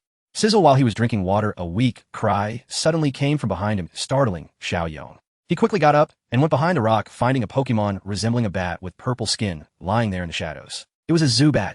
One must know this type of Pokemon usually resides in dark caves, hanging upside down in the caves or under the eaves of old houses during the day. They despise sunlight because their skin is so thin that exposure to it can cause sunburn. It was hard to imagine seeing one in this hot, dry canyon. Looking at its weak appearance, even without eyes, one could feel it was pleading for help. Was it He rummaged through his backpack and found an unused bowl, poured water into it, and placed it in front of the Zubat, gently saying, "Drink up. You'll feel better soon." After a struggle, the Zubat managed to lift itself up and leaned over the edge of the bowl, not fearing Chen Yong. It began to drink deeply. It seemed it had been dehydrated for a long time. Surrounding the rocky walls, indeed, not far away on the cliff, there was a cave, likely the little creature's home. It seemed for some unknown reason it had not returned home in time, instead suffering from dehydration under the scorching sun. Thinking for a moment, watching the Zubat drink, he asked, "Is that your home? Can you make it back on your own?" Hearing the human's inquiry, the Zubat lifted its body, struggling to flap its wings, and began to fly, but after just a moment it fell due to exhaustion. Chen Yong quickly caught it and placed it in front of the bowl again, taking out some Pokemon food from his backpack to place in front of it. "Eat up. You've been dehydrated for too long and have no strength. Just eat a bit more. Dosh." He quickly pressed it down to prevent it from moving around. Chen Yong thought for a moment before saying, "How about this? You eat well first, and after you're done I'll help you get back, okay?" Sizzle, the little creature, excitedly flapped its wings at this, and finally settled down to start eating. After a long while, Chen Yong cradled the Zubat and arrived at the foot of the cave. He took a glance at the distance and contemplated before releasing his Steelix. "Steelix, I'll stand on your head, and you can take me up to that cave." Roar, it nodded, indicating that it understood, then bent down to let Chen Yong climb up. The cave was about 5 meters off the ground, and with Steelix's body stretching 12 meters long, even if it needed to support its own weight and couldn't completely straighten up, it could easily get him up there. Indeed, with a slight elevation, Chen Yong, with the help of Steelix, easily reached the cave entrance. Thanking it, he recalled Steelix and looked at the dark cave. In his arms, the Zubat sensed the presence of its kin and began flapping its wings incessantly. Chen Yong signaled it to stay still, then slowly walked into the cave.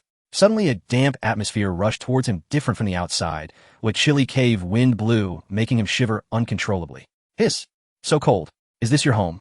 Sizzle. The Zubat nodded, its antennae twitching slightly as it began to emit ultrasonic waves that spread out. Before long, the sound of Sizzle grew more numerous, mixed with the strange cries of Heka, Iheka. Looking closely, he realized that at some point dense red eyes appeared above him, and many Zubats were flitting about in the air. Although he knew they wouldn't harm him, Chen Yong still felt a bit apprehensive in his past life. He had been most afraid of bats, not due to bloodsucking, but because of viruses. "Hey, Kai! Hey, Kai!" The strange sounds gradually approached, and a massive bat appeared not far in front of Chen Yong.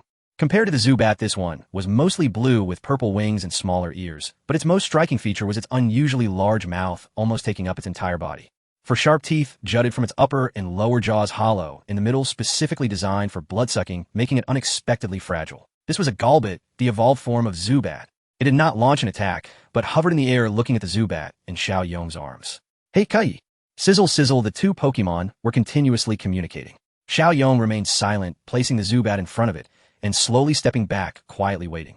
After a while, they finally finished communicating. The Golbat examined the human boy, then suddenly turned and flew deeper into the cave. Chen Yong looked curiously at the Zubat on the ground, communicating with its companions, contemplating whether to walk directly in. Just as he hesitated, the Golbat returned flying back with a round stone clutched in its feet.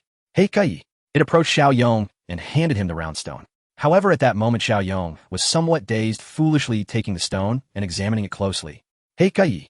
The Golbat looked at him strangely, wondering if he had never seen a broken stone before, and ignored him, grabbing the Zubat and calling out to its kin before returning deeper into the cave, leaving the boy standing there in a daze. After a long time, he exclaimed, "Damn." A name of a plant involuntarily slipped out of his mouth. Chen Yong sighed, not expecting such a small gesture to yield unexpected rewards.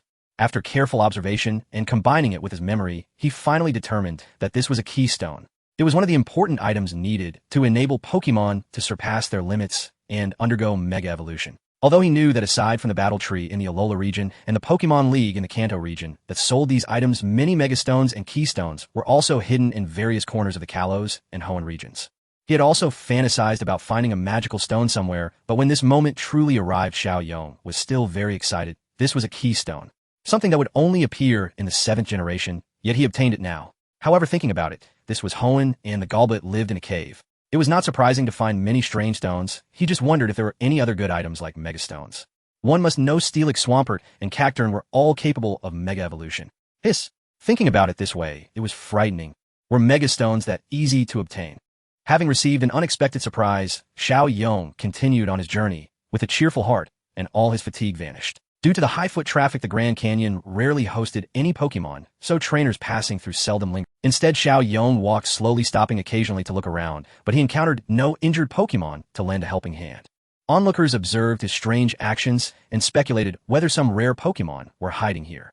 Thus, rumors spread, claiming traces of legendary Pokemon and hidden treasures, leading more and more people to wander through the Grand Canyon, scouring every rock in search of treasures. As the instigator, Chen Yong looked on in bewilderment as a chubby trainer skillfully climbed the cliff, squinting his eyes to examine the crevices in the rocks.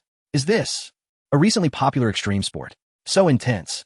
The oblivious boy cast a disdainful glance at the chubby trainer and turned to leave, realizing that his good fortune might only come once, so he quickened his pace. Not long after Chen Yong left, the chubby trainer, searching the cliff, suddenly had a bright idea. He raised something in his hand, triumphantly showcasing it to those around him. Haha, look what I found. Indeed, there was treasure. Nearby onlookers hurried to take a closer look, and in the chubby trainer's hand was a Aquan. The emergence of the first lucky winner rapidly boosted everyone's spirits, prompting them to take action again, determined to scour the entire Grand Canyon. Everything happening behind him had no bearing on the already departed Chen Yong. At this moment, he was nearing the canyon's exit as the cliffs on either side gradually became gentler and waves of heat rushed toward him, allowing him to feel the fine sand swirling within. Continuing along the path, Chen Yong encountered a vacant mountain wall where the rock face ahead and to the right seemed to have been excavated, leaving a narrow passage for passage. Road 111 extended left here, leading to Chimney Mountain and Furnace Town. Upon reaching the entrance of the narrow passage and feeling the heat emanating from within, Chen Yong understood that his destination lay ahead. He set down his backpack, donned arm guards, and tucked his pant cuffs into his boots. He pulled out a pair of peculiar goggles and wore them. They were the latest desert glasses, providing visibility amid the sandstorm. He then put on an ear protection hat and a mask, finally flipping up his collar, completing his preparation. With his backpack secured on his back, fully armed, Chen Yong stepped into the narrow passage, heading toward the desert. The deeper he went, the stronger the wind and sand became, with the rocky ground gradually disappearing, replaced by sand. The temperature rose, and the heat no longer came from the air, but from beneath his feet as he trudged on the fully sanded ground. The cliffs on either side completely vanished, and his field of vision suddenly opened up. What greeted his eyes was a sky filled with wind and sand. Under the blazing sun, the entire world was suffused with yellow, and within his limited sight, the yellow sand seemed endless, engulfing Chen Yong. What a harsh environment. I've suffered. With a wry smile and a shake of his head, the desert environment completely exceeded Chen Yong's expectations, proving to be more brutal than he had imagined. In such an environment, the Pokemon living here must be incredibly powerful. As he tried to comfort himself amidst the hardship, he lifted his feet and walked into the wind and sand. According to Harada's description, the desert ruins were located in the southeastern part of the Great Desert. By walking south along the desert's edge, he would eventually see them.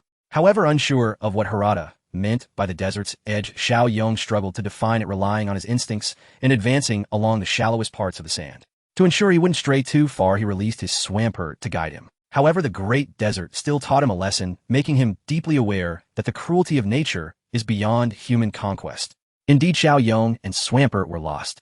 As they ventured deeper into the desert, the wind and sand grew fiercer and stronger, accompanied by intermittent sandstorm weather. Both the boy and his Swampert ended up with mouths full of sand and ultimately lost their sense of direction. Cough, cough. Spit. Swampert, are you okay? Spitting out the fine sand that somehow found its way into his mouth, Chen Yong adjusted his mask and attire, looking at his partner, who seemed slightly fatigued but in better shape than himself, asking Swampert. Swampert. Swampert lay on the sand, nodding slightly at him. Accustomed to burying itself in damp earth, it felt somewhat uncomfortable in such a dry place. Luckily, after evolving, it gained ground-type attributes, allowing it to withstand and adapt to the environment here. Alright, it seems we need to find a large rock to serve as our campsite for today. Swampert. Having walked this far, many massive rocks had broken through the sand's surface, standing tall in the wind and sand, making for an ideal campsite. Then let's set off. We need to speed up. The time in the Pokédex informed Chen Yong that it was already getting late. If he did not find a place to take shelter by nightfall, the desert night would teach him what the temperature difference between day and night truly felt like. Fortunately, their luck was good this time. After walking for a while, they discovered a massive rock. Quickening his pace to reach the rock's base, he found that the wind and sand blowing from all sides were significantly weakened after being shielded. Feeling slightly relieved, Chen Yong took out water to replenish himself and Swampert surveying. The rock was enormous, sturdy, and stable, perfectly matching his goals. He took out a Pokeball and released Steelix. Looking at the bewildered giant in the yellow sand and desert environment, Chen Yong patted its body. Steelix, please tilt down and dig a hole from the side of the rock. It doesn't need to be too big, just enough for us to take shelter tonight. Roar. Although it was unclear where they were, Steelix obediently nodded, then used its digging skill to carve out a hole beneath the rock, and then burrowed in. Seeing the Chen Yong said to Swampert beside him, now you need to go down and use water gun to wet the surface of the hole, and then help Steelix carry it out. Swampert responded and also burrowed into the hole. Soon a large amount of wet mud and sand was dragged out by it and Steelix. To prevent being buried at night, the two Pokemon also cleared the sand around a rock, keeping the entrance of the hole open. Chen Yong entered the cave through the passage. Swampert brought rocks to surround the entrance, and then Steelix sealed the entrance with stones. A safe temporary shelter was thus formed. On the first day in the Great Desert, Chen Yong returned empty-handed, but he was not surprised, having fully prepared. This was just the beginning. There was still time, and he was determined to meet the Pokemon he desired and make it his partner. He released his Cacnea, took out some food, and after everyone was well, Chen Yong fell into a deep sleep filled with anticipation for tomorrow. Not long after, Steelix opened its eyes, glanced at the sleeping boy and the two Pokemon, and quietly wrapped its body around them. As the elder, it took on the responsibility of standing guard to prevent any unforeseen events. On the first day entering the desert, the boy experienced the deep malice brought by heat, cold wind, and dryness. Outside, the wind and sand continued, and as night fell, the temperature in the Great Desert suddenly dropped. It was late time to rest. The desert night ceased to be sweltering, falling into a cold silence. The eternally restless sandstorm seemed to feel fatigue, losing the aggression of daylight and appearing much calmer. The moon replaced the scorching sun, bringing a chill to the entire area, although this chill was somewhat bone. Most of the Pokemon living here were of the ground and rock types. They possessed sturdy bodies that could withstand the harsh sandstorm climate, and their temperaments were generally stable, avoiding human contact. The ample rocky soil and underground minerals fulfilled their needs for survival and growth. Thus, they did not need to take risks by attacking humans. However, not all Pokemon living in the desert behaved this way. Many were mischievous or simply disliked humans. They would watch travelers entering their territory, stealthily following them, waiting for the humans to become weary before snatching their food and sabotaging their camps. Some even took the initiative to attack. Just as Chen Yong entered this desert, he was targeted by a Pokemon. The horizon tinged with a faint red. Outside the temporary camp, a silhouette suddenly appeared, silently gazing at the cave entrance beneath. Perhaps the presence of the steel snake and Swampert made it hesitate, unwilling to act rashly. But as a dark-type Pokemon, its temper was as volatile as that of fire or fighting-type Pokemon. Molka. Amidst a deep roar, it raised its arms, and then sharp spikes shot out one after another, relentlessly targeting the rocks blocking the cave entrance. Boom! Just as the rocks shattered, the steel snake coiled around Chen Yong and burst out of the cave. Amidst the swirling sand and stones, it collided with the Pokemon. Bang! Molka. Caught off guard, it was directly knocked away, landing at a distance while glaring at the steel snake. Clearly, this attack did not have much effect, but it successfully provoked it. Cough, cough. What happened, steel snake? Did the cave collapse under the sand? Chen Yong, placed on the ground by the steel snake, stared blankly at himself covered in sand and stones, his mouth filled with blown sand, hurriedly inquiring, completely unaware of the intruder across from him. What about Swampert and Cocodora? Are they all right? Roar. With a loud roar, the steel snake signaled Chen Yong to look over, not to mind the other details.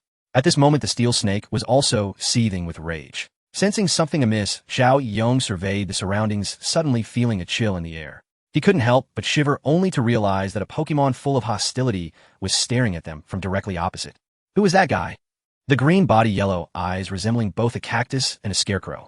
Its upper limbs, legs, and neck were covered in many dark green spikes that extended down from the front of its body. It had a triangular inverted spike-like structure on its head, resembling a straw hat. Pokemon Dream Song, Cactus LV32, Scarecrow Pokemon, the evolved form of Spikeball Cactus. It remains inactive during the day, but becomes lively at night when the temperature drops. Gender male. Type Grass Dark. Nature mischievous. Ability Sand Veil, increases evasion during sandstorm weather. Move Spike Shield, proficient Poison, Sting, proficient Revenge, Beginner Glare, proficient Absorb, proficient Growth, proficient Leech Seed, proficient Sand Attack, Beginner Poison Fong, Beginner Malicious Pursuit, proficient Revenge, Beginner Spikes, Beginner. Inherited Moves Magical Leaf, proficient. TM none, so is this guy? Malo malo. Qua qua. At that moment, two figures struggled to crawl out from the rubble behind Swampert, and Cocodora had finally been awakened. Luckily, they were either ground or rock types. Had they been of another type, things might have gone awry. The little creature carrying a backpack much larger than itself came to Xiao Yong's side, looking at him with a pitiful expression. Xiao Yong couldn't help but chuckle, taking the backpack and patting its little head. All right, I know you've worked hard. Now, let's deal with the current issue. Qua qua. Cocodora obediently retreated to the side. Xiao Yong stepped forward, looking at the hostile gaze from the opponent. He said, Dream Song, Cactus. We do not intend to be your enemies, nor do we wish to harm you. How about we both retreat? Molka. An angry voice responded, indicating the opponent's refusal. Shaking his head, Xiao Yong replied, well, even if you're a grass type, my steel snake has the blessing of being as solid as a rock. What is there to fear? Then there is nothing more to say. Steel snake go. Dragon breath. Roar.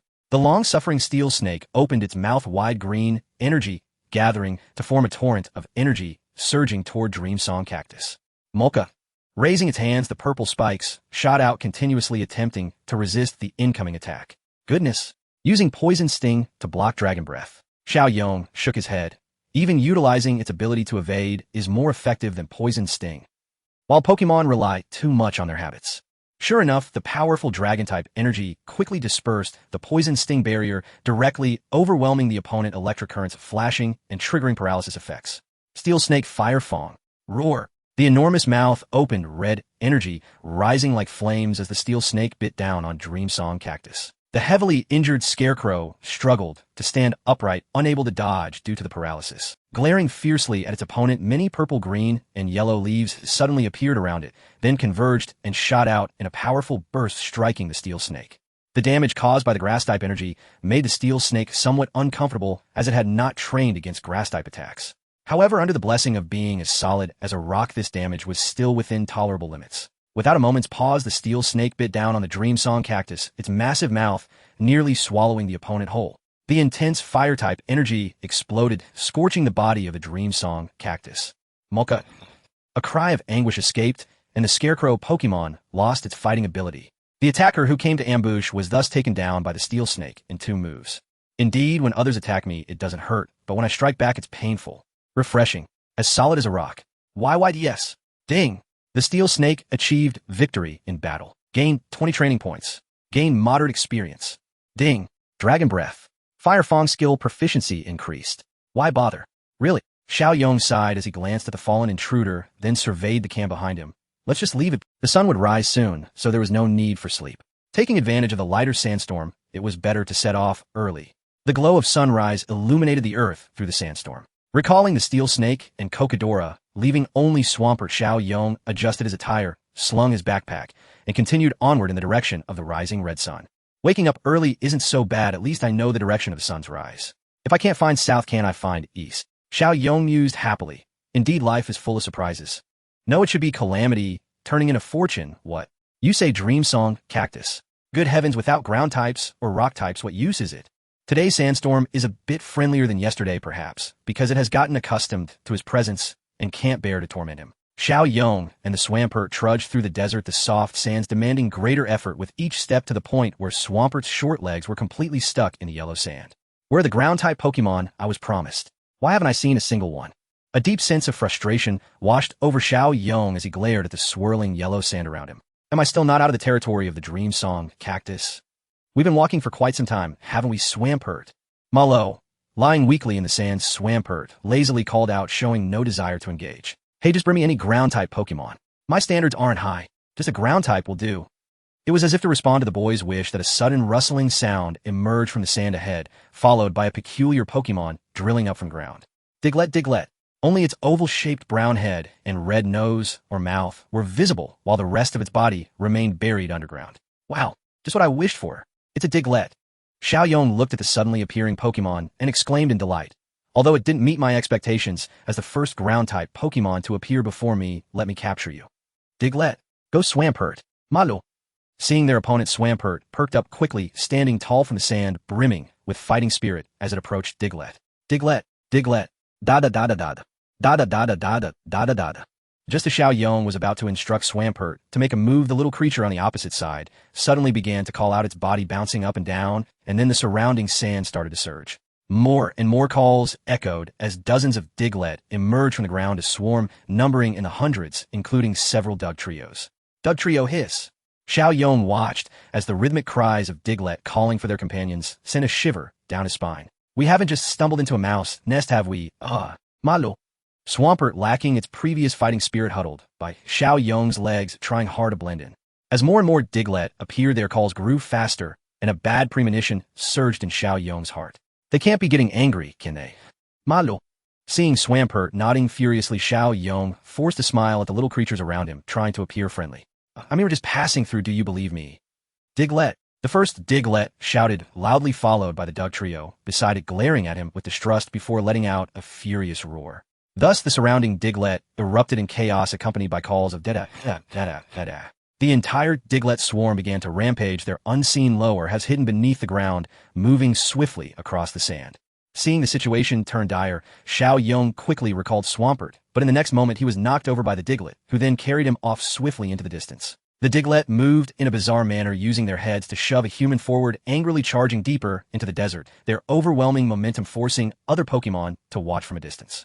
At this moment, Xiao Yong was teetering on the edge of dizziness, feeling his insides churning, suppressing the urge to vomit as a weak cry escaped his lips, drifting in the wind and sand.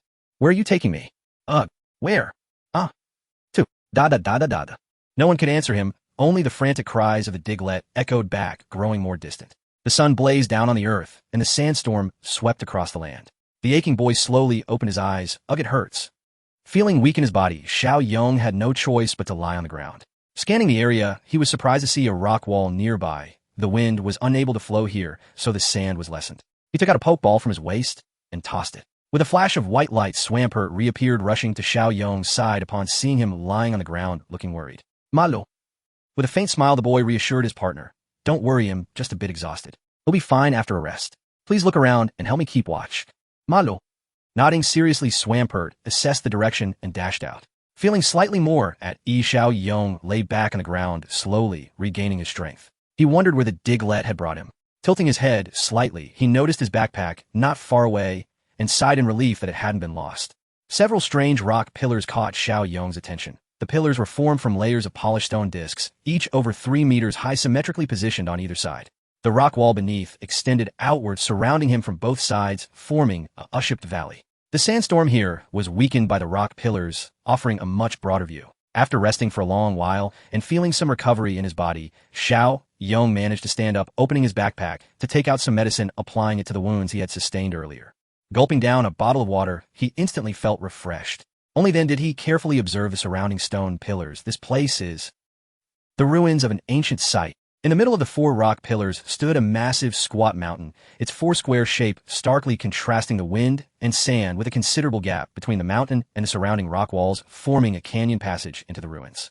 The faintly visible braille on the mountain's walls provided Xiao Yong with an answer. I never expected the Diglett to be so helpful. This is the desert ruins. Surprised to have reached his destination, Xiao Yong saved a lot of effort. Malo. At this moment, Swampert rushed back from the left passage, urgently pointing behind him and calling out repeatedly. Just as he was about to ask, he noticed several figures appearing again in the canyon, rushing toward Xiao Yong. Upon closer inspection, he exclaimed, wow.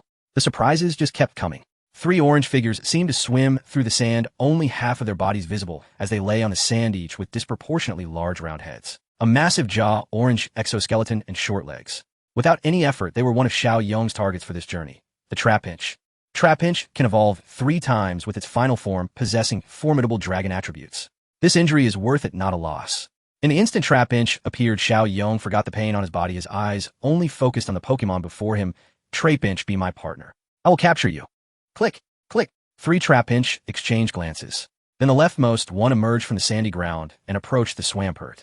Unlike the capture of Corphish, Xiao Yong did not scan the other 2 Trapinch with his system, only the one currently in battle.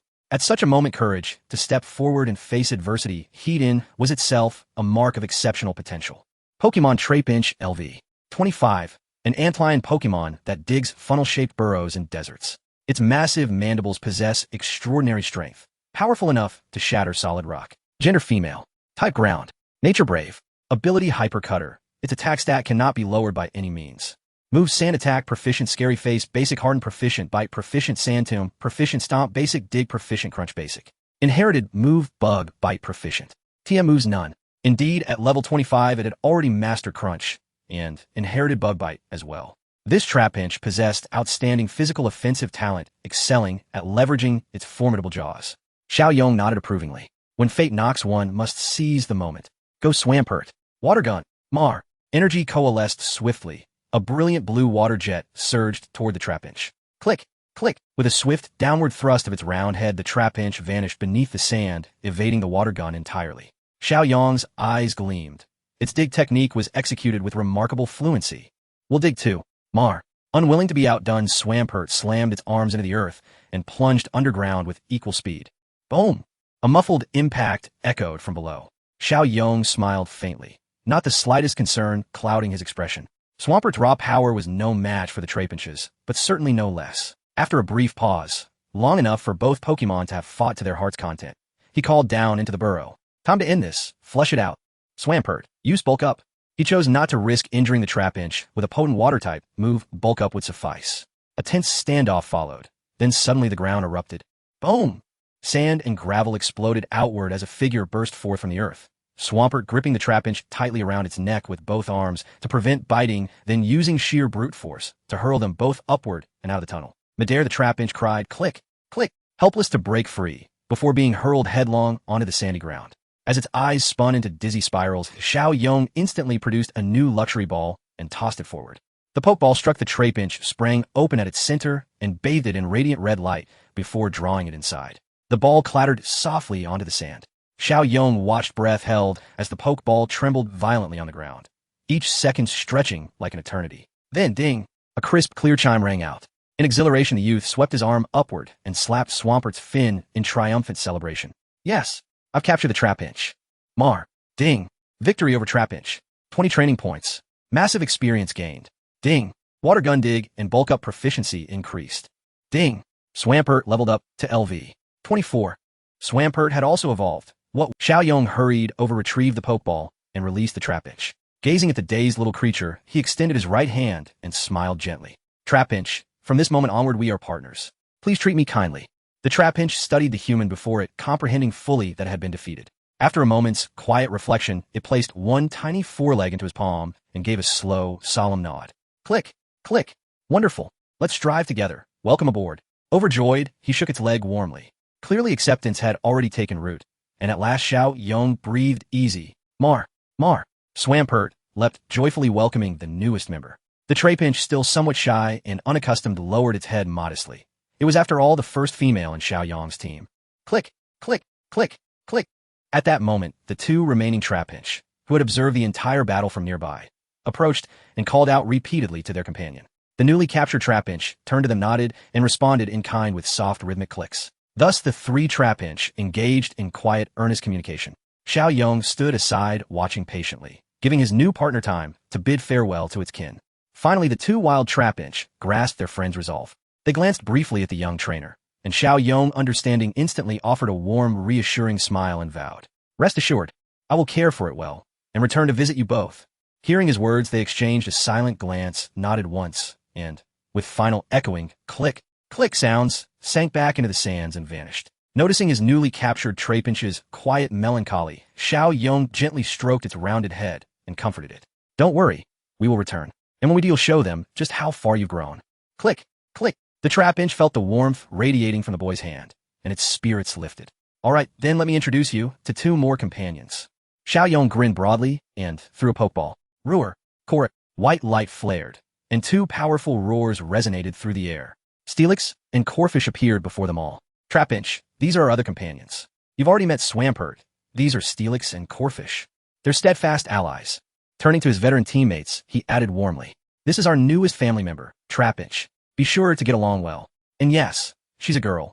Roar, Korik. Both Pokemon chuckled, delightedly nodded enthusiastically, and immediately began conversing with Trapinch. Seeing the Xiao Yong relax completely, he slung his backpack over one shoulder and surveyed the surroundings, deciding to rest here. Such a wind-sheltered oasis within the vast desert was rare indeed. To pass it by would be unthinkable.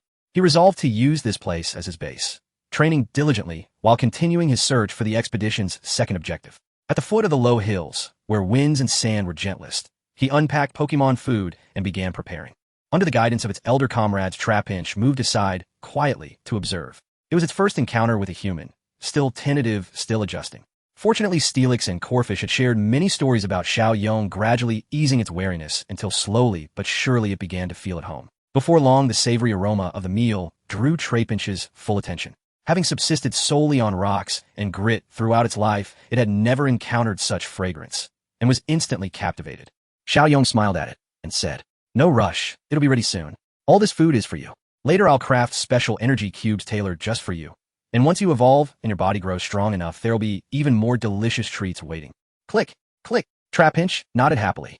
The simple act of being cared for filled it with wonder, and warmth bloomed deep within its heart.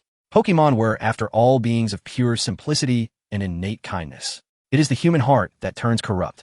The wind and sand of the Great Desert proved exceptionally favorable for rock and ground-type Pokémon, while Xiao Yong, the sole human, struggled to adapt Great Steel Snake, and the others thrived here, delighting in burrowing deep underground at night to absorb minerals and rocky essence without endangering human infrastructure.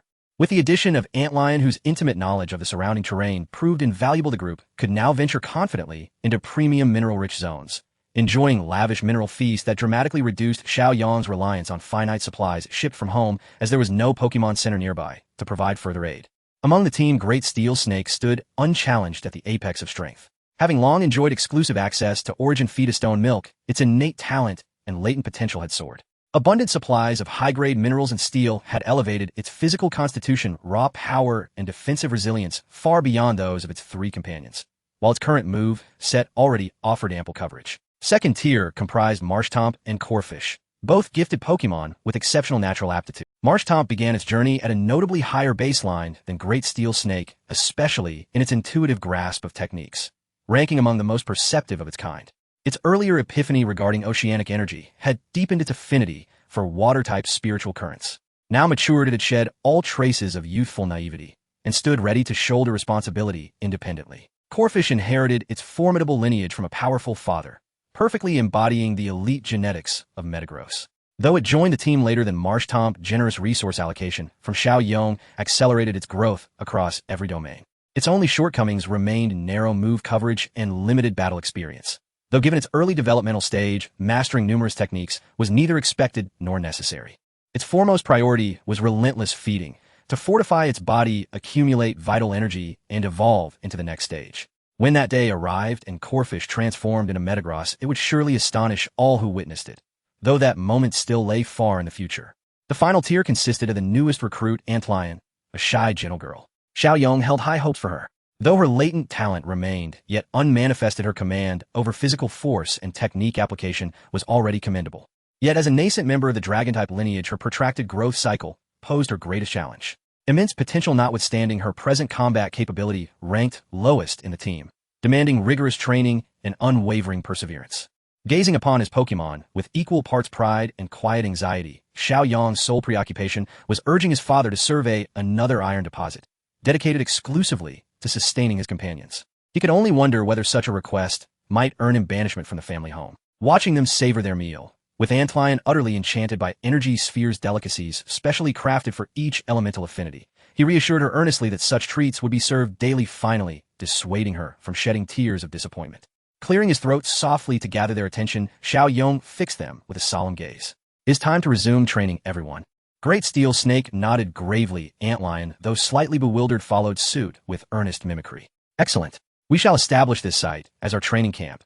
And now, I assign your tasks." Xiao Yong puffed out his chest, striving for authority, then addressed Great Steel Snake. "First, Great Steel Snake, with no water source nearby, aquatic resistance drills are suspended. For you, I impose no rigid constraints. Your sole mission is to seek out solitary opponents within the Great Desert and engage in live combat training. Remember, use only ground and rock-type moves, and prioritize defense above all. Ruhr, well done.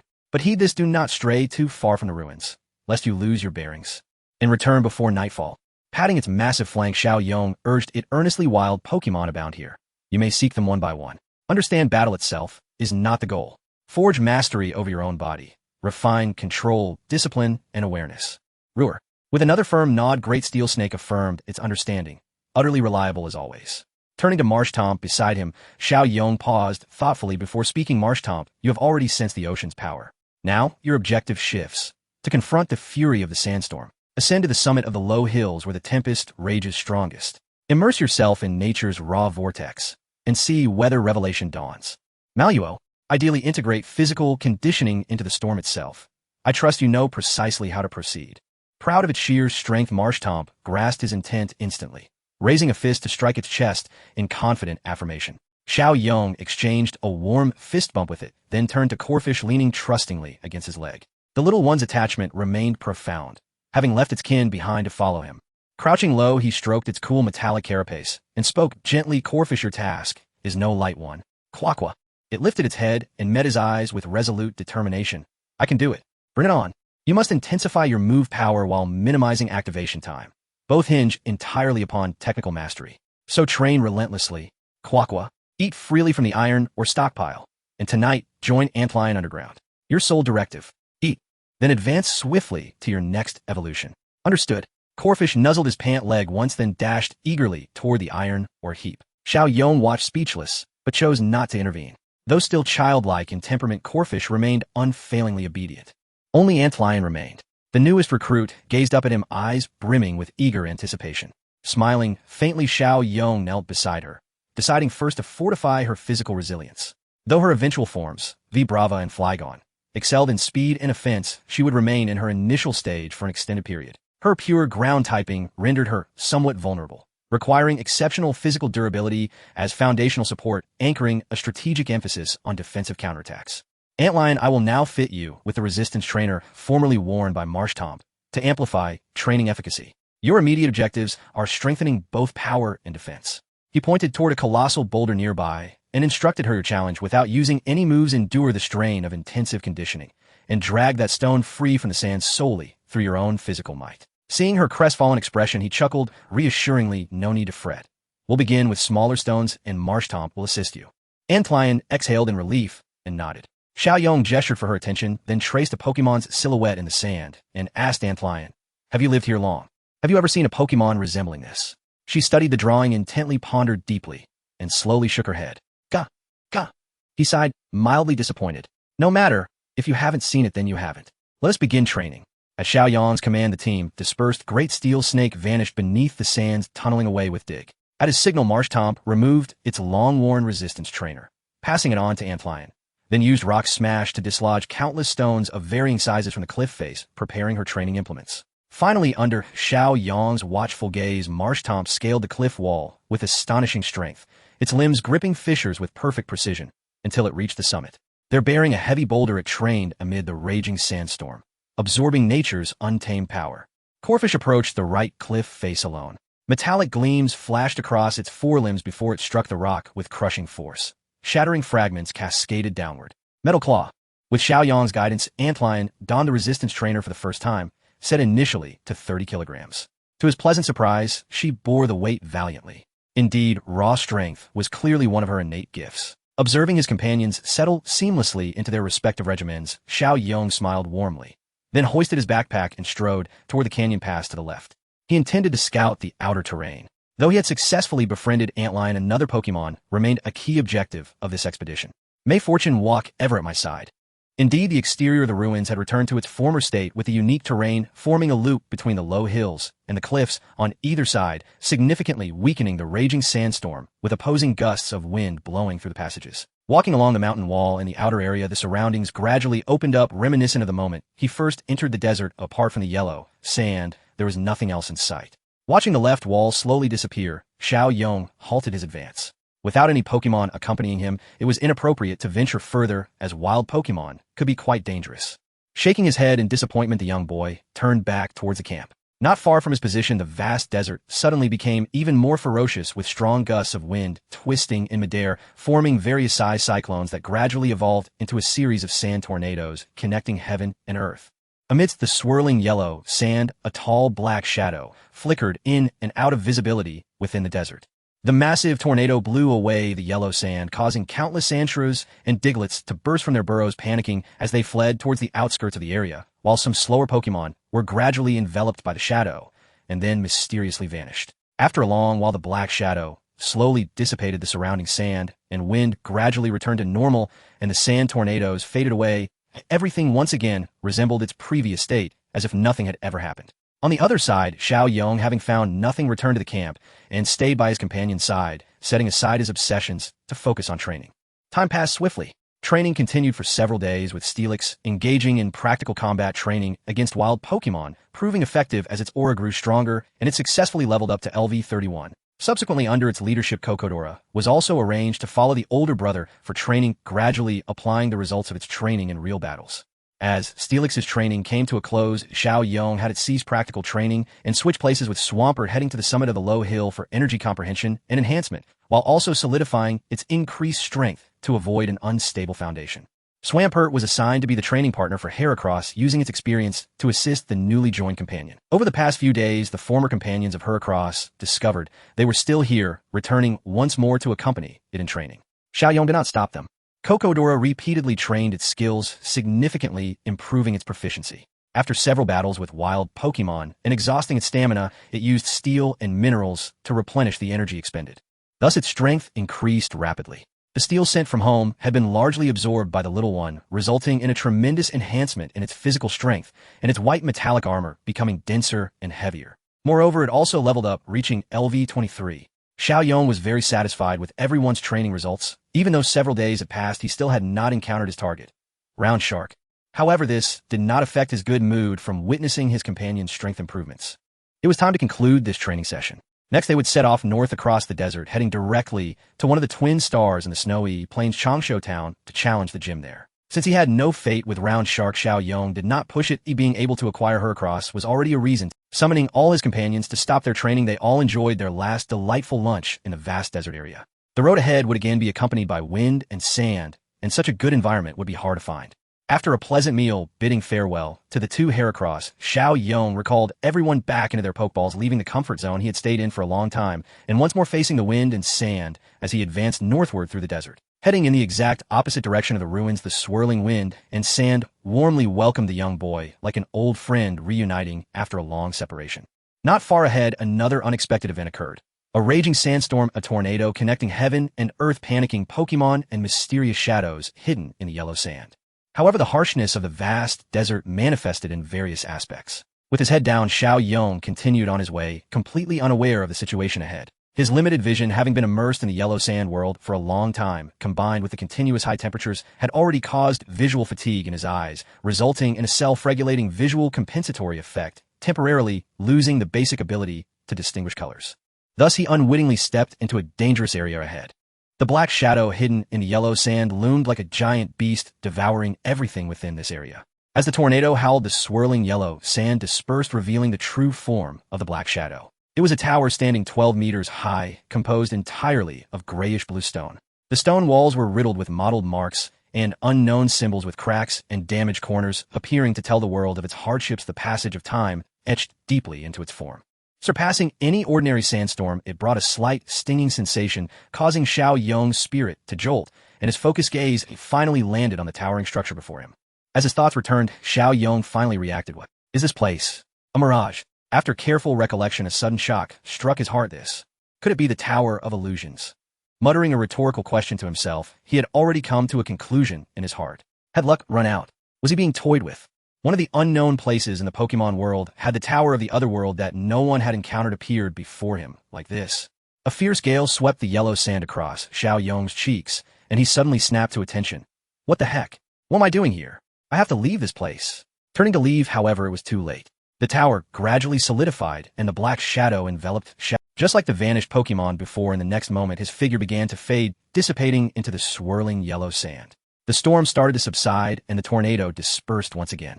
The tower flickered in and out of visibility in the yellow sand, and as a gust of wind blew by, peace returned to the world. The black shadow left no trace behind. In the sky, the sun still blazed fiercely. In the dim environment, the bluish-gray stone slabs emitted an eerie glow, and a magical creature resembling an ancient copper mirror of China floated leisurely in the air. its orange eyes flashing with a red gleam. This is the Copper Mirror Monster, a rare magical creature of mysterious origin and ancient existence usually found in ruins or ancient tombs. Suddenly, it turned its gaze towards a dark corner, as if it had discovered something novel, and then floated over. There lay a human boy unconscious on the floor, a large backpack fallen beside him covered in yellow sand, making him appear quite disheveled. It was none other than the missing Chen Yong. The Copper Mirror Monster floated above his head, curiously examining this. Having lived in this tall tower without ever seeing a human, its unusual appearance puzzled it, and red light swept over the boy's body from its eyes. A mysterious sound emitted from its body. Its small eyes squinted as if smiling, and a small stone floated gently under its psychic influence before striking the boy's forehead. Ouch! Ouch! Ouch! Startled by the attack on his forehead, Chen Yong sprang up in surprise, covering his head with his hands and groggily shouting, "Which idiot threw a stone? Don't they know I'm about to pass the second round? My sheep!"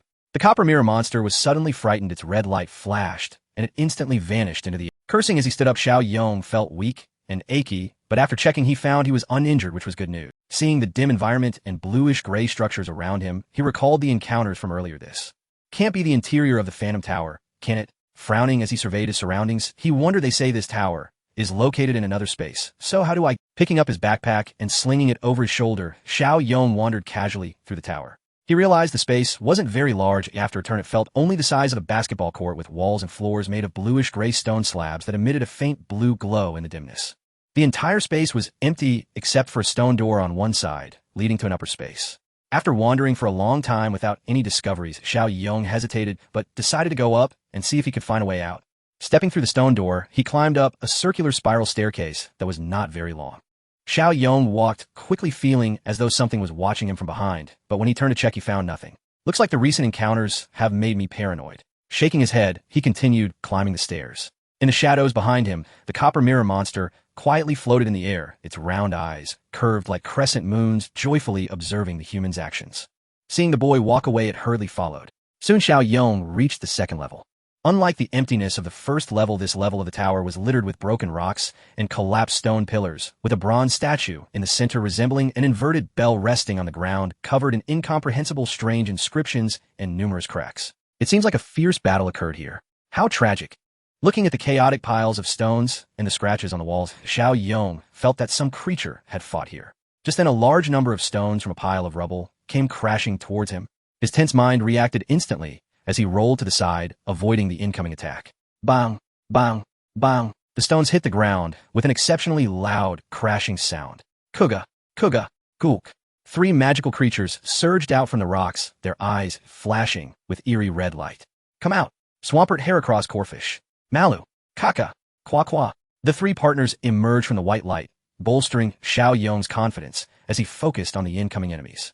What a surprise, a Donphan and two Sandshrews. What's with their red eyes?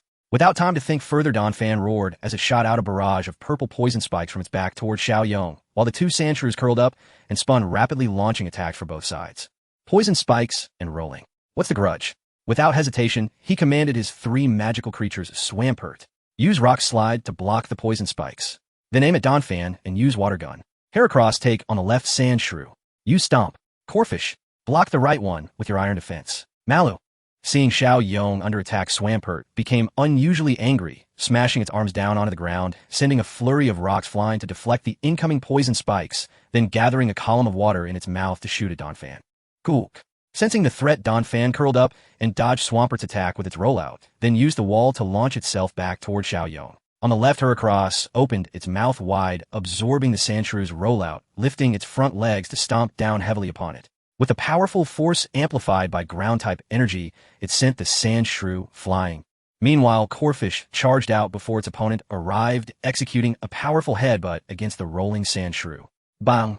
Under the violent impact, the Sandshrew could not withstand Corfish's strength, and after being struck, flew back along the path it had come from. In the middle of the chaos, Chen Yong kept control of the situation. Seeing Donphan charging at him again, he couldn't help but wonder, why does it hate me so much? Swampert, catch it with brute force. Get a good wash. Use your strongest water gun. Malu, with its muscles bulging, Swampert rose up, roaring again, and with white energy enveloping its arms, it stepped forward, wrapping its arms around the fast-spinning Donphan and pulling it in tightly. Gulk. Donphan cried out in pain, but it was not over yet. Swampert gathered blue water energy in its mouth.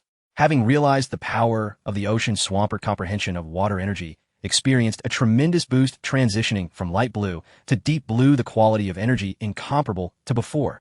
Like a cannon of water, a massive column struck Donphin, propelling it out of Swampert's embrace and crashing against the opposite wall. Under the immense pressure of the water, Donphan was firmly pinned against the wall, continuously being battered. As the water column gradually dissipated, the limp Donphan slid to the ground, having lost the ability to fight. However, the Sandshrews, having lost their leader, still launched their attack, rolling towards him again. Xiaoyong frowned at the obviously abnormal magical creatures and decided to knock them out first. Swampert water gun. Lightly, just make them faint. Nodding and understanding, a water gun, much weaker than before, swept from left to right towards the two frenzied Sandshrews. Bang! Bang! The strikes cleanly knocked them away. Just as Xiaoyong was about to breathe a sigh of relief, suddenly the shadow beneath him changed. The entire figure began to twist and enlarge, then launched an attack towards the boy. Kaka! Heracross, staying close to Xiaoyong, was the first to notice the anomaly, sounding an alarm to everyone. However, the shadow was too close, and Xiaoyong and his partners could only watch as the attack came. Just then, a mechanical sound echoed from the entrance on the second floor. A mysterious cry echoed as a black-purple energy sphere shot forth from the second-floor entrance, striking the shadow, lunging toward the youth. Like mist dispersing, the dark silhouette exploded violently. Xiaoyong and the great jaw ant, closest to the blast, were caught off guard, hurled backward by the shockwave, and flung sprawling onto the ground.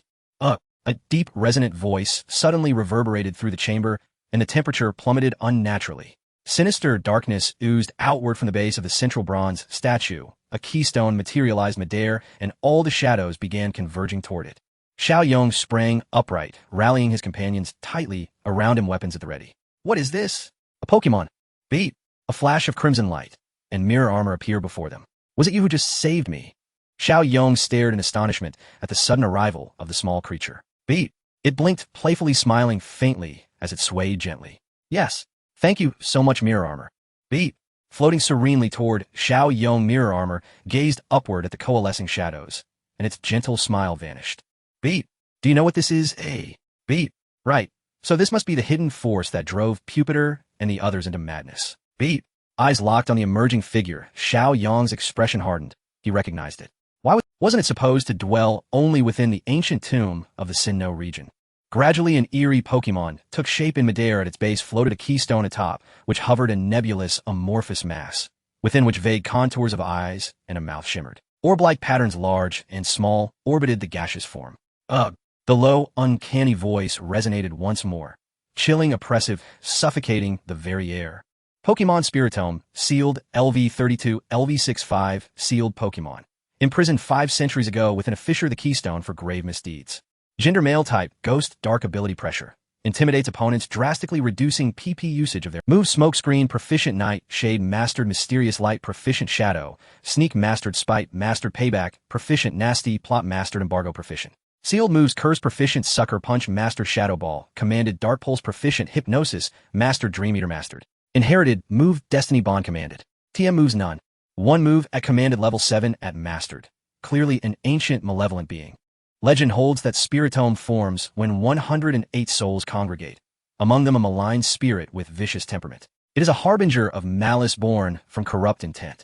The seal must have weakened. This isn't its true form, then. Xiaoyong studied the crack at the base of the bronze statue, thoughtful. Was this merely a fragment, or a manifestation of will? Otherwise, if fully unsealed, Spiritome would surely slaughter every Pokémon within the Phantom Tower, not merely cloud their minds with dark influence. Beat! Mirror armor stepped forward, facing Spiritome, its expression now fierce and wrathful. Unmoved, Spiritome's gaseous mass churned violently, its fury palpable. They knew each other. An instinctive certainty rose in Xiaoyong's heart as he watched their silent confrontation. Mirror armor clearly recognized its adversary. System, scan mirror armor. Pokémon mirror armor, LV31, LV69. Unknown cause of aggression. Gender, genderless. Type, steel psychic. Ability, heat-proof. Halves damage from fire-type moves.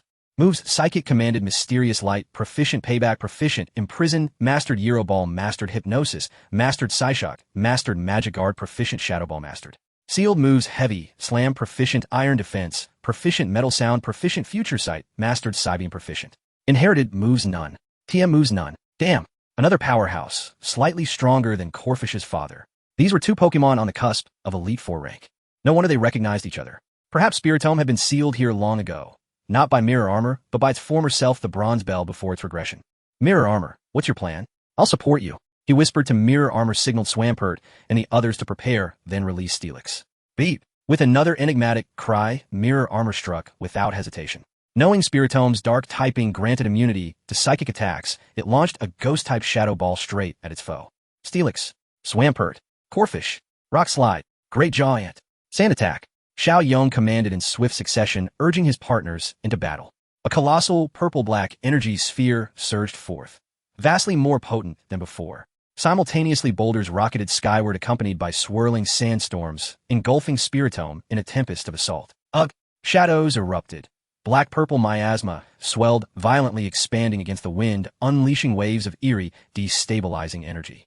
Though sealed and diminished, Spiritomb retained mastery over raw energy. Its ghost and dark-infused aura enveloped every incoming attack. Boom! A thunderous detonation tore through the air. Elemental techniques collided and shattered inside the churning vortex. Violent gusts whipped across the chamber, tearing at everything in their path. Yet Spiritomb could not fully absorb the barrage. It had underestimated mirror armor's power. Though it assimilated Rock Slide and Sand Attack entirely and deflected most of the Shadow Ball's force, mirror armor's techniques exceeded even its formidable threshold. Cataclysmic resonance erupted. Energy burst wildly in all directions. The second floor trembled violently. Then, a blinding flash, and the shockwave hurled Chen Yong and his Pokémon backward in a chaotic tumble. Boom! Another deafening explosion. As dust settled, Spiritomb and mirror armor still hovered aloft. One's gaseous form slightly thin, the other's crimson gaze dimmed. Chen Yong rubbed his sore backside and cautiously rose to his feet. Seeing Steelix and the others unharmed, he breathed easier and instructed firmly, stay vigilant. Your priority is learning, not fighting. Avoid injury. Mirror armor leads the assault. Our role is pure support. Roar. All Pokemon acknowledged the order. Good. He led them back to mirror armor's side, standing firm before Spiritomb. Roar. All Pokemon acknowledged the order. Good. He led them back to The auras of the two Pokemon continued to surge, filling the entire space with overwhelming pressure. Flareon struck first, its linear eyes blazing with violet light that coalesced into a warped beam surging toward Chen Yong. Steelix, Dragon Breath, Swampert, Water Pulse, Roar, stepping forward as the vanguard Steelix opened its maw wide, emerald energy gathered within, then erupted like a torrential flood. Swampert's body shimmered with aqueous radiance, and wave after wave of watery resonance emanated from it. Rippling pulses of pure hydro energy launched into the air. The eerie beam was intercepted midair. Dragon Breath and Water Pulse collided and fused their energies, clashing once more in violent convergence. Bronzong, seasoned in battle, seized the moment. Ghostly energy spiraled around its body, enveloping it completely before it began spinning rapidly. In an instant, a colossal violet energy sphere formed, laced with gleaming white steel-type power, spinning violently in midair. Taking advantage of Flareon's divided attention, Bronzong intensified its focus, gathering immense energy. Seeing this, Chen Yong swiftly moved to shield it. Korok, Rock Slide, Anteater, Sand Attack. A barrage of boulders soared upward, crashing toward Flareon, while swirling sand obscured its vision. Up!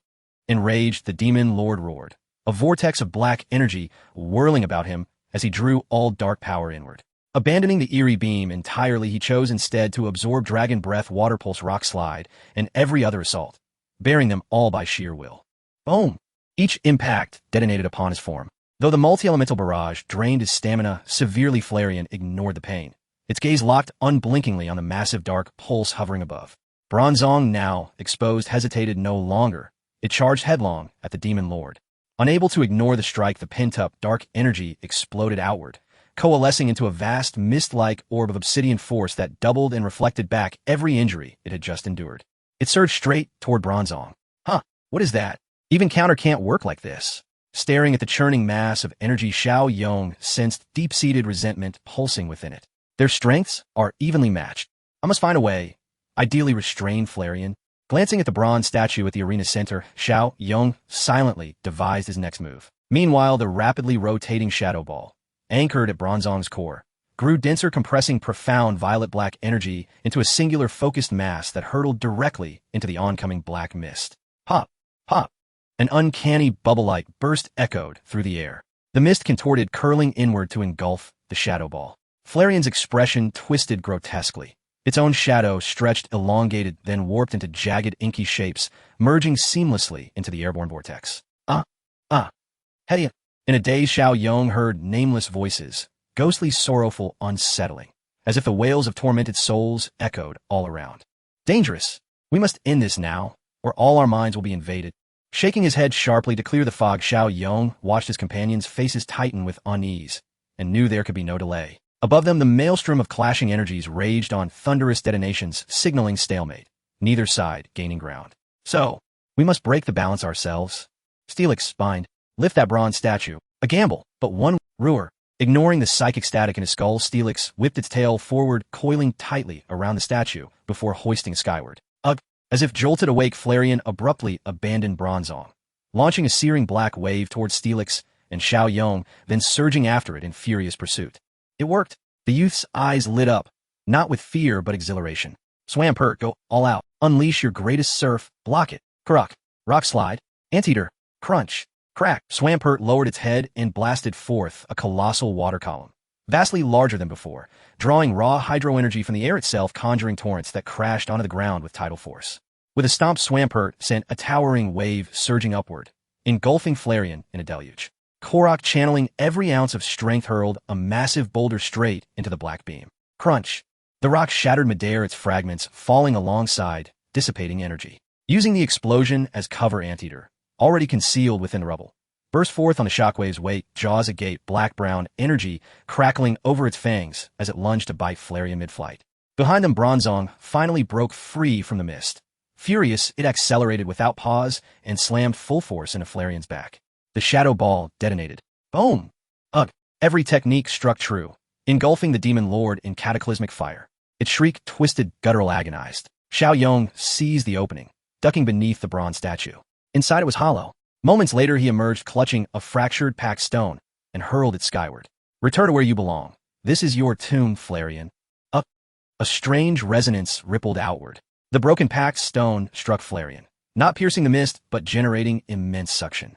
Flareon's own packed stone tore free, drawn irresistibly toward the fragment, merging instantly. Cracks sealed themselves as if guided by invisible hands, and the demon lord collapsed inward, compressed into a writhing black shadow, screaming as it was pulled shrieking into the stone. Phantom silhouettes flickered across the void. Sandshrew, Sandslash, Bronzong, Diglett, and Golbit. They wept, finally freed, no longer enslaved by hatred or despair. Rest in peace, everyone. Xiao Yong stood grounded beside Steelix, Swampert, and Korok. Above, Bronzong hovered serenely, Anteater cradled gently within its psychic aura. No words were spoken. They stood in solemn silence, listening to faint, fading sobs as the Pokemon's spirits dissolved, each heart heavy with reverence and sorrow. The last shadow vanished entirely into the packed stone, which clattered softly to the ground. Bronzong released Anteater, then lifted the stone with telekinesis, floating to the bronze statue's side before turning to face Xiao Yong. Beat, are you leaving, Bronzong? Gazing at the small creature, Xiao Yong felt sudden clarity dawn. Beat, its eyes crinkled warmly, like laughter, like gratitude. For the first time in centuries, Bronzong experienced emotion beyond instinct. Xiao Yong ran his hand gently over its cool metallic surface, smiling. Who would have guessed this was a fallen near grandmaster? Thank you, Bronzong. Without you, we'd all be lost. Beat. It shivered slightly, almost bashful. Bronzong gave the group one last glance, then smiled, and wrapped the bronze statue in psychic energy. Waves of cleansing power washed over its surface, erasing centuries of tarnish and revealing its true form. It was indeed a bell, specifically a bronze bell. Suspended upside down, its crown bore a perfect circular gap at the apex. This was Bronzong's evolved form. As psychic energy swelled, the bell righted itself, and the packed stone, guided by telekinesis, drifted into its hollow interior. Bronzong's form shimmered, dissolving into light as it reintegrated, returning to its original sacred place. Then, a radiant white light rose, warm and soothing. It cleansed lingering resentment, lifted the weight from every heart, and elevated every Pokemon spirit, until they ascended, vanishing completely. They departed without regret. Within the luminous glow, a colossal figure emerged, shaped like a great bell, its azure bronze body adorned with two long, gently swaying arms. Chinka!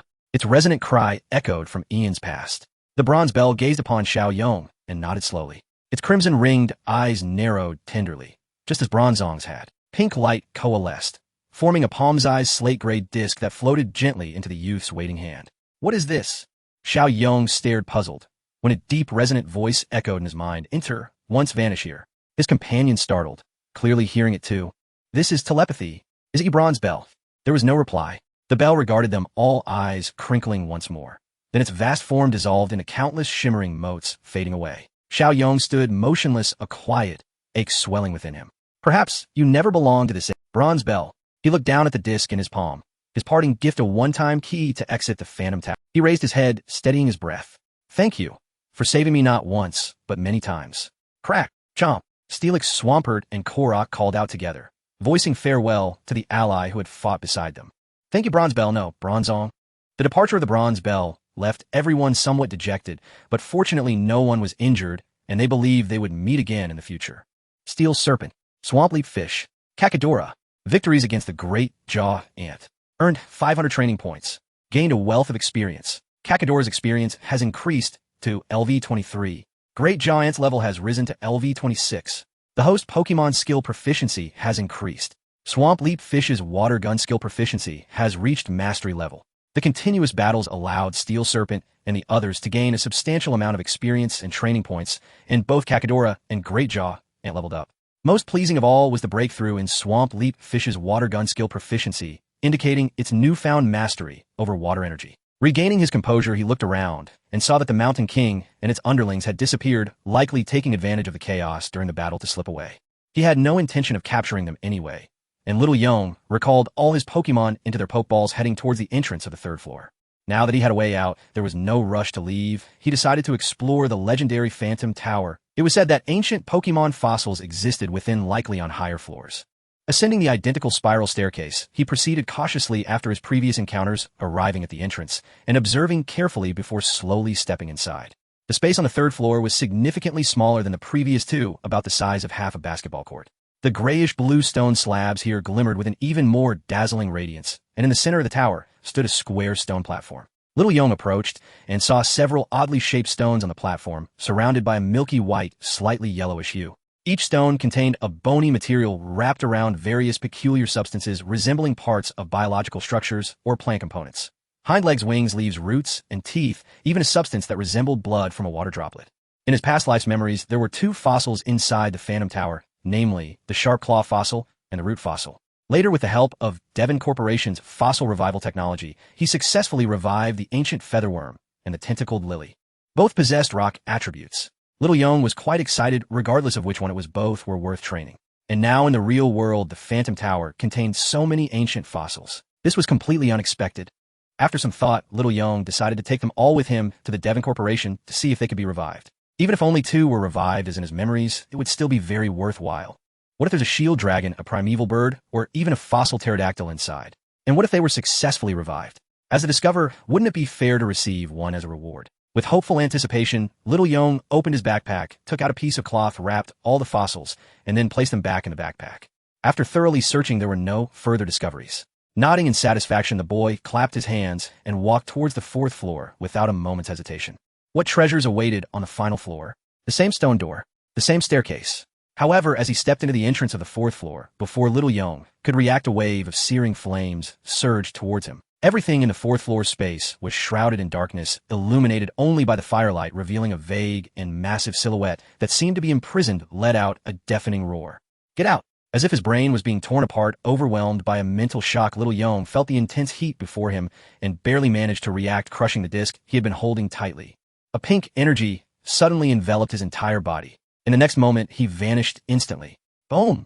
The violent flames erupted. A tremendous roar reverberated, shaking the entire tower. Roar! Amidst the shrill cries, the fourth floor space fell silent, once more leaving only the sound of heavy breathing in the darkness. P.S. Guess who this is? The familiar heat and fierce sandstorm struck again, and a dizzy Little Yong found himself in a corner of a vast desert. My head hurts. Rubbing his forehead, Little Yong looked at the disc in his hand that had broken into two pieces. It had reverted to a regular stone. Stuffing it into his pocket, he looked around at the swirling yellow sand, took out his goggles, and put them on. His vision cleared slightly, and he scanned the area, realizing it was all desert. Unable to see the position of the sun and discern the direction, he could only walk towards a nearby rock to find a... Reflecting on the blurry silhouette he had seen earlier, Little Yong felt a lingering unease. Just a roar was enough to shake his spirit. What could it be? Who imprisoned it in the fourth floor of the Phantom Tower? With no clues he pondered, it must be a legendary being given such a presence. Little Yong approached the rock, found a crevice, and squeezed inside to calm his nerves. Far beyond the previous flower rock monster, it's terrifying. Bronze Bell, you saved my life again. Breathing a sigh of relief, he felt fortunate to have come out safely. He believed no one would believe him if he told them. Chuckling to himself, Little Yong thought about the vanished Bronze Bell and the mysterious figure. He resolved to return when he had grown stronger. Adjusting his mindset back to normal, he released Steel Serpent and Swamp Leap Fish, and as before he dug a small hole beneath the rock to serve as today's camp before crawling inside. Releasing all his Pokemon, the 1 person and 4 pets fell into a deep slumber in the hole. After a series of encounters, they were all utterly exhausted, both physically and mentally. Time shifted slightly forward back to the 4th floor of the Phantom Tower when a mysterious creature let out. In a special space, a massive silhouette was slowly drifting. Just then a violent wave of energy emanated from a certain node, causing the space here to tremble. The figure seemed enraged, letting out a tremendous roar. With a flap of its wings, it rapidly flew towards the position of the node. However, the tremor quickly subsided. Feeling the calmness returning to the space, the shadow paused, looking curiously at the rippling wall of space. After a moment's contemplation, it abandoned its urge to rush out. It roared again, as if warning some presence. After a long moment, it flapped its wings, and the night in the vast desert remained cold until the first rays of sunlight pierced the horizon, gradually warming the earth. Having passed the night peacefully, a good night's sleep restored his exhausted energy and spirit. To the cheerful cries of Coco, Xiaoyong opened his eyes, and what met his gaze were 4 pairs of smiling eyes. Good morning. Smiling and greeting everyone, he slowly sat up in response to his companions. Feeling no longer fatigued, Xiaoyong stretched his body a bit before opening his backpack to take out food for Dagong Snake and the others. The ore sent from home had run out, and they would have to find quality rocks underground by themselves. To receive aid from home again, he needed to leave the desert quickly and head to the next town. Fortunately, there were still plenty of energy cubes to adequately replenish the energy needed by his companions. After eating a bite, casually with the help of Dagong Snake, Xiaoyong climbed out of the burrow to the outside, feeling the swirling sands striking against him. However, recalling previous encounters, he felt this was nothing. Looking up towards the rising sun, he roughly gauged his direction, found north, and recalled Dagong Snake, and the others securing his backpack behind him as he faced the wind and sand continuing on his journey. As the temperature gradually rose, he trudged alone through the desert, enveloped by a sense of loneliness. Yet fortune would not always favor one, nor would it abandon a person for long. After experiencing various changes within the Tower of Illusions, good luck finally descended upon Xiao. As more rocks protruded from the ground, a mountain wall gradually came into view on his left. The winds and sands brushing against his face became gentler, and he noticed a considerable amount of rubble appearing underfoot with the yellow sand diminishing. All of this told Xiaoyong that he had reached the edge of the vast desert and was about to leave this place. His mood lifted suddenly, and he felt a rush of strength return to him. Quickening his pace towards the mountain wall, he realized that as long as he followed its extending direction, he would successfully exit the desert.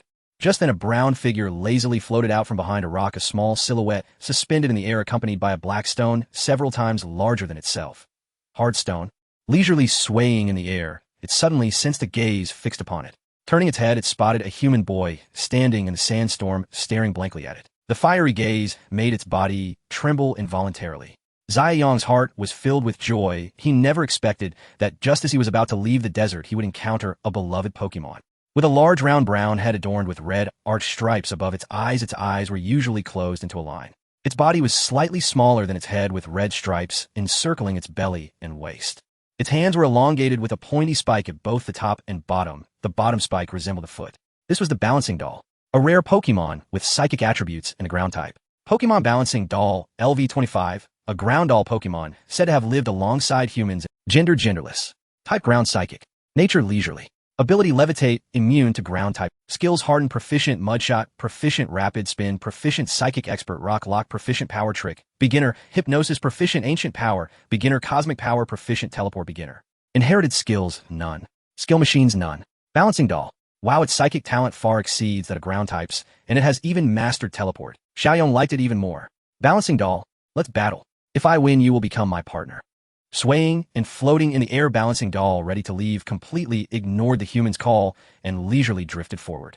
Seeing this, Xiaoyong panicked and quickly took out a Pokeball, throwing it out. A flash of white light revealed the figure of Mudskipper blocking its path. Malo.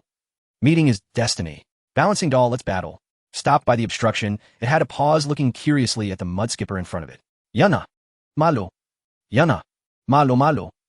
The two Pokemon engaged in an intense exchange. Suddenly, a blue light sparked in Bouncing Doll's eyes, and the next moment, a blue energy shield enveloped Mudskipper, lifting it into the air. It seemed the communication had failed. Seeing this, Xiaoyong immediately shouted, "You attacked first, Balancing Doll. I won't hold back." Mudskipper, breakthrough with brute force. Malo. Mudskipper, already prepared, exerted all its strength, pushing with its arms. The powerful force erupted, directly shattering the psychic shield. However, before it could land, a high-speed, rotating brown figure collided into it. Bang! Mudskipper was sent flying out. Seeing this, Balancing Doll accelerated again, spinning in the air like a top pursuing it. Wow, so it turns out you're quite the hothead. I thought you were just shy. Xiaoyong shook his head, shouting from a distance, "If you don't take this seriously, your training will double, and there will be no dinner." Malo, malo. Having been knocked away, Mudskipper, lying on the ground, heard this, and immediately stood up, arms wide open, seriously looking at the charging Bouncing Doll. A white airstream began to swirl around its arms as it braced for the attack, ready to grab its opponent tightly. Yandi. Balancing Doll was a bit dazed what was happening. Very good, just like that. Water gun. For the sake of his meal, sorry, little brother. Energy rapidly gathered, forming a water column that shot out from Mudskipper's mouth, sending Balancing Doll flying. The previously floating hardstone also fell to the ground. Seizing the opportunity, Xiaoyong threw a luxury ball, accurately hitting Balancing Doll, enveloping it in red light. He then recalled the Pokeball, which fell down and began to shake. Without the tension from previous encounters, he calmly watched until the sound of ding rang out. Xiaoyong then walked forward with a smile, retrieving the Pokeball. Great! I captured Balancing Doll. Ding! Mudskipper wins the battle. Earned 10 training points. Gained a small amount of experience. Ding! Harden. Water gun skill proficiency increased. Malo. Mudskipper danced happily beside him. Alright, once we reach the Pokemon Center, I'll treat you to a feast. Looking helplessly at Mudskipper, Xiaoyong could only promise a grand meal. Recalling it in the Pokeball, he didn't release Balancing Doll to greet everyone as usual. He decided to hasten his pace to exit the desert and rest well at the next town's Pokemon Center. Not forgetting the Hardstone, he packed it into his backpack and set off again. Having captured a new companion, Xiaoyong, in good spirits, headed north along the mountain wall. Sure enough, as the sands disappeared, a wide path appeared at the edge of the desert. Finally out, looking at the distant plants, lush and green, the boy suddenly felt the beauty of nature.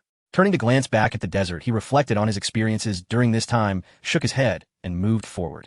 The grassy bushes and trees flanking the road, the fresh air, and the contrasting colors made him exclaim, "Indeed, this kind of environment is the most comfortable." Little Yong walked along the path, feeling relaxed, enjoying the scenery around him while making his way. After leaving the desert and walking along the road for quite a while, he saw no other trainers until a small wooden house appeared ahead, surrounded by vibrant flowers and potted plants. An elderly lady sat leisurely in a rocking chair by the roadside, sipping tea, accompanied by a cute walking grass that quietly sat beside her, smiling. Seeing the walking grass, Little Yong hesitated for a moment, but still walked over. He had run out of water. "Hello, Grandma. I am the passing trainer, Little Yong." With a smile, he approached the rocking chair, trying to appear more energetic, but the sand covering him and his tattered clothes made him look somewhat disheveled. However, the grandma did not seem surprised, but smiled and said, "Hello there, young man. By your appearance, you must have just come out of the great desert, right?" The warmth of her greeting made Little Yong relax his nervousness and guard. He shyly scratched his head and responded, "Yes, I just came out of the desert and I have run out of water, so." Before he could finish, the grandma interrupted with a smile. I know. There are often trainers like you who venture into the desert, and when they return, they look just like this." Without waiting for Little Yong to reply, she stood up, pointed at the small house behind her, and cheerfully said, "This is a temporary shelter specially prepared for passing trainers. You can go inside, change your clothes, drink some water, and take a good rest." Little Yong nodded happily, saying, "Thank you, Grandma," and quickly ran into the small house. The room was not large, containing a bed, a table, and chairs with tea and snacks laid out. He opened his backpack, took out clean clothes, quickly changed, and wiped the yellow sand off his face. He finally looked much more refreshed. He picked up the tea and took a few satisfying sips, feeling the dryness in his throat gradually dissipate. He felt much more relaxed. "I almost died on the way." With an exaggerated sigh, Little Yong tidied up his belongings, cleaned the room, nodded in satisfaction, and walked out. The grandma was still sitting in the rocking chair, leisurely basking in the sun. Approaching her, Little Yong squatted down and asked, "Grandma, are you here all alone?" My family is in Autumn Leaf Town, and I'm the only one here." "Why, isn't it better to be with family?" The grandma smiled and shook her head. "People must have their own lives. I am content living here with the walking grass." "Man," the walking grass beside her responded happily. Little Yong noticed that the grandma did not want to elaborate and shifted the topic. "Grandma, do you know where this place is? Where does the path ahead lead?" "Oh, no one knows this place better than I do. Clearly delighted to help others, she said with a smile, "This is Road 113. Just keep going forward and you will see a fork in the road. The left leads to Chimney Mountain, entering a volcanic tunnel called Flame Path. If you continue straight, it will lead to the northern snowfield from where you can reach Autumn Leaf Town and Longevity Town." Nodding, he made a mental note of the grandma's words, and then stood up saying goodbye to her. "Thank you so much, Grandma. I'll be on my way now." "Yes, yes, good, good." Watching the young man walk away with a smile, the elderly lady softly said to the walking grass, "What a polite boy, isn't he?" Walking grass. Man, the gentle breeze rustled the leaves atop the walking grass. According to the grandma's description, Little Yong roughly understood his current location.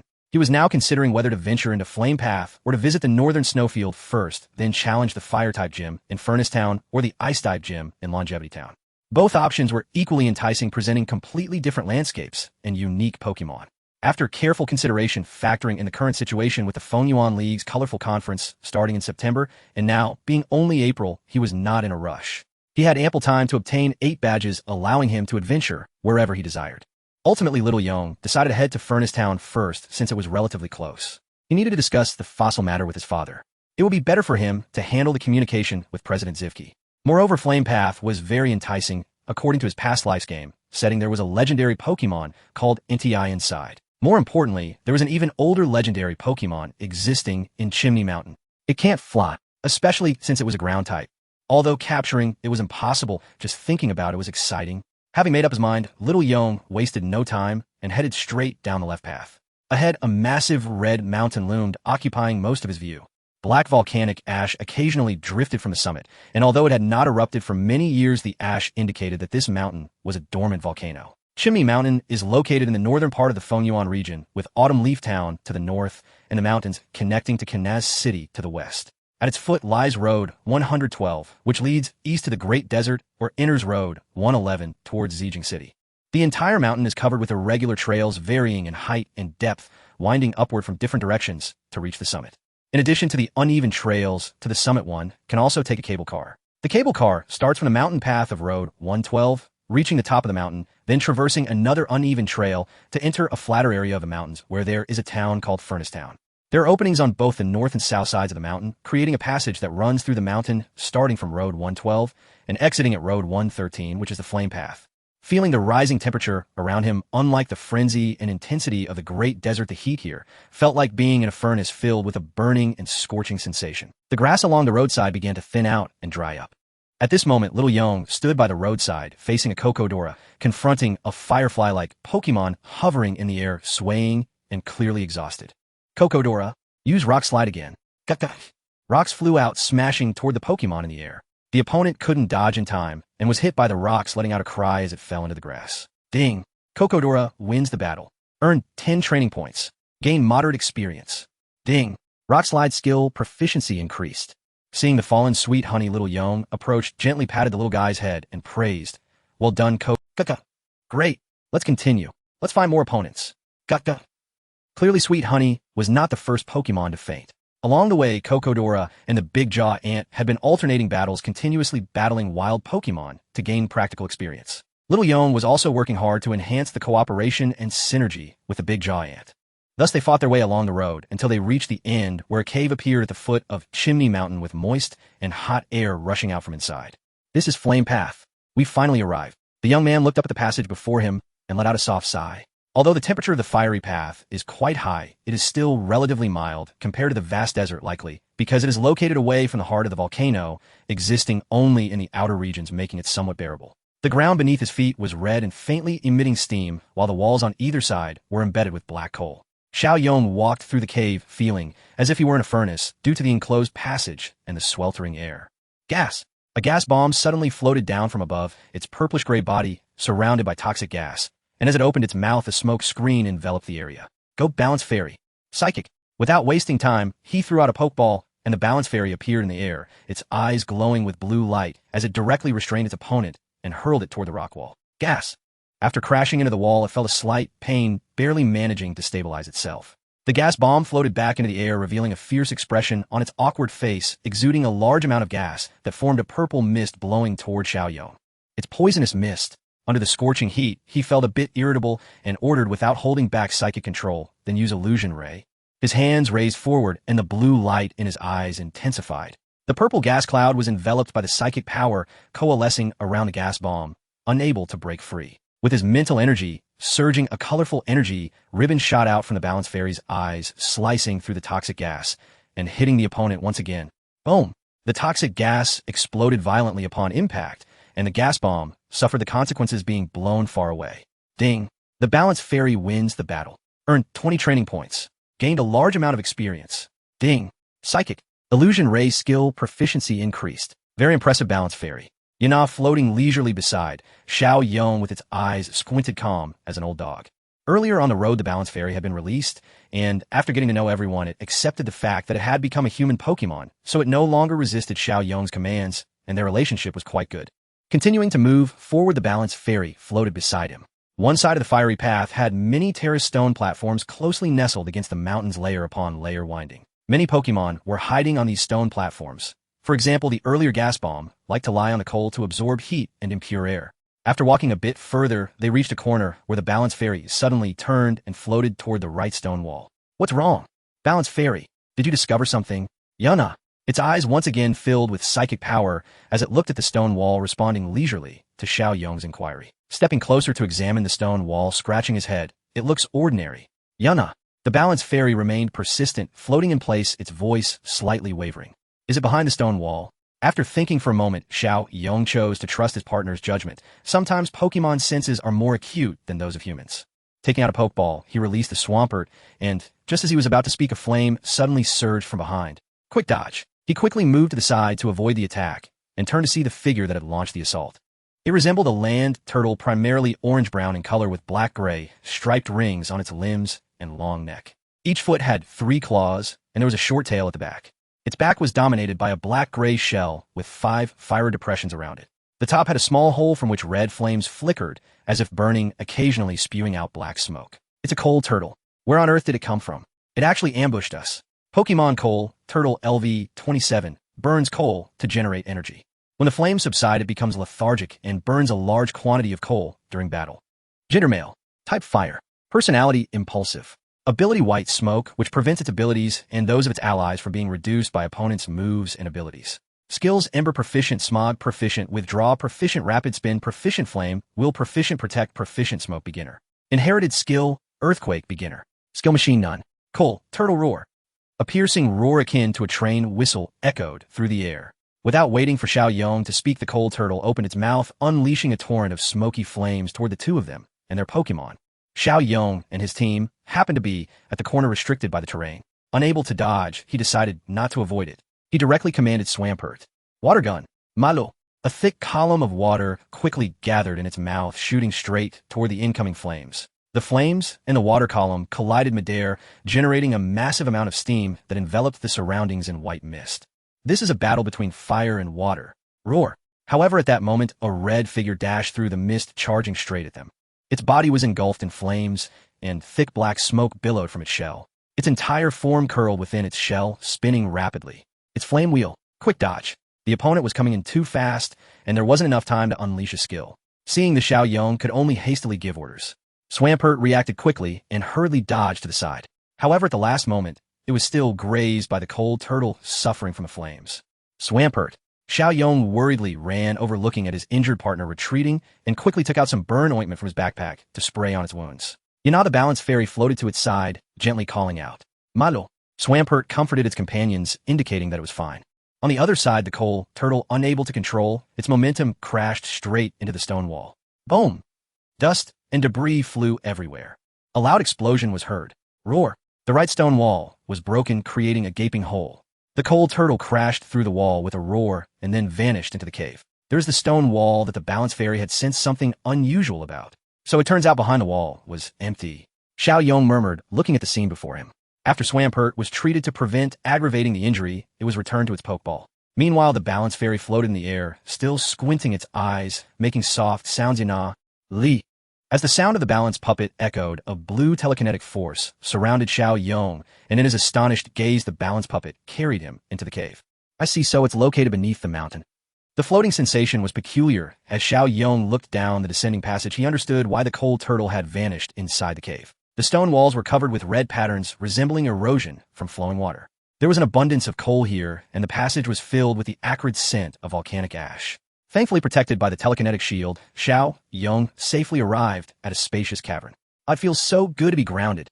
Although floating was comfortable, he had no control over his body, which made Chen Yong feel somewhat anxious. Surveying the cavern, the red rocks enveloped the area in layers, and there was a large pit on the ground, likely where the coal turtle had fallen. On the left and right sides of the cavern were passages leading to either side. Chen Yong observed the openings on both sides. Just as he was pondering where to go next, the balance puppet again utilized its telekinetic power and flew straight to the left. Hey, balance puppet, don't use your telekinesis so casually. Nah. Ignoring the boy's flustered voice, the balance puppet proceeded into the left passage. After drifting along the winding passage for a while, they soon arrived at the end, which was a circular hollow with no other exits. The red stone walls emitted steam, appearing hazy. In the center of the hollow stood a red rock resembling a volcanic cone, about 70 centimeters high, resembling a true volcanic crater. Its center was hollow, and the hot air surged upwards with black smoke continuously billowing out. Chen Yong stepped forward and gazed at the rock. In the central depression lay an egg, its lower half white and upper half brown, with 6 oval red patterns circling its surface, quietly resting there, appearing as if enveloped in flames against the red rock. This is a Pokemon egg. Chen Yong stared blankly, realizing it was his first time seeing a real Pokemon egg in the Pokemon world. The Onix had been born even earlier than him, leaving him no chance. System, can you scan what Pokemon this is? Calling out to the system in his mind, Chen Yong was curious about which fire-type Pokemon was its offspring. Ding! Scanning. Just then a massive roar echoed from an unknown place. Roar. Ding. Unknown energy interference detected. Scan failed. Please try again. Chen Yong chose not to try again, but instead pondered as he looked towards the other side of the cave, a vague thought forming in his mind. It seemed the game settings might actually be real. The roar sounded eerily similar to the one he had heard in Zijin City. Nah. The balance puppet floated beside the boy, emitting an unintelligible sound, its eyes shining with blue light again. What are you going to do? Seeing this, Chen Yong hurriedly tried to stop it, but the Pokemon egg, enveloped in telekinesis, slowly floated out from the rock, controlled by the balance puppet, and came before the boy. Nah. Want me to take it? Nah. The balance puppet nodded. After hesitating for a moment, Chen Yong really wanted to ask how it sensed the egg, but after considering it, he ultimately refrained from asking too much. In the end, he extended his hand and cradled the egg, expecting it to be a fire-type Pokemon egg. However, the imagined scorching heat did not come. Instead, a comfortable warmth emanated from the egg's surface. Is this really okay? Balance puppet. This must be the most suitable environment for its growth, right? Gently stroking the egg, he felt the warmth inside, as if a new life was about to be born. The balance puppet did not respond, but floated directly above the rock's hollow, its telekinesis delving within and continually sensing. Finally, crack. As the rock inside gradually shattered, a crystalline stone broke through the surface rock layers discovered by the balance puppet. This is a firestone, a very rare firestone. With wide eyes, Chen Yong stared at the stone before him, resembling a diamond with an overall orange hexagonal shape. The center was deep red, surrounded by yellow, and waves of warm energy radiated from it, merging into the Pokemon egg cradled in the boy's arms.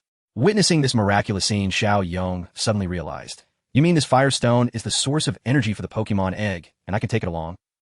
Nah. This time the balance puppet finally nodded, indicating that he had finally figured it out. Chen Yong looked at the Pokemon egg and the firestone, but without a Pokemon incubation device, can I just hold it like this? After thinking it over, Chen Yong decided not to continue exploring and to hasten his journey to Feebas Town. Although the Pokemon egg was supplied with energy from the firestone, it was still best to keep it in an incubator. Holding it like this was too dangerous. Moreover, the ancient Pokemon fossil in his backpack also required urgent handling, as it contained the Pokemon Chen Yong was eagerly anticipating. As for this place, he could return to explore it after challenging the Fire-type gym. Surely the guy wouldn't leave. Having made up his mind, he no longer hesitated, sending out Kecleon and Heracross as guards, preventing the two little ones from wanting to examine the Pokemon egg, instructing the balance puppet to use telekinesis to take everyone out. With powerful psychic energy enveloping his companions, understanding Chen Yong's eagerness, the balance puppet exerted all its strength, guiding everyone back along the path they came. Soon they returned to the previous cavern, where the right passage was faintly resonating with sounds of battle and Pokemon cries. Chen Yong glanced back, but chose not to pay attention. The balance puppet continued on, without pause, floating towards the passage they had fallen through. Cole, turtle, good luck. That guy has quite the temper. Back in the passage of the fiery path, he carefully cradled the egg in his arms, placing the firestone beneath it. Chen Yong did not delay further, showing no mercy to the wild Pokemon that appeared, sending Kecleon and Heracross to deal with them. Although this would reduce the experience and training points gained, he couldn't afford to linger. Thus, with heads down and focused on the road, the trio made it through the fiery path in a short time, arriving at the foot of Chimney Mountain Route 112. Following the sign's guidance, Chen Yong led everyone along the bumpy mountain path to a gentle slope of the ridge where a room resembling a waiting area appeared before them. 2 cables extended upwards, disappearing from sight, with cable cars running up and down along the tracks. Finally arrived. Looking at the cable car station before him, Chen Yong let out a sigh of relief, recalling Kecleon and Heracross, leaving only the balance puppet by his side, and joined the throngs of trainers and travelers heading to the waiting area. In the waiting line, he covered the Firestone with his sleeve, feeling the gentle energy flowing into the Pokemon egg, a warm sensation continually emanating. The boy instructed the balance puppet to stay alert beside him. As the line moved, they slowly advanced. Sitting in the cable car ascending along the ropeway, it was originally a sunny day with bright sunlight, but as the altitude increased, snowflakes began to drift in the sky. Chen Yong stood in the corner dealing with trainers who approached him to inquire about the Pokemon egg while observing the scenery outside, where the weather was half sunny and half snowy, a phenomenon unique to Chimney Mountain. After refusing the last traveler who asked whether the Pokemon egg was for sale, Chen Yong followed the crowd down the cable car, ignoring the plummeting temperature outside, tightly clutching the Pokemon egg in his arms, and pushing through the crowd towards the mountain path. He had now reached the inner side of Chimney Mountain at a high altitude, where a winding mountain path led down to a broad, gentle area at the foot of the ridge known for its rich coal resources and numerous volcanic hot springs, attracting many travelers and shrewd merchants, thus leading to the establishment of a town, Fuyin Town. This town, entirely built around the volcano, is famous for its hot springs and has a significant population of elderly residents. Walking along the uneven mountain path, the weather gradually returned to normal as the altitude decreased, the temperature began to rise, and around the grassy areas trainers could be seen battling or searching for their desired Pokemon. Chen Yong did not participate, focusing solely on his journey. After declining another trainer's challenge, he arrived at the entrance of a narrow path, and passing through here would mean entering Fuyin Town. The road was narrow, flanked by tall mountain plants and abundant rocks, making it difficult to traverse. Halfway through, Chen Yong suddenly stopped, turned around, and shouted, "Come out. You've been following me all this way, you must be tired. Hey, little brat, you're quite clever. Hand over your Pokemon egg, so we won't have to resort to force." At that moment, 2 young men suddenly emerged from behind a rock holding Pokemon balls and approached Chen Yong. Earlier in the cable car, the two had inquired about the Pokemon egg, hoping to buy it at a low price, but were rejected. Now, they had obviously been following Chen Yong with the intention of forcibly taking the egg. In the black market, a Pokemon egg is worth far more than a fully evolved Pokemon, and just by looking at its exterior, it was evident that this was an egg of a fire-type Pokemon, which was quite valuable. Stop wasting my time with useless chatter. If you want to fight, then let's get on with it. The boy looked at the 2 sleazy guys, showing no respect whatsoever. One of them, enraged and embarrassed, shouted, "Little brat, don't be too arrogant. Let me teach you how to respect your seniors. Go, big dog. Zubat, bring me that egg."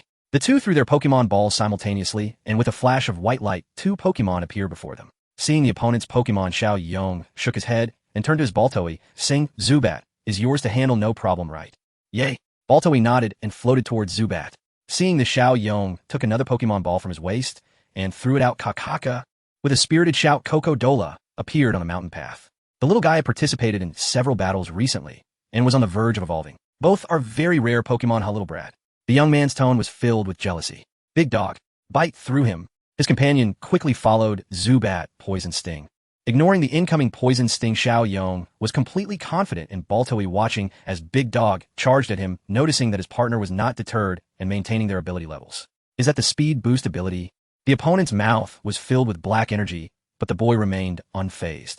"Coco-Dola, Ironhead, teach this dog a lesson." Kakaka. The little guy's head gleamed with metallic light as it charged forward, directly colliding with the oncoming Big Dog. Bang! The sharp teeth left shallow scratches on Coco-Dola's body, but in the next second, it was sent. On the other side, Baltoy did not disappoint Chen Yong, as the incoming poison sting was wrapped in psychic energy and returned to its original owner. Following that, it unleashed its psychic power, imprisoning Zubat in midair and then smashing it violently into the ground. After just 1 round of battle, the delinquent's Pokemon was already at a disadvantage. The opponents seemed somewhat surprised, but their greed did not wane. "Big dog, what are you doing? Fire Fong. Charge at them." The other person, seeing Zubat down in the pit, clearly recognized the effectiveness of the psychic-type attack, which had rendered it incapable of continuing the battle. "If you don't have the strength, don't come here to embarrass yourself and waste my time." Chen Yong shook his head and ordered his little buddy, "Let's try that move. Dual chop." Kakaka. Coco-Dola's eyes lit up, and then its entire body was surrounded by a brown aura gathering in its head. With a roar filled with overwhelming momentum enveloped in rocky energy, it charged towards Big Dog. Boom! At the moment of contact, a violent explosion of energy erupted. Big Dog was sent flying back at a speed far exceeding its own, crashing into a distant rock and lying motionless. Damn little brat, you wait. After throwing down a harsh remark, the two young men turned to flee, disappearing. Chen Yong paid them no mind, watching as Coco-Dola gasped heavily in place. Although its sturdy head trait had spared it from the backlash of the dual chop move, its body was still in the process of strengthening and couldn't fully withstand the power of the move. It was still a bit of a burden for Coco-Dola. Ding! Coco-Dola. Baltoe wins the battle. Earned 10 training points and medium experience. Ding! Ironhead. Dual chop. Psychic skill proficiency increased. Ding! Coco-Dola's level increased to LV25. Baltoe's level increased to LV26. Hearing the system's notifications, Chen Yong was very pleased. Although the experience and training points weren't much, Coco-Dola and Baltoe had successfully leveled up. I hope for more experience like this. Satisfied, he nodded, recalled Coco-Dola, and continued along the narrow path without further delay. After passing through the rubble and grass, the road gradually opened up and became smoother, clearly showing signs of regular maintenance. The terrain began to level off, and soon in the hollow ahead, a town stood proudly surrounded by mountains on 3 sides with only one entrance and exit. The entire town was dominated by red tones, with rooftops, walls, and roads, all in shades of light red. At the entrance of the town, a landmark building stood there, occupying a large area with trainers continuously entering and exiting. Seeing the, Chen Yong immediately ran over. He finally spotted the Pokemon Center. He recalled the Tianqing Oddish into its Pokeball and handed it along with the Steelix to Miss Joy for safekeeping. Cradling the Poke Egg, he approached the telephone booth and dialed his home number.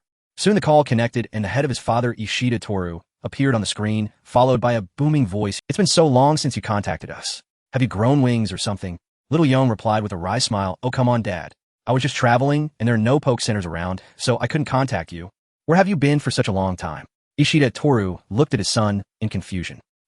I wanted to go. Oh no, Little Yong thought to himself. Sure enough, the next second, "You little brat. You dare go to such a dangerous place. What if you can't get out? This is making me furious." It was clear that his father was genuinely angry. "Do you know how many people go missing in the Great Desert every year?" "Hey, Dad, I made it out just fine, didn't I? You should relax. I look him perfectly fine." Little Yong quickly reassured him, even spinning around in place to demonstrate his good health. "That's just lucky, little brat. Let me tell you." Before his father could finish, Little Yong interrupted. I know, Dad, but there's something I need to tell you." He quietly informed Ishida Yu about the ancient Poke fossil, not mentioning that he had obtained it from the Phantom Tower, but rather that it was unearthed from the ruins, and also mentioned that he had captured the Antlion and Tianqing Oddish. Ishida Yu looked a bit skeptical, but seeing his son's determined gaze, he reluctantly believed him. This is indeed an important matter. Let's do this. Since you're going to be in Fuyin Town for a few days, I'll send over the iron, ore, and other minerals I prepared. As for the ancient fossil, I'll discuss it with President Zivki and see how to handle it. Just wait patiently at the Poke Center for my news. Remember, you can't tell anyone about the fossil." "I got it, Dad." Nodding to show he understood, Little Yong suddenly recalled something and quickly reminded his father, "Don't forget to tell them that if the revival is successful, I want the right to choose one to train, as there are ancient rock-type Pokemon in there." Seeing his son's eager expression, Ishida Yu replied in annoyance, I know your little scheme. By the way, where's Mom?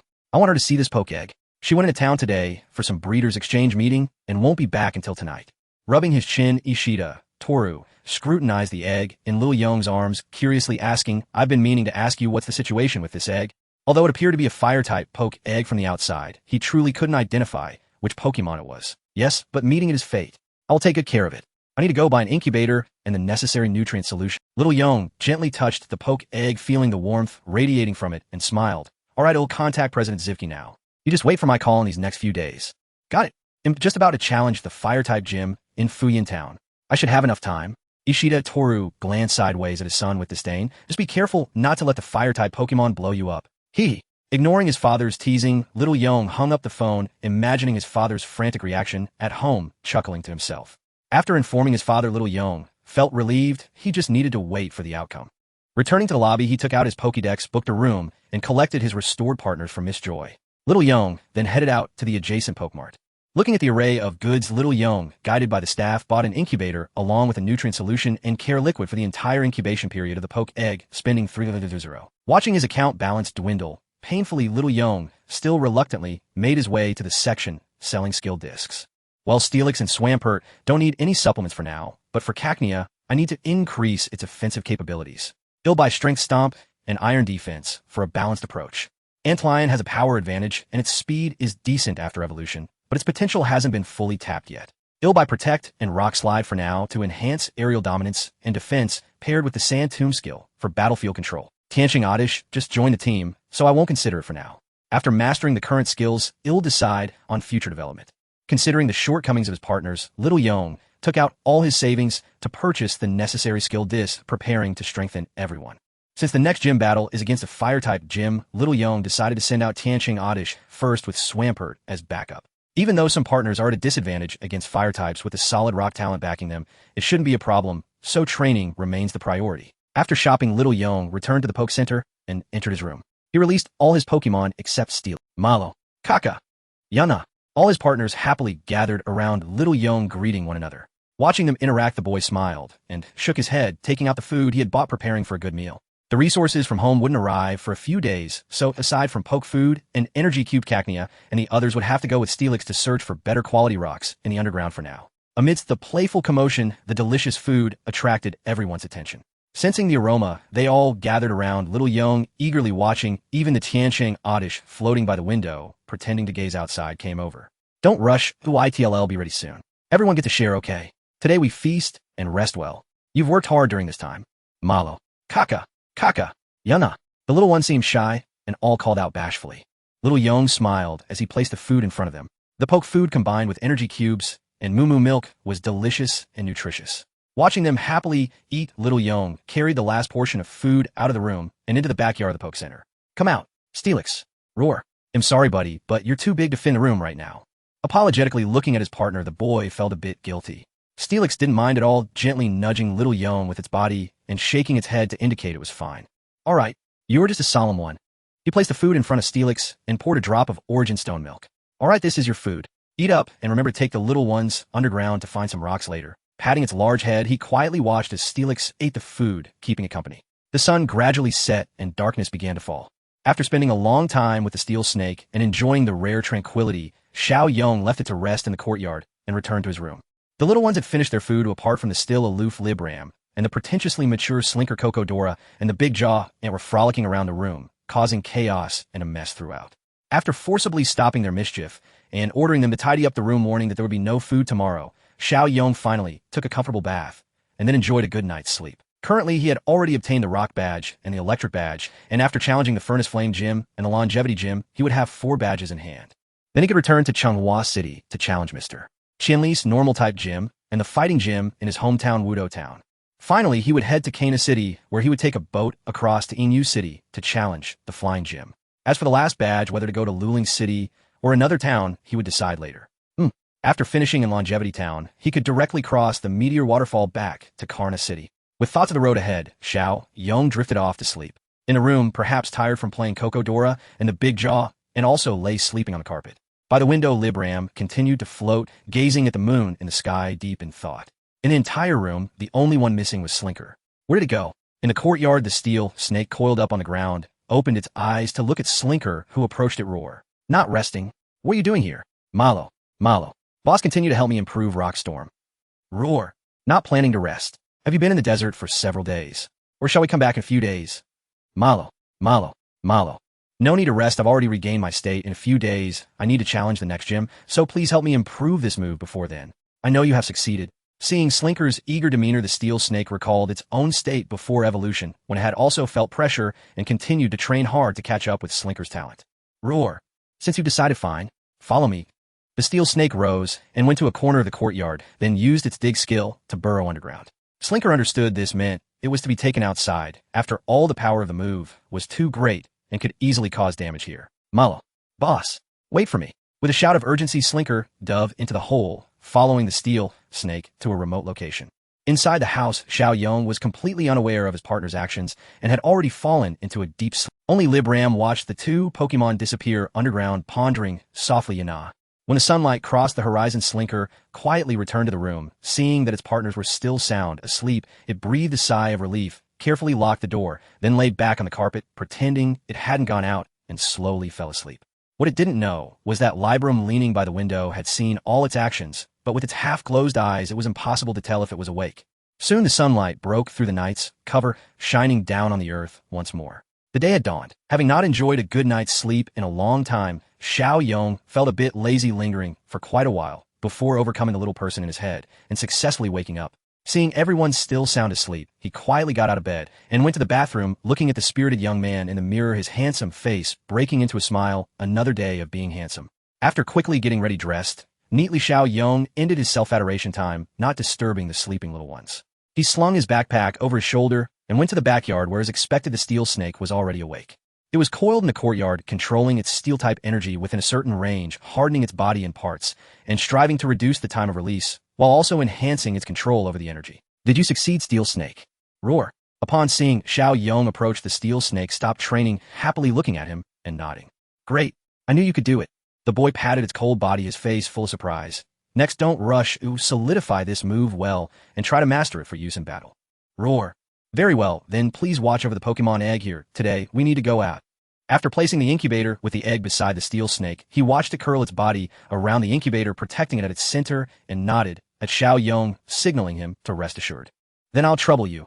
After placing Pokemon food aside, Chen Yong waved goodbye to the steel snake, returned to the room, called everyone one by one, then recalled the Pokemon, and left the Pokemon Center, heading toward the mountain path outside Furnace Flame Town. After passing through the narrow path, Chen Yong chose a deserted stone platform, released Cocodora and the Big Jaw Ant, and after thinking for a moment, he also released Slinker. Taking out the skill disc he purchased yesterday, he said to the little ones, Cocodora, you have mastered your skills very well. Now it's time to learn new skills to enhance your strength. The skill of strength can be taught by Slinker, while the skill of stomp should be learned from the Big Jaw Ant. As for iron defense, you will need to work hard on your own. With the hardening skill as a foundation, it shouldn't be too difficult to master quickly. Qua qua. Seeing the skill disc in front of the Cocodora, nodded seriously. Big Jaw, you just joined the team, and your foundation isn't solid yet. You have plenty of strength, but lack defense, so start by learning the skills of Guard and Rock Slide to enhance your defense and long-range attack methods. After mastering Rock Slide, consult the Steel Snake or Slinker for help. It will help you grasp it faster. Gah. Having spent a long time together, the Big Jaw Ant was no longer as shy as before and could face Chen Yong and his partners, confidently responding eagerly to the boy's words. Slinker beside, it also patted its chest, indicating it would take care of it. Seeing this, Chen Yong no longer said much, took out each of their skill discs and placed them on Cocodora and the Big Giant's foreheads. Accompanied by a flash of white light, the discs gradually merged into the bodies of the two Pokemon. They closed their eyes, standing still, learning and comprehending in their minds. After a long time, they slowly opened their eyes, confusion flashing briefly before they quickly regained clarity. Ding! Cocodora has mastered Stomp Beginner. Ding! Big Jaw Ant has mastered Guard Beginner. Allowing them to digest the newly learned skills well, Chen Yong waited a while before taking out the second skill disc for them to learn, thus proceeding step by step. With the last Iron Defense skill successfully learned by Cocodora, Chen Yong carefully observed that there were no unusual situations with the two Pokemon before he finally felt relieved. Every time they learned skills through the skill discs, there was concern about whether it would affect the Pokemon spirit, but fortunately so far everything had gone smoothly. Alright, the skills have been learned. Next is to familiarize yourselves with and master them. After returning, you need to guide each other and consult the Steel Snake and the others often. Okay. Qua qua. Gah. The two little ones felt a bit dizzy, but fortunately this was just a normal. As their condition improved, the training began. In the following days, they passed peacefully in the process of the Pokemon learning from each other until Miss Joy informed Chen Yong that someone had called for him. After a day of training, upon returning to the Pokemon Center, Miss Joy hurriedly exclaimed, Little Yong, there's a call for you. It's been a while since I've heard from you, little friend. Hearing this, Little Yong stopped in his tracks and approached the counter, inquiring, Excuse me, did the caller mention who they are? Miss Joy pondered for a moment, then smiled and said, Oh, the caller said he is your father. It seemed there was news regarding the fossil. All right, I'll return the call right away. Thank you, Miss Joy. After expressing his gratitude, Little Yong approached the phone station and dialed his home. This time the face appearing on the video was his mother, Nakayama. Aoi, her expression filled with worry. Little Yong, you haven't contacted home in so long. Are you taking care of yourself? Mom is so worried about you. I'm fine. Smiling at his mother, Little Yong patiently reassured her. Traveling is about seeing different scenery, and look, I'm doing. You silly child, why do you have to go to the great desert? It's very dangerous, you know. Please avoid such places. Yes, I know. He responded with a wry smile to his mother's concerns. Just then his father's figure appeared on the screen. Oh dear. Young people should be full of vigor. What's there to worry about? Haha, you weren't saying that before. Silently mocking, he watched as his mother grabbed his father's ear on the video, shouting loudly, Ishida, Little Yong is my son. If anything happens to him, I won't let this go. Oh dear. Honey, give me a break, I was wrong. With his father's pained cry, the two disappeared from the screen. After a while, Ishida, Toru returned to the screen, feigning as if nothing had happened while his mother smiled beside him. Ahem. Little brat, I've already contacted President Zavoki. He's very interested in the ancient fossil you have, and said their fossil revival technology is quite mature, so you can give it a try.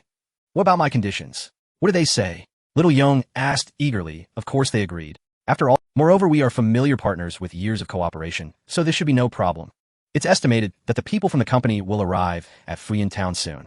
Coincidentally, they will be bringing the 500 kilograms of steel or prepared for you, which makes me feel more at ease. Oh, that's great. I'll wait for them at the Pokemon Center. Well, that settles it. Before his father could finish, his mother hurriedly leaned into the phone, reminding little Yong, son, remember what mom said, absolutely do not go to dangerous places. Take care of yourself, eat on time. Beep. The call was abruptly disconnected. Little Yong thanked his father for his brave actions, while also lamenting the misfortune that awaited him tonight. Who could be coming? Turning around thinking of the representative from the Zavoki company, the young boy walked joyfully to his room. As for the martial arts town, in a villa located at the foot of a mountain, a man's scream echoed. Ah, honey, stop it. Roar. In the mining site, a large Onix shivered, looking at its wife. Roar. What are you doing? Mind your own business and sleep. It's late time to rest. The next morning, the roar of spinning propellers woke little Yong and his Pokemon from their slumber. Rubbing his eyes and looking out the window, he saw a black helicopter landing in the yard with the Zavoki company logo on its body. Beside him, little Yong's Steelix was being approached by a young man who had just stepped off the plane. Wow, what a magnificent Steelix. Well cultivated. Such a size, such hardness. TSK, TSK. The man's hands were constantly touching the Steelix's body, making it twist and turn to evade, letting out an angry roar. Ah, so impressive.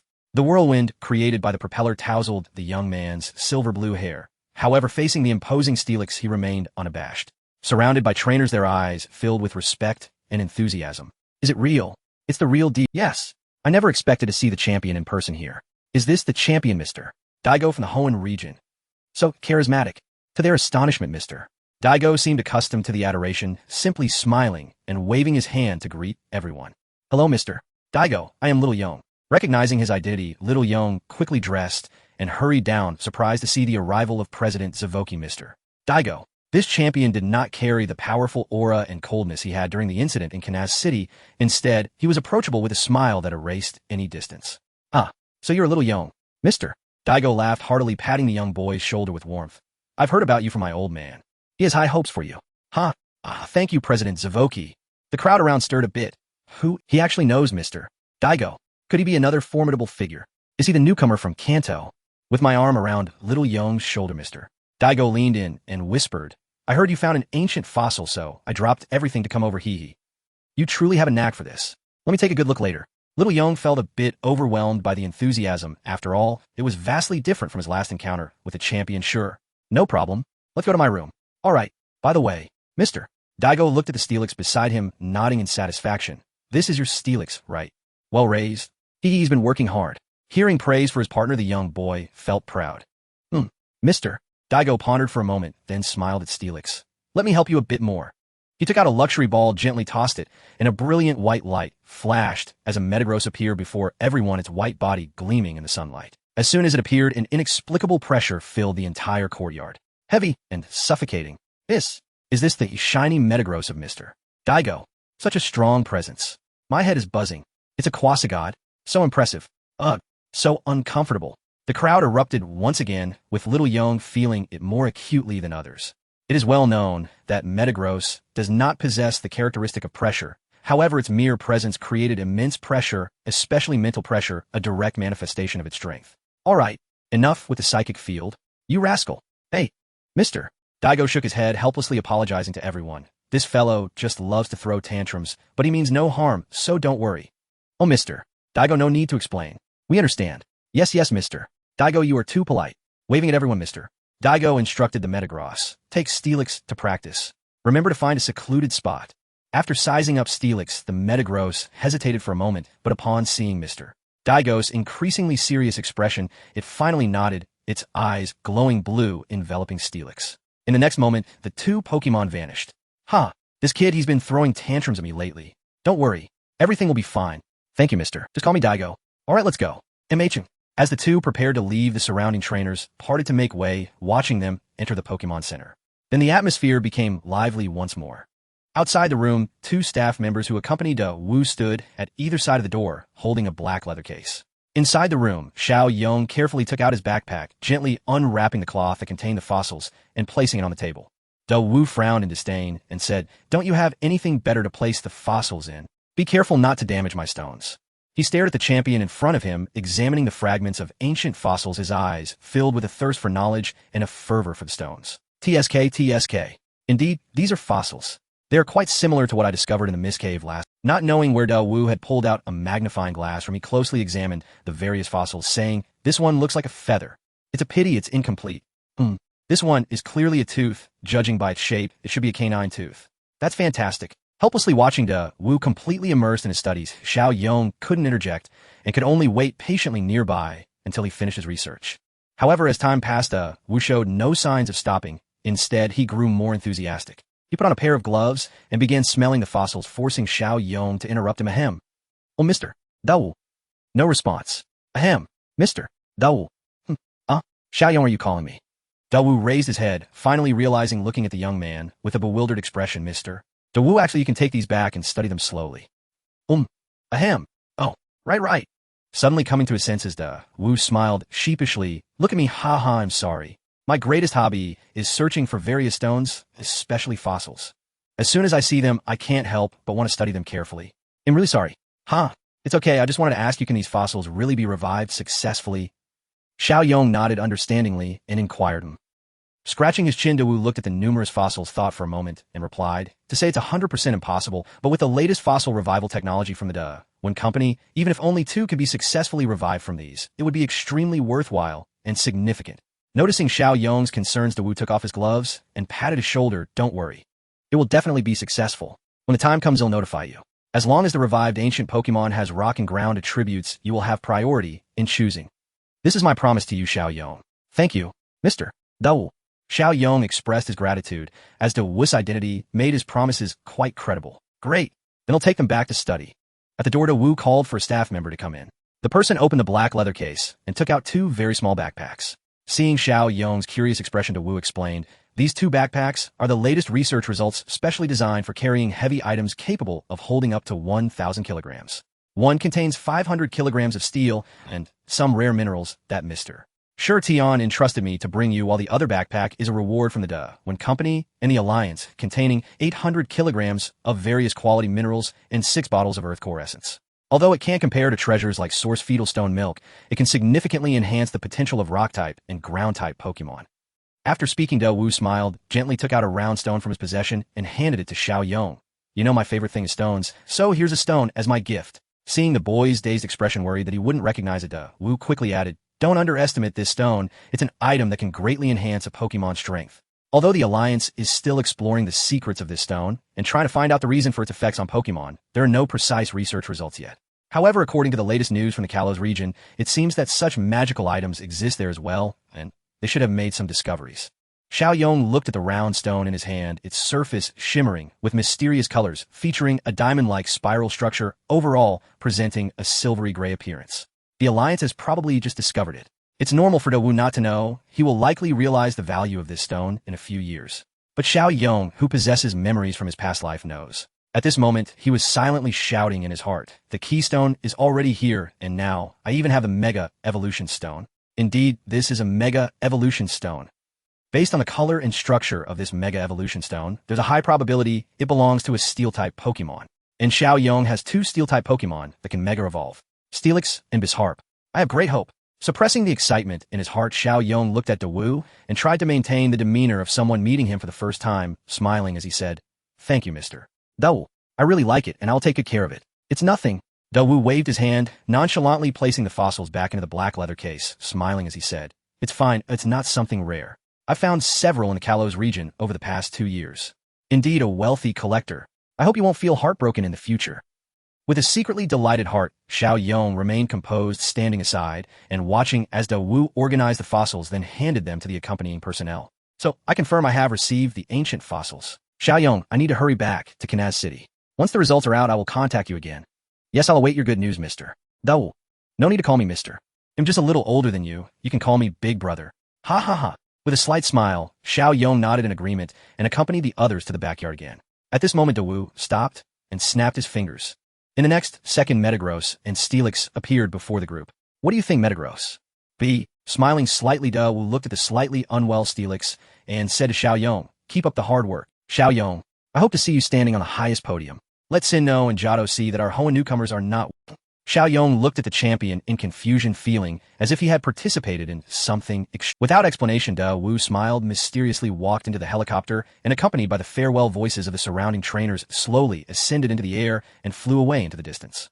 Thinking about Dawu's last words, Xiao Yong pondered Sinnoh and Jado. What does that have to do with me? The highest podium? Is he hoping I will win the colorful Ghost Conference Championship? As he watched the helicopter gradually disappear from view, Xiao Yong declined the inquiries and conversation from the surrounding trainers, retracting the poorly conditioned steel snake into its pokeball. He quickly made his way to the hall and handed it over to Miss Joy. Arriving at the phone booth, he dialed home once more. When he saw his mother's face appear on the video screen, Xiao Yong greeted her with a smile. Mom, I've received everything, and I've also given the fossils to Mr. Dawu. Nakamura Aoi looked at her son with joy and said, did Dawu personally go? It seems that the company values this greatly. It's good to hand it over to them. This way we'll also avoid some unnecessary troubles. Xiao Yong nodded. They also sent me a batch of supplies on behalf of the league, so I should be fine for a while. No worries. The production from several mines at home has been good recently, and besides your father has developed a new iron or so, son, you can rest assured to train the steel snakes without worrying about resources. Thank you, Mom. Silly child. There's no need to say thank you among family. Seeing Xiao Yong's embarrassed expression, his mother smiled and said, just take good care of yourself while you're out, and that makes me very happy. I will, Mom. Don't worry. Xiao Yong promised, chatted with his mother for a few more moments, and then hung up. It seems Dad is not home. I still want to ask him what happened in the Sinnoh and Jado regions, and how it relates to me. I guess that will have to wait until next time. Hearing Miss Joy's call over the intercom, Xiao Yong returned to the counter, retrieved the steel snake pokeball, said goodbye to her, and headed straight back to his room. Looking at the supplies in the two backpacks, Xiao Yong finally could treat everyone to a good meal. Although there were ores underground, most of them were useless waste rocks and ordinary stones. The steel snakes still needed quality resources to replenish their energy and nutrition. Gazing through the window at the trainers scattered about in the courtyard, Xiao Yong dismissed the thought of taking everyone out for a nice meal right now. There was no hurry. It was time to head to the fiery gym to obtain the badge. He had delayed for a few days, and the following time might get a bit tight. Having made his decision, Xiao Yong packed the two backpacks into his travel bag, entrusted the incubator containing the poke egg to Miss Joy, and then left the Pokemon Center, heading south towards Fiery Town, where the gym was located at the foot of the mountains. The town was filled with the laughter of the elderly. Due to Fiery Town's unique environment, many volcanic hot springs had formed, and long-term soaking was beneficial for the elderly's health. Therefore, all the hot spring inns were basically occupied, and Xiao Yong also gave up on the idea of experiencing them. The road was paved with red rocks, and stepping on it, one could still feel a slight warmth. Walking south along the road, a huge warehouse appeared in his view, with many staff members coming in and out pushing carts filled with green herbs. It is said that this is a very precious herb that can enhance the condition of Pokemon and heal their ailments, but the taste was, one word, bitter, an indescribable bitterness. Xiao Yong felt indifferent about this. Moving forward, he finally came across a very magnificent building with red tiles and white walls resembling an ancient mansion enclosed on all sides like a massive courtyard. Unlike the previous gyms, the battle arena of the Fiery Gym was located in the very center of the building, a large battle arena similar to a playground. There were no other tests. Challengers could directly challenge the gym leader. As Xiao Yong walked through the entrance, the bright lights were distinctly different from those of the previous gyms. The three main doors were fully opened, leading directly to the inner courtyard under the guidance of the lights. Why is it so simple? There were no quicksand-like floors, as in his past memories, making challengers jump or sink filled with traps everywhere. Instead, it felt direct and warm like a blazing flame. Because the current gym leader was not it was Yasha. Instead, it was her grandfather, the previous Fire-type Elite Four member, Mura. At this time, he had just become fascinated with Pokemon haiku and had not yet seen the collection of haiku written by the old man, named Cassiu. Thus, he had not made the decision to travel to the Johto region and hand over the gym to Yasha. However, it was only a matter of time, as the current challengers were more often met by Yasha to familiarize her with the daily work of the gym leader. But when facing potential newcomers, Mura would still personally take the stage, offering guidance to the juniors. Passing through several doors, Xiao Yong arrived at the battle arena in the backyard. The wide arena was meticulously marked with boundary lines and battle areas. It had not yet undergone Yasha's renovations, making the Fiery Gym more aligned with the older trainer's vision of a square, straightforward battle arena surrounded by spectator seats purely made of rocks facing everyone.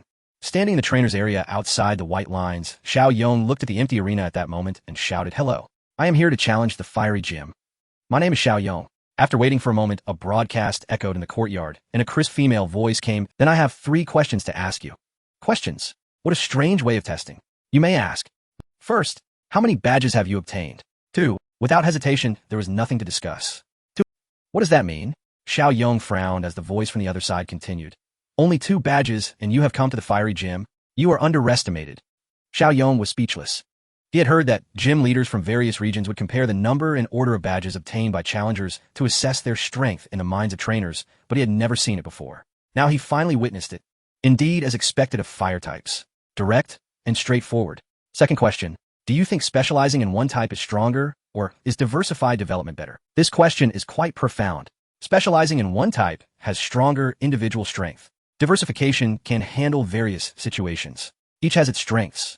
Xiao Yong thought for a moment before answering. The voice on the broadcast did not respond immediately. After a long pause, it finally said, "You did not answer my question directly. Is this person a nitpicker? Last question. Who do you think is stronger, fire type or ground and rock types?" Oh. Xiao Yong raised his head in surprise, thought for a moment, and with a meaningful smile, firmly said, "Of course I will win." Implying that rock and ground are stronger. Haha, not bad, little brat. Iron Qian was right. A hearty male voice came through, not from the broadcast, but from across the way. Xiao Yong saw an elderly man with a head full of white hair, wearing glasses and a brown vest over gray attire, walking out from the opposite platform, accompanied by a stunning young girl with bright red hair styled like flames, wearing a black vest and low-waisted jeans, appearing vibrant and youthful. In his right hand, he held a megaphone. Xiao Yong looked at them and greeted, "Hello, Mr. Muda, Miss Yasha. I am Xiao Yong from Wudou Town. Little brat, I accept your challenge. Let me see if your fusion technique is as impressive as you say." With a slight smile, ignoring the grimace made by the girl opposite, Xiao Yong said seriously, "As you wish." "Ah, good. Confidence is strength. Let me show you the fiery moves we have honed in this land." Yasha, holding the megaphone, approached the judging table, shot Xiao Yong a defiant glance, and then became serious, placing the megaphone to her mouth. In the fiery gym, battles are fought with badges at stake, and each side can use 3 Pokemon. The first side to lose all combat capabilities will lose. Conversely, the victorious side wins. During the battle, only the challenger can switch Pokemon. Seeing both sides nod in agreement, Yasha continued. Now challenger Xiao Yong will face gym leader Mura. The battle begins. Go. Show them your blazing moves. Mula cried, full of vigor, and hurled a Pokeball. With a muffled roar, a Pokemon materialized in the arena. It resembled a camel, predominantly yellow, with a paler belly and muzzle, and greenish blotches near the top of the 2 small yellow ears perched atop, its head bracketed by a tuft of yellow fur.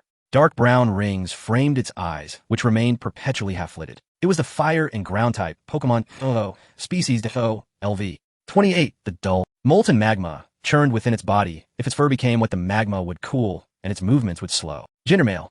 Type fire ground. Nature timid. Ability simple. The effects of stat-altering moves are doubled. Moves: growl, proficient tackle, proficient spark, proficient stomp, proficient focus energy, proficient flame, wheel, mastered smokescreen, proficient earth power, proficient egg move, Taishan, Yatting, proficient TM's sunny day, proficient flamethrower, proficient endure, proficient double team, proficient Dehuo. It actually has the simple ability. It even learned a weather move. Xiao Yong hesitated a moment, then released Tianshingu. After all, one must experience it firsthand. It even learned a weather move. Outrageous. Xiao Yong hesitated briefly, then released Tianshingu. Some things must simply be encountered. Oh, isn't that the Zaoyu you caught in the Great Desert? Mula said, smiling as he watched Tianshingu. Try to use this battle to improve your rapport. You brat. Tianshingu is no weakling. Very well, then show me. Deoto, focus energy. Like an internal combustion engine firing, the magma inside Deho began to boil. Orange currents rose around its body, and its half-lidded eyes seemed to burn with flame. So it was using its ability to amplify the effects of stat-changing moves to the maximum. Tianshingu, cosmic power. An inexplicable fluctuation welled from the sky, wrapping around Tianshingu, before pouring into its form, filling it, and dramatically raising both its defenses. Oh, Mula exclaimed, then smiled mysteriously. Brat, let's see whose augmentation. Devo, sunny day. Stop it. Mirage beam. We cannot let it continue powering up. Blue light flared as Tianshingu raised its arms. A swirl of multicolored energy condensed into a warped beam and streaked toward Dodo. Mula stroked his beard with calm assurance and commanded double team. Dehuotu's body trembled as 7 identical silhouettes appeared around it. The mirage beam passed through those images while the true Udo lifted its head and opened its mouth, firing crimson orbs of energy into the sky until they reached their apex and detonated. The sunlight itself seemed nourished and grew fiercer, the advantage of an open arena. Yong felt the temperature climb, and resigned, shook his head. He would answer attack with attack. Power trick. Blue, ripple-like energy coursed through Tianchenggu as the boost from cosmic power converted into offensive strength. Potent mental force spilled forth, forming a blue shield that enveloped Tianchenggu. Mula's voice burned with enthusiasm. He seemed to blaze anew as he shouted, "Oh! Flame wheel! Show them your searing move!" All the Dehuotuo in the arena suddenly reared and stamped their forelegs forcefully. A torrent of flame gushed from their mouths and nostrils, wrapping their bodies and consuming them from within. Amplified by sunny day, red firelight cloaked the field and heat waves slammed outward. Though seemingly cumbersome, their speed belied their size. Amid roiling dust, 8 flaming silhouettes charged toward Tianchenggu. Give it everything. The Dehuotuo, closing from all sides, severed any avenue of escape.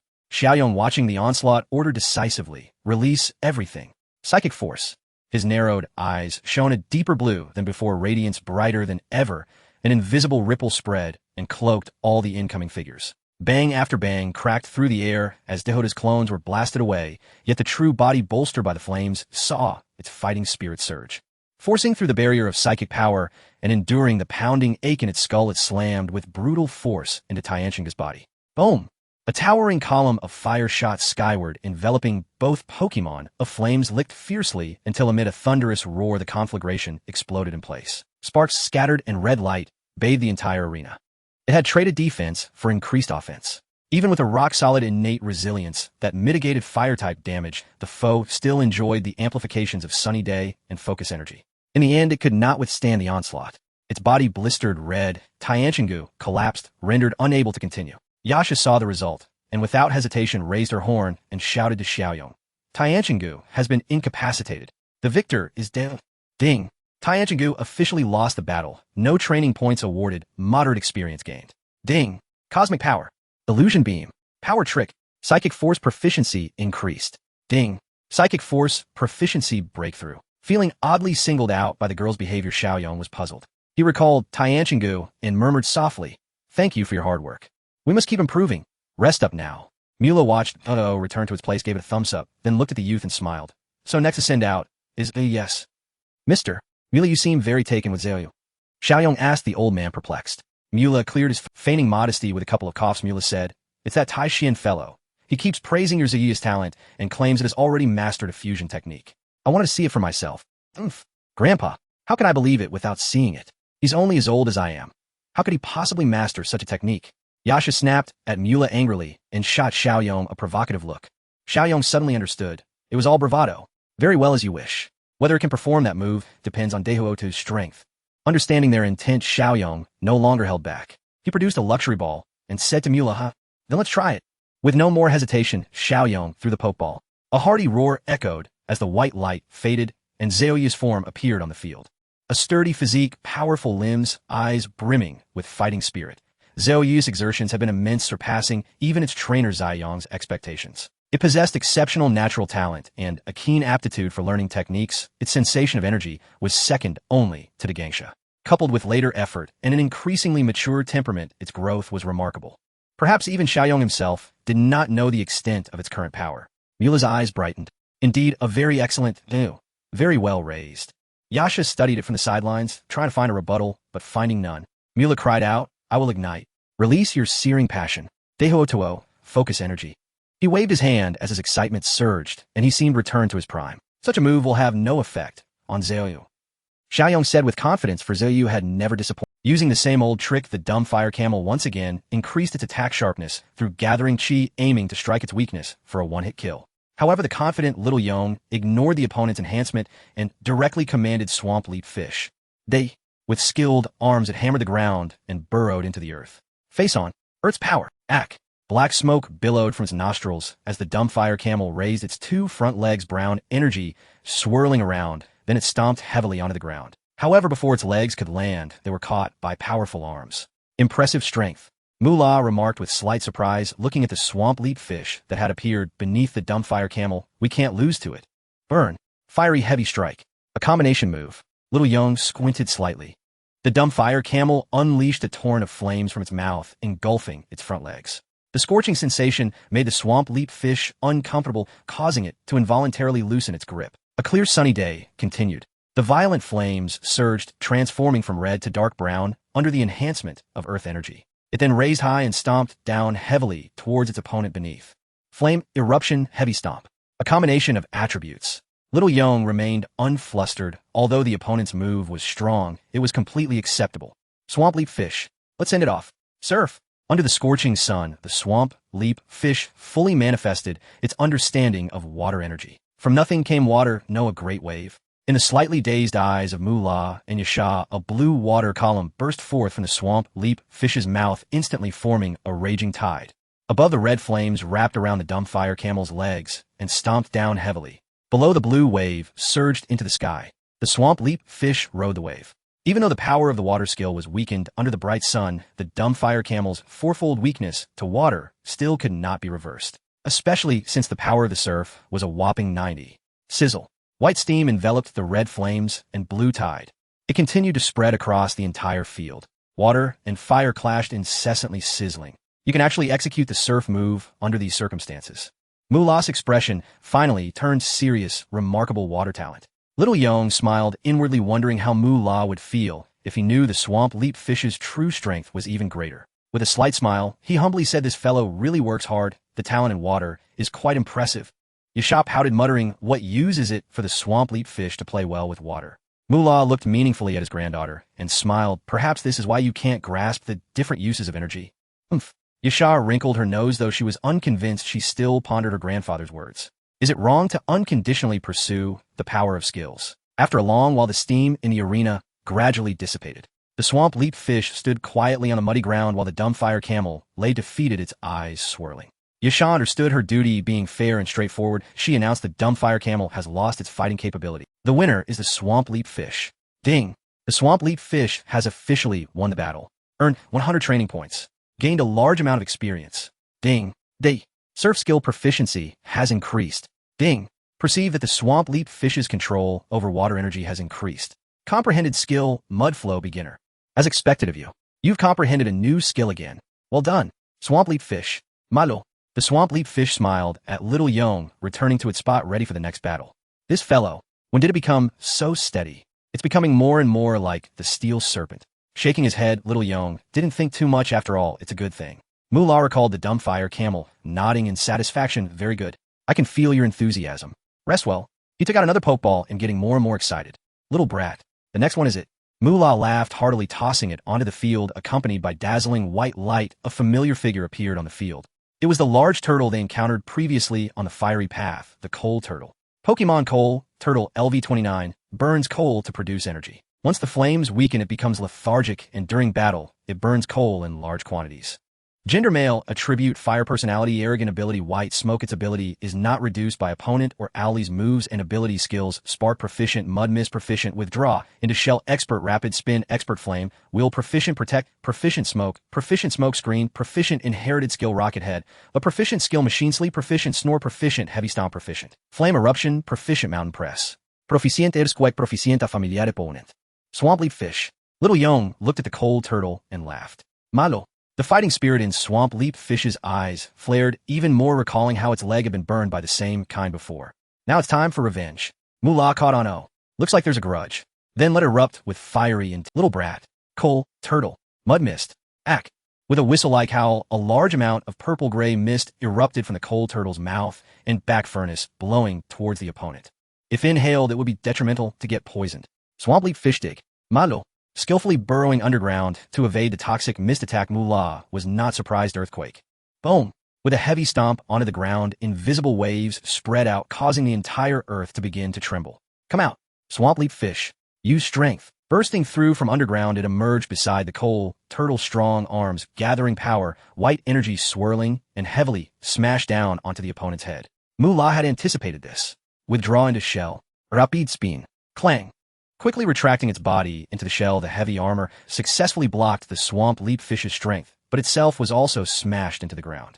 Moolah frowned slightly. This strength, the powerful force, clearly exceeded his expectations, stronger than he had anticipated, successfully disrupting the casting of Rapid Spin and thwarting his plans. In that case, Flame Eruption. The head emerged from the shell, and a strong flame spewed towards the Swamp Leap Fish. Little Yong, seeing this, confidently called out Water Gun. Malo. The blue water column met the oncoming fire column. The two energies collided in the air. Familiar steam reappeared, but this time without waiting for it to dissipate, the swamp leap fish charged directly into the mist strength. The antennae on its head allowed it to sense the opponent's position.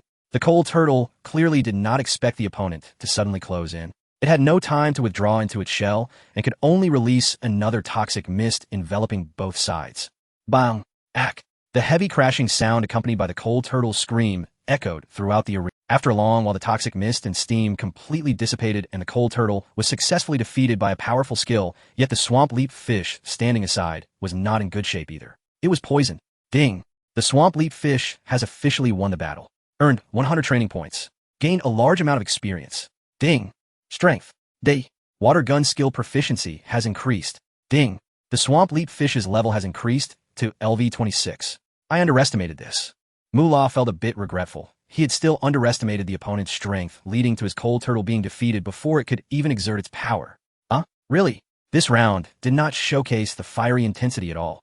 Little Yong looked at the swamp leap fish's condition and wanted to recall it, but it dodged away. Malo. With a determined gaze, Little Yong understood its resolve and nodded with a smile. All right. Then let you fight to your heart's content. Malo. Panting slightly, the swamp leap fish once again returned to its half of the field, standing ready for... The cold turtle has lost its combat capability. The victor is the swamp leap fish. Yesha's voice rang out in time, and Mura no longer felt regret looking at Xiaoyong and smiling. What a splendid performance. But it's still not enough to showcase the fiery emotions of the fire element. Taking out a pokeball from his waist, the old man no longer chuckled, but said seriously, this next one, let's see how you deal with it. He threw the pokeball high into the air, and a vigorous figure leaped out from the white light. Shama Shama Shama. A Pokemon with a yellow upper body and an orange lower body was energetically bouncing in place. Xiaoyong focused his gaze and was astonished to see it was the Mighty Chicken. Mighty Chicken. Wow. It truly is a formidable opponent. Pokemon Mighty Chicken LV29, a young chicken Pokemon, the evolved form of the Fire Chick. Its legs possessing both speed and power can deliver 10 kicks in a second. Gender female. Type firefighting. Nature impulsive. Ability speed boost, which increases speed every turn. Skills double kick, skilled scratch, skilled growl, skilled feather dance, skilled flamethrower, skilled quick attack, skilled spark, skilled flame, charge, skilled detect, skilled U-turn, skilled brick break, skilled inherited skill, payback, skilled TM skills protect, skilled bulk up, skilled fire kick, skilled thunder punch, skilled fire punch, skilled work up, skilled. Looking at the opponent's information, Xiaoyong couldn't help but complain about his luck getting a fire chick with a speed boost ability. Looking at the skills, this is a fighting type with a fire skin. Isn't the fire attribute redundant? Well then, it begins. Mura shouted loudly, Mighty Chicken. Fighting strengthened. Shema, with its body tensed, its energy continuously rising, bulk up and work up activated together, a white aura surrounded Mighty Chicken and its momentum soared. Its attack and defense gradually increased. Stop it. Water gun. The swamp leap fish opened its mouth and a blue water column sprayed towards the opponent, but Mighty Chicken merely jumped, lightly evading effortlessly. The swamp leap fish suddenly had a rapid current-like fluctuation flashing across its body, indicating its ability had activated. Speed increased. It was jumping more vigorously. Meanwhile, the swamp leap fish, under the state of poisoning, was continuously losing stamina. Quick attack, double kick. Mura seized the opportunity and launched an attack. Xiaoyong knew he had to settle this quickly. Swamp leap fish. Earthquake. Malu. With a roar, it smashed down fiercely. The ground-type waves transmitted from its arms into the ground, shaking the entire arena. Mighty Chicken. Use your strength to jump. Shama. With powerful thighs, Mighty Chicken exhibited impressive jumping ability. The speed enhanced by the speed boost ability made its figure look like a blazing flame. It covered a long distance in the air, directly appearing in front of the swamp leap fish, continuously stomping with its legs, delivering heavy kicks towards the opponent. Now, Xiaoyong's eyes sparkled, taking advantage of the opponent's residual strength while they were still recovering. Witness the fruits of my labor. Rock slide. Mura's expression turned serious as he looked forward to the changes in the arena. Malu. Ignoring the torment of poison and the incoming legs of Mighty Chicken, the swamp leap fish straightened, its body channeling all its power into its arms. Brown energy intertwined with white aura raised high, and with its roar it slammed heavily onto the ground, causing an energy explosion. Boom! The ground shook violently, and the powerful energy tore the surface apart. Rocks twisted, squeezed, breaking through the ground's limitations, charging directly at Mighty Chicken. Bang bang! Kicking apart the incoming rocks, Mighty Chicken began to fall towards the ground. Its speed was still being enhanced by the speed boost ability, and the chaotic rising rocks gradually turned the arena into a rocky forest. Mura noticed and softly said, jump. Shema. Mighty Chicken began to exert force using the rocks as springboards, quickly jumping back and forth seemingly unfazed. Xiaoyong watched his opponent maneuvering in the air and smiled slightly, addressing the swamp leap fish. Let's begin. Capture it. Malu. The momentum from its body suddenly surged. The continuous consumption from poisoning finally triggered the torrent ability. The swamp leap fish revitalized, opened its mouth, and a massive blue torrent covered the ground, lifting it up and soaring into the sky. Immediately after, the ground-type energy continuously stacked, reaching its peak. Ultimately, all the rock pillars exploded. Boom! The fragments of rocks filled the air, and although Mighty Chicken could still barely use the terrain to its advantage with the swamp leap fish's actions, these rocks began to accelerate, crashing towards it from all directions, surrounding it layer by layer. Mighty Chicken had no retreat. Good kid, not giving any chances. Mighty Chicken, charge! Breakthrough! Mura watched his partner, trapped in the siege, and shouted again, trying to break through with speed. Xiaoma! Flames enveloped its whole body, continuously stepping on the flying rocks, dodging as best as it could, but still being hit several times. The air was filled with the sound of explosions as Mighty Chicken gathered strength, and the speed boost ability activated once more. Now, Mura and Xiaoyong shouted in unison. Accompanied by their calls, the flames surrounding Mighty Chicken surged. Aiming in one direction, like teleportation, it flickered on the rocks. The incoming rocks were continuously blocked by the flames on its body, and then shattered. Even under the heavy rocks, Mighty Chicken's breakthrough could not be stopped. The swamp leap fish saw this, riding the waves, leaped straight into the sky. The blue water flowed directly upwards. Triggered by the torrent, the power of the water-type skill greatly increased. The oncoming waves finally made Mighty Chicken falter. Even if it was only for a moment of distraction, the rock fragments continuously collided with the flames, depleting its energy. The fragments became smaller and smaller, and finally Mighty Chicken lost its footing. Bang, bang, bang. With the waves crashing, the flames envelope ultimately could not overcome all the rocks in the arena. It finally extinguished. All the fragments of rocks collided against Mighty Chicken. It could no longer exert its speed. In midair, the rocks enveloped it layer by layer and began to fall towards the ground. The swamp leap fish jumped down from the waves, and the power accumulated in its arms began to unleash, smashing down towards the giant rock mass falling from the sky. Boom! The explosion sound echoed again as the rocks mixed with energy, shattered and scattered everywhere. Amidst the energy impact, two figures, one red and one blue, crashed towards the ground from midair. Bang! Bang! Smoke and dust rose, debris fell, and splashes of water flew. The entire battlefield was already in ruins. Mura silently watched the scene as the boy quickly ran towards the swamp leap fish's heart, filled with emotion. Though still somewhat limited, he had to admit that he had surpassed most newcomers. Yasha looked at the swamp leap fish in shock, clearly not understanding why it had such destructive power, even without being in its final form. Even so, she approached to carefully check the status of both Pokemon, and finally confirmed both Mighty Chicken and Swamp Leap Fish have lost their combat capability, so the winner is the challenger Xiaoyong. Ding! Swamp Leap Fish has officially drawn in battle. Earned 50 training points. Receive a large amount of experience. Ding! Water Gun. Earthquake. Surf skill proficiency increased. PS Surf does not belong to the skill fusion of Rock Slide. Ding! Rock Slide proficiency cannot be increased through battle. Xiaoyong looked at the fainted Swamp Leap Fish and hurriedly took out a potion to give it to drink. Let's hand it over to Chansey. It will recover soon. Looking at the chubby nurse who had appeared by the arena, Xiaoyong gratefully looked at Mura, thanked him, and hurried over.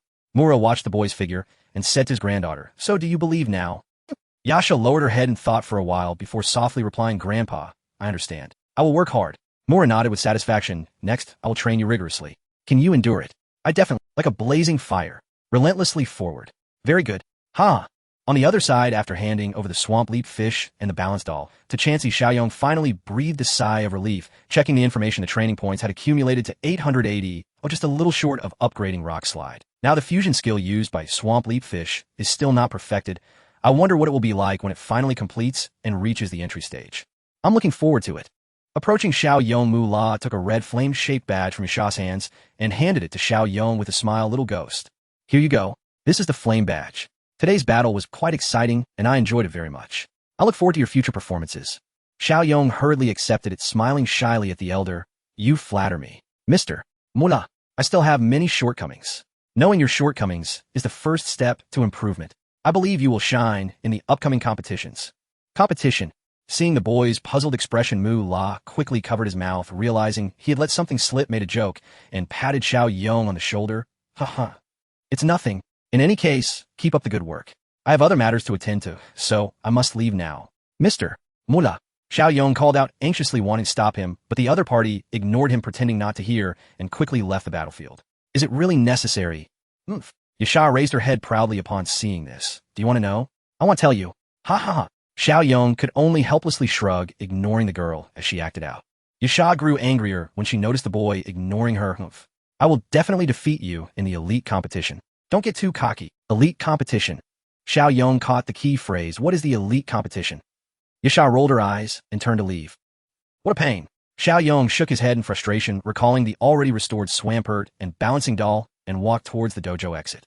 Balancing Doll successfully obtained 3 badges, and the next step is to head to the northern ice field. However, before that, he still needs to visit the Flame Path to see if he can catch a glimpse of the legendary figure. On the way back to the Pokemon Center, Xiao Yong took a short break, still pondering over what Yasha had mentioned about the elite competition. Unconsciously, he recalled what Tai Xian had said about the newcomers from Kanto and Sinnoh. There must be some connection, and it concerns me. But what could it be? There's no mention of this in my past life memories. Feeling clueless, Xiao Yong simply gave up and skillfully began preparing food for everyone. Watching Kecleon and Houndoom and Balancing Doll happily eat, he took out the Pokeballs for Steelix and Swampert and went to the familiar backyard to release them. Roar. Malo. Steelix and Swampert greeted him, energetically looking at him happily. Xiao Yong smiled as he placed Pokemon food in front of them, then added a drop of Sourstone milk into Steelix's food. Steelix, you've worked hard during this time, and you still have to guide everyone in training. Roar. Steelix shook its head, squinting its eyes to show it didn't mind. Habitually patting its cool body, Xiao Yong poured another drop of Sourstone milk into Swampert's food. Malo. Swampert showed a puzzled expression, looking at the delicious food, eager to try it. It could sense the rich elemental energy emanating from the food, deeply attracting its attention. Seeing its impatient demeanor, Xiao Yong chuckled. Don't rush. This is specially prepared for you. Your body is strong enough to absorb Sourstone milk to enhance yourself. From now on, it'll add a drop in every meal. He picked up the heavy-duty backpack that Da Wu had brought earlier and poured out a sufficient amount of steel or stacking it into a small pile, smiling at the 2 Pokemon. After you finish your food, you should absorb these minerals. It should be enough to digest for a while. Roar. Malo. Enjoying the delicious food, they reluctantly responded to the boy's arrangement. All right. I won't disturb you anymore. Shrugging, Xiao Yong fell silent and turned to leave. In a ruin in Shuanglong Town, Kanto region, 2 young girls were resting in a stone cave. On the left, a girl with golden curly hair hung naturally behind her, a red flower pinned to her left forehead, wearing a black pleated skirt, dark red stockings, and black leather shoes, giving her a quirky appearance. Strangely beside her, 2 colorful ribbons floated in the air, without wind swirling around her as they moved back and forth. Young Cardelia, she is a rare psychic. On the other side sat another girl with golden long hair tied in a ponytail, wearing black butterfly-shaped hairbands on either side, dressed in a black off-shoulder high-neck fitted outfit, black cargo pants, and black and white sneakers, looking fresh and vibrant. Sharpedo and Cynthia were currently looking blandly at the book in their hands. Beside them, Sharpedo and a Drifloon leaned against each other, dozing off. The curly-haired girl twirled the ribbons with her fingers and gently waved them, her clear laughter ringing out. Nana, have you been invited to the elite competition? Indifferently flipping through the book, Cynthia replied calmly. Yes, I received it. It is said to be organized by the higher-ups of the Hoenn League for the strongest newcomers. Closing the book, Cynthia gazed blankly at the sleeping Sharpedo, her expression gradually drifting. I really want to eat ice cream. Nana, Jiao Li teased, watching the girl's dazed expression. Once we finish exploring here, let's head back. We'll buy you lots of ice cream then. How about that? Cynthia smiled, slightly choosing not to speak further. In the Kanto region, on a mysterious island in the sea, occasionally one could see a Dratini or even a Dragonite flying through the sky. The island is filled with forests, lakes, high mountains, and basins. Many Pokemon roam within, and upon closer inspection, they're actually rare Dragon-type Pokemon from the outside world. It is well known that Dragon, Psychic, and Ghost-type Pokemon are the hardest to capture.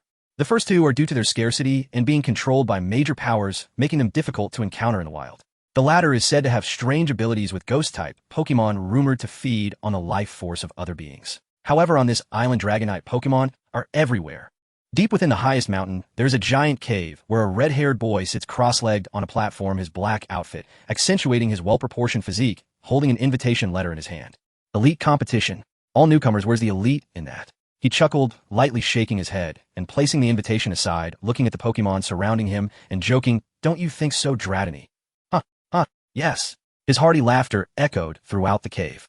In the southern Kanto region, on the beach of the Orange Archipelago's 4th island, a beautiful girl with long red hair and frameless glasses lay on a sun lounger in a swimsuit, sipping a cup of orange juice with an invitation letter on a round table beside her. Young Kona lazily stretched and said to the Pokemon playing in the sea, Don't go too deep, Lapras. Boo. Newcomers from various places reacted with surprised confusion or indifference to the sudden arrival of the invitation. Xiaoyong, however, had already arrived at the entrance of the fiery path once again. Casually dispatching a few wild Pokémon that suddenly appeared, he handed them all over to the Swampert to practice and gain experience. Carefully cradling the incubator containing the Pokémon egg, a premium Firestone was placed at the bottom of the egg, continuously supplying energy to the little creature inside. Thick nutrient liquid enveloped it, providing a constant source of nourishment. Previously, Xiaoyong had specifically asked his mother, and through observation, they determined that the incubation period for this egg was within half a month. Therefore, Xiaoyong kept the egg close by, waiting for that moment to arrive. Walking and stopping, he soon arrived at the stone wall that was previously destroyed by the coal turtle. However, the originally small opening had obviously been artificially widened, and the signs of entry and exit were particularly conspicuous, which made Xiaoyong abandon his initial thoughts. There was no longer any need to go down. Sighing helplessly, it turned out that plans could never keep up with changes. No longer nostalgic, Xiaoyong turned and left. He smoothly passed through the fiery path and arrived at Route 113, where the intense heat in the passage finally. With one arm cradling the incubator, he played with the megastone that Dawu had given him. Previously at the Pokemon Center in Fuyang Town, Xiaoyong had taken out the stone in front of the Steelix, but had not triggered any response. Both he and his Pokemon had remained unresponsive. The bond between them was already established. If it were the Megastone for Steelix, it would naturally produce a special reaction, which was clearly not the case. The only remaining hope was for the little one. Although the little guy was still in the first stage, the response to the Megastone might not be as strong. However, there would still be that wondrous feeling of excitement, even if it was very faint. Thinking of this, Xiaoyong's breath quickened. This was his last chance. Currently, he only had 5 Pokemon, and among them only 2 had steel attributes. Now that Steelix was ruled out, his last hope rested on the little one. If it wasn't that he would have to wait for another opportunity to trade with others. Thinking and acting, Xiaoyong placed the incubator on the ground beside him, then took out a Pokeball and released the Kecleon, saying, "Kecleon." As soon as the little one appeared, it rushed to Xiaoyong's side, happily rubbing against his pant leg. Crouching down, Xiaoyong brought the silver-gray round stone closer to Kecleon and smiled, saying, "Come closer, let's see if you have any special response to this stone." Kecleon, with its blue eyes blinking, the little creature looked adorably at the stone, gradually bringing its head closer and surveying it. After a while, there was still no response, and Xiaoyong felt a bit disappointed. It seemed this could only wait for another time. Just as he was about to give up, Kecleon's forehead gently touched the megastone. A peculiar feeling of excitement surged from the depths of his heart. If Xiaoyong had not been concentrating on sensing it, this faint feeling could almost have been overlooked. It was strange and enigmatic. As if entering a sea of consciousness, Xiaoyong could even sense the little one's thoughts at that moment. Though they were vague and weak, he could still make sense of them. It wanted to eat the stone. Suddenly jolted awake from a dream, Xiaoyong's consciousness returned to his body. He put the megastone back in his backpack, patted the little one on the head, and smiled to comfort it. "You can't eat this. Once you evolve into a Kecleon, ITLL, be your best trump card." Kecleon. After a moment of understanding, Kecleon nodded, accepting that it couldn't eat it. Seeing this, Xiaoyong recalled it and picked up the incubator. In a great mood, he set off on his journey again. It turned out to be the megastone for Kecleon. "Thank you, Mr. Dawu, for your generosity. I hope to communicate more in the future." Friendly exchanges.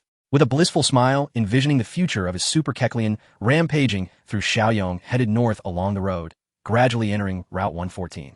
The intense heat gradually lost its power here. Moving away from the vast desert, the volcanic ash from Chimney Hill could not reach here, and the temperature began to normalize and gradually drop.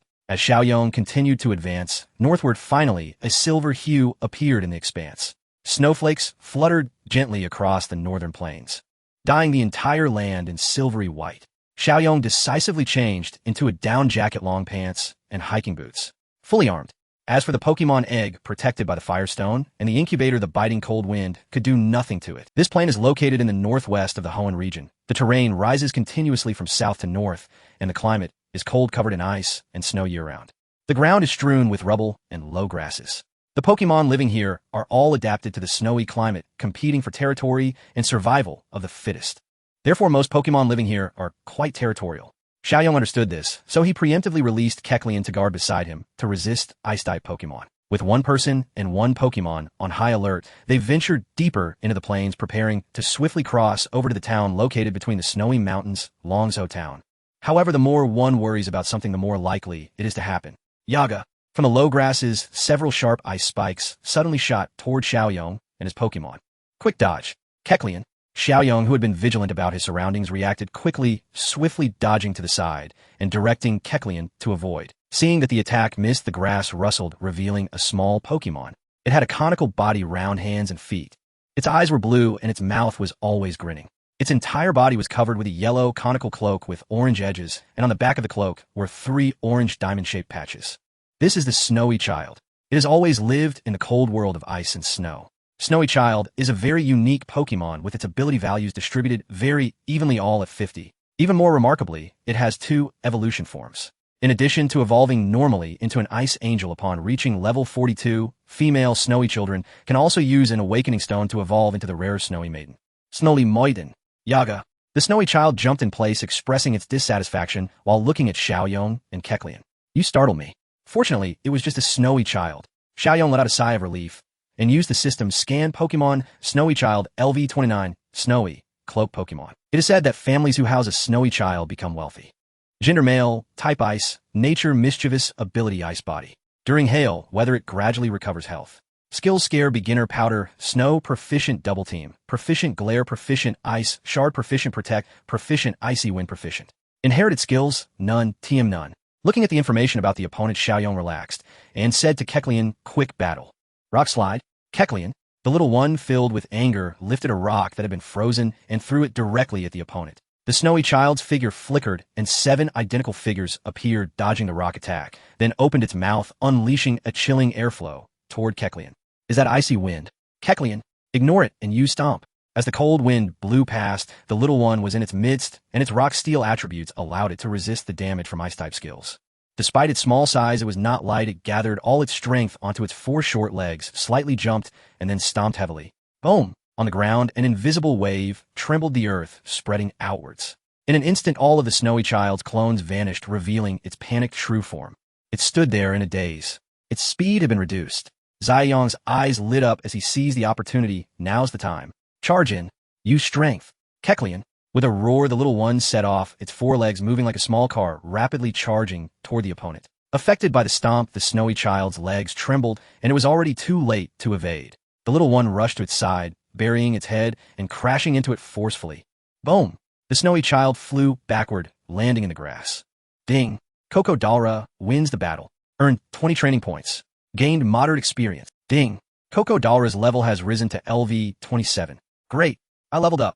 Little Yong nodded with satisfaction, looking at the fallen snow youth, gently applying healing ointment to its body. After finishing holding the incubator, he was about to leave with Coco Dalra. Suddenly a chill swept over. The snowflakes between heaven and earth began to scatter everywhere. This cold wave is Quaquaco. A person and pet lay on the ground resisting this cold wave.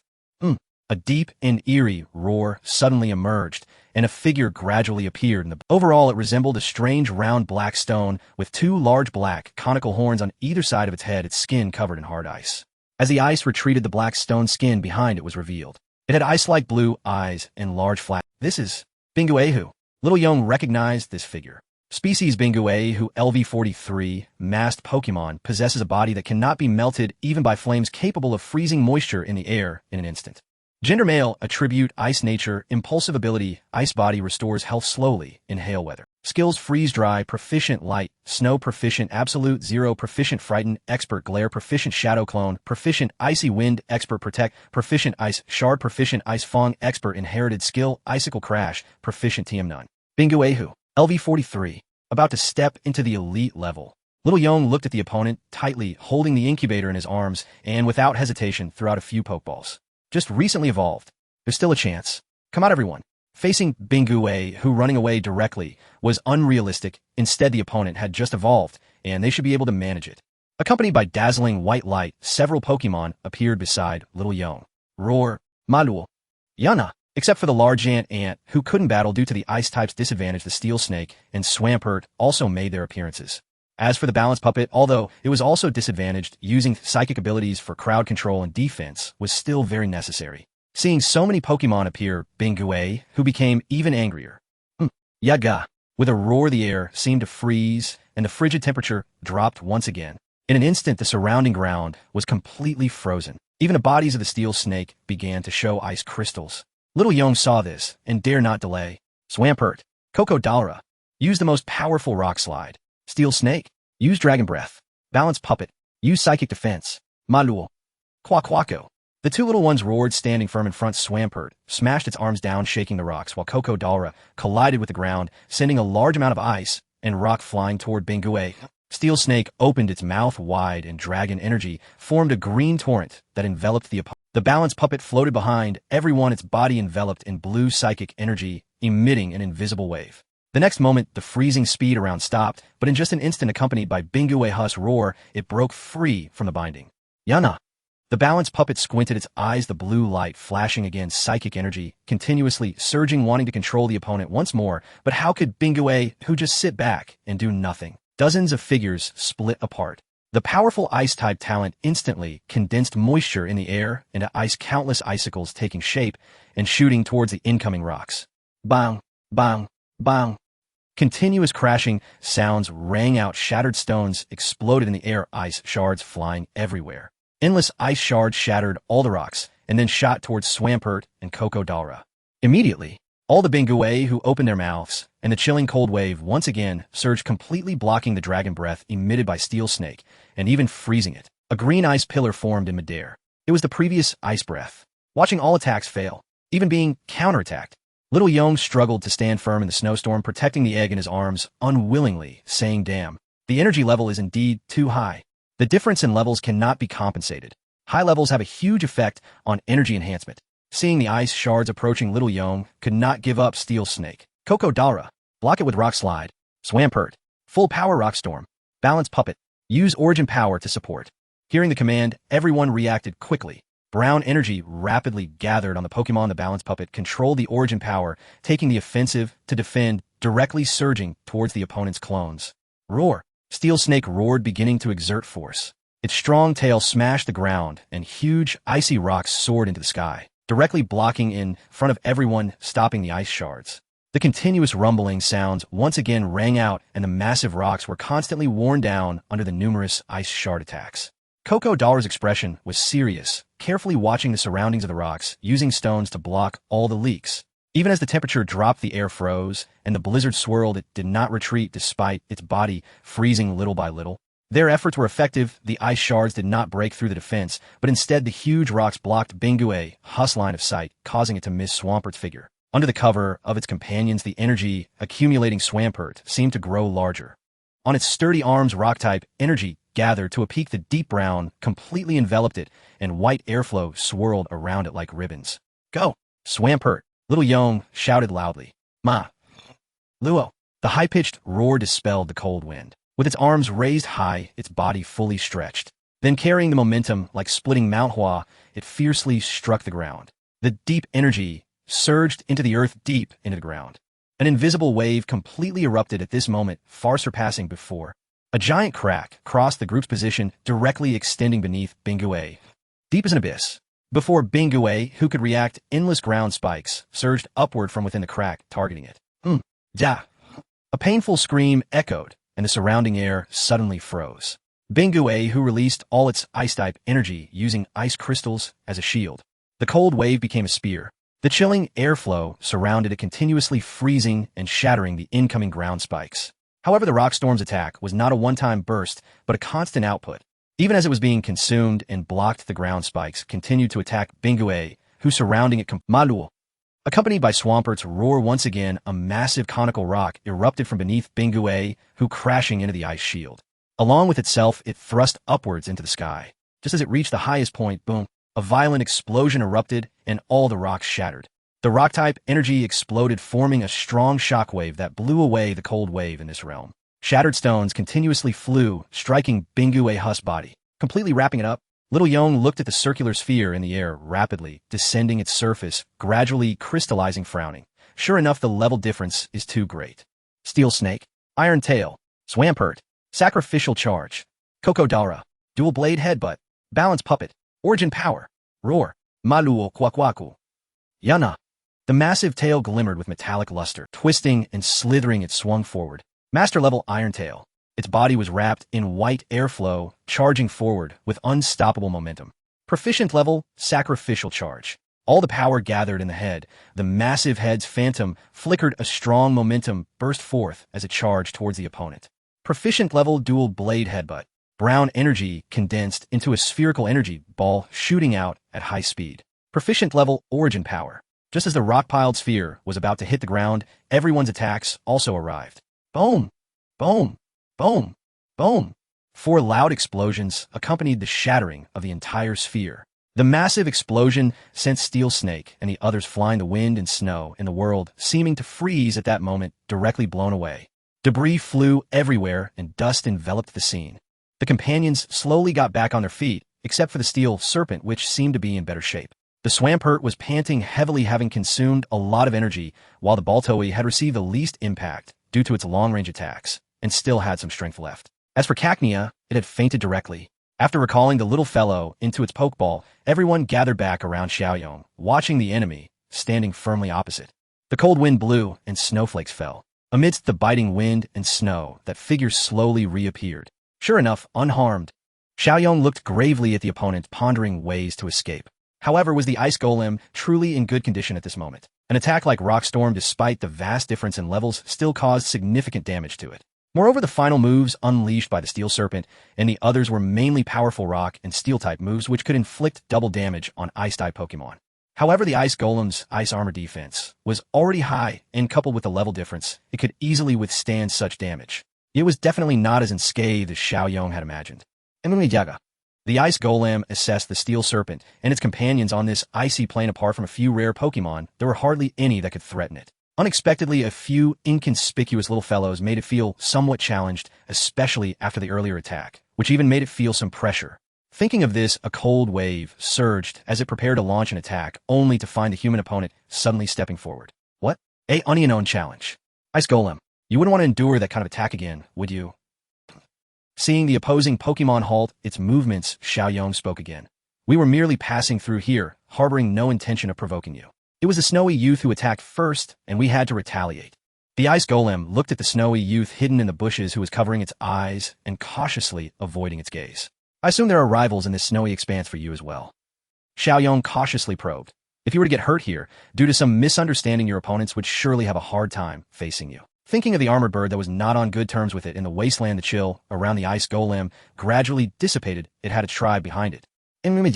We are not your rivals, but you cannot fully suppress us either. Why not step back mutually? Indicating for the Steel Serpent and the others to slowly retreat and relax, Xiaoyong softly said, You have already demonstrated your power. We will leave immediately. If this battle continues, uncontrollable situations may arise. What do you think? Quietly observing them, the Ice Golem floated in the air, seemingly deep in thought. After a long while, it let out a low roar towards the bushes, and the snowy youth approached its side. As the cold wave receded, their figures gradually disappeared into the wind and snow. Huff! Xiaoyong sighed in relief, sitting down in the snow, while the Steel Serpent and the others sprawled on the ground. Let's work hard. We need to grow quickly. I never want to encounter such a situation again. Roar Malu. Previously in the Phantom Tower, they at least had the Copper Mirror monster to divert a significant amount of the Flower Rock monster's attention. But today, without the aid of a big shot, continuing like this would only lead to dissatisfaction on both sides. Although the opponent was strong, Xiaoyong's side still had the courage to fight back. Ding! Defeated a leader level, gained 100 training points. Acquired a large amount of experience. Ding! Skill proficiency increased. Cacnea's Rock Slide proficiency reached the mastery level. Baltoy's telekinesis skill reached the mastery level. Ding! Steel Serpent's level increased to LV 32. Swampert's level increased to LV 28. Baltoy's level increased to LV 27. Ding! Rockstorm skill cannot be improved through battling. The system's notifications echoed continuously in Xiaoyong's mind. Observing that everyone's strength had improved, although this battle was arduous, and they did not defeat the opponent, it was still worthwhile. Especially for Swampert, although Rockstorm had not yet reached the entry level, the effect used today had already met Xiaoyong's expectations. Most importantly, with the 100 points gained today, the accumulated training points during this time were already sufficient to enhance the proficiency of Rockstorm. Host Ishida Yu. Talent as solid as a rock. The host's Rock-type and Ground-type Pokémon receive a boost from this talent, greatly increasing their physical and special defenses. Damage from Water, Fire, and Grass-type moves is halved. Damage from Fighting-type moves is adjusted to 11. Ability Unknown Energy Development in progress, 50,100. Pokémon Steel Serpent LV 32, Swampert LV 28, Cacnea LV 27, Antennae Beetle LV 26, Baltoy LV 27. Badges 3. Training points 1080. Treasure Geothermal Juice 6 was Source Stone Milk 1. Expecting to summon Swampert to his side and directly enhance the proficiency of Rockstorm through the system. Ding! Consumed 1,000 training points. Rockstorm skill proficiency increased to entry level. Malu. Confused Swampert shook its head, feeling a bit strange, as if it had become stronger. Seeing this, Xiaoyong patted its head and smiled. Don't worry, you'll get to experience it more during the upcoming training. Looking at everyone around, he comforted. All right, don't be discouraged. After all, the opponents were at a much higher level than you, and it's normal not to win. Just work hard. And the Steel Serpent and the others nodded. Xiaoyong stood up, walked to them, took out the thawing agent and healing medicine, applying it to their injured bodies. Once he felt they were good enough, he said, well then, thank you all for your hard work. Let's head back and get some rest. We need to leave this place quickly. After recalling all of them into their pokeballs, Xiaoyong released the antennae beetle. Now that everyone was in poor condition, thankfully the antennae beetle had not battled earlier, so now it would serve as a guard. Holding the incubator and slinging on his backpack, Xiaoyong braved the wind and snow, continuing his journey. He just wanted to exit the snowy plains quickly, even though this place harbored the extreme ice cave, ranked among the unknown realms. Beside him, the antennae beetle closely followed, preventing any sudden appearances of wild Pokémon. The entire wasteland connected east to Route 114 and west to Misty Mountain. Compared to the wasteland, which experienced continuous snowfall throughout the year, Misty Mountain, although covered in ice and snow, had a much better climate. It's called Misty Mountain because it is shrouded in thick fog year-round, making it easy to lose one's way. After walking through the wasteland for several days and repelling waves of wild Pokémon that tried to obstruct their path, fortunately, no Pokémon of the Ice Golem's caliber appeared again. Finally, Xiaoyong and Baltoe crossed the wasteland and entered Misty Mountain, with Longevity Town resting at the foot of the mountain. Due to the antennae beetle experiencing exhaustion from several battles, it had to swap out for the Swampert and others who rested for a while, with Baltoe taking its turn as the guard today. Walking along the mountain path, Libra's psychic energy extended outward, scanning the surroundings while simultaneously honing his mental acuity. Xiaoyong studied the map with meticulous care, cross-referencing it against their advancing route to avoid losing his way. He had arrived in this world earlier than Master Ji's departure, before the original narrative even began. Thus, the future expedition, seeking the ancient civilization linked to Libra, had yet to return via time machine, awaiting their past selves and Xiao Ji. Since this arc had not yet unfolded, Xiaoyong saw no reason to seek out those ruins. Though tied to Libra, they held little beyond the time machine itself. The so-called cosmic treasure was none other than time itself. This entire sequence served only to underscore time's irreplaceable value for Master Ji, and thus he chose to leave its revelation to Xiao Ji's future self. As they pressed onward, dusk deepened into night. Do you hear something, Libra? Xiaoyong halted abruptly, glancing around in bewilderment. He thought he caught a faint, uncanny yana. A sapphire light ignited in Libra's eyes as he unleashed his psychic energy, expanding its reach to scour the shadows. Yana. Libra paused, gaze drifting toward the forest on their right. Noticing his hesitation, Xiaoyong asked anything unusual. Yana. With that simple affirmation, Libra glided toward the woods, and Xiaoyong followed close. Not far ahead stood a modest wooden hut. Before it stood an elderly woman, her brow furrowed in sorrow, murmuring softly to herself. Xiaoyong hesitated, yet reasoned that proximity to Changshu Town made human habitation unsurprising. He stepped forward politely and asked grandmother, "Hello, I'm Xiaoyong. Do you live here alone?" She glanced at him, her expression still heavy with grief, then murmured, "You're a passing trainer, aren't you?" "Yes." "Is something troubling you?" She fell silent for a moment, gazing up at the moon, until as Xiaoyong's confusion mounted, she finally spoke. "Young man, would you take me away from here?" "Away?" Perplexed, he asked. "Changshu Town lies just down the mountain." "Not far at all. At dawn you could." Before he could finish, her voice erupted, sharp with urgency. "Just say yes. Nothing else." Startled, Xiaoyong instinctively opened his mouth to agree, when suddenly an aged voice rang out, "Don't speak." Jolted awake, Xiaoyong whirled around, only to see a violet barrier shimmering over the ground like an inverted dome, sealing the hut within. Outside stood a white-haired elderback bent over a woven basket, his face etched with anxiety. Beside him loomed a massive wolf whisperhound. The wolf whisper blocked Libra's repeated forceful impacts against the barrier. "Yeah, nah." Xiaoyong gasped. Libra couldn't breach it. A frigid voice whispered beside him, "Say it now." "Yes." An icy breath brushed his skin, freezing his limbs. From outside, the elder cried again, "Snowy Rai. Snowy Rai." Xiaoyong's pulse quickened. Had he truly encountered every member of the Snowy Rai lineage? A spectral figure drifted silently through the air, halting before Xiaoyong. Her violet eyes gleamed coldly, ignoring the elder's shouts. As she repeated, "Say yes," an unseen force surged, clouding his thoughts, dulling his senses, until his lips moved. Wolf whisper, long howl. Over where? The beast's thunderous roar shattered the trance, jolting Xiao Yong fully awake. He stared chilled to the bone at the furious snowy eye before him. Her hypnosis had been terrifyingly potent. Libra, psychic, wolf whisper, crunch, yana. Azure radiance enveloped Libra as waves of invisible force crashed relentlessly upon the barrier. Meanwhile, Wolf Whisper's fangs blazed with obsidian energy. Jaw wide, it clamped onto the shield and wrenched it apart with savage might. Snap! Under the combined assault, the violet barrier shattered.